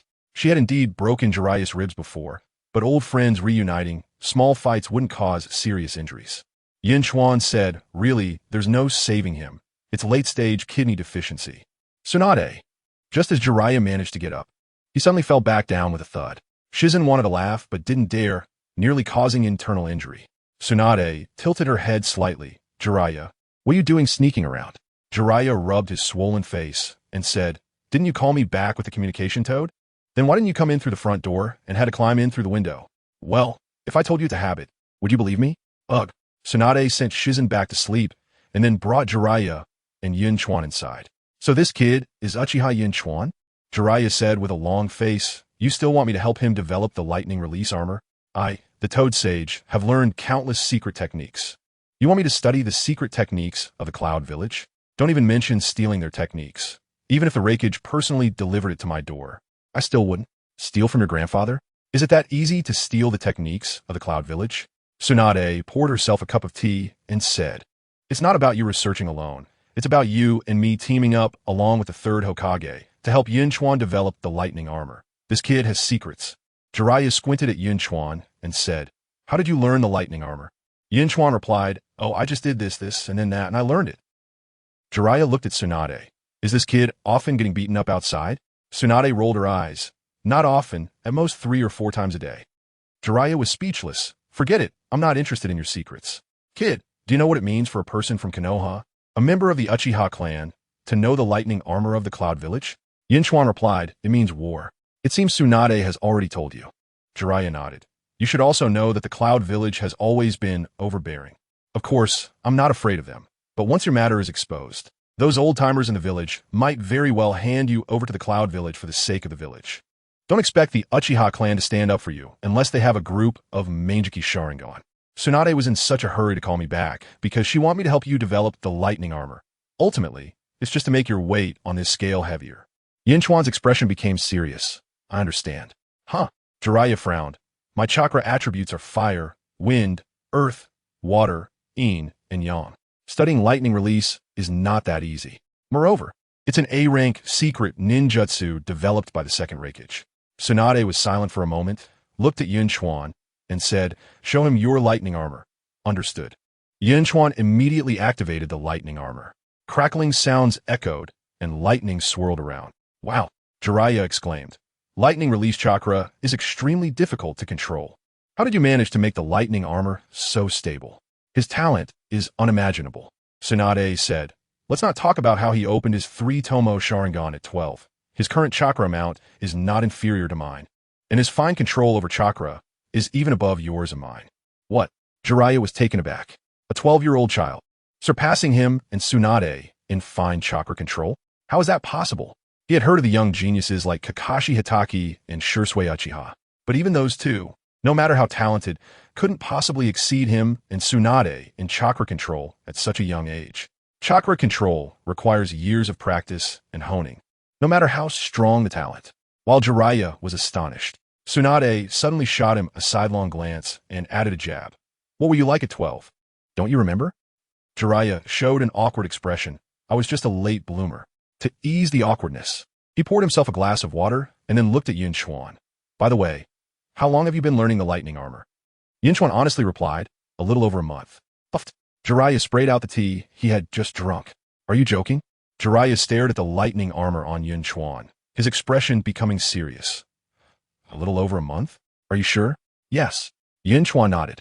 "In just over a month, he had cultivated the lightning armor to this level?" Jiraiya's eyes lit up. "Kid, I'm really a bit curious about you now. Now you understand, right?" Tsunade said, "I've seen him use the lightning armor several times. Each time it's stronger and more refined. So, the rapid power form and defensive power form of the lightning armor will be led by him, while you, me, and the Third Hokage will only assist from the side." A smile appeared at the corner of Jiraiya's mouth. "You are the most talented person I've seen besides Minato. All right, I'll join in and see if I can help. Uchiha's kid, I hope you won't disappoint us." Back then, the sky was always very blue. Days passed too slowly. Yun Chuan was busy day and night. During the day, he would tease cats and dogs, using his Sharingan to help Noira-Rin and the others train, and also take time to bully younger students at the ninja school. At night, he would study and develop the 2 forms of lightning armor with Tsunade and Jiraiya. In just a month and a half, the gains were substantial. In the early morning, after removing the lightning armor, Yun Chuan let out a heavy breath and laid down on the bed. Name: Uchiha Yun Chuan. Current time: year 45 of Konoha. Emotion value: 500 chakra. 10. 1 card. Kakashi's chakra 1 card. Eye power: 5. Chakra control: 29 eye. In a month and a half, he had increased his chakra from 6. 1 to 10. 1. And his chakra control had also risen from 25. 9 to 29. 9. Now, he had gained 500 emotion points. While resting, Yun Chuan allocated all 500 emotion points to chakra control. Chakra control: 30.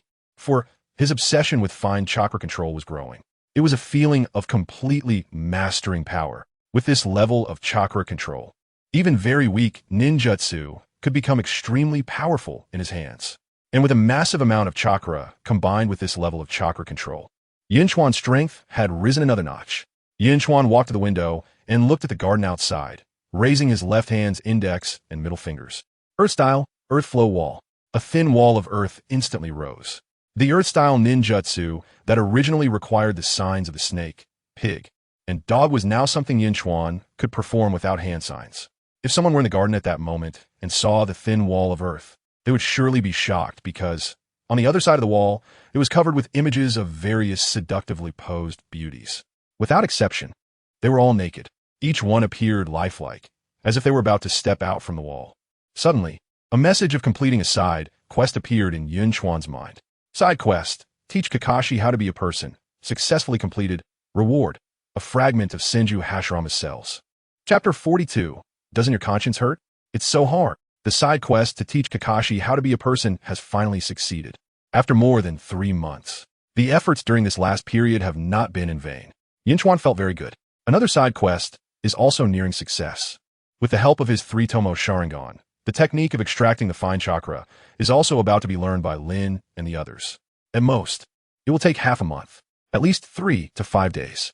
Once this task is completed, he will have 8 pieces of Hashirama's cell fragments. Yun Chuan felt his fatigue swept away and his spirits lifted. He leaped out of the window, crossed the garden, and entered his training ground. As soon as he entered the training ground, electric snakes coiled around him, activating the lightning release armor again. Immediately, lightning flashed from his right hand as he punched a large rock. Boom! The 3-meter-high rock was shattered by his punch. This is the combination of Tsunade's super strength and the lightning release armor. Unfortunately, it is still very forced and far from perfect.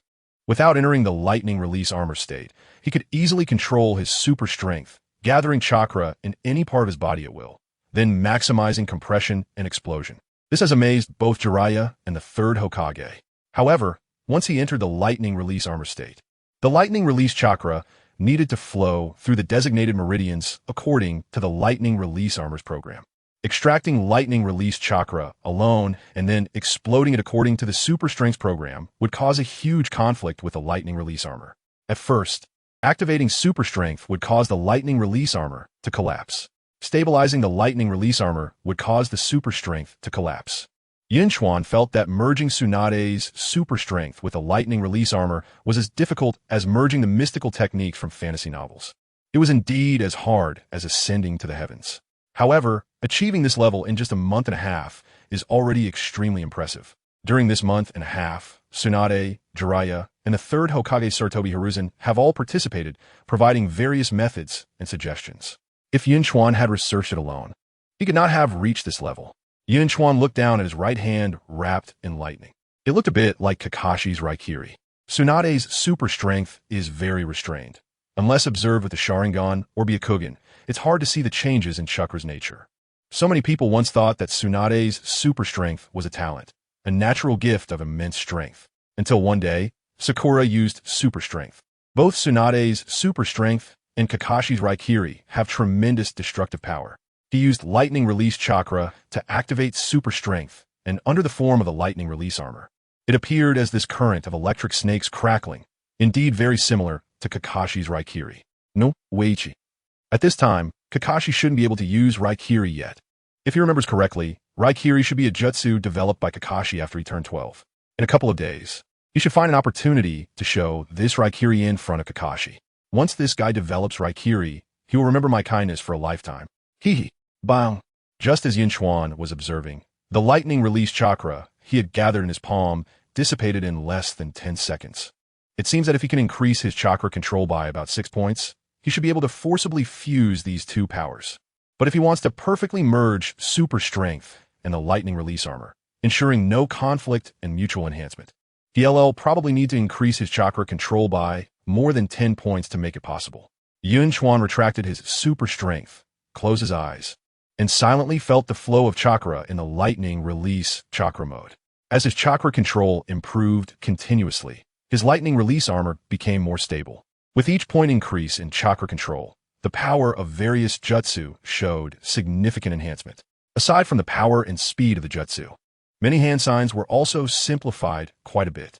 The fire release, fire dragon bullet technique that Yun Chuan learned from Jiraiya some time ago originally required 7 hand signs: rat, horse, snake, dragon, mouse, ox, tiger. However, after his chakra control reached 29.9, he only needed to perform the rat, horse signs, and the fire dragon bullet could immediately take shape. And for some jutsu that originally required 4 or 5 hand signs, Yun Chuan could already release them directly without forming signs. This change was anticipated by Yun Chuan and was exactly what he wanted. When he watched anime before crossing over, Yun Chuan thought that forming hand signs to release jutsu was very cool. The battle between Kakashi and Zabuza, where they stood face to face. Quickly forming hand signs made his blood boil. But now, thinking back to that scene, the water release, water dragon bullet technique with 44 hand signs. The two of them frantically forming signs face to face. Isn't that just ridiculous? Wouldn't they interrupt the casting? Wouldn't they be vulnerable to attacks? When Yun Chuan found himself in the ninja world, participating in various deadly battles, he hoped that any jutsu he learned would not require hand signs, even though he can now do 6 hand signs in 1 second. As long as he forms hand signs, there will be gaps, there will be flaws.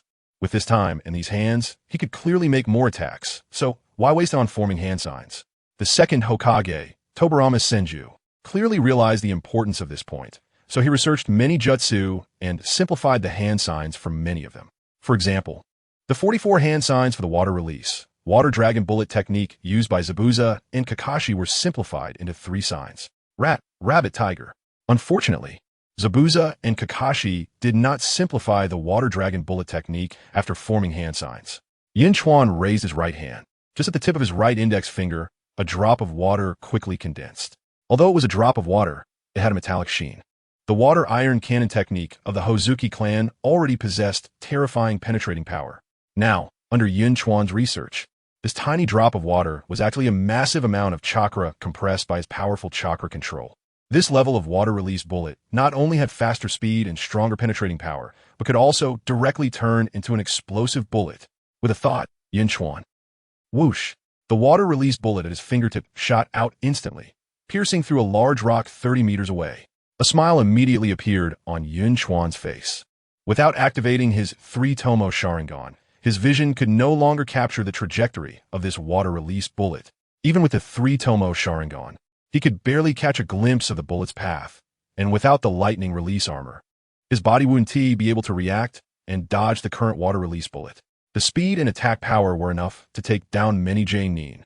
Furthermore, the penetrating power of the water iron cannon technique could even pierce through a large rock or tree, causing fatal damage to the ninja behind it. Originally already very powerful non-hand sign jutsu, it had now become his trump card.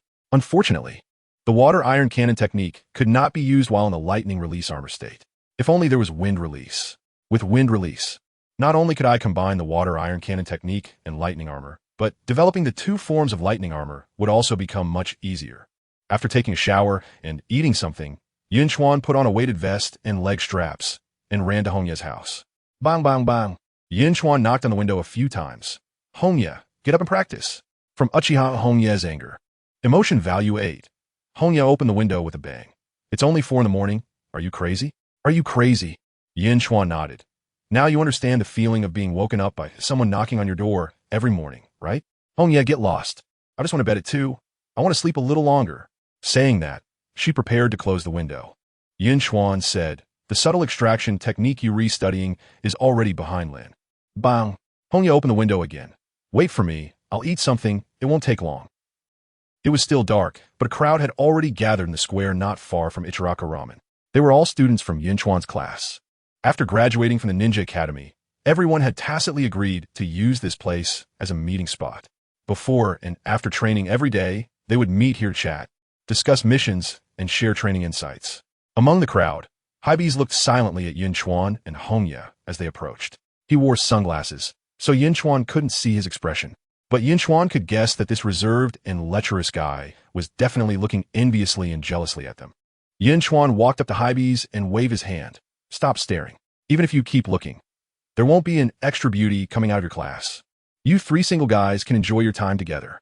From Hybees' jealousy and annoyance, emotion value 5.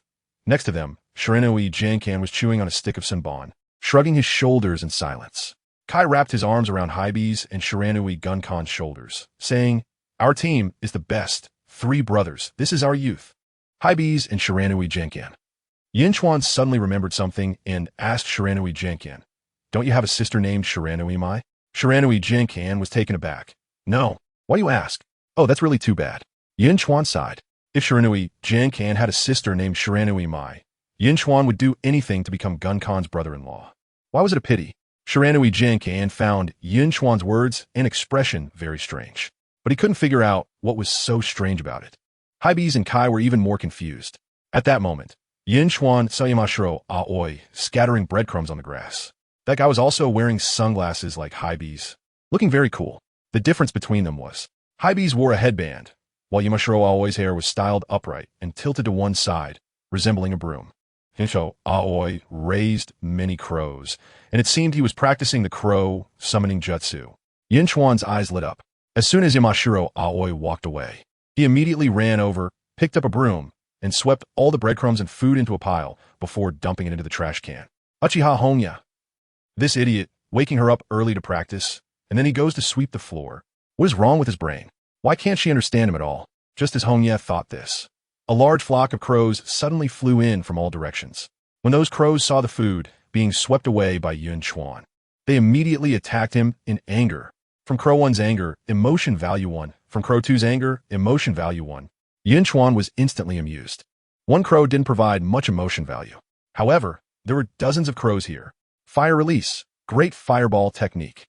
A big fireball from Yun Chuan scared the flock of crows into scattering in all directions. The crows dared not attack again, but they continued to circle around Yun Chuan, cawing and refusing to leave. Strange. On the other side, Uchiha Honya suddenly froze. When Yun Chuan released the great fireball technique just now, it seemed like he didn't form any hand seals. The hand seals for the great fireball technique are serpent, horse, monkey, pig, horse, tiger. Even if Yun Chuan's hand seal speed was incredibly fast, it couldn't be completely invisible. Moreover, he had been holding the broom in his right hand. Could it be that this guy can form hand seals with one hand? This thought startled Honya. Yun Chuan's talent displayed in mastering the sage techniques and the subtle extraction technique was incredibly astonishing, making it hard to believe. But forming hand seals with one hand, that was too exaggerated, right? While Honya was lost in thought, Kakashi, Obito, and Akahara Lin walked over together. Meanwhile, Noera Lin also ran over like the wind. Her smile as warm as the spring sun. Get lost, or I'll turn you into roasted crows. Yun Chuan waved his hand to drive away the crows while walking back. As soon as he returned, everyone's gaze converged on him. The flock of Yamashiro Aoi's crows was still circling above him, cawing and refusing to disperse. When Obito saw this scene, he was momentarily stunned. What happened? Are you practicing the crow summoning jutsu? Kakashi said lightly. Those crows are cursing at him. Asuma raised a cigarette. They're cursing a bit dirty. Obito was taken aback. Are these crows cursing? Why can't I understand? The crows, Asuma asked. Yun Chuan, what did you just do? TCH. After Yun Chuan walked over, he turned his back to everyone and said, as if you all understand the language of crows. You're ninjas, but you're not bird people. Everyone. Asuma looked at Kakashi. I feel like he is cursing us. Kakashi, it's not that he seems to be. He is cursing us. Everyone damn. Hybees said. Yamashiro Aoi was feeding crows, and as soon as he threw breadcrumbs on grass, Yun Chuan ran over and swept all the breadcrumbs into the trash can. Kakashi and the others were instantly speechless. This kind of thing was indeed his style. Then Yun Chuan said, I know when I did this you all must be wondering. Doesn't your conscience hurt? Yes. It doesn't hurt. Everyone. Yun Chuan continued. I did it for public hygiene. There was garbage on the ground. Shouldn't it be swept away? Throwing garbage everywhere. What kind of quality is that? Everyone. Asuma couldn't help but ask. Yun Chuan, why are you speaking with your back to us? Yun Chuan replied casually. Turning my back to the world, dictating the ages. Damn. Everyone couldn't help but roll their eyes. Obito blinked. What is he talking about? I don't understand.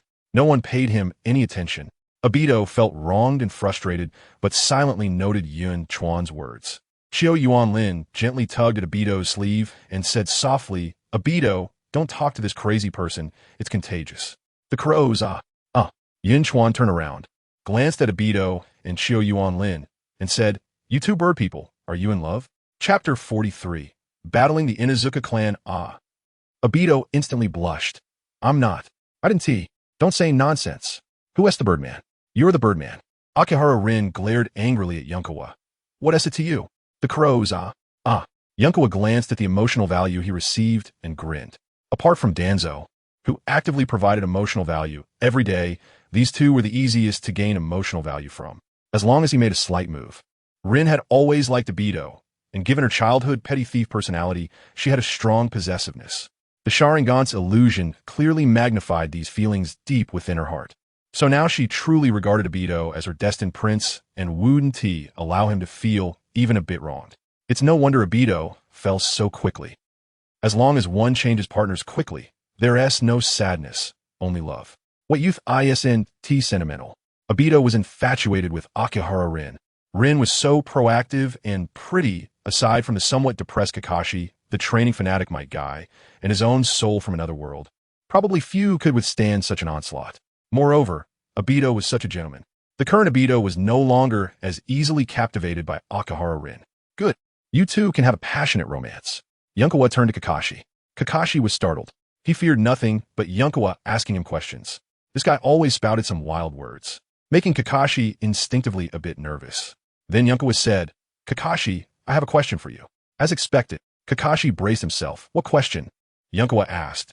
"If you, Obito, and Guy went on a mission and slept on the same bed, lying in between them, would you face your but towards Guy or Obito?"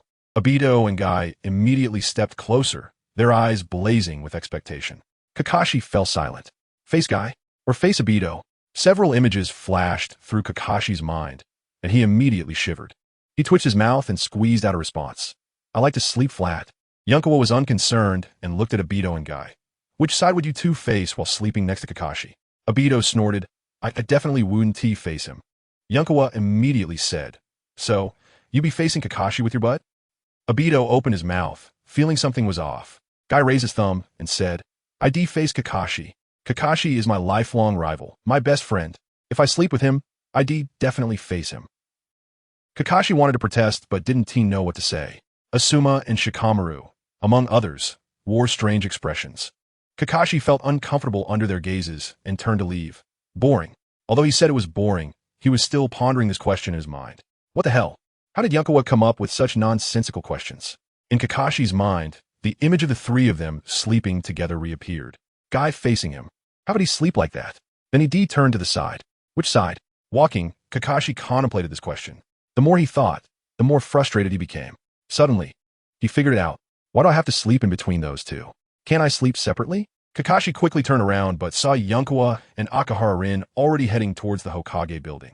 Tsunade-sensei asked us to gather at the Hokage building to take on some missions. Yunkawa furrowed his brows, looking at Akihara Rin. What mission is it? Isn't it better to practice the extraction technique at home?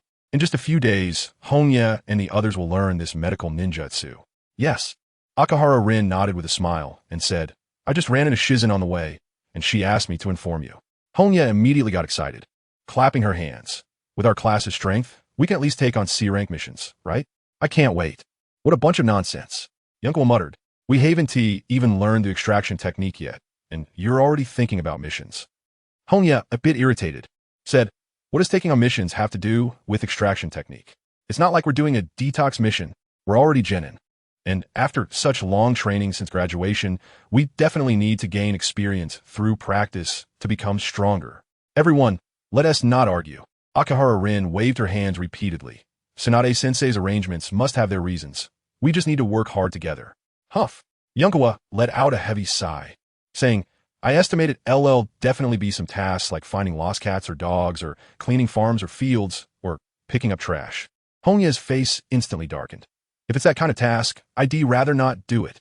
Yunkawa was taken aback. "Then what kind of mission do you want to do?"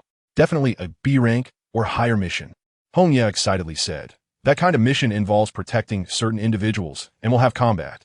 Yunkawa rolled his eyes. "You really are passionate, just like Obito. With such little skills, you're thinking about fighting all day. Do you know how terrifying and cruel the ninja world is? Fighting means risking lives." "Of course I know."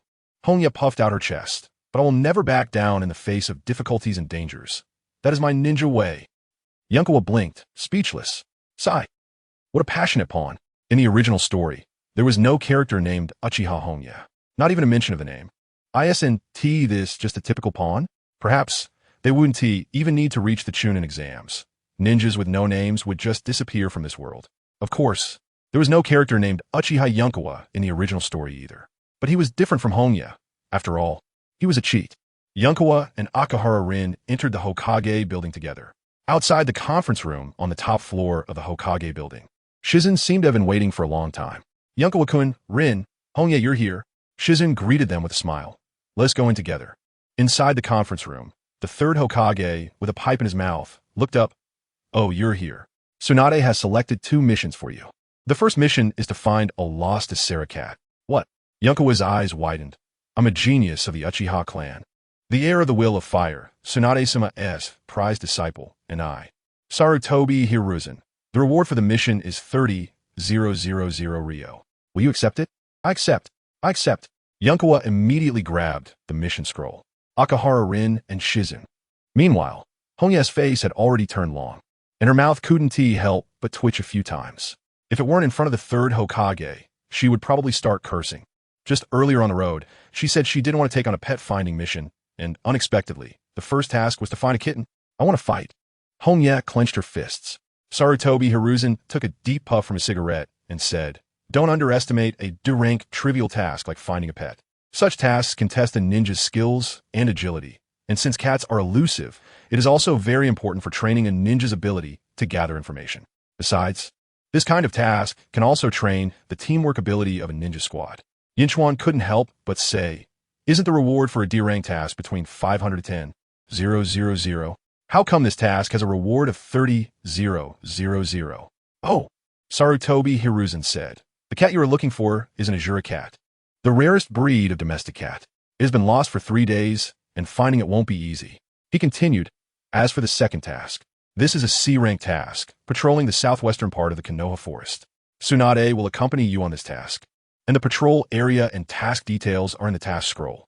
This task is good. Hongya immediately took the task scroll. The young Uchiha always gives off a feeling of enthusiasm. Sarutobi Hiruzen glanced at Hongya and then at the listless Yun Chuan, smiled slightly, and nodded. After leaving the Hokage building, Noara Rin immediately looked at Yun Chuan and said, Yun Chuan-kun, should we do the first task or the second task first? After thinking for a moment, Yun Chuan said, let's do the second task first. The time for that has already been set, from 7 in the morning to 5 in the afternoon. Let's go to Tsunade-sensei's house first. Just as the 4 were about to leave, 3 people and a dog came toward them. Hyuga Niji, Inazuka, Sho, and Aburame, Torian. Upon seeing Yun Chuan and the others coming out of the Hokage building, Inazuka, Sho quickly stepped forward. Yun Chuan, are you here to take on a mission too? What mission did you take? Yun Chuan smirked and said, one is a cat-finding mission, and the other is a patrol mission. What? Inazuka, Sho squinted at Yun Chuan and said, a task like finding a pet should be given to a team like ours, right? Yun Chuan glanced at Hyuga Niji and Aburame Torian, and slightly nodded. Inazuka, Sho's team has a ninja dog, one with Byakugan, and the other raises countless bugs. They're the most suitable for this kind of work. At this moment, Inazuka, Sho said, Yun Chuan, your sense of smell can't compete with mine, let alone my dog, Akamaru. Why don't you let us take this task? Not letting go away. Yun Chuan turned to leave, but was grabbed by Inazuka, Sho's arm. Inazuka, Sho said, how about this? Let's have a contest. If I win, you let us take this task. How about that? Yun Chuan, what if you lose? Inazuka, Sho hesitated for a moment and asked, what's the reward for your task? If I lose, I'll pay you that much money myself. The mature and composed Hyuga Niji frowned. Sho, forget it. We could just take on other tasks. It's fine. Inazuka, Sho said confidently, since graduating from the Ninja Academy, I've been honing my ninjutsu during this time, and I'm just looking for someone to test it out. Come on. Yun Chuan walked to a nearby open area and not far from the Hokage building and beckoned Inazuka, Sho with his finger. He wasn't interested in sparring, but if a 30,000 reward was presented, he wouldn't refuse. At that moment, Kakashi, Obito, and Ebisu also arrived. Everyone was there to take on tasks. But seeing the situation between Yun Chuan and Inazuka, Sho, they immediately prepared peanuts, melon seeds, and mineral water. Obito was even more excited, shouting, Yun Chuan, don't say I'm bullying you. Inazuka, Sho crossed his arms and said, the Inazuka clan's battles have always been in coordination with ninja dogs, so don't say it's unfair if we are 2 against 1. If you have a summoning beast, you can summon it. The people around laughed and shook their heads. Summoning techniques are not difficult. In fact, the seals for summoning are the same. But how many students who just graduated from the Ninja Academy have a summoning beast? Even if there is a summoning beast, it wouldn't be very strong. Stop with the nonsense. Yun Chuan beckoned again and said, let's get started. Good boy, so arrogant. Inuzuka laughed loudly, immediately bending down and getting on all fours. This is the Inuzuka clan's four-legged technique, gathering chakra in their limbs to transform into a beast-like form, increasing their grip and attack power. Although Inuzuka had only graduated from the Ninja Academy a few months ago, he had been crawling and rolling around since childhood. And while he may lack other skills, he had mastered the four-legged technique, crawling sideways, backward, forward, and even rolling. By the end, he was moving so fast that even dogs would avoid him. At this moment, his yellow-haired ninja dog, Akamaru, also bared its teeth and assumed a combat stance. Akamaru go! Inuzuka shouted, and both man and dog pounced toward Yun Chuan like two hounds. Zulfust! Some of the crowd gasped. Yun Chuan did not retreat, but advanced, quickly meeting them with a punch aimed at Inuzuka's chest. Whoosh! Inuzuka, like a nimble hunting dog, avoided Yun Chuan's punch at the last moment and jumped to the left. Meanwhile, Yun Chuan's right side, the ninja dog Akamaru, seized the opportunity and lunged at Yun Chuan's right leg like a whirlwind. Yun Chuan did not dodge or evade. His right foot slammed down onto the ground. Boom! The earth cracked and debris flew. Akamaru was hit by the flying stones and was sent flying. What a powerful force! Asuma, who was watching from the sidelines, had his pupils dilate sharply. He had been classmates with Yun Chuan for many years and had never seen him display such strength. Kakashi and the others beside him also looked thoughtful. Akamaru, Inuzuka's eyes turned red, and he quickly crawled over, his claws striking out toward Yun Chuan with fierce energy. Yun Chuan stood like a mountain, not moving, countering Inuzuka's attacks, sometimes dodging and sometimes knocking away Inuzuka's claws. Whoosh! Whoosh! Whoosh! Inuzuka seemed to lose his cool, frantically attacking around Yun Chuan, his speed increasing. Meanwhile, Akamaru, who had been knocked away by the stones, shook his head and charged back, coordinating perfectly with Inuzuka to attack Yun Chuan, under the watchful eyes of the crowd. Yun Chuan was completely unable to keep up with the speed of Inuzuka, and the ninja dog. He barely managed to defend while being on the offensive, already exhausted and drenched in sweat. This battle seemed to have no suspense. This kid Yun Chuan is about to lose. Obito danced around. Yun Chuan, your speed is too slow. You can't react at all. Just admit defeat, step down, and let me defeat Inuzuka. Chapter 44, Spiral Flash Super Wheel Dance Roar. Iron Mountain Depend. Seeing Yun Chuan fall into a disadvantage, Obito was extremely excited. Akiyama Rin was also cheering for Inuzuka. A group of classmates around them were discussing. Inuzuka, and his ninja dog were indeed very fast, besides Guy, who had trained hard in physical techniques. It was difficult for anyone else to surpass them in speed. They had only graduated a few months ago, and their battles mainly consisted of physical techniques and throwing techniques, with a few minor ninjutsu thrown in, so Yun Chuan was at a disadvantage. With Inuzuka, and Kurenai's relentless attacks, even if Yun Chuan knew ninjutsu, it would be hard for him to release it. It was strange. Last time when he caught that spy on the street, Yun Chuan's speed wasn't this slow, right? Uchiha Yun Chuan's physical techniques were so poor and his speed so slow, yet he dared to fight Inuzuka. Wasn't that just self-humiliation? Over here, Koyuki couldn't help but slap her forehead. If you can't beat them, why provoke trouble? Use the great fireball technique. The Uchiha clan is best at fire release. Why aren't you using any of it? Noera Rin glanced at Koyuki, opened her mouth, but ultimately said nothing. If this goes on, they will lose. Ino began to feel a little anxious. No. Kakashi suddenly focused on Yun Chuan's feet and said, look at Yun Chuan's feet. What's wrong? Asuma and the others immediately focused on Yun Chuan's feet. A few seconds later, the crowd's eyes widened. Yun Chuan's movements were indeed a bit slow. However, every step he took left a footprint on the ground. Aside from the very first step, he had already left countless footprints and cracks on the ground while constantly moving. What was going on? Was Yun Chuan unable to control the chakra in his feet? Even if he couldn't control chakra in his feet right after graduation, he shouldn't be this clumsy, right? The first thing everyone learned after graduating from the Ninja Academy was to walk on trees and water. He couldn't still not know how to do that, could he? Something's off, Kakashi said. When we caught that spy a while ago, the spy used the waterfall technique, and I clearly saw Yun Chuan walking on the water. At that time, he was already able to easily gather chakra in his feet. Asuma nodded. Yes, I saw it too. So what's going on now? Why are there so many footprints? Kakashi looked at Hinata Tetsu beside him. He saw that Hinata Tetsu had already activated his Byakugan, observing the battle between the two. After a while, Hinata Tetsu deactivated his Byakugan and said, "This guy hasn't used a single bit of chakra. His feet don't even have a trace of chakra. He is fighting with pure physical techniques." What? Kakashi and Asuma were shocked. Powerful physical techniques often require chakra to enhance their power. Inuzuka Shu's four-legged technique gathers chakra in the limbs, allowing him to become beast-like to enhance speed and attack power. The ordinary ninjas, tree climbing and water walking, as well as evasive maneuvers during battle, also require chakra to be gathered in the feet. Yun Chuan faced the frenzied attacks of Inuzuka, Shu, and Kurenai without using a single bit of chakra, not using chakra, and leaving footprints with every step. Kakashi looked at Guy and said, "Guy, he should have weights on him, right?" Might Guy nodded and said, "Yes, wearing a weighted vest and leg weights. At least over 500 kilograms. What?" The crowd was shocked. A weight of 500 kilograms isn't too difficult, but not using chakra. And the opponent is Inuzuka Shu. How is this possible? Just then, stop. Inuzuka Shu suddenly leaped back, calling off the fight. Yun Chuan was taken aback. Is he giving up so soon?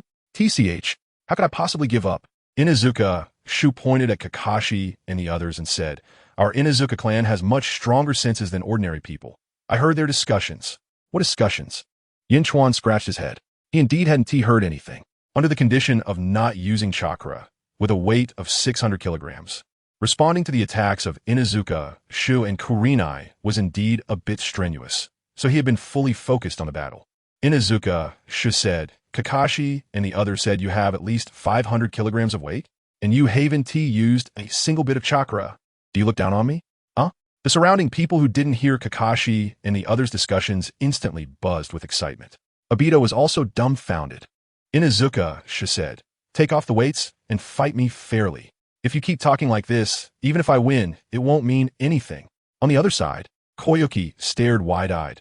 His weights? At least 500 kilograms? Saying this, she rushed into the arena to check Yun Chuan's vest. Slap. Yun Chuan swatted Koyuki's hand away. "What are you touching? Are you trying to take advantage of me?" Koyuki's eyes widened. "Holy shit. I just touched a lead block. You really have weights? How much weight?" "Not too much, just 600 kilograms. Seeing everyone looking at him, Yun Chuan had no choice but to confess. The entire venue fell silent in an instant. You could hear a pin drop. So impressive. Might Guy gave a thumbs up, as expected of my best friend. "Good. Starting today, I will train with an 800 kilogram weight. Everyone." Inuzuka Shu's face darkened. You're insulting me. Don't get me wrong. I'm not interested in insulting you," Yun Chuan said. "I'm holding back. Aren't you also not using your powerful ninjutsu?" Inuzuka Shu gritted his teeth. "Take off the weights. I won T. Take them off. I just won T. Then I won T fight. Since you've given up, then pay up. I didn't T lose." The crowd was amused. Yun Chuan continued. "If you can beat me, I will naturally take them off. Am I crazy to take heavy hits while weighted? If you can't even win under these conditions, I have even less reason to take them off." "Ah, you bastard." Inuzuka Shu was so angry he jumped up and down. "Woof woof.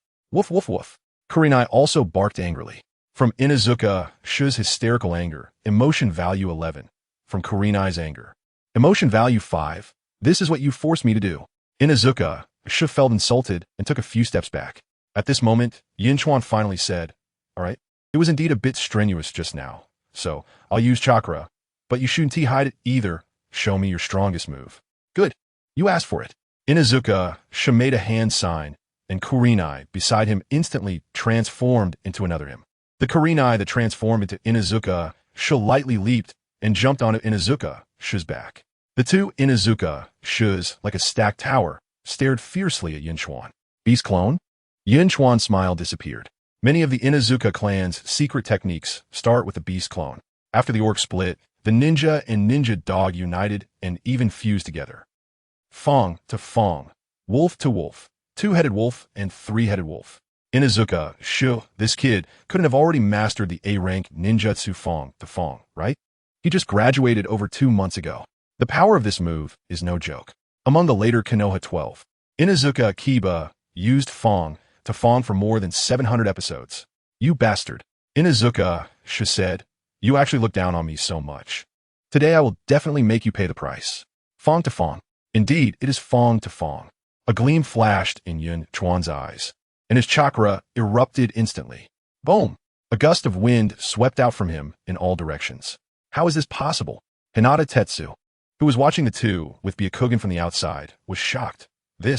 What terrifying chakra is this? Thinking of this, Hinata Tetsu shouted, "Should be careful, he." But his warning was still too late. At this moment, both Inuzuka Shu and the Inuzuka Shu transformed from Akamaru began to spin rapidly, forming a tornado-like shape. The two tornadoes intertwined and rushed towards Yun Chuan, as if they wanted to shred him to pieces. Earth release, earth flow wall.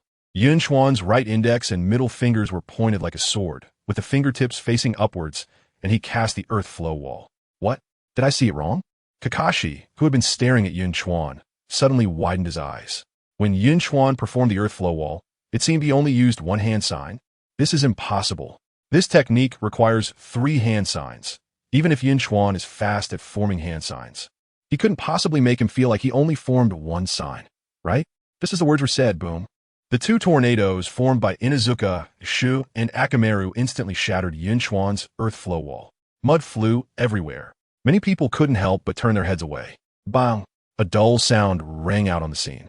Everyone focused their eyes and instantly showed disbelief. They saw that the tornado form of Inuzuka Shu and Akamaru had dissipated, both returning to human form. The two of them, surprisingly, were both caught by Yun Chuan by the collar. How'd he do that? What's going on? Did Yun Chuan directly break Fong to Fong with his hands? It wasn't clear. After Inuzuka Shu's Fong to Fong shattered the earth wall, the two were grabbed by him. He must have used some ninjutsu, right? Just as everyone was discussing. Inuzuka Shu grabbed Yun Chuan's hand that was holding his collar and rolled over like a crocodile, and the Inuzuka Shu transformed from Akamaru seemed to be in sync with him, using the same move. The two quickly turned. One kicked towards Yun Chuan's face, and the other kicked at Yun Chuan's chest, then simultaneously broke free from Yun Chuan's grip. Fong to Fong. As soon as Inuzuka Shu jumped away, he prepared to use Fong to Fong again. But before he could cast it, a figure flashed on the scene, and Yun Chuan had already appeared in front of him. How could he be so fast? Inuzuka Shu was stunned. Previously, his speed had always held the upper hand. Moreover, Yun Chuan was definitely carrying several hundred kilograms of weight. How'd he seem like a different person? Before Inuzuka Shu could react, Yun Chuan had lightning-fast sidestepped and then crashed into him like a mountain. 8 trigrams fist.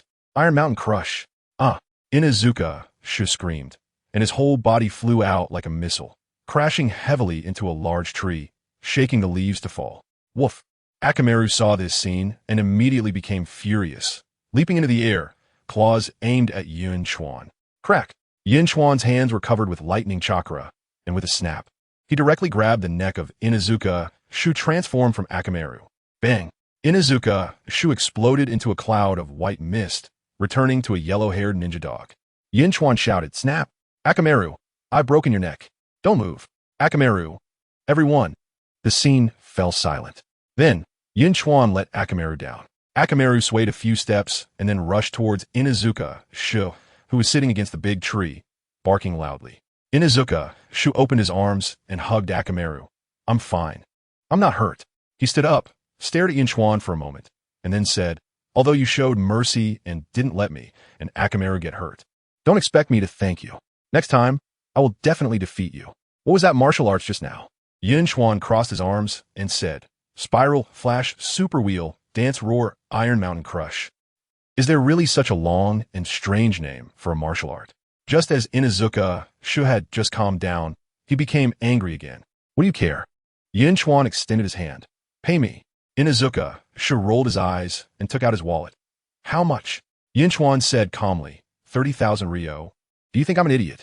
Inuzuka Shu jumped up. Finding pets is a D-rank mission, and the reward for D-rank missions is generally between 500 to 10,000 Ryo. "How dare you say 30,000 Ryo?" Yun Chuan spread the mission scroll in front of Inuzuka Shu. "Look, I damn." Inuzuka Shu stared at the mission scroll, completely stunned. It really is 30,000 Ryo. Just because the cat found is a very rare breed. This is just insane. Inuzuka Shu wanted to cry, but had no tears. During this time, he worked on many tasks with Hinata Tetsu and others, and after months of hard work, he only earned about 35,000 Ryo. Isn't this just working for Yun Chuan? From Inuzuka, Shi's heartache and regret. Emotional value 8. Before Inuzuka, Shi could speak. Obito walked over, grinning, and said, I'm finally not the only one who got scammed by Yun Chuan. Everyone. Inuzuka, Shi. Obito glanced at Inuzuka, Shi's wallet, and continued. Seeing you lose 30,000 Ryo to Yun Chuan, I suddenly feel much better. I was only scammed out of a few thousand Ryo. Inuzuka, Shi clutched his chest, feeling heartache and unable to breathe. The crowd gathered around. Obito curiously patted Yun Chuan's chest and asked, How much weight are you carrying? Yun Chuan said expressionlessly, 3,893 kilograms. Do you think I'm an idiot? Obito was furious. Yun Chuan nodded. Yeah. Obito. Everyone burst into laughter. This guy. Kakashi looked deeply at Yun Chuan, already considering him a lifelong rival. Meanwhile, Hinata Tetsu, who had seen Yun Chuan's chakra with Byakugan, gently patted Inuzuka, Shi's shoulder. All right, let's go take the mission. 30,000 Ryo is nothing. We could just do a few higher-level missions. Losing to him isn't embarrassing.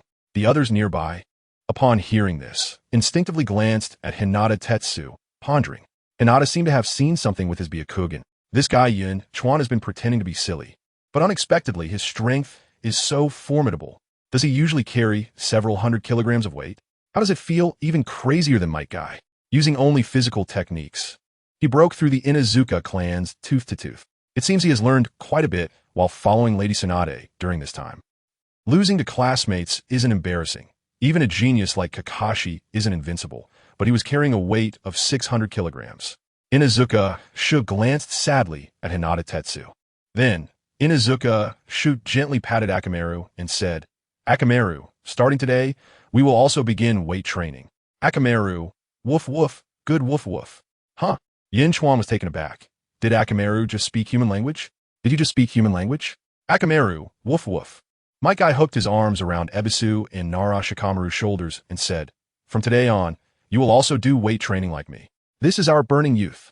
Ebisu and Nara Shikamaru exchanged glances, then looked at Yun Chuan and nodded slightly. Might Guy continued, I have 2 sets of green jumpsuits to give you. One for each of you, the 3 of us. I don't want it. Ebisu and Nara Shikamaru exclaimed in horror. Might Guy then looked at Kakashi. Kakashi's eyelid twitched, and he turned to leave. 10 minutes later, a ninja wearing a cat-faced mask knelt on one knee in front of Danzo. Sir, Uchiha Yun Chuan has taken a patrol mission and is leaving the village. The patrol area is the southwest part of the Konoha forest. Author's note, the update will be available tomorrow at noon. Please don't wait for updates tonight. The update will be afternoon tomorrow. It's 160,000 words now. A bit rushed and somewhat helpless.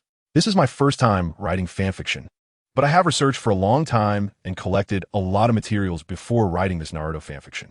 In this fanfiction, I mainly want to take a lighthearted, comedic, and passionate approach to fill some of Naruto's regrets.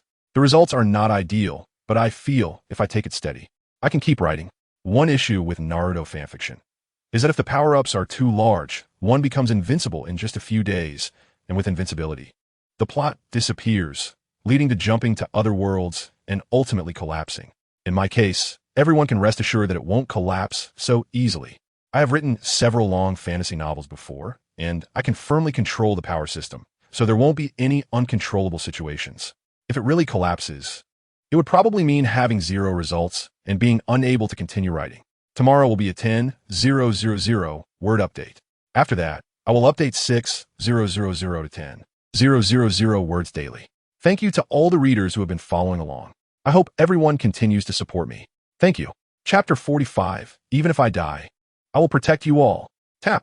The tips of her toes lightly touched the branch, and the branch only bent slightly as Tsunade sprang forward over 10 meters. Behind her were Shizune, Hongya, and Noera Rin. In a flurry of movement, the 4 of them darted through the dense forest like the wind. Below on the ground, Yun Chuan was running swiftly with his hands behind him. Despite carrying several hundred kilograms of weight, he moved quickly and effortlessly. Whoosh, Si-jun, you are truly great. Watching Jia Si-jun dance around, outlining a beautiful blueprint for her career, filled with longing and confidence, Shirley couldn't help but praise her. Click. A faint sound of the door lock could be heard, and the sound of footsteps and plastic bags rubbing against each other became faintly audible. The lights in the living room were turned on, and through the slightly ajar bedroom door, one could see Han Yishuan sitting in a milk tea shop by the street. staring at the Sakura Island Cuisine restaurant across the street. Her gaze was somewhat vacant, lacking focus. This startled the two of them, as they saw the black Gatling gun approaching them through the display mirror. The movie opened in a flashback, revealing the starkly contrasting growing environments and dramatic conflict from their first meeting, even recreating the moment when Xie tricked Tang Sui into marriage under the guise of making money together, right up to their last glance at each other on the hospital bed. It must be him. Shen Longxian took out the spiritual herbs, checking them one by one, only to find that one called a stragglerless leaf contained this chilling aura. But what was going on with Meng Tianli? He had just broken through to true immortal and was learning the immortal arts of the Chinquan Cave, which was clearly a path to death. It is well known that internet cafes require card swiping to access the internet, and one must go through the network administrator to turn on the computer. Meanwhile, in the Wolf Warrior Command Center, large computer screens displayed red system interruption messages. Those who hated Tony and looked down on him were also changing their stance. If Tony's livestream was just a joke, they would kick him when he was down, but now, with a viewership of 5 million, he was a big shot, worthy of discussing matters with the world's heroes, and indeed had the right to express dissatisfaction. Following the gap in the Big Iron Gate, the Golden Kill Storm surged in, sweeping through and slaughtering madly. Oh dear, no need to explain, senior sister knows everything. Miaoyu had a knowing expression on her face. When she saw Yi Guizhou looking for her again, the old monster's mouth curled into a playful arc. I just won't buy it, so what? Upon hearing this, the others looked around. The black and white colors mixed in with the greenery did indeed give them a faint sense of familiar fluctuations. Hee, brother Yun. Why are you so slow? Fairy Luo Fu stood still, crossing her arms and glancing at Yun Bufan. The cold and indifferent tone was undoubtedly from Li Xian, but something was definitely off. After thinking it over, Xiao Qianshang's piercing gaze turned to Su Yi. Smith made a gesture, and Andrew's men screamed as they fell to the ground, and in the blink of an eye, all 8 burly men were down. Yun Rui, who initially wanted to help Chu Yi, was taken aback by Su Yi's sharp gaze and hesitated to speak. Upon seeing those brothers from the Seventh High caught, I felt an overwhelming sadness in my heart, thinking that if I ran away now, those brothers would definitely become scapegoats. With a firm heart, I stood my ground and did not move. Could it be that they really have such a strong aversion to music? But what is this all for? Mark Beinke said. With the current level of Haonan's soul, he certainly had enough strength to forcibly raise the divine weapons level. Using his soul power, he could elevate that divine weapon disaster to the Yellow Thunder disaster, thus allowing the divine weapon to reach another level. For hundreds of years, we magicians have been searching for incomplete cultivation information while also bearing the responsibility of protecting the safety of the continent. It can be said that being a magician is a noble and glorious profession. Every 10 years, we hold a magicians' conference to select and recruit talented cultivators to join us. Ling Feng didn't explain much and left with Tiger, Vivian, and others from Wigan Athletic Club. He was left alone in the room, with a few stars shining through the window. Looking up, under the bright moonlight, the sky was filled with countless stars. More brilliant than in his previous life, breathtaking. Ling Xiao picked up a silver needle and pierced it into the fat man's Feng Fu point. This point is very important on the human head's governing meridian. Massaging it can treat various cervical spine diseases and headaches.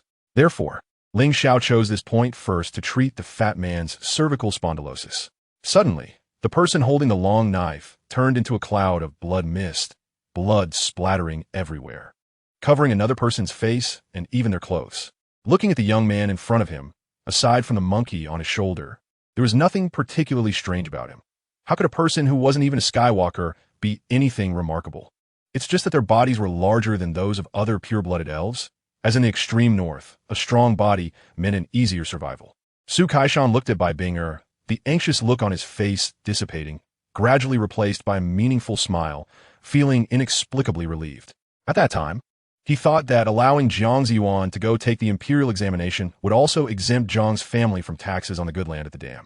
The list for the Five Kingdoms gathering was announced 3 days after the selection competition, and the people in the imperial city were instantly in an uproar upon seeing the list. On the wasteland, a massive military camp was established on this fertile pasture. This was the camp of the Western Turkic Khan Tong Tongyahu, with the Tiger Army, Eagle Army, Leopard Army, and other troops following the Great Khan's tent, preparing to advance eastward, to conquer the grasslands and completely occupy the glory of the Ashina family. Early in the morning, the regent's wife was about to give birth, and then she encountered this obstacle. After everything was resolved, Tuayu felt extremely exhausted, wanting nothing more than to sleep for 3 days and nights. Two military strategists. 5 days ago, Yuan Binshu went to Nanpi to propose marriage for his young son Yuan Shang, but was rejected by Jinping.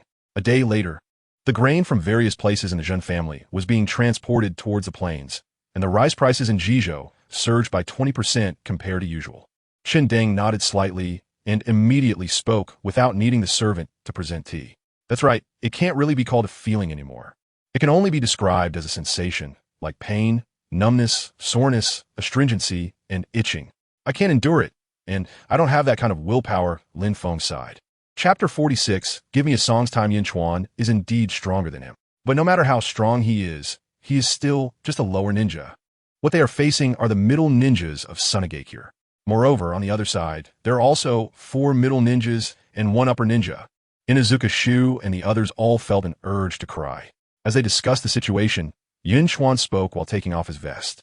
The opponent was a ninja from Tsunade, using poison to ambush us, and then Hyugatai spoke quickly, looking up at Xian City, only to see an incredibly terrifying aura rushing towards him from Xian City.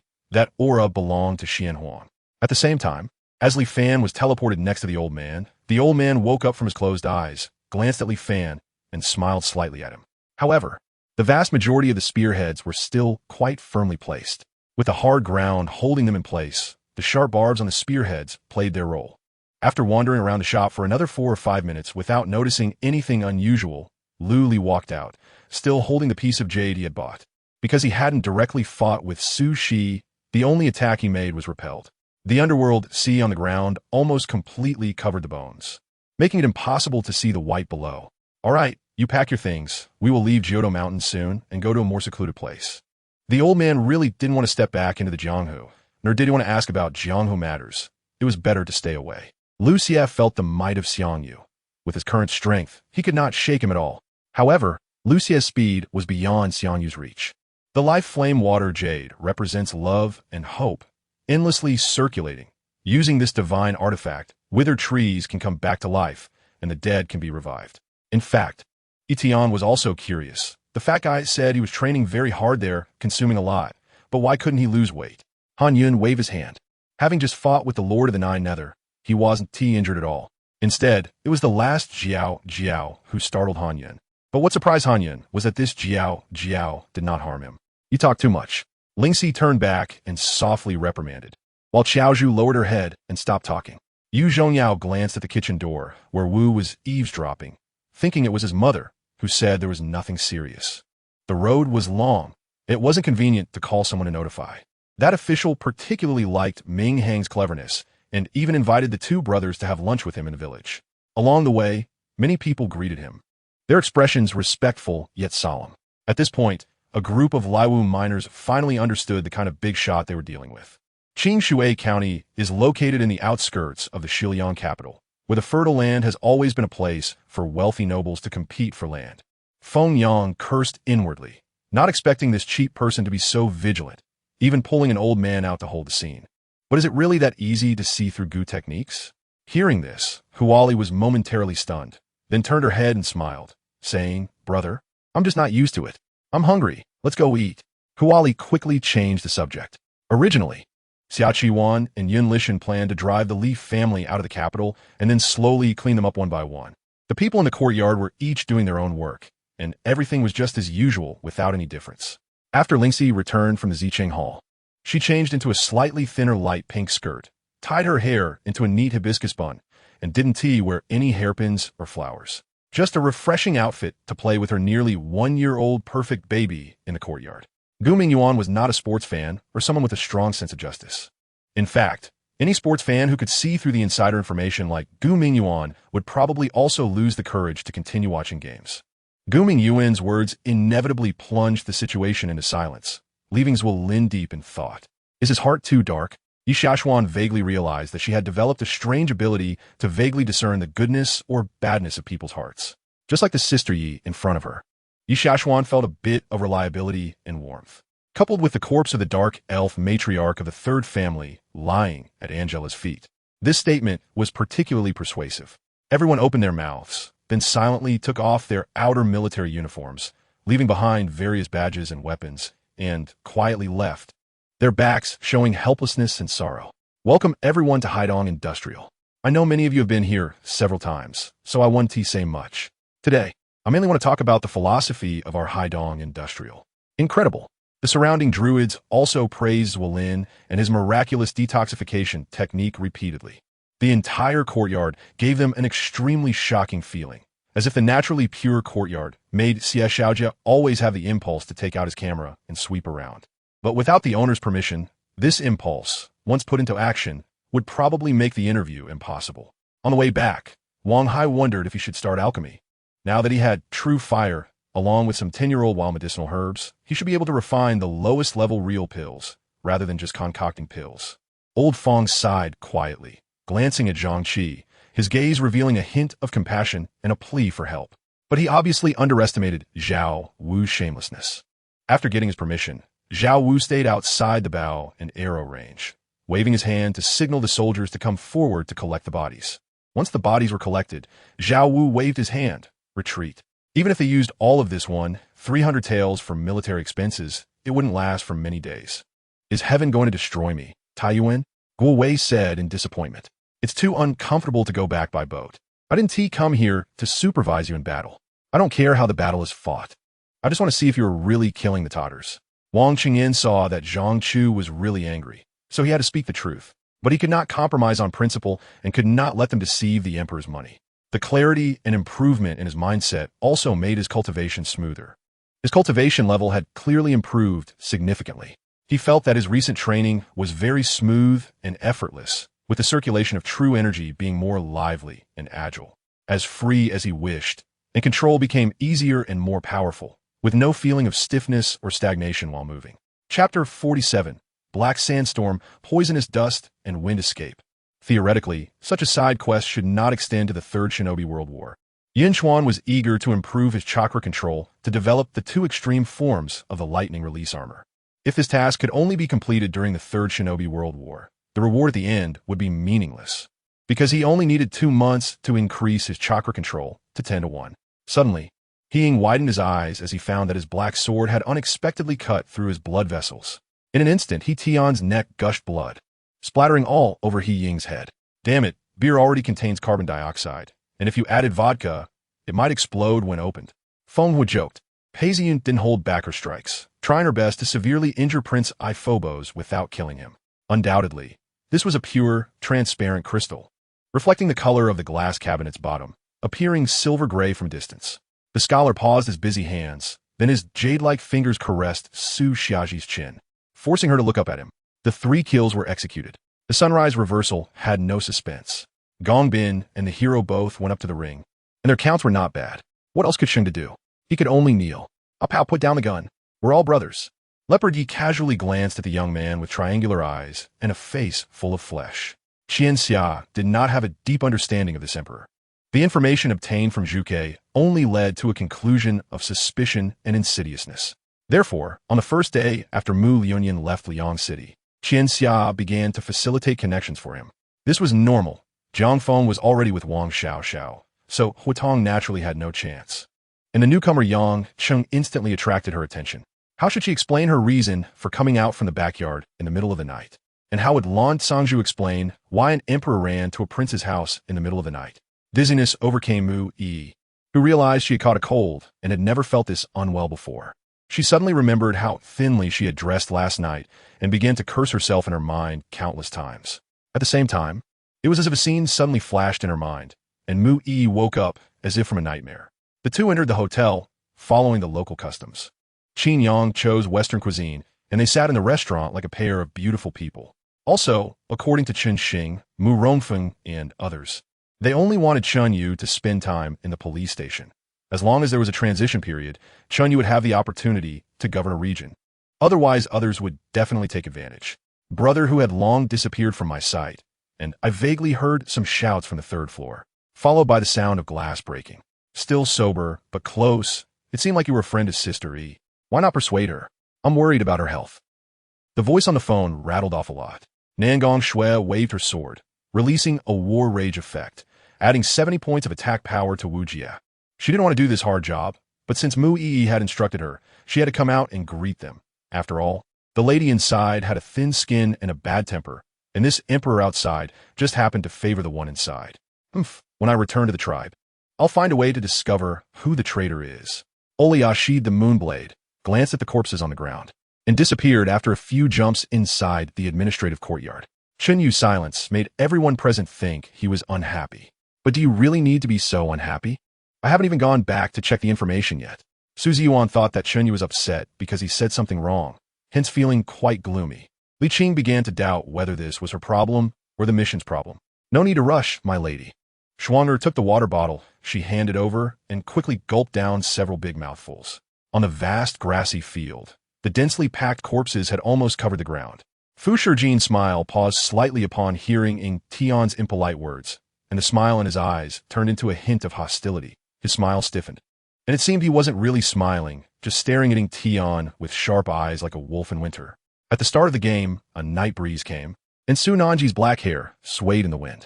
Fu Shijin sat opposite her and suddenly called her name. Su Nanji straightened her back. She was currently single, and she believed Fu Shijin couldn't do anything to her, right? Luo's main contribution was a tactical weapon backpack that could separate flight and use a 90mm Gatling gun. The tactical weapon could also be reassembled and used as an oversized blade. Li Qing was still pondering, while on the other side, the spiritual priest had fallen into madness. Although she didn't know the specific effects of this skill, just the name alone was enough to make Li Qing's heart race. Later, Song Chuhuan perfectly missed Chen Shiza's match while accompanying Sheng Zhao, and all the cheering segments she prepared for Chen Shiza were not used. If it weren't for the fact that the reverse scale had 5B level awakened beings with unmatched strength in all of Asia, and a notorious master of the reverse scale guarding the imperial capital, then perhaps the situation in Huaxia would not have simply been losing more than half of the northern region. Respected master, Yi Ba stammered, too scared to even raise his head to look at by Ye's expression. Chapter 48, Tsunade's Rampage at the Root Organization West Inner. Tsunade's roar echoed throughout the Root Organization's headquarters. The once thriving Root Organization had dwindled to just a few members, who silently watched Tsunade chase after Danzo. Normally high and mighty, Danzo was now fleeing in all directions, completely afraid to fight back. The members of the Root Organization felt immense torment. They dared not intervene. They didn't even dare to say a word. Because this time, entering the Source Spring, risking life and death. Long Hao hoped to use the Source Spring to break through the realm of rules and successfully advance to the Dao realm. However, the hungry rich men, who had been starved for a long time, went crazy at that moment, maniacally driving up prices, resembling people scrambling to buy cabbage at the market. The guests present were all distinguished figures, and the items they encountered were far beyond what ordinary people could compare to. If what Zizhu Lanqi said was true, then this 10,000 domains guild was indeed too powerful, controlling the entire 10,000 domains, which was truly terrifying. Not to mention, this guy's chubby hands were nervously clammy, making Zheng Yi feel quite uncomfortable. So he summoned a large number of talents from the Panga Great World, the Internal World, and the Dragon Tower, entrusting them to the 4 founding ancestors of the Purple Crystal to be responsible for training. The two met near Huqing University, and then under the guidance of Elder Chu, they went straight into the Forbidden City. In this matter, facing Long Hao, there was absolutely no way to choose to give up, because Xing Yi knew that this was a once-in-a-lifetime opportunity for him. Minister Wang Ling, I pay my respects to your majesty. Long live, long live, long live. Wang Ling's words drifted in the air. Chun Zishan looked at her suddenly cold expression and inexplicably thought of the phrase, spilled water cannot be retrieved, feeling a bit sad. She wasn't even this emotional during her own breakup. Indeed, as soon as she entered the peach blossom deep pool, she felt that the temperature here was lower than elsewhere. And Shui Miao Miao followed, closely behind Mandeming. Interestingly, just the day before, as Fong Ming had stepped out of the courtyard, all factions had sent servants with some bundles, claiming they contained local specialties and food supplies for the journey. Correspondingly, the price of gold in the black market had also seen a certain increase. Luo Songshi's batch of gold, which he had asked Holt Party to help sell, was sold at a much higher price than he had anticipated. This was Yi Tian's heartfelt words. After that wave of fear, there was an indescribable sense of exhilaration. Lan Xiyu patted Shun Panchu's shoulder, concealing the pain of losing money very well, or so she thought. Shui Miao Miao put her hands on her hips and said, Do you think I didn't hear Uncle Fu say that I wouldn't leave the Jian residence, not even if I die? After speaking, she turned and left, her gaze falling on the fleeting green in the corner of the wall. Perhaps she had also been influenced by this circle. Otherwise, it wouldn't be possible to care about these things at this time. If they had agreed to it, she would have definitely gone upstairs by now. Instead of sitting on this side of the sofa, slowly waiting for time to pass and for someone to come down to take her up. He felt his face flush with embarrassment from what they said and could only retort with a get lost. If anyone is to offer, let be you to cover your own embarrassment. Hu, does your uncle have any offspring? Why haven't I seen him in these past few days? Thinking of his own ideas, Fang Ming asked a crucial question. Zhao Zhibao stepped forward and had Xiebin lie on the floor, lifting one of Xiebin's feet and pushing it down again, repeating the same action with the other foot. All right, get up and move around, Zhao Zhibao said. Shuan raised an eyebrow and glanced at the lotus cake on the table, reluctantly getting up to enter the room. As for Dong Mei and her friends, they naturally couldn't be brought in. Hadn't they heard that it was a matter of importance? How could these things be allowed for Dong Mei and the others to hear? It must be said that whether it was the crown princess Yun Qingya or the Qi Wang Fei, Su Yuning, they were both top-tier beauties. No wonder the royal family members were all so handsome. With such good genes, if their children turned out ugly, that would be a real oddity. Originally, many onlookers dared not continue watching and quickly prepare to flee, fearing they would be caught in the chaos. He knew that the troops before him were under Duanmu's command, which he had learned from the previous Hunyuan San incident. However, now this shadow force was actually obeying Zhang Hao. He couldn't help but feel that something was amiss. He didn't know if raising pigs was feasible. Otherwise, he could consider it, but without capital, it was a bit difficult. On the other side of the suspension bridge, more than 10 people stood still, the orange oil lamps making a sizzling sound. They stared intently at the 2 people across the river, waiting for the clan leader's command. After Tong Yuan finished speaking, old lady Nakazawa appeared even more displeased. She felt that this boy was just talking nonsense. However, old lady Nakazawa herself couldn't even determine what was happening in her own home. Otherwise, she wouldn't have come to seek help from the Moonview Shrine. Everyone understood that old Zhu's meaningful warning was directed at someone specific and nodded in agreement. At this time, many idol players gathered around, and their meaning was clear. It was now the final moment, and almost everyone wanted to get a piece of the action. Indeed, at the beginning, many idol players also helped eliminate a considerable number of monsters alongside the 2 guilds, so it was understandable for them to come up again now. After all these years, Feng Fan had over 500 fully developed evil spirits within the evil spirit banner. Those originally equivalent to the strength of accomplished practitioners had all been given to high-level evil spirits to devour. Dian had not spoken along the way. He did not understand what Yi Bingyin and the others were talking about, but after seeing Yi Bingyin's expression, he also felt curious about what they were discussing and what they had learned. Chapter 49, Joining the Security Force? I'm not interested. Chakra Control, 43. For looking at the chakra control level on the attribute panel, Yun Chuan had a satisfied expression. With such a chakra control level, he could release most ninjutsu without hand seals. Moreover, the rapid power form of the lightning release armor had also made significant progress. He could fully integrate Tsunade's immense strength with the lightning release armor. Truly, her forehead slowly oozed cold sweat in the cold winter. Not much, but paired with the sound of apples being sliced, it felt strangely unsettling. Shuai smiled, listening to each of them as they made their plans, genuinely happy for them. The glass display stand presented before everyone held a jade rui, entirely a deep green, with the only difference from the common rui being its more exquisite craftsmanship, inlaid with golden threads. As for the reckoning of the Lord of Judgment behind it, if his divine realm could not withstand the pressure, he would have to join the Silver Moon Divine Kingdom and pledge allegiance to a main god. Before leaving, Luo Su organized evidence regarding Lin Feng's collaboration with the Great Martial Envoy Corps and handed it over to Lin Shun. The 3 treasures Jade Rui, infused with the sacred might of the primordial heavenly venerable, were hoped to kill the 3 heavens fairy to break the formation. Knowing she couldn't persuade her sister, Shun Xingyu could only express her concerns, hoping Shin Luoyan would take care of her health and not take risks or push herself.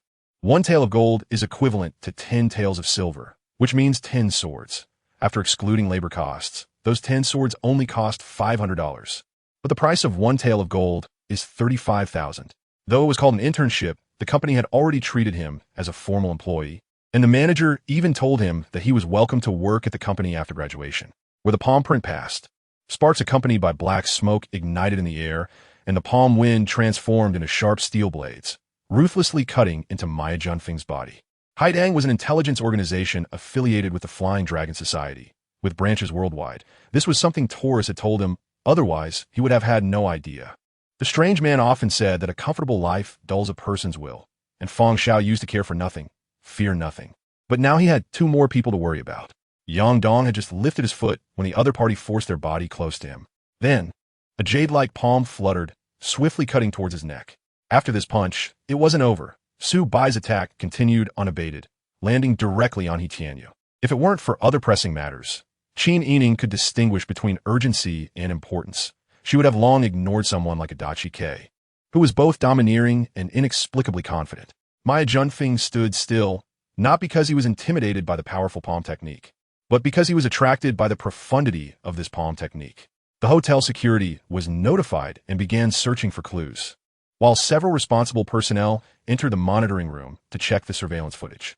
The dark liquid oozing from the ground gathered into a stream, forming a deep blue river, ribbon-like, flattering the northern part of the Wu Yu mountain range.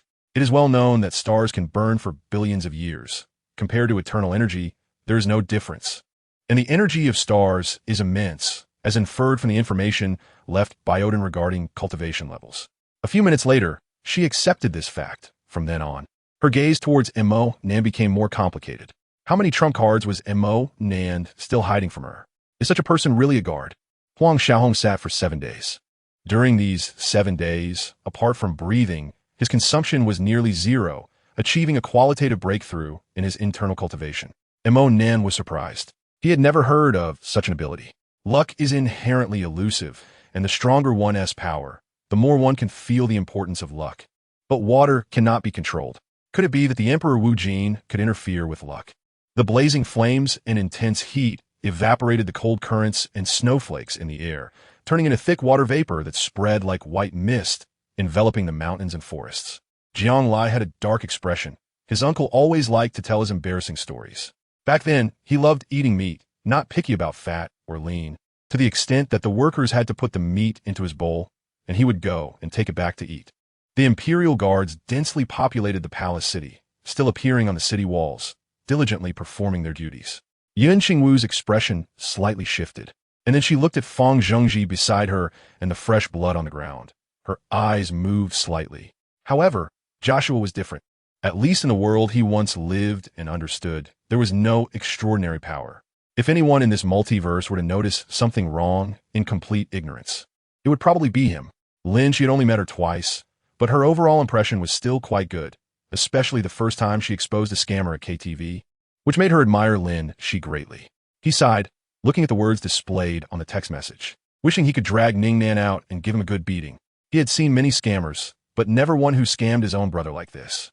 Upon hearing this, Lu Jingtian smiled, placing his hand on her shoulder, his smile as gentle as spring breeze, making Su Yin feel overwhelmed. Lu Jingtian was like this, occasionally revealing his tenderness and affection, and each time Su Yin could not withstand it. Regardless of the time, the effect was immediate. Wei Qiqiu's heart suddenly burst open. The strings of his heart tightened little by little, as if a bottle of mixed flavors had been overturned, with every taste present. This fierce tiger was probably twice the size of a normal person seen in a zoo or wildlife park. But just then, suddenly, a loud explosion sound came from the phase channel. The fire demon, who had never spoken before, expressed his opinion. He came from the demon realm, and naturally had a more comprehensive understanding of high-level divine beasts than Rocky and the others. However, the captain still felt it was a bit risky. No matter how he looked at it, he felt that the wooden summoning beast was not that simple. But now Bai Bing had spoken, and it was possible she knew her boss. Most importantly, her expression had not changed from beginning to end, showing a calmness that seemed unrelated to her. ZMO, a soft voice, came from outside the door. Zhang Ro entered in high heels and saw the scene before her. The moment he brought it up, wanting to hear about his past with his mother, his father changed his expression, then looked at him with an icy gaze, scaring him so much that he never dared to ask again. Being choked by old Joe so subtly, I chuckled awkwardly, but I didn't want to miss this opportunity. He handed over the water cup, single-handedly propping Xiao Yuan up, sitting on the edge of the bed, one leg resting on the bed, and Xiao Yuan naturally sat between his legs, drinking a couple of sips from his hand. The moment we escaped the classroom, I suddenly saw the entire classroom behind us immediately enveloped by a layer of golden transparent barrier. Originally, they weren't worried about this. Even if the King of Silence knew that there were still people alive in their family, he wouldn't be able to find them. Then she trembled, and the tears in her eyes, once again, overflowed uncontrollably. Chapter 50. The one who took me for human experimentation is Danzo. Earth release, earth flow wall. As Yun Chuan slapped down with his palm, a thin earthen wall quickly rose up. This earthen wall is too thin, isn't it? Uchiha Koyuki walked to the other side of the wall. The next moment, Koyuki screamed. Her face flushed, and she turned away, covering her face. Shameless. Unworthy.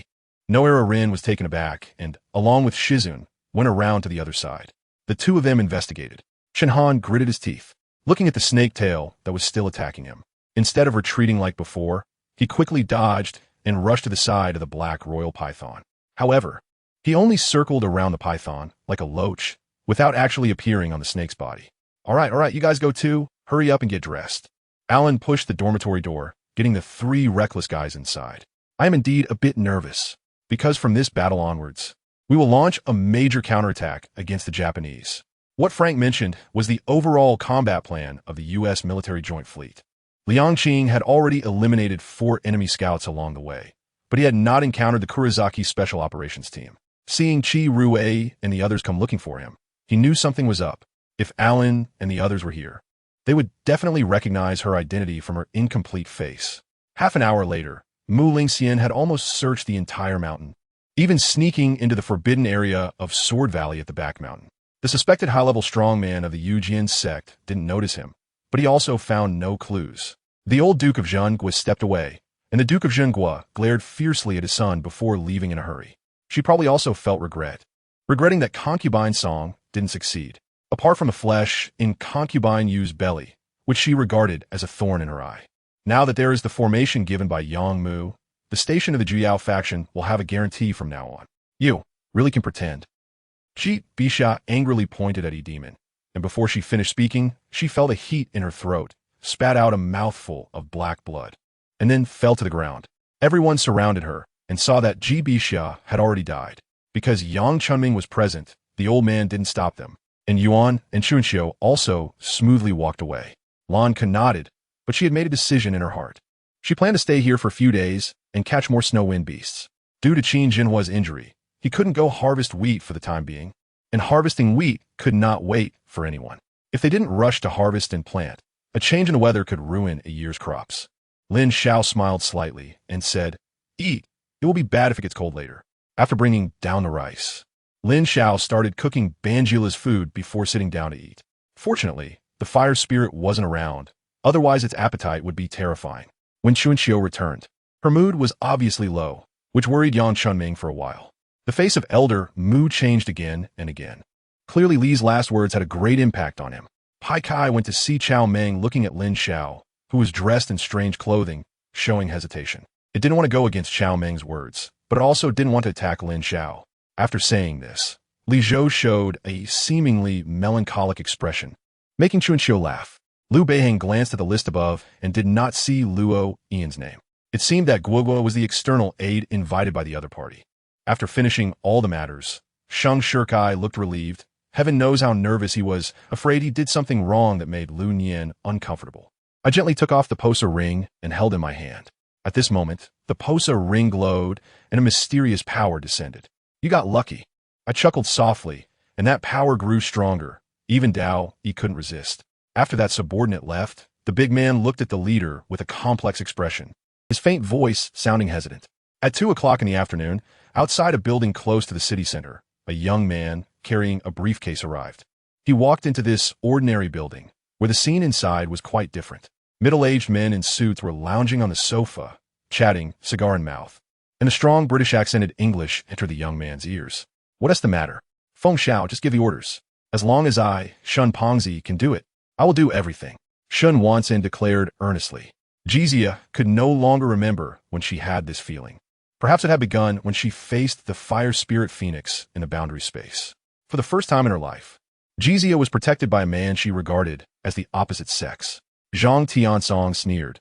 These sword lights were not comparable to before, although the sharpness remained. Each sword light contained a trace of the purple sun sword soul, making them over 10 times more powerful than the ordinary sword lights before. How could mere magical fog corrode and assimilate them. Seeing the red glow of the cigarette, but in Yi Qingchuan's hand gradually dim. When the other party picked up the cigarette box to continue smoking the second one, Mo Damii finally coughed lightly, covering her nose and reproaching, "It's so late, still smoking. You don't plan to sit here all night, do you?" Everyone knew that Kunsha absolutely could not have any issues, and its power absolutely could not collapse otherwise. They would face great disaster. After the earthquake, heavy rain often fell, and sensitive people sometimes described it as the heavens crying. Right now, Liao Chuyong was speaking vaguely, and Situ Yinxin's task was to change this situation. Upon hearing this, Lingling instantly became happy. Having an ally meant she no longer had to fear Chengming. At this time, thinking about what Cheng Fan said, the breakup words could only be pushed onto her. Wang Yi was stunned. How come it was our own family again? Wang Meng sent Wang Sun and Wang Yi over, and there were two more surnamed Wang here. Plus, there was himself who had crossed over. Wasn't this turning into an internal conflict within the old Wang family? What's going on outside? The people in Hua Yinyang's courtyard are leaving in a hurry. The Prime Minister's daughter looked up in confusion and muttered. Chapter 51. Even if we can't kill Danzo, we must make him suffer. Tsunade took a deep breath and remained silent. She understood these matters in the village much better than Yun Chuan. After a long while, she sighed and said, "The ninjas of the Root organization are all our Konoha ninjas. How could you little brat?" "Teacher Tsunade, you're wrong." Yun Chuan interrupted her, saying, "The ninjas of the Root organization are not Konoha ninjas. They are just Danzo's ninjas." With a rip, the bedsheet was torn by Zhu Ainen, his fingers clutching his clothing. "I'm more curious about those who are singing a different tune. Were they arranged by you?" Sun Quan looked at Lu Qi. "How do you feel today?" "The wound is starting to heal. A bit itchy, isn't it?" Shin Yinxiao came in holding bird's nest porridge. Just like Song Ji and Prince Fu, they have the title of general but are essentially just empty titles, with no troops under them. These two are the Zhao King Wanyan Honglai and the Qi King Wanyan Jinghong of the Jin Kingdom, with Wanyan Jinghong being Wanyan Honglia's fifth brother, a typical playboy prince. Everyone was baffled by Han Shizhong's rapid change in attitude, looking at him in confusion, especially Qin Hui, who was completely lost. However, seeing that they decided to force their way in after half a discussion, Su, Yi, and Qin Yunfeng couldn't help but frown. Granny Fong smiled helplessly, gently tapping Mingyue's brow with her finger, smiling kindly. Although these wild things aren't very tasty, at least they can fill the stomach and replenish one's spiritual energy. Without the reputation of the Xie family from Qinjun, relying solely on the merits of Xie and his diplomatic mission wouldn't be enough to meet the standards for promotion to minister. For a moment, Grandpa felt a bit dazed. According to his current standing position, he had just walked out from that huge rock. Idiot. I completely ignored the threatening glare of the Pishio, stepping over his shoe and walking past him. Clang. Ding. The other three companions of Zhou sure unleashed 6 sword energies, forming a coordinated attack that intertwined to create a dense net of sword energy, intending to completely block Xing Qi and the others. The ranger's sharp gaze was fixed on her, showing signs of hesitation. Since he knew He Ying's identity, after the initial excitement and impulsiveness, he was gradually astonished by He Ying's calm and unyielding demeanor. Turning over the weeds on the corpse, the scene was exceptionally gruesome. The body had been disemboweled, with the insides a chaotic mess, some parts even missing, with clear bite marks, and the intestines were gone, likely what Zhou's father had stepped on earlier. At that moment, the remaining 4 elders, along with the sect leader, appeared around these people. He Ying's lips turned white with anger. Ever since she encountered Chun-Li, she had been bickering, losing repeatedly. It had been a long time since she had stumbled like this, making her both angry and somewhat excited. Finally, that surge of blood energy passed through most of the bridge, but at this moment, the bridge was bent down by this blood energy. The true Qi in the middle becoming thinner, the bridge bending more severely, the true Qi already stretched into a very thin thread, like smoke, looking as if it was about to break apart. After saying that, Yang Jian pierced into the torn crack together with the Kunlun sect immortal, and soon both the person and the crack disappeared before everyone's eyes. Yay! Lu Shuai didn't understand why Dog Uncle was gesturing with his index and middle fingers, but he cooperatively extended 2 fingers and shouted yay. Cheng Qian smiled, his face slightly flushed, seemingly not used to sharing his thoughts with others, but trying hard to express himself. Should I answer this call? It's an unknown number. Ryan Dusek handed the persistently ringing phone to Adam Levi. On the first night after traveling to the Tang Dynasty, which was also the first night spent in the car on the mountain, Xie and Wei Qi had exchanged their backgrounds and had a certain understanding of Xie family background.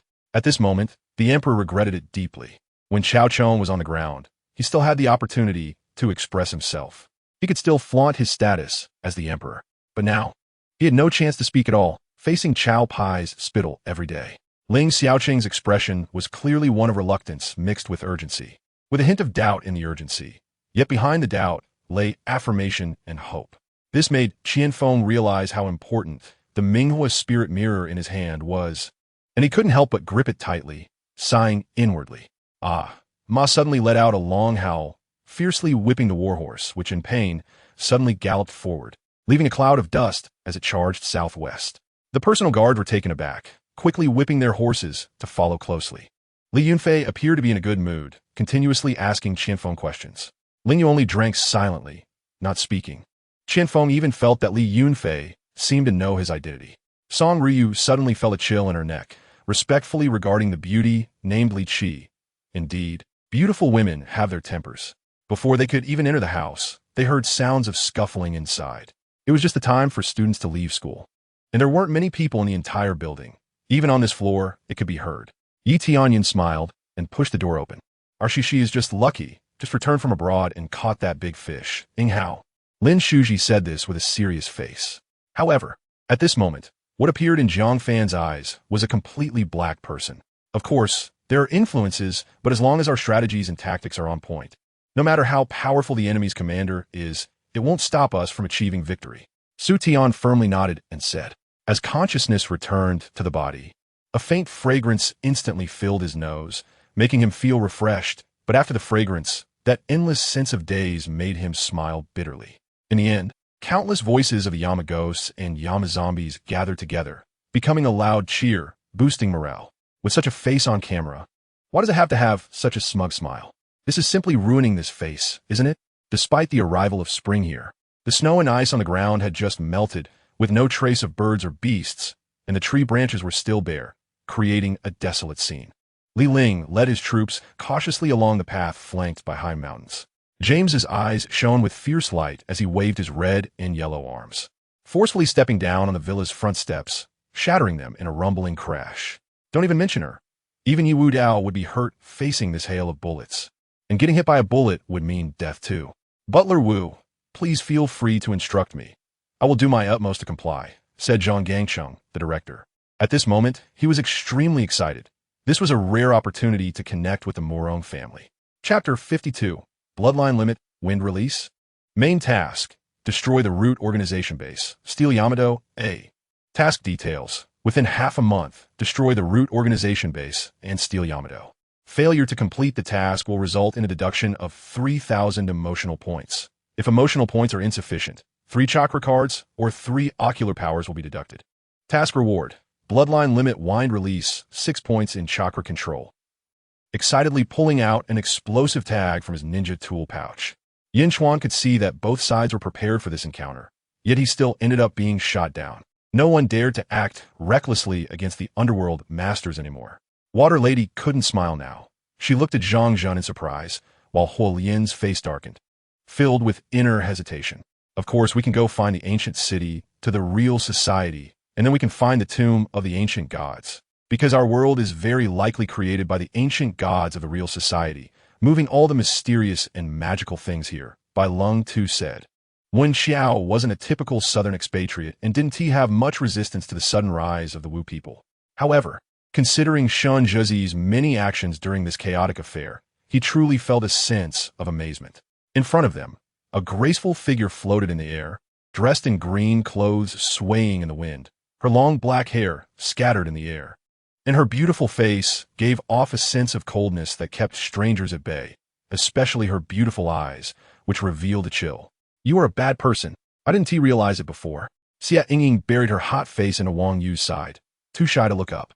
I approached the kitchen outside the wooden house, peering through the gaps in the wooden planks. Inside the kitchen, there were many piles of firewood and miscellaneous items.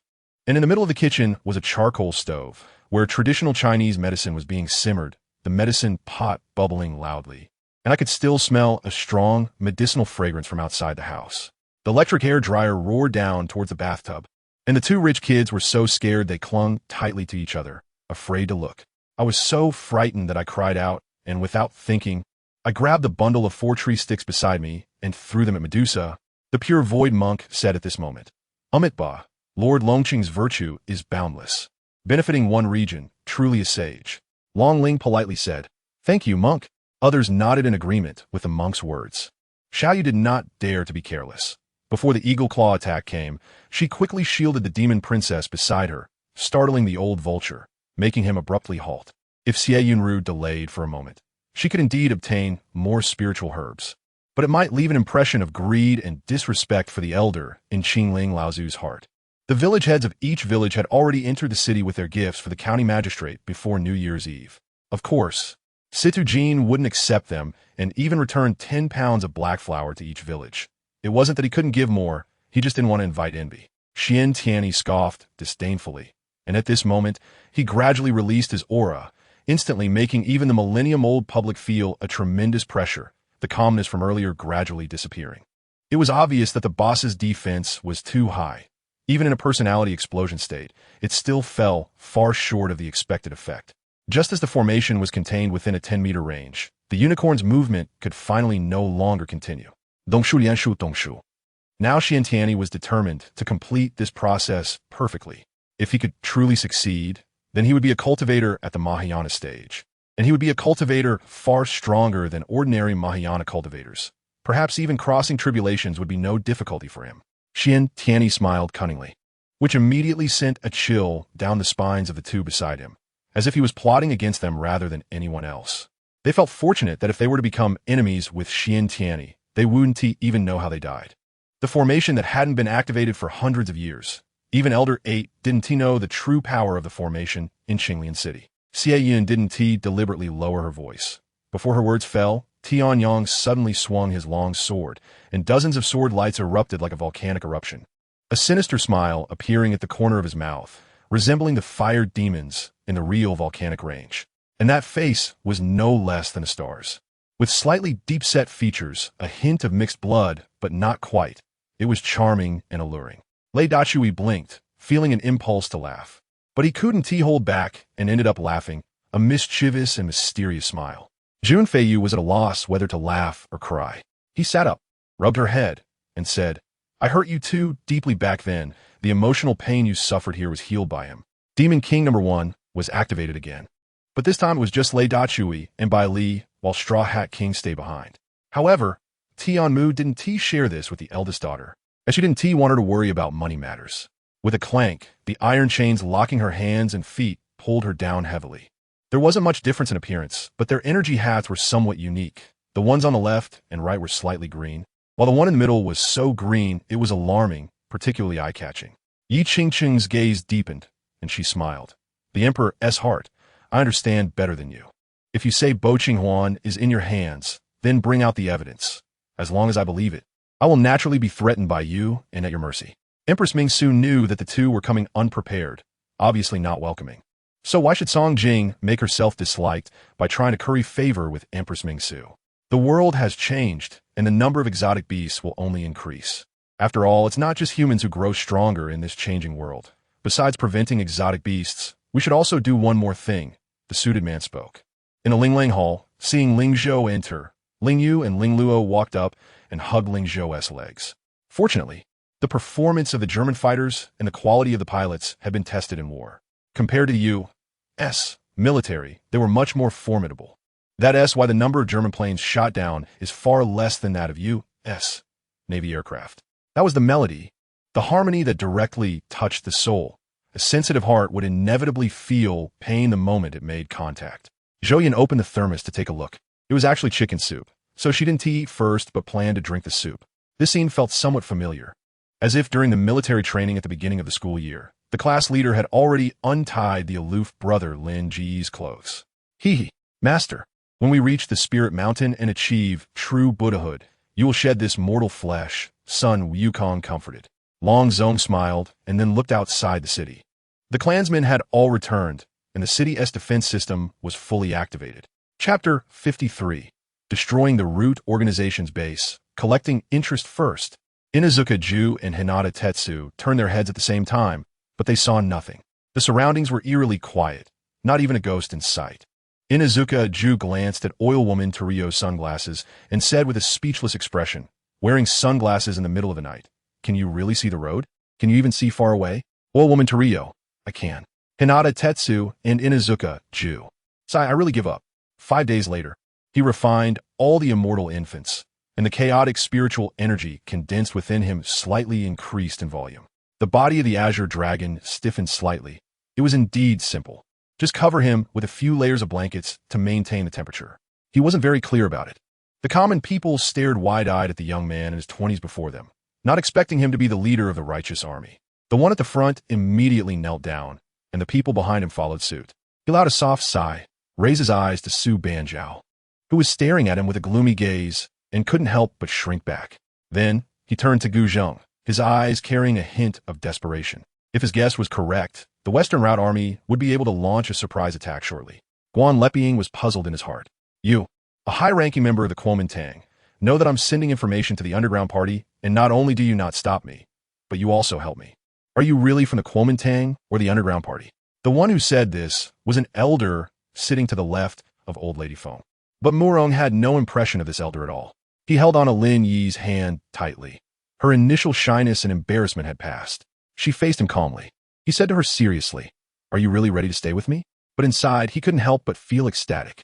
"Found it. A long, terrifying health bar appeared before Gu Zheng. In the distance, lights appeared, and Director Wang reminded Li Er, "The enemy is coming." Li Er and Go Sheng tidied up the scene, and each went to one side. Tu Chi Tong saw him clinging tightly and then kicked his wrist, causing his entire arm to go numb, unable to hold onto the long sword any longer, and he stumbled to the ground. Tu Chi Tong held Lu Yi with one hand and grabbed his collar with the other, delivering a few more palm strikes to his chest before he fell. Lu Xing noticed that I had been silent for a long time and seemed a bit confused about what we were talking about. I handed her the phone while making an extremely helpless expression. "Yang Hua, you can choose anyone here. Just take whoever you like. This time, I must make Du Laojiu pay back double." Xie Xiaodian said angrily. After Elder Ma subdued Lin Huayuan, he glanced at Wu Ju, who was full of fear, and a cold smile appeared on his face as he waved his hand, sending a white rainbow shooting towards Wu Ju. Lin Xia quickly nodded and said, I know. You will definitely become the greatest pirate king in history. I believe in you. You can do it." As she spoke, Lin Xia was about to go down, feeling a bit dizzy from the wind on the bridge. Wang Gimi was invited to attend the millennial enthronement ceremony in Shache Kingdom. If she were to tear her face with Kush at this time, it would be hard to end well. Moreover, the king and queen of Kush were protective of their child. If they were pushed too hard, it would likely lead to a fierce battle. This was a glimmer of hope. When Zhang Fei heard that grandma might get better, she was overjoyed, but after the joy, she realized that her family couldn't afford the exorbitant fees because the entire surgery would cost 200,000. Rin Yao still wanted to ask about how the two of them met, but Qin Yang was unwilling to elaborate. Anyway, as long as Rin Yao took the antidote for the forgetting pill, she would remember the past after a while of refining, so there was no need to waste words. The thirst for energy proves that immortals are definitely not beings of pure heart and few desires. The so-called Tao heart is achieved through understanding the laws of heaven and earth, allowing oneself to better control and utilize energy. The Tao for immortals is like water for sailors. Yang Sufeng shook his head and said softly, "No, I want to see your brother's invention. Please wait for me here for a moment. I will be right back." After saying this, he followed the method taught by Tang Bingna to unlock Shan Yashuan's acupoints, jumped out of the car, and went to look for his second Uncle Yang Zhuwei, but didn't see him, so he turned to look for Yu Manuan. Damn it. That damn Billy. Team leader, boss, what should we do next? Zhang Cheng cursed quietly, looking nervously at Tang Feng, pressing down on the clouds. The two arrived at a damp area, smelling of earth and flowers, mixed with the humidity of rain. The place was shrouded in fog, and the starlight was not visible. Unknown insects were chirping. The man in the straw hat was focused on eating roasted chicken, seemingly unaware that Li Tianqi was carefully observing him. Mo Fan opened his mouth. It seemed that Moonin had not yet broken through to the celestial immortal level, likely during that previous awakening, which was 10,000 years ago. At this time, the grasshopper's belly was filled with insect eggs, which were very nutritious. In fact, after barbecuing, humans could also eat it. The Yellow Emperor looked up at the starry sky and said, I unintentionally can't sleep tonight. I just want to go out for a walk. After saying that, he walked alone into the dark wilderness. He wanted to meet the fortune teller. It would probably take some time to calculate the rootless tree. So he asked Wang Kuan to keep an eye on things. Children in the city are better than those in the mountains at everything. But there is one thing they can't compare to the mountain people, which is resourcefulness. Digging wild grass, slaughtering ducks and geese, catching fish, these city girls would surely starve to death. At first, the villagers laughed at them for being useless, but as they laughed, they actively went to help. Han Yuan was a bit excited. Does Brother Tang know the reason? It's not summer right now. Han Yuan was also a doctor who cared about patients. Later, Gong Gong held this device and achieved great military exploits, but also caused great chaos in the world. This is another story. Back then, In Sanrin snatched the mysterious infant created by the blood fusion technique from the North Pole. Initially, it was given to Chan Yu to raise, but later events changed, and this secret was not hidden from the other party.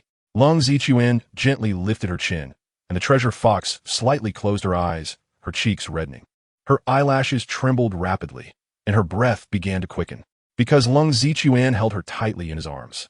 He could clearly feel the pressure her ample chest exerted on him as her breath quickened. Yahoo! The sentinel excitedly let out a low cry, clearly thrilled by his own successful hit. The entire venue shook violently. The burly man, filled with rage, struck out with his large palm, as if a heavenly stone was pressing down, wanting to crush Su Hong into a pile of meat paste. Does my stomach ache have anything to do with poisoning? Su Ruashe began to worry about whether there would be any after effects from the poisoning. What is going on? Duo Luo pulled Tetra close and began to inquire in detail. Mo Yuchi could clearly hear her own heartbeat. Although she had already determined that Wei Feng was her man, the first embrace still made her feel a bit shy. Her beautiful face flushed, and her breathing slightly hurried.